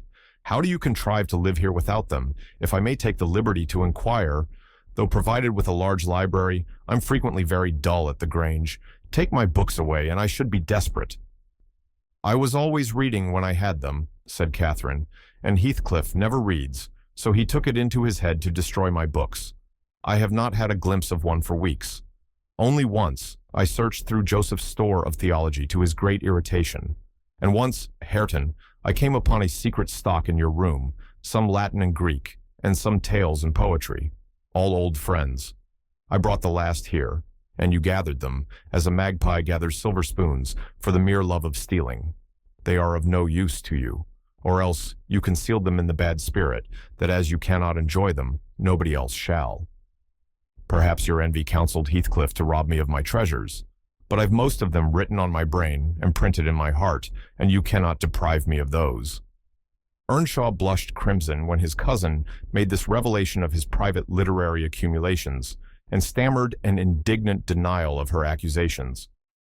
"Hareton is desirous of increasing his amount of knowledge," I said, coming to his rescue. "He is not envious, but emulous of your attainments. He'll be a clever scholar in a few years." "And he wants me to sink into a dunce meantime?" answered Catherine. "Yes, I hear him trying to spell and read to himself, and pretty blunders he makes. I wish you would repeat Chevy Chase as you did yesterday. It was extremely funny." "I heard you. And I heard you turning over the dictionary to seek out the hard words, and then cursing because you couldn't read their explanations." The young man evidently thought it too bad that he should be laughed at for his ignorance, and then laughed at for trying to remove it. I had a similar notion, and, remembering Dean's anecdote of his first attempt at enlightening the darkness in which he had been reared, I observed, "But, Heathcliff, we have each had a commencement, and each stumbled and tottered on the threshold. Had our teachers scorned instead of aiding us, we should stumble and totter yet." "Oh," she replied, "I don't wish to limit his acquirements. Still, he has no right to appropriate what is mine, and make it ridiculous to me with his vile mistakes and mispronunciations. Those books, both prose and verse, are consecrated to me by other associations, and I hate to have them debased and profaned in his mouth. Besides, of all, he has selected my favorite pieces that I love the most to repeat, as if out of deliberate malice." Hareton's chest heaved in silence a minute. He labored under a severe sense of mortification and wrath, which it was no easy task to suppress. I rose, and, from a gentlemanly idea of relieving his embarrassment, took up my station in the doorway, surveying the external prospect as I stood. He followed my example and left the room, but presently reappeared, bearing half a dozen volumes in his hands, which he threw into Catherine's lap, exclaiming, "Take them! I never want to hear or read or think of them again." "I won't have them now," she answered. "I shall connect them with you and hate them." She opened one that had obviously been often turned over, and read a portion in the drawling tone of a beginner, then laughed and threw it from her. "And listen," she continued provokingly, commencing a verse of an old ballad in the same fashion. But his self-love would endure no further torment. I heard, and not altogether disapprovingly, a manual check given to her saucy tongue. The little wretch had done her utmost to hurt her cousin's sensitive, though uncultivated feelings, and a physical argument was the only mode he had of balancing the account and repaying its effects on the inflictor. He afterwards gathered the books and hurled them on the fire. I read in his countenance what anguish it was to offer that sacrifice to spleen. I fancied that as they consumed, he recalled the pleasure they had already imparted, and the triumph and ever-increasing pleasure he had anticipated from them. And I fancied I guessed the incitement to his secret studies also. He had been content with daily labor and rough animal enjoyments, till Catherine crossed his path. Shame at her scorn, and hope of her approval, were his first prompters to higher pursuits. And instead of guarding him from one and winning him to the other, his endeavors to raise himself had produced just the contrary result. "Yes, that's all the good that such a brute as you can get from them," cried Catherine, sucking her damaged lip and watching the conflagration with indignant eyes. "You'd better hold your tongue now," he answered fiercely, and his agitation precluded further speech. He advanced hastily to the entrance, where I made way for him to pass. But ere he had crossed the door-stones, Heathcliff, coming up the causeway, encountered him, and laying hold of his shoulder, asked, "What's to do now, my lad?" Not," he said, and broke away to enjoy his grief and anger in solitude. Heathcliff gazed after him and sighed. "It will be odd if I thwart myself," he muttered, unconscious that I was behind him. "But when I look for his father in his face, I find her every day more. How the devil is he so like? I can hardly bear to see him." He bent his eyes to the ground and walked moodily in. There was a restless, anxious expression in his countenance I had never remarked there before, and he looked sparer in person. His daughter-in-law, on perceiving him through the window, immediately escaped to the kitchen, so that I remained alone. "I'm glad to see you out of doors again, Lockwood," he said, in reply to my greeting. "From selfish motives, partly. I don't think I could readily supply your loss in this desolation. I've wondered more than once what brought you here." "An idle whim, I fear, sir," was my answer, "or else an idle whim is going to spirit me away. I shall set out for London next week, and I must give you warning that I feel no disposition to retain Thrushcross Grange beyond the 12 months I agreed to rent it. I believe I shall not live there any more." "Oh, indeed, you're tired of being banished from the world, are you?" he said. "But if you be coming to plead off paying for a place you won't occupy, your journey is useless. I never relent in exacting my due from anyone. I'm coming to plead off nothing about it, I exclaimed, considerably irritated. Should you wish it, I'll settle with you now. And I drew my notebook from my pocket. No, no, he replied coolly. You'll leave sufficient behind to cover your debts if you fail to return. I'm not in such a hurry. Sit down and take your dinner with us. A guest that is safe from repeating his visit can generally be made welcome. Catherine, bring the things in. Where are you? Catherine reappeared, bearing a tray of knives and forks. You may get your dinner with Joseph, muttered Heathcliff, aside, and remain in the kitchen till he is gone. She obeyed his directions very punctually. Perhaps she had no temptation to transgress. Living among clowns and misanthropists, she probably cannot appreciate a better class of people when she meets them. With Heathcliff, grim and saturnine on the one hand, and Hareton, absolutely dumb on the other, I made a somewhat cheerless meal and bade adieu early. I would have departed by the back way to get a last glimpse of Catherine and annoy old Joseph. But Hareton received orders to lead up my horse, and my host himself escorted me to the door, so I could not fulfill my wish. How dreary life gets over in that house, I reflected, while riding down the road. What a realization of something more romantic than a fairy tale it would have been for Linton Heathcliff, had she and I struck up an attachment, as her good nurse desired, and migrated together into the stirring atmosphere of the town. This September, I was invited to devastate the moors of a friend in the north, and on my journey to his abode, I unexpectedly came within 15 miles of Gimmerton. The ostler at a roadside public house was holding a pail of water to refresh my horses, when a cart of very green oats, newly reaped, passed by, and he remarked, Yon's Frau Gimmerton, na, there Alice 3 wick after other folk with her harvest. Gimmerton? I repeated. My residence in that locality had already grown dim and dreamy. Ah, I know. How far is it from this? Happened 14 mile o'er the hills and a rough road, he answered. A sudden impulse seized me to visit Thrushcross Grange. It was scarcely noon, and I conceived that I might as well pass the night under my own roof as in an inn. Besides, I could spare a day easily to arrange matters with my landlord, and thus save myself the trouble of invading the neighborhood again. Having rested a while, I directed my servant to inquire the way to the village, and, with great fatigue to our beasts, we managed the distance in some 3 hours. I left him there, and proceeded down the valley alone. The grey church looked greyer, and the lonely churchyard lonelier. I distinguished a moor sheep cropping the short turf on the graves. It was sweet, warm weather, too warm for traveling, but the heat did not hinder me from enjoying the delightful scenery above and below. Had I seen it nearer August, I'm sure it would have tempted me to waste a month among its solitudes. In winter, nothing more dreary, in summer, nothing more divine than those glens shut in by hills, and those bluff, bold swells of heath. I reached the Grange before sunset, and knocked for admittance, but the family had retreated into the back premises, I judged, by one thin, blue wreath curling from the kitchen chimney, and they did not hear. I rode into the court. Under the porch, a girl of 9 or 10 sat knitting, and an old woman reclined on the house steps, smoking a meditative pipe. "Is Dean within?" I demanded of the dame. "Mistress Dean? Nay," she answered. "She doesn't bide here. She's up at the Heights." "Are you the housekeeper, then?" I continued. "Ia, keep the house," she replied. "Well, I'm Lockwood, the master. Are there any rooms to lodge me in, I wonder? I wish to stay all night." "To maester," she cried in astonishment. "Wet, whoever knew ye were coming? Ye should have sent word. There's nowt norther dry nor mensful about the place. Nowt there isn't."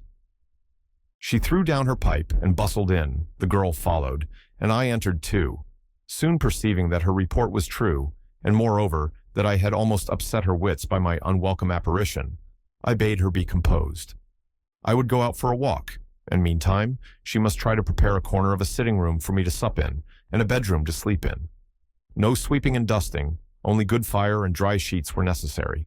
She seemed willing to do her best, though she thrust the hearth-brush into the grates in mistake for the poker, and malappropriated several other articles of her craft. But I retired, confiding in her energy for a resting place against my return. Wuthering Heights was the goal of my proposed excursion. An afterthought brought me back when I had quitted the court. "All well at the Heights?" I inquired of the woman. "Ear for outy gnaw," she answered, scurrying away with a pan of hot cinders.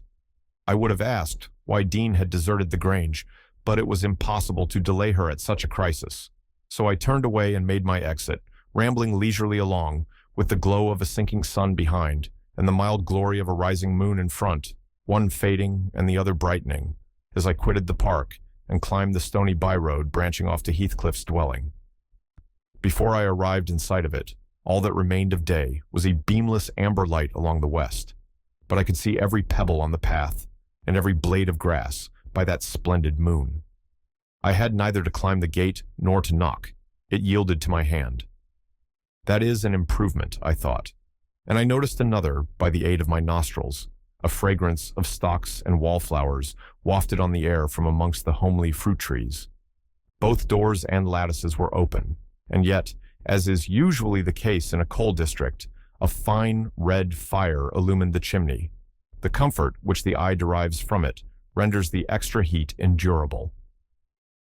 But the house of Wuthering Heights is so large that the inmates have plenty of space for withdrawing out of its influence, and accordingly, what inmates there were had stationed themselves not far from one of the windows.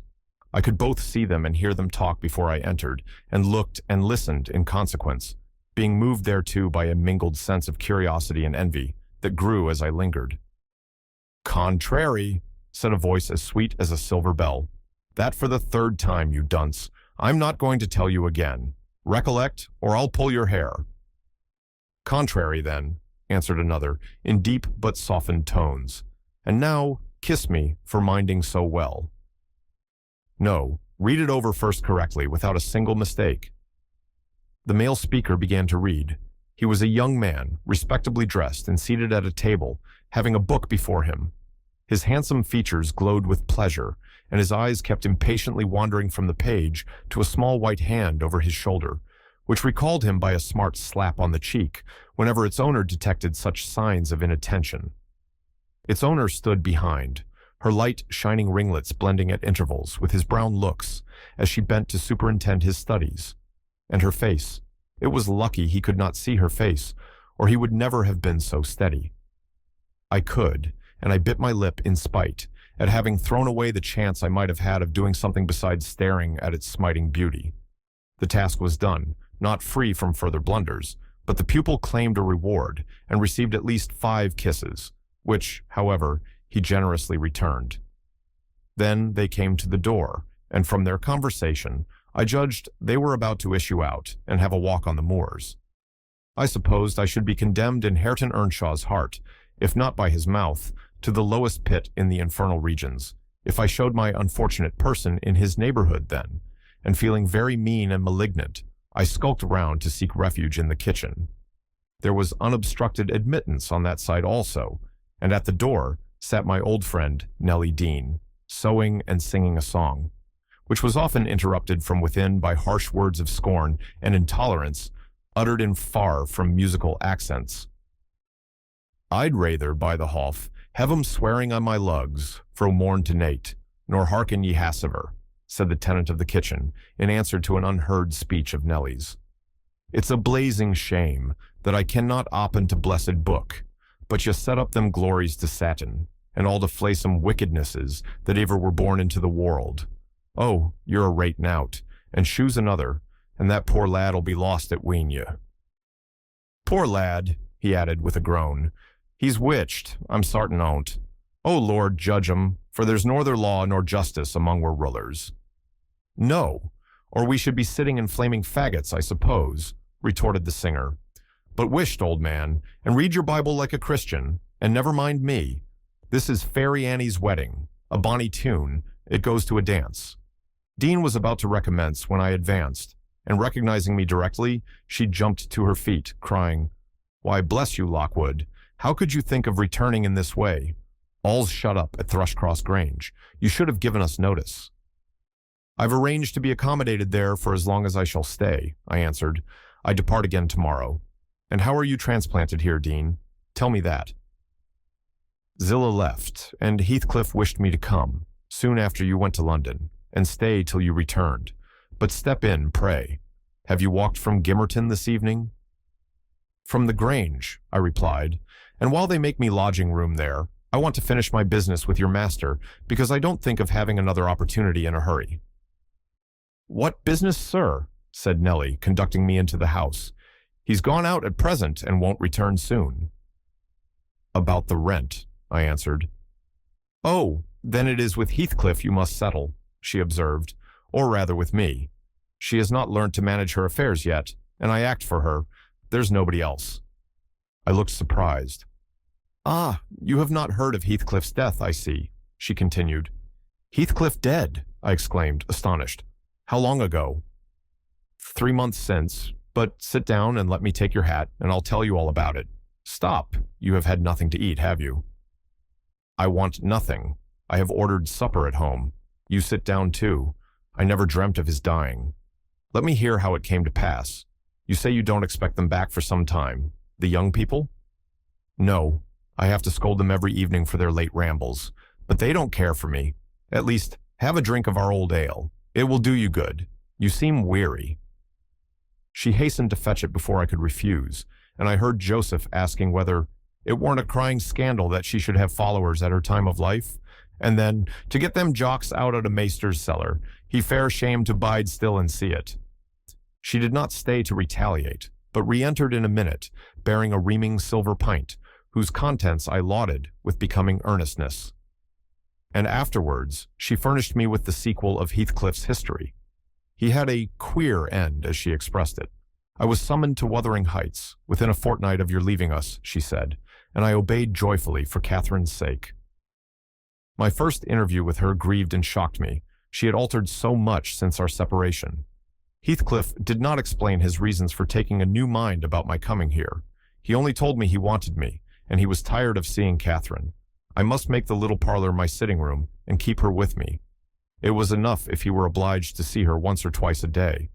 She seemed pleased at this arrangement, and, by degrees, I smuggled over a great number of books and other articles that had formed her amusement at the Grange, and flattered myself we should get on in tolerable comfort. The delusion did not last long. Catherine, contented at first, in a brief space, grew irritable and restless. For one thing, she was forbidden to move out of the garden, and it fretted her sadly to be confined to its narrow bounds as spring drew on. For another, in following the house, I was forced to quit her frequently, and she complained of loneliness. She preferred quarreling with Joseph in the kitchen to sitting at peace in her solitude. I did not mind their skirmishes, but Hareton was often obliged to seek the kitchen also, when the master wanted to have the house to himself. And though in the beginning she either left it at his approach, or quietly joined in my occupations, and shunned remarking or addressing him, and though he was always as sullen and silent as possible, after a while she changed her behavior and became incapable of letting him alone, talking at him, commenting on his stupidity and idleness, expressing her wonder how he could endure the life he lived, how he could sit a whole evening staring into the fire and dozing. "He's just like a dog, is he not, Ellen?" she once observed, "or a cart horse. He does his work, eats his food, and sleeps eternally. What a blank, dreary mind he must have. Do you ever dream, Hareton? And if you do, what is it about? But you can't speak to me." Then she looked at him, but he would neither open his mouth nor look again. "He's perhaps dreaming now," she continued. He twitched his shoulder as Juno twitches hers. "Ask him, Ellen." "Hareton will ask the master to send you upstairs if you don't behave," I said. He had not only twitched his shoulder, but clenched his fist, as if tempted to use it. "I know why Hareton never speaks when I am in the kitchen," she exclaimed on another occasion. "He is afraid I shall laugh at him. Ellen, what do you think? He began to teach himself to read once, and because I laughed, he burned his books and dropped it. Was he not a fool?" "Were not you naughty?" I said. "Answer me that." She placed one she had been perusing on his hand. He flung it off and muttered, if she did not give over, he would break her neck. "Well, I shall put it here," she said, "in the table drawer, and I'm going to bed." Then she whispered me to watch whether he touched it, and departed. But he would not come near it, and so I informed her in the morning, to her great disappointment. I saw she was sorry for his persevering sulkiness and indolence, Her conscience reproved her for frightening him off improving himself. She had done it effectually.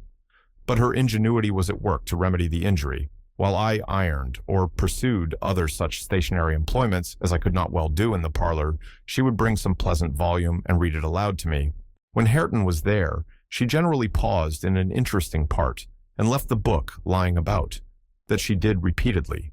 But he was as obstinate as a mule, and instead of snatching at her bait, in wet weather, he took to smoking with Joseph, and they sat like automatons, one on each side of the fire, the elder happily too deaf to understand her wicked nonsense, as he would have called it, the younger doing his best to seem to disregard it. On fine evenings, the latter followed his shooting expeditions, and Catherine yawned and sighed, and teased me to talk to her, and ran off into the court or garden the moment I began, and, as a last resource, cried, and said she was tired of living. Her life was useless. Heathcliff, who grew more and more disinclined to society, had almost banished Earnshaw from his apartment. Owing to an accident at the commencement of March, he became for some days a fixture in the kitchen. His gun burst while out on the hills by himself. A splinter cut his arm, and he lost a good deal of blood before he could reach home. The consequence was that, perforce, he was condemned to the fireside and tranquility till he made it up again. It suited Catherine to have him there. At any rate, it made her hate her room upstairs more than ever, and she would compel me to find out business below, that she might accompany me. On Easter Monday, Joseph went to Gimmerton Fair with some cattle, and in the afternoon I was busy getting up linen in the kitchen. Earnshaw sat, morose as usual, at the chimney corner, and my little mistress was beguiling an idle hour with drawing pictures on the window panes, varying her amusement by smothered bursts of songs and whispered ejaculations and quick glances of annoyance and impatience in the direction of her cousin, who steadfastly smoked and looked into the grate. At a notice that I could do with her no longer intercepting my light, she removed to the hearthstone. I bestowed little attention on her proceedings, but presently I heard her begin, "I've found out, Hareton, that I want, that I'm glad, that I should like you to be my cousin now, if you had not grown so cross to me and so rough." Hareton returned no answer. "Hareton, Hareton, Hareton. Do you hear?" she continued. "Get off wi' you," he growled, with uncompromising gruffness. "Let me take that pipe," she said, cautiously advancing her hand and abstracting it from his mouth. Before he could attempt to recover it, it was broken, and behind the fire. He swore at her and seized another. "Stop," she cried. "You must listen to me first, and I can't speak while those clouds are floating in my face." "Will you go to the devil?" he exclaimed ferociously, "and let me be?" "No," she persisted. "I won't. I can't tell what to do to make you talk to me, and you are determined not to understand. When I call you stupid, I don't mean anything. I don't mean that I despise you. Come, you shall take notice of me, Hareton. You are my cousin, and you shall own me." "I shall have naught to do with you and your mucky pride, and your damned mocking tricks," he answered. "I'll go to hell, body and soul, before I look sideways after you again. Side out at a gate now, this minute." Catherine frowned, and retreated to the window seat, chewing her lip, and endeavoring, by humming an eccentric tune, to conceal a growing tendency to sob. "You should be friends with your cousin, Hareton," I interrupted, "since she repents of her sauciness. It would do you a great deal of good. It would make you another man to have her for a companion." "A companion?" he cried. "When she hates me, and does not think me fit to wipe her shoon. Nay, if it made me a king, I'd not be scorned for seeking her goodwill any more." "It is not I who hate you. It is you who hate me," wept Cathy, no longer disguising her trouble. "You hate me as much as Heathcliff does, and more." "You're a damned liar," began Earnshaw. "Why have I made him angry by taking your part then, 100 times, and that when you sneered at and despised me and go on plaguing me, and I'll step in yonder and say you worried me out of the kitchen." "I didn't know you took my part," she answered, drying her eyes, "and I was miserable and bitter at everybody. But now I thank you and beg you to forgive me. What can I do besides?" She returned to the hearth and frankly extended her hand. He blackened and scowled like a thundercloud and kept his fists resolutely clenched and his gaze fixed on the ground. Catherine, by instinct, must have divined it was obdurate perversity and not dislike that prompted this dogged conduct, for after remaining an instant undecided, she stooped and impressed on his cheek a gentle kiss. The little rogue thought I had not seen her, and drawing back, she took her former station by the window quite demurely. I shook my head reprovingly, and then she blushed and whispered, "Well, what should I have done, Ellen? He wouldn't shake hands and he wouldn't look. I must show him some way that I like him, that I want to be friends." Whether the kiss convinced Hareton, I cannot tell. He was very careful, for some minutes, that his face should not be seen, and when he did raise it, he was sadly puzzled where to turn his eyes.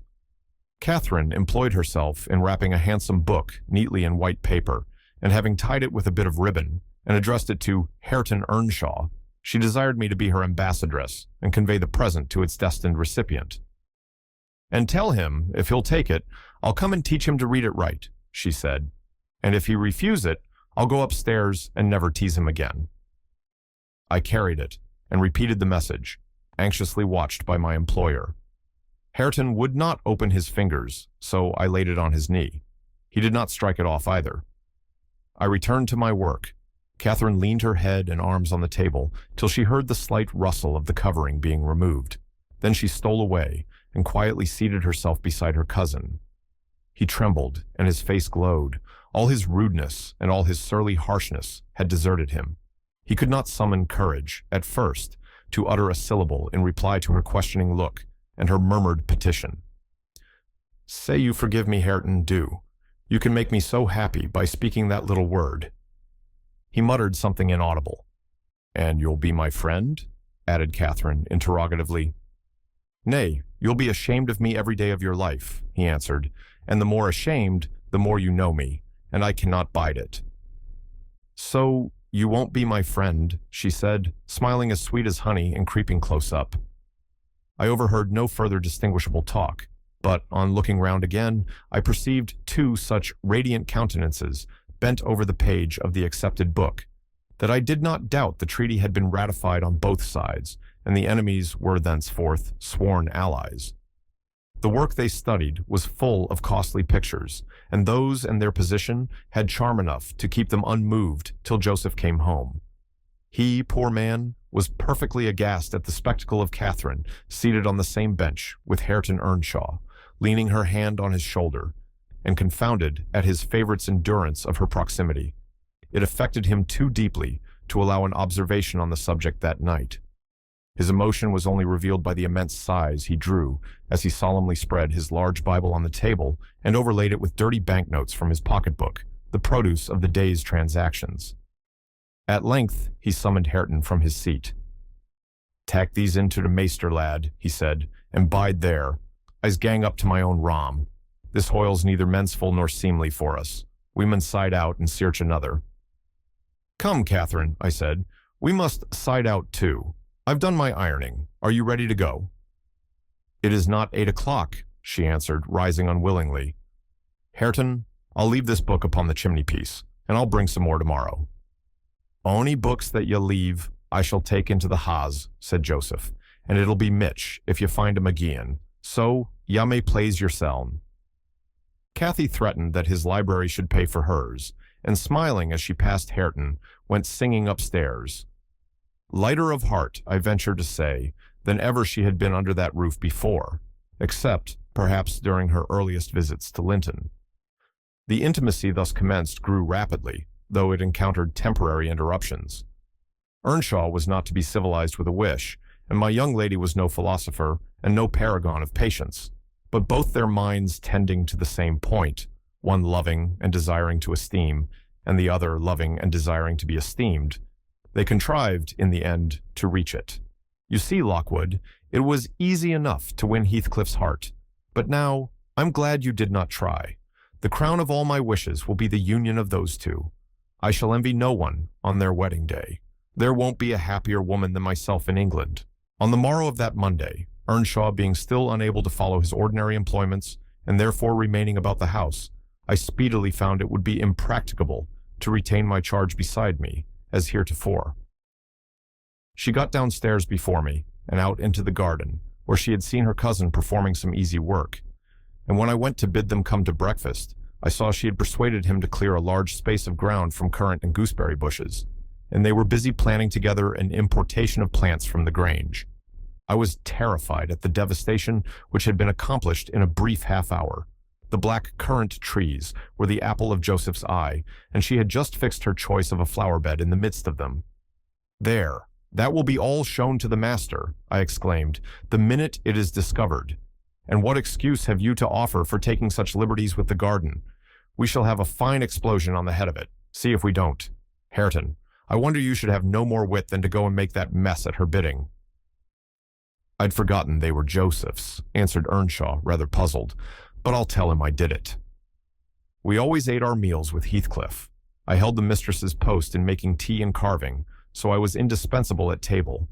Catherine usually sat by me, but today she stole nearer to Hareton, and I presently saw she would have no more discretion in her friendship than she had in her hostility. "Now, mind you don't talk with and notice your cousin too much," were my whispered instructions as we entered the room. "It will certainly annoy Heathcliff, and he'll be mad at you both." "I'm not going to," she answered. The minute after, she had sidled to him and was sticking primroses in his plate of porridge. He dared not speak to her there. He dared hardly look, and yet she went on teasing till he was twice on the point of being provoked to laugh. I frowned, and then she glanced towards the master, whose mind was occupied on other subjects than his company, as his countenance evinced, and she grew serious for an instant, scrutinizing him with deep gravity. Afterwards she turned and recommenced her nonsense. At last, Hareton uttered a smothered laugh. Heathcliff started. His eye rapidly surveyed our faces. Catherine met it with her accustomed look of nervousness and yet defiance, which he abhorred. "It is well you are out of my reach," he exclaimed. "What fiend possesses you to stare back at me continually with those infernal eyes? Down with them, and don't remind me of your existence again. I thought I had cured you of laughing." "It was me," muttered Hareton. "What do you say?" demanded the master. Hareton looked at his plate and did not repeat the confession. Heathcliff looked at him a bit, and then silently resumed his breakfast and his interrupted musing. We had nearly finished, and the two young people prudently shifted wider asunder, so I anticipated no further disturbance during that sitting, when Joseph appeared at the door, revealing by his quivering lip and furious eyes that the outrage committed on his precious shrubs was detected. He must have seen Cathy and her cousin about the spot before he examined it, for while his jaws worked like those of a cow chewing its cud, and rendered his speech difficult to understand, he began, "I mun have my wage, and I mun goa. I had aimed to dee where I'd sarved for 60 year, and I thought I'd lug my books up into the garret, and all my bits of stuff, and they should have de kitchen to theirseln, for the sake of quietness. It were hard to gie up my own hearthstone, but I thought I could do that. But nah, shoes tan my garden fro me, and by the heart, maester, I cannot stand it. Ye may bend to the yoke an ye will. I know and used to it, and an old man doesn't soon get used to new barthens. I'd rather on my bite, and my sup with a hammer in the road." Now, idiot," interrupted Heathcliff, "cut it short. What's your grievance? I'll interfere in no quarrels between you and Nellie. She may thrust you into the coal-hole for anything I care." "It's no and Nellie," answered Joseph. "I sudden shift for Nellie. Nasty ill nout as Shoo is. Thank God, Shoo cannot stale to sowl a nubdy. Shoo were niver so handsome, but what a body mud look at her about winking. It's yon flaysome, graceless queen that's witched our lad, wi' her bold een and her for'ard ways, till, nay, it fair brusts my heart. He's forgotten all I've done for him, and made on him, and goen and riven up a whole row at a grandest currant trees at garden." And here he lamented outright, unmanned by a sense of his bitter injuries and Earnshaw's ingratitude and dangerous condition. "Is the fool drunk?" asked Heathcliff. "Hareton, is it you he's finding fault with?" "I've pulled up 2 or 3 bushes," replied the young man, "but I'm going to set 'em again." "And why have you pulled them up?" said the master. Catherine wisely put in her tongue. "We wanted to plant some flowers there," she cried. "I'm the only person to blame, for I wished him to do it." "And who the devil gave you leave to touch a stick about the place?" demanded her father-in-law, much surprised. "And who ordered you to obey her?" he added, turning to Hareton. The latter was speechless. His cousin replied, "You shouldn't grudge a few yards of earth for me to ornament, when you have taken all my land."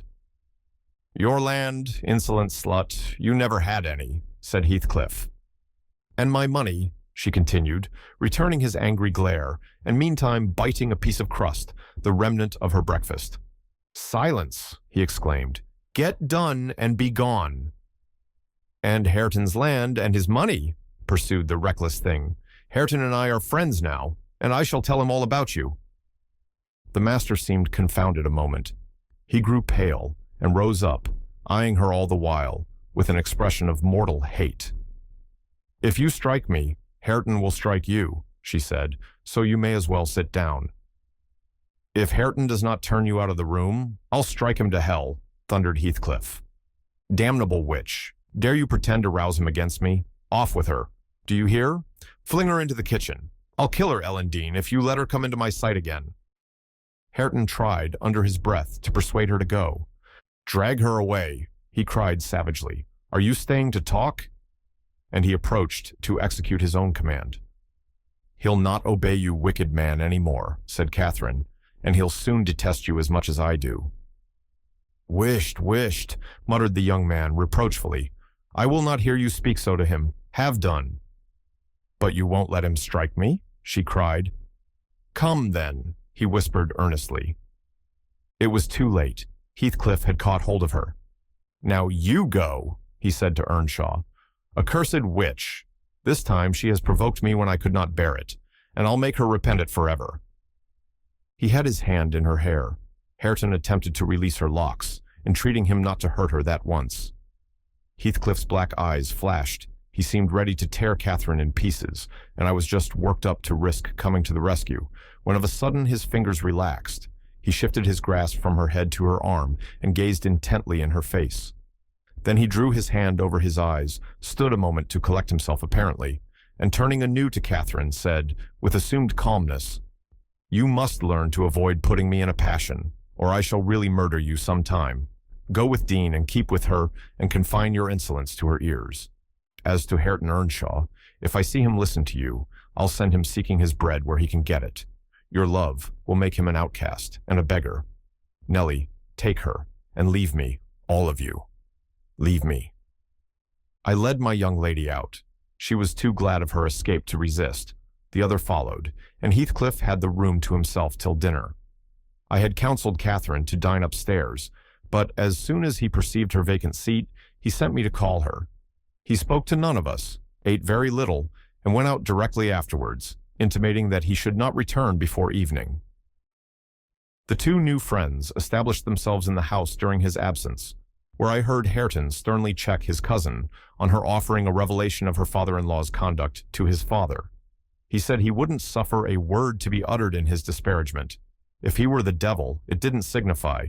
He would stand by him, and he'd rather she would abuse himself as she used to than begin on Heathcliff.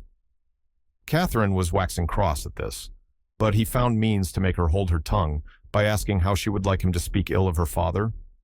Then she comprehended that Earnshaw took the master's reputation home to himself and was attached by ties stronger than reason could break, chains forged by habit which it would be cruel to attempt to loosen. She showed a good heart, thenceforth, in avoiding both complaints and expressions of antipathy concerning Heathcliff, and confessed to me her sorrow that she had endeavored to raise a bad spirit between him and Hareton. Indeed, I don't believe she has ever breathed a syllable in the latter's hearing against her oppressor since. When this slight disagreement was over, they were friends again, and as busy as possible in their several occupations of pupil and teacher.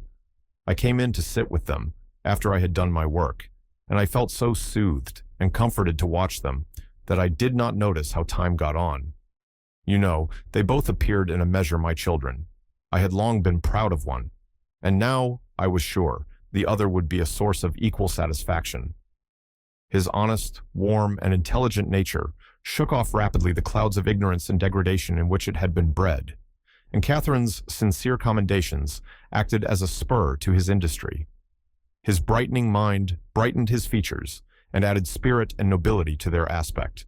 I could hardly fancy it the same individual I had beheld on the day I discovered my little lady at Wuthering Heights after her expedition to the crags. While I admired and they labored, dusk drew on, and with it returned the master. He came upon us quite unexpectedly, entering by the front way, and had a full view of the whole three, ere we could raise our heads to glance at him. Well, I reflected, there was never a pleasanter or more harmless sight, and it will be a burning shame to scold them. The red firelight glowed on their two bonny heads and revealed their faces animated with the eager interest of children, for though he was 23 and she 18, each had so much of novelty to feel and learn that neither experienced nor evinced the sentiments of sober, disenchanted maturity. They lifted their eyes together to encounter Heathcliff. Perhaps you have never remarked that their eyes are precisely similar, and they are those of Catherine Earnshaw. The present Catherine has no other likeness to her, except a breadth of forehead and a certain arch of the nostril that makes her appear rather haughty, whether she will or not.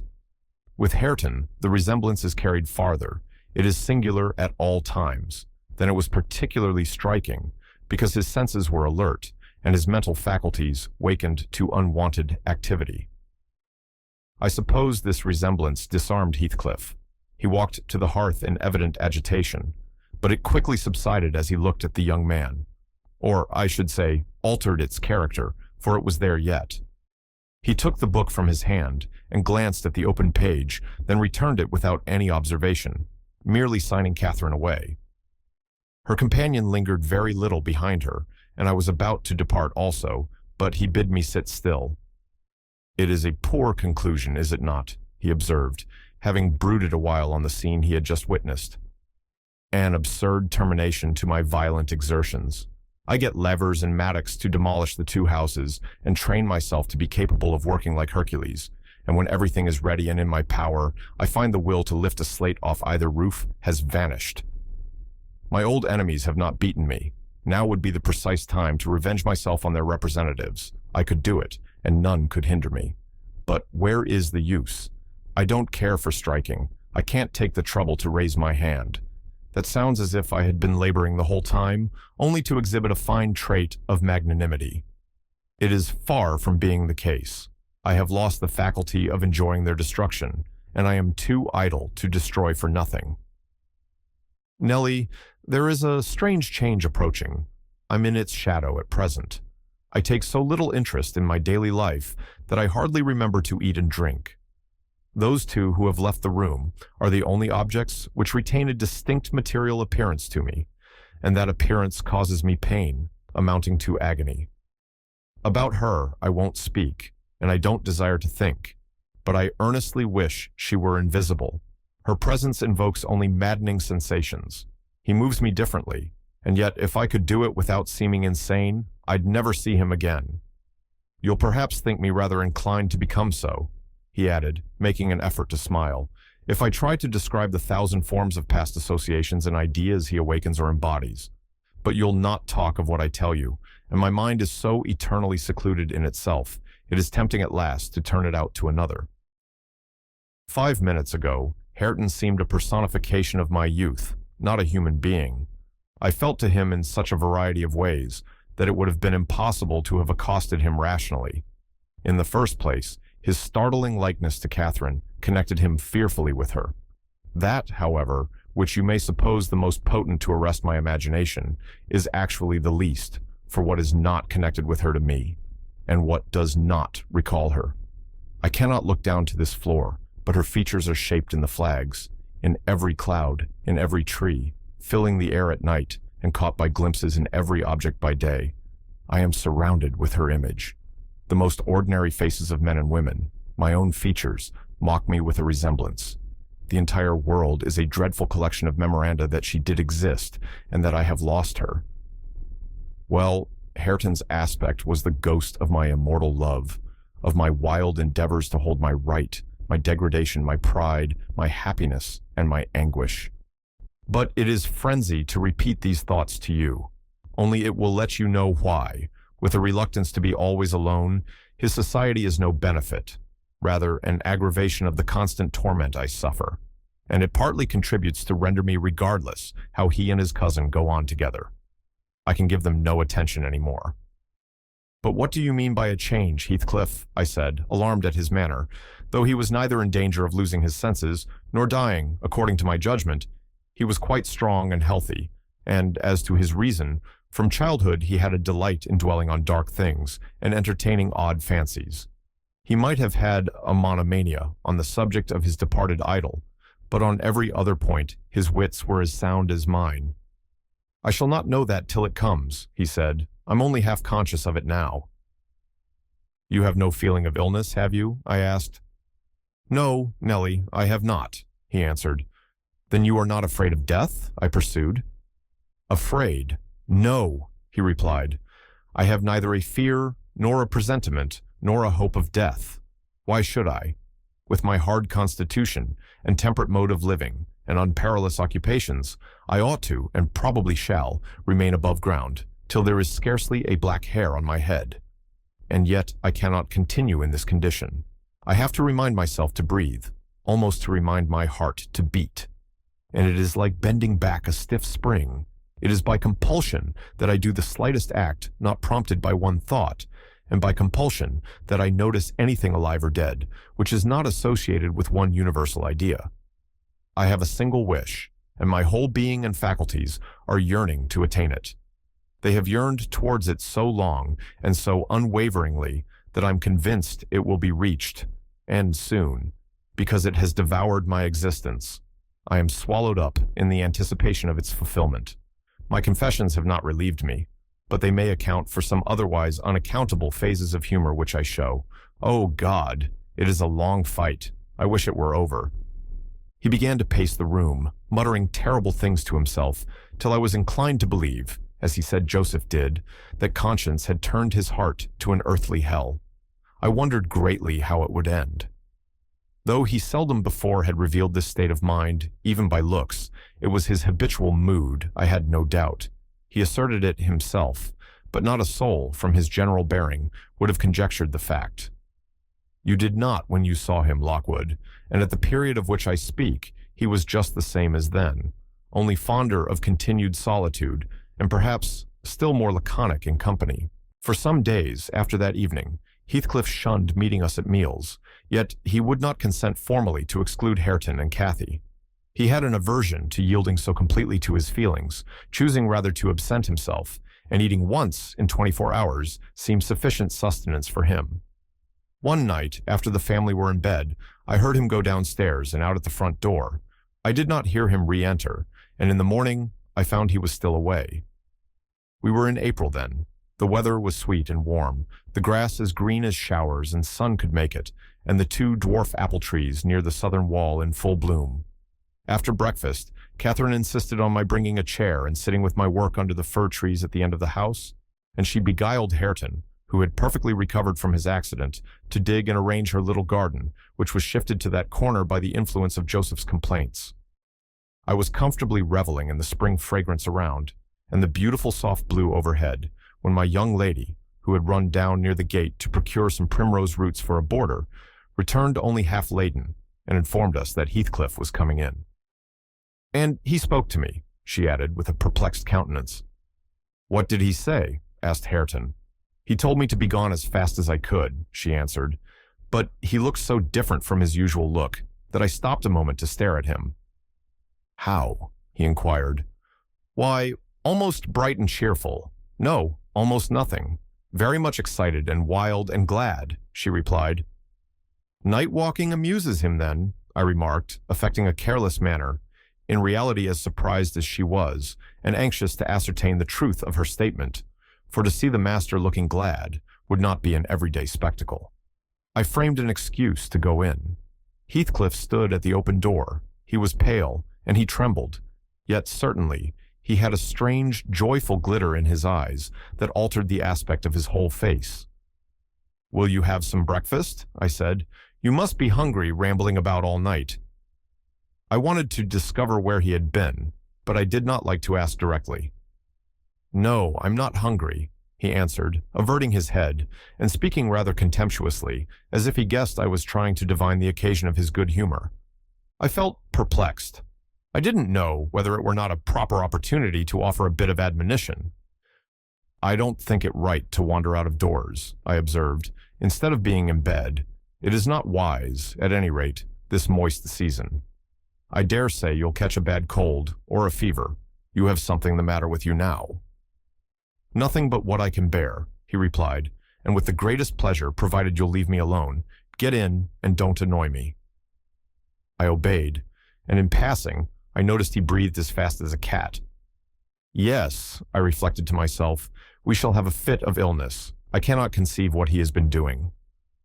That noon he sat down to dinner with us and received a heaped-up plate from my hands, as if he intended to make amends for previous fasting.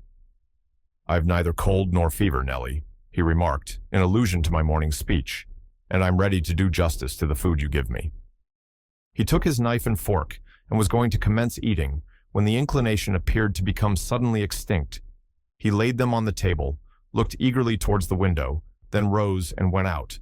We saw him walking to and fro in the garden while we concluded our meal, and Earnshaw said he'd go and ask why he would not dine.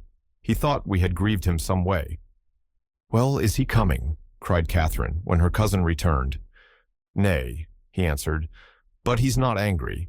He seemed rarely pleased indeed, only I made him impatient by speaking to him twice, and then he bid me be off to you. He wondered how I could want the company of anybody else." I set his plate to keep warm on the fender, and after an hour or two he re-entered, when the room was clear, in no degree calmer, the same unnatural. It was unnatural, appearance of joy under his black brows, the same bloodless hue, and his teeth visible now and then in a kind of smile, his frame shivering, not as one shivers with chill or weakness, but as a tight-stretched cord vibrates, a strong thrilling rather than trembling. I will ask what is the matter, I thought, or who should? And I exclaimed, "Have you heard any good news, Heathcliff? You look uncommonly animated." "Where should good news come from to me?" he said. "I'm animated with hunger, and, seemingly, I must not eat." "Your dinner is here," I returned. "Why won't you get it?" "I don't want it now," he muttered hastily. "I'll wait till supper. And Nellie, once for all, let me beg you to warn Hareton and the other away from me. I wish to be troubled by nobody. I wish to have this place to myself." "Is there some new reason for this banishment?" I inquired. "Tell me why you are so queer, Heathcliff. Where were you last night? I'm not putting the question through idle curiosity, but—" "You are putting the question through very idle curiosity," he interrupted with a laugh. "Yet I'll answer it. Last night I was on the threshold of hell. Today I am within sight of my heaven. I have my eyes on it, hardly 3 feet to sever me. And now you'd better go.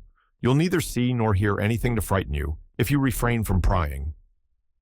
Having swept the hearth and wiped the table, I departed, more perplexed than ever. He did not quit the house again that afternoon, and no one intruded on his solitude, till at 8 o'clock I deemed it proper, though unsummoned, to carry a candle and his supper to him. He was leaning against the ledge of an open lattice, but not looking out. His face was turned to the interior gloom. The fire had smoldered to ashes. The room was filled with the damp, mild air of the cloudy evening, and so still that not only the murmur of the beck down Gimmerton was distinguishable, but its ripples and its gurgling over the pebbles or through the large stones which it could not cover. I uttered an ejaculation of discontent at seeing the dismal grate, and commenced shutting the casements, one after another, till I came to his. "Must I close this?" I asked, in order to rouse him, for he would not stir. The light flashed on his features as I spoke. Oh, Lockwood, I cannot express what a terrible start I got by the momentary view. Those deep black eyes, that smile and ghastly paleness. It appeared to me, not Heathcliff, but a goblin. And in my terror, I let the candle bend towards the wall, and it left me in darkness. "Yes, close it," he replied in his familiar voice. "There, that is pure awkwardness. Why did you hold the candle horizontally? Be quick, and bring another." I hurried out in a foolish state of dread, and said to Joseph, "The master wishes you to take him a light, and rekindle the fire." For I dared not go in myself again just then. Joseph rattled some fire into the shovel and went, but he brought it back immediately, with the supper tray in his other hand, explaining that Heathcliff was going to bed, and he wanted nothing to eat till morning. We heard him mount the stairs directly. He did not proceed to his ordinary chamber, but turned into that with the paneled bed. Its window, as I mentioned before, is wide enough for anybody to get through, and it struck me that he plotted another midnight excursion, of which we had no suspicion. Is he a ghoul or a vampire? I mused. I had read of such hideous, incarnate demons. And then I set myself to reflect how I had tended him in infancy and watched him grow to youth and followed him almost through his whole course, and what absurd nonsense it was to yield to that sense of horror. But where did he come from, the little dark thing, harbored by a good man to his bane?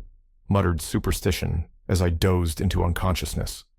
And I began, half dreaming, to weary myself with imagining some fit parentage for him, and repeating my waking meditations, I tracked his existence over again with grim variations, at last, picturing his death and a funeral, of which all I can remember is being exceedingly vexed at having the task of dictating an inscription for his monument and consulting the sexton about it, and as he had no surname and we could not tell his age, we were obliged to content ourselves with the single word, Heathcliff. That came true, we were. If you enter the kirkyard, you'll read, on his headstone, only that, and the date of his death. Dawn restored me to common sense. I rose and went into the garden as soon as I could see, to ascertain if there were any footmarks under his window. There were none. He has stayed at home, I thought, and he'll be all right today.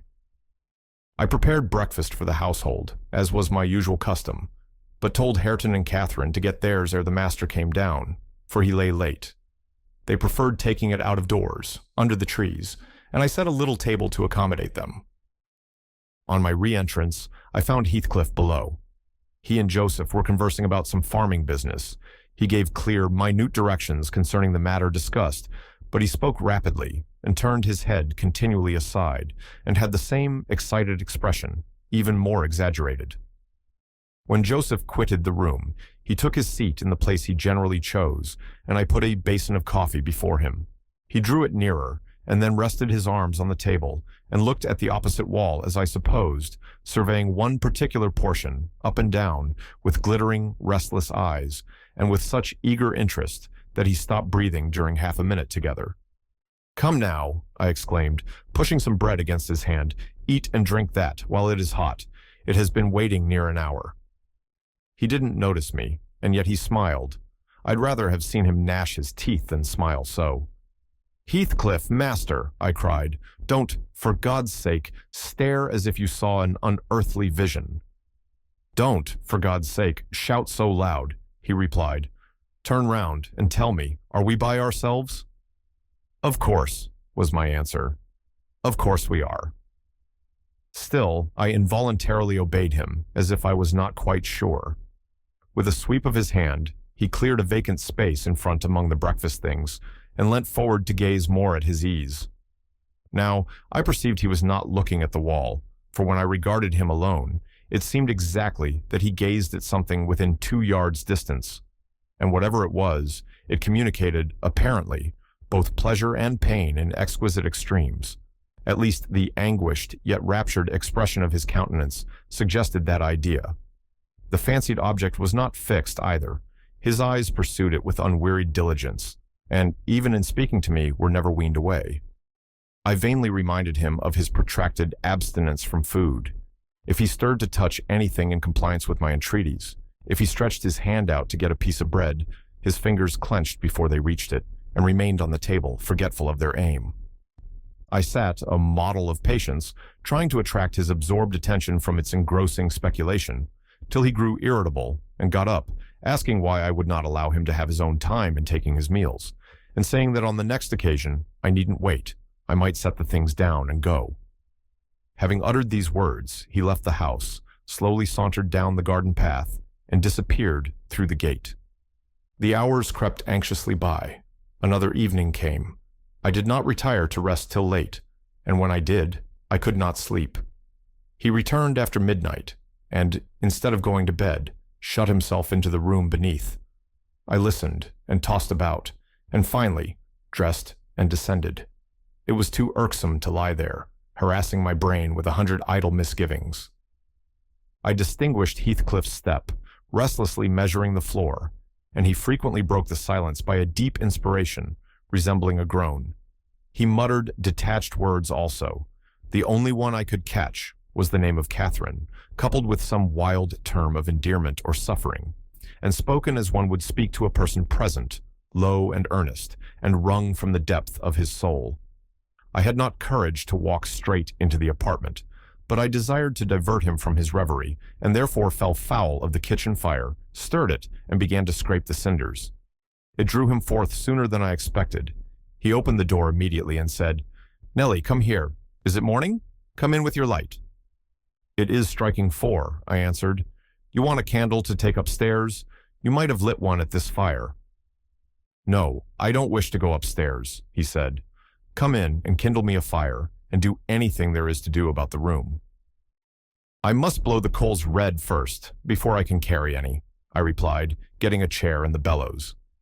He roamed to and fro, meantime, in a state approaching distraction, his heavy sighs succeeding each other so thick as to leave no space for common breathing between.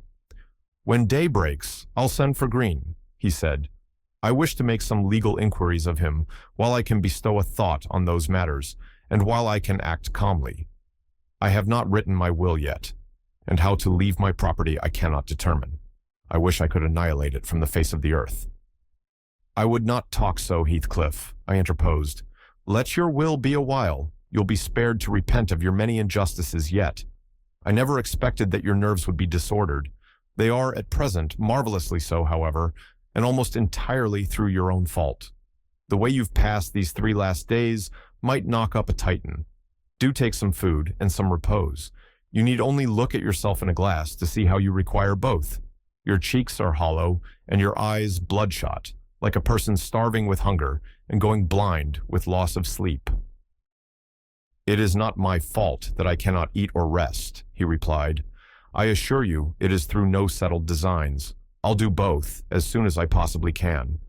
But you might as well bid a man struggling in the water rest within arm's length of the shore. I must reach it first, and then I'll rest. Well, never mind Green.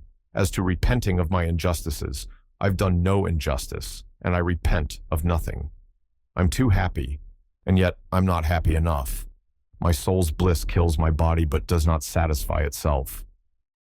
"Happy, master?" I cried. "Strange happiness. If you would hear me without being angry, I might offer some advice that would make you happier."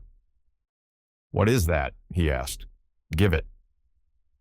"You are aware, Heathcliff," I said, "that from the time you were 13 years old, you have lived a selfish, unchristian life, and probably hardly had a Bible in your hands during all that period. You must have forgotten the contents of the book, and you may not have space to search it now.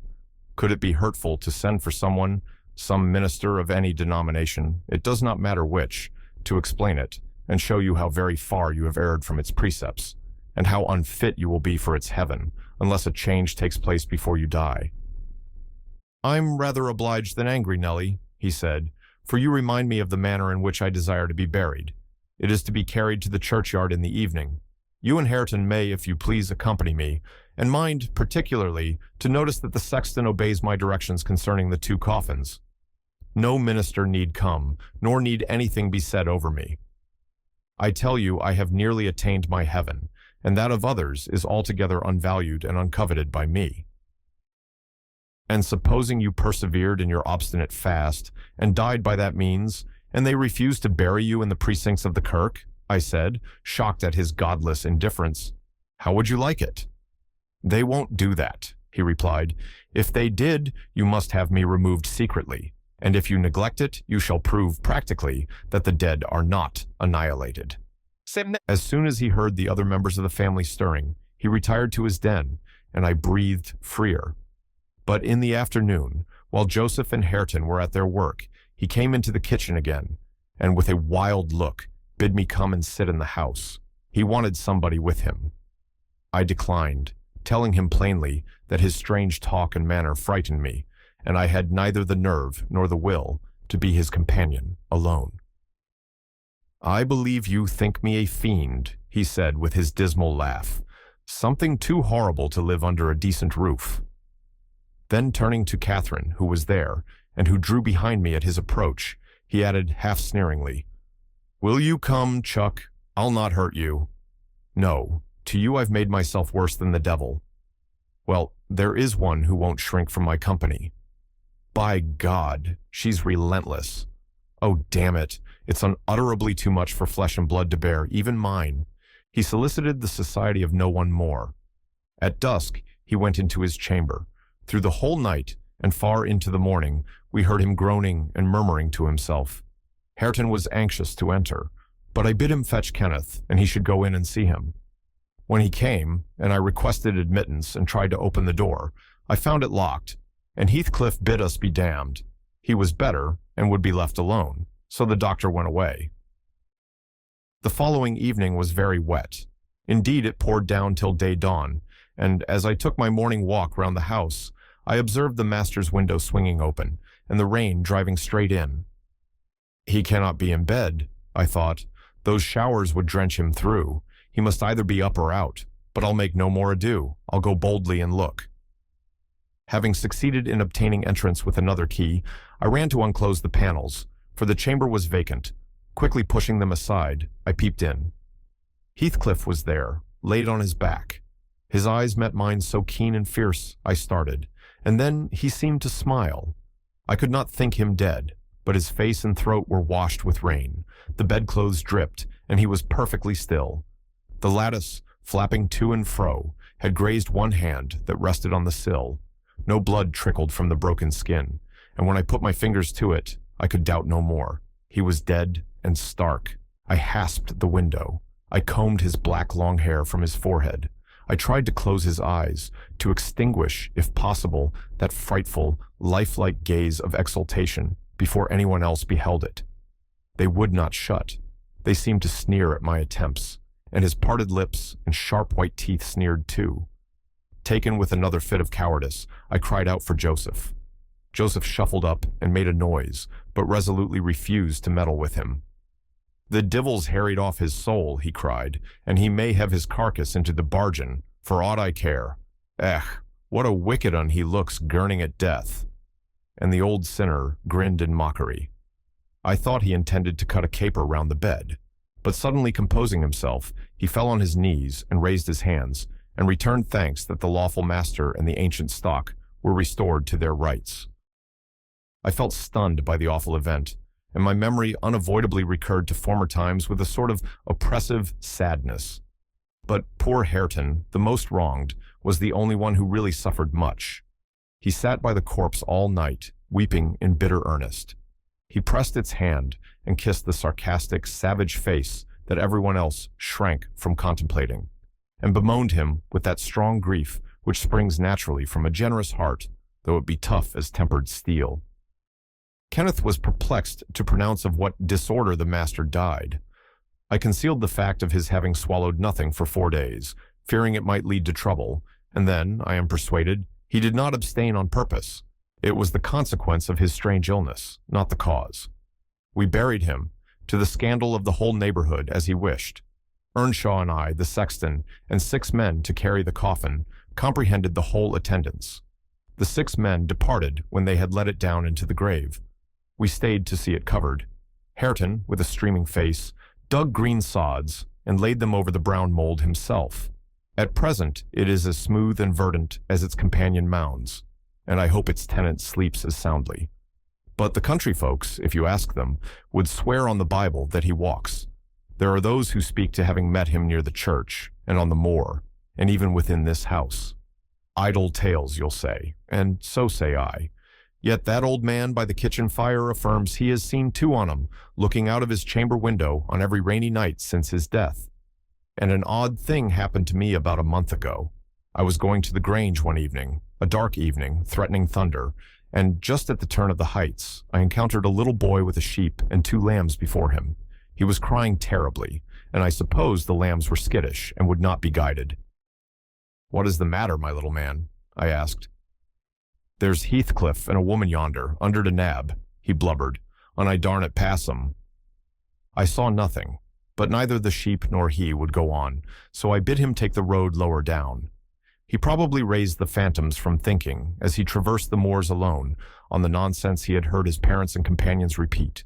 Yet still, I don't like being out in the dark now, and I don't like being left by myself in this grim house. I cannot help it. I shall be glad when they leave it and shift to the Grange. "They are going to the Grange, then?" I said. Yes, answered Dean, as soon as they are married, and that will be on New Year's Day. And who will live here then? Why, Joseph will take care of the house, and perhaps a lad to keep him company. They will live in the kitchen, and the rest will be shut up. For the use of such ghosts as choose to inhabit it, I observed. No, Lockwood, said Nellie, shaking her head. I believe the dead are at peace, but it is not right to speak of them with levity. At that moment, the garden gate swung to. The ramblers were returning. They are afraid of nothing, I grumbled, watching their approach through the window. Together, they would brave Satan and all his legions. As they stepped onto the door-stones and halted to take a last look at the moon, or more correctly, at each other by her light, I felt irresistibly impelled to escape them again, and pressing a remembrance into the hand of Dean and disregarding her expostulations at my rudeness, I vanished through the kitchen as they opened the house door, and so should have confirmed Joseph in his opinion of his fellow servants' gay indiscretions had he not fortunately recognized me for a respectable character by the sweet ring of a sovereign at his feet. My walk home was lengthened by a diversion in the direction of the kirk, when beneath its walls I perceived decay had made progress, even in 7 months. Many a window showed black gaps deprived of glass, and slates jutted off here and there beyond the right line of the roof, to be gradually worked off in coming autumn storms. I sought and soon discovered the 3 headstones on the slope next the moor, the middle one gray and half buried in the heath, Edgar Linton's only harmonized by the turf and moss creeping up its foot, Heathcliff's still bare. I lingered round them under that benign sky, watched the moths fluttering among the heath and harebells, listened to the soft wind breathing through the grass, and wondered how anyone could ever imagine unquiet slumbers for the sleepers in that quiet earth.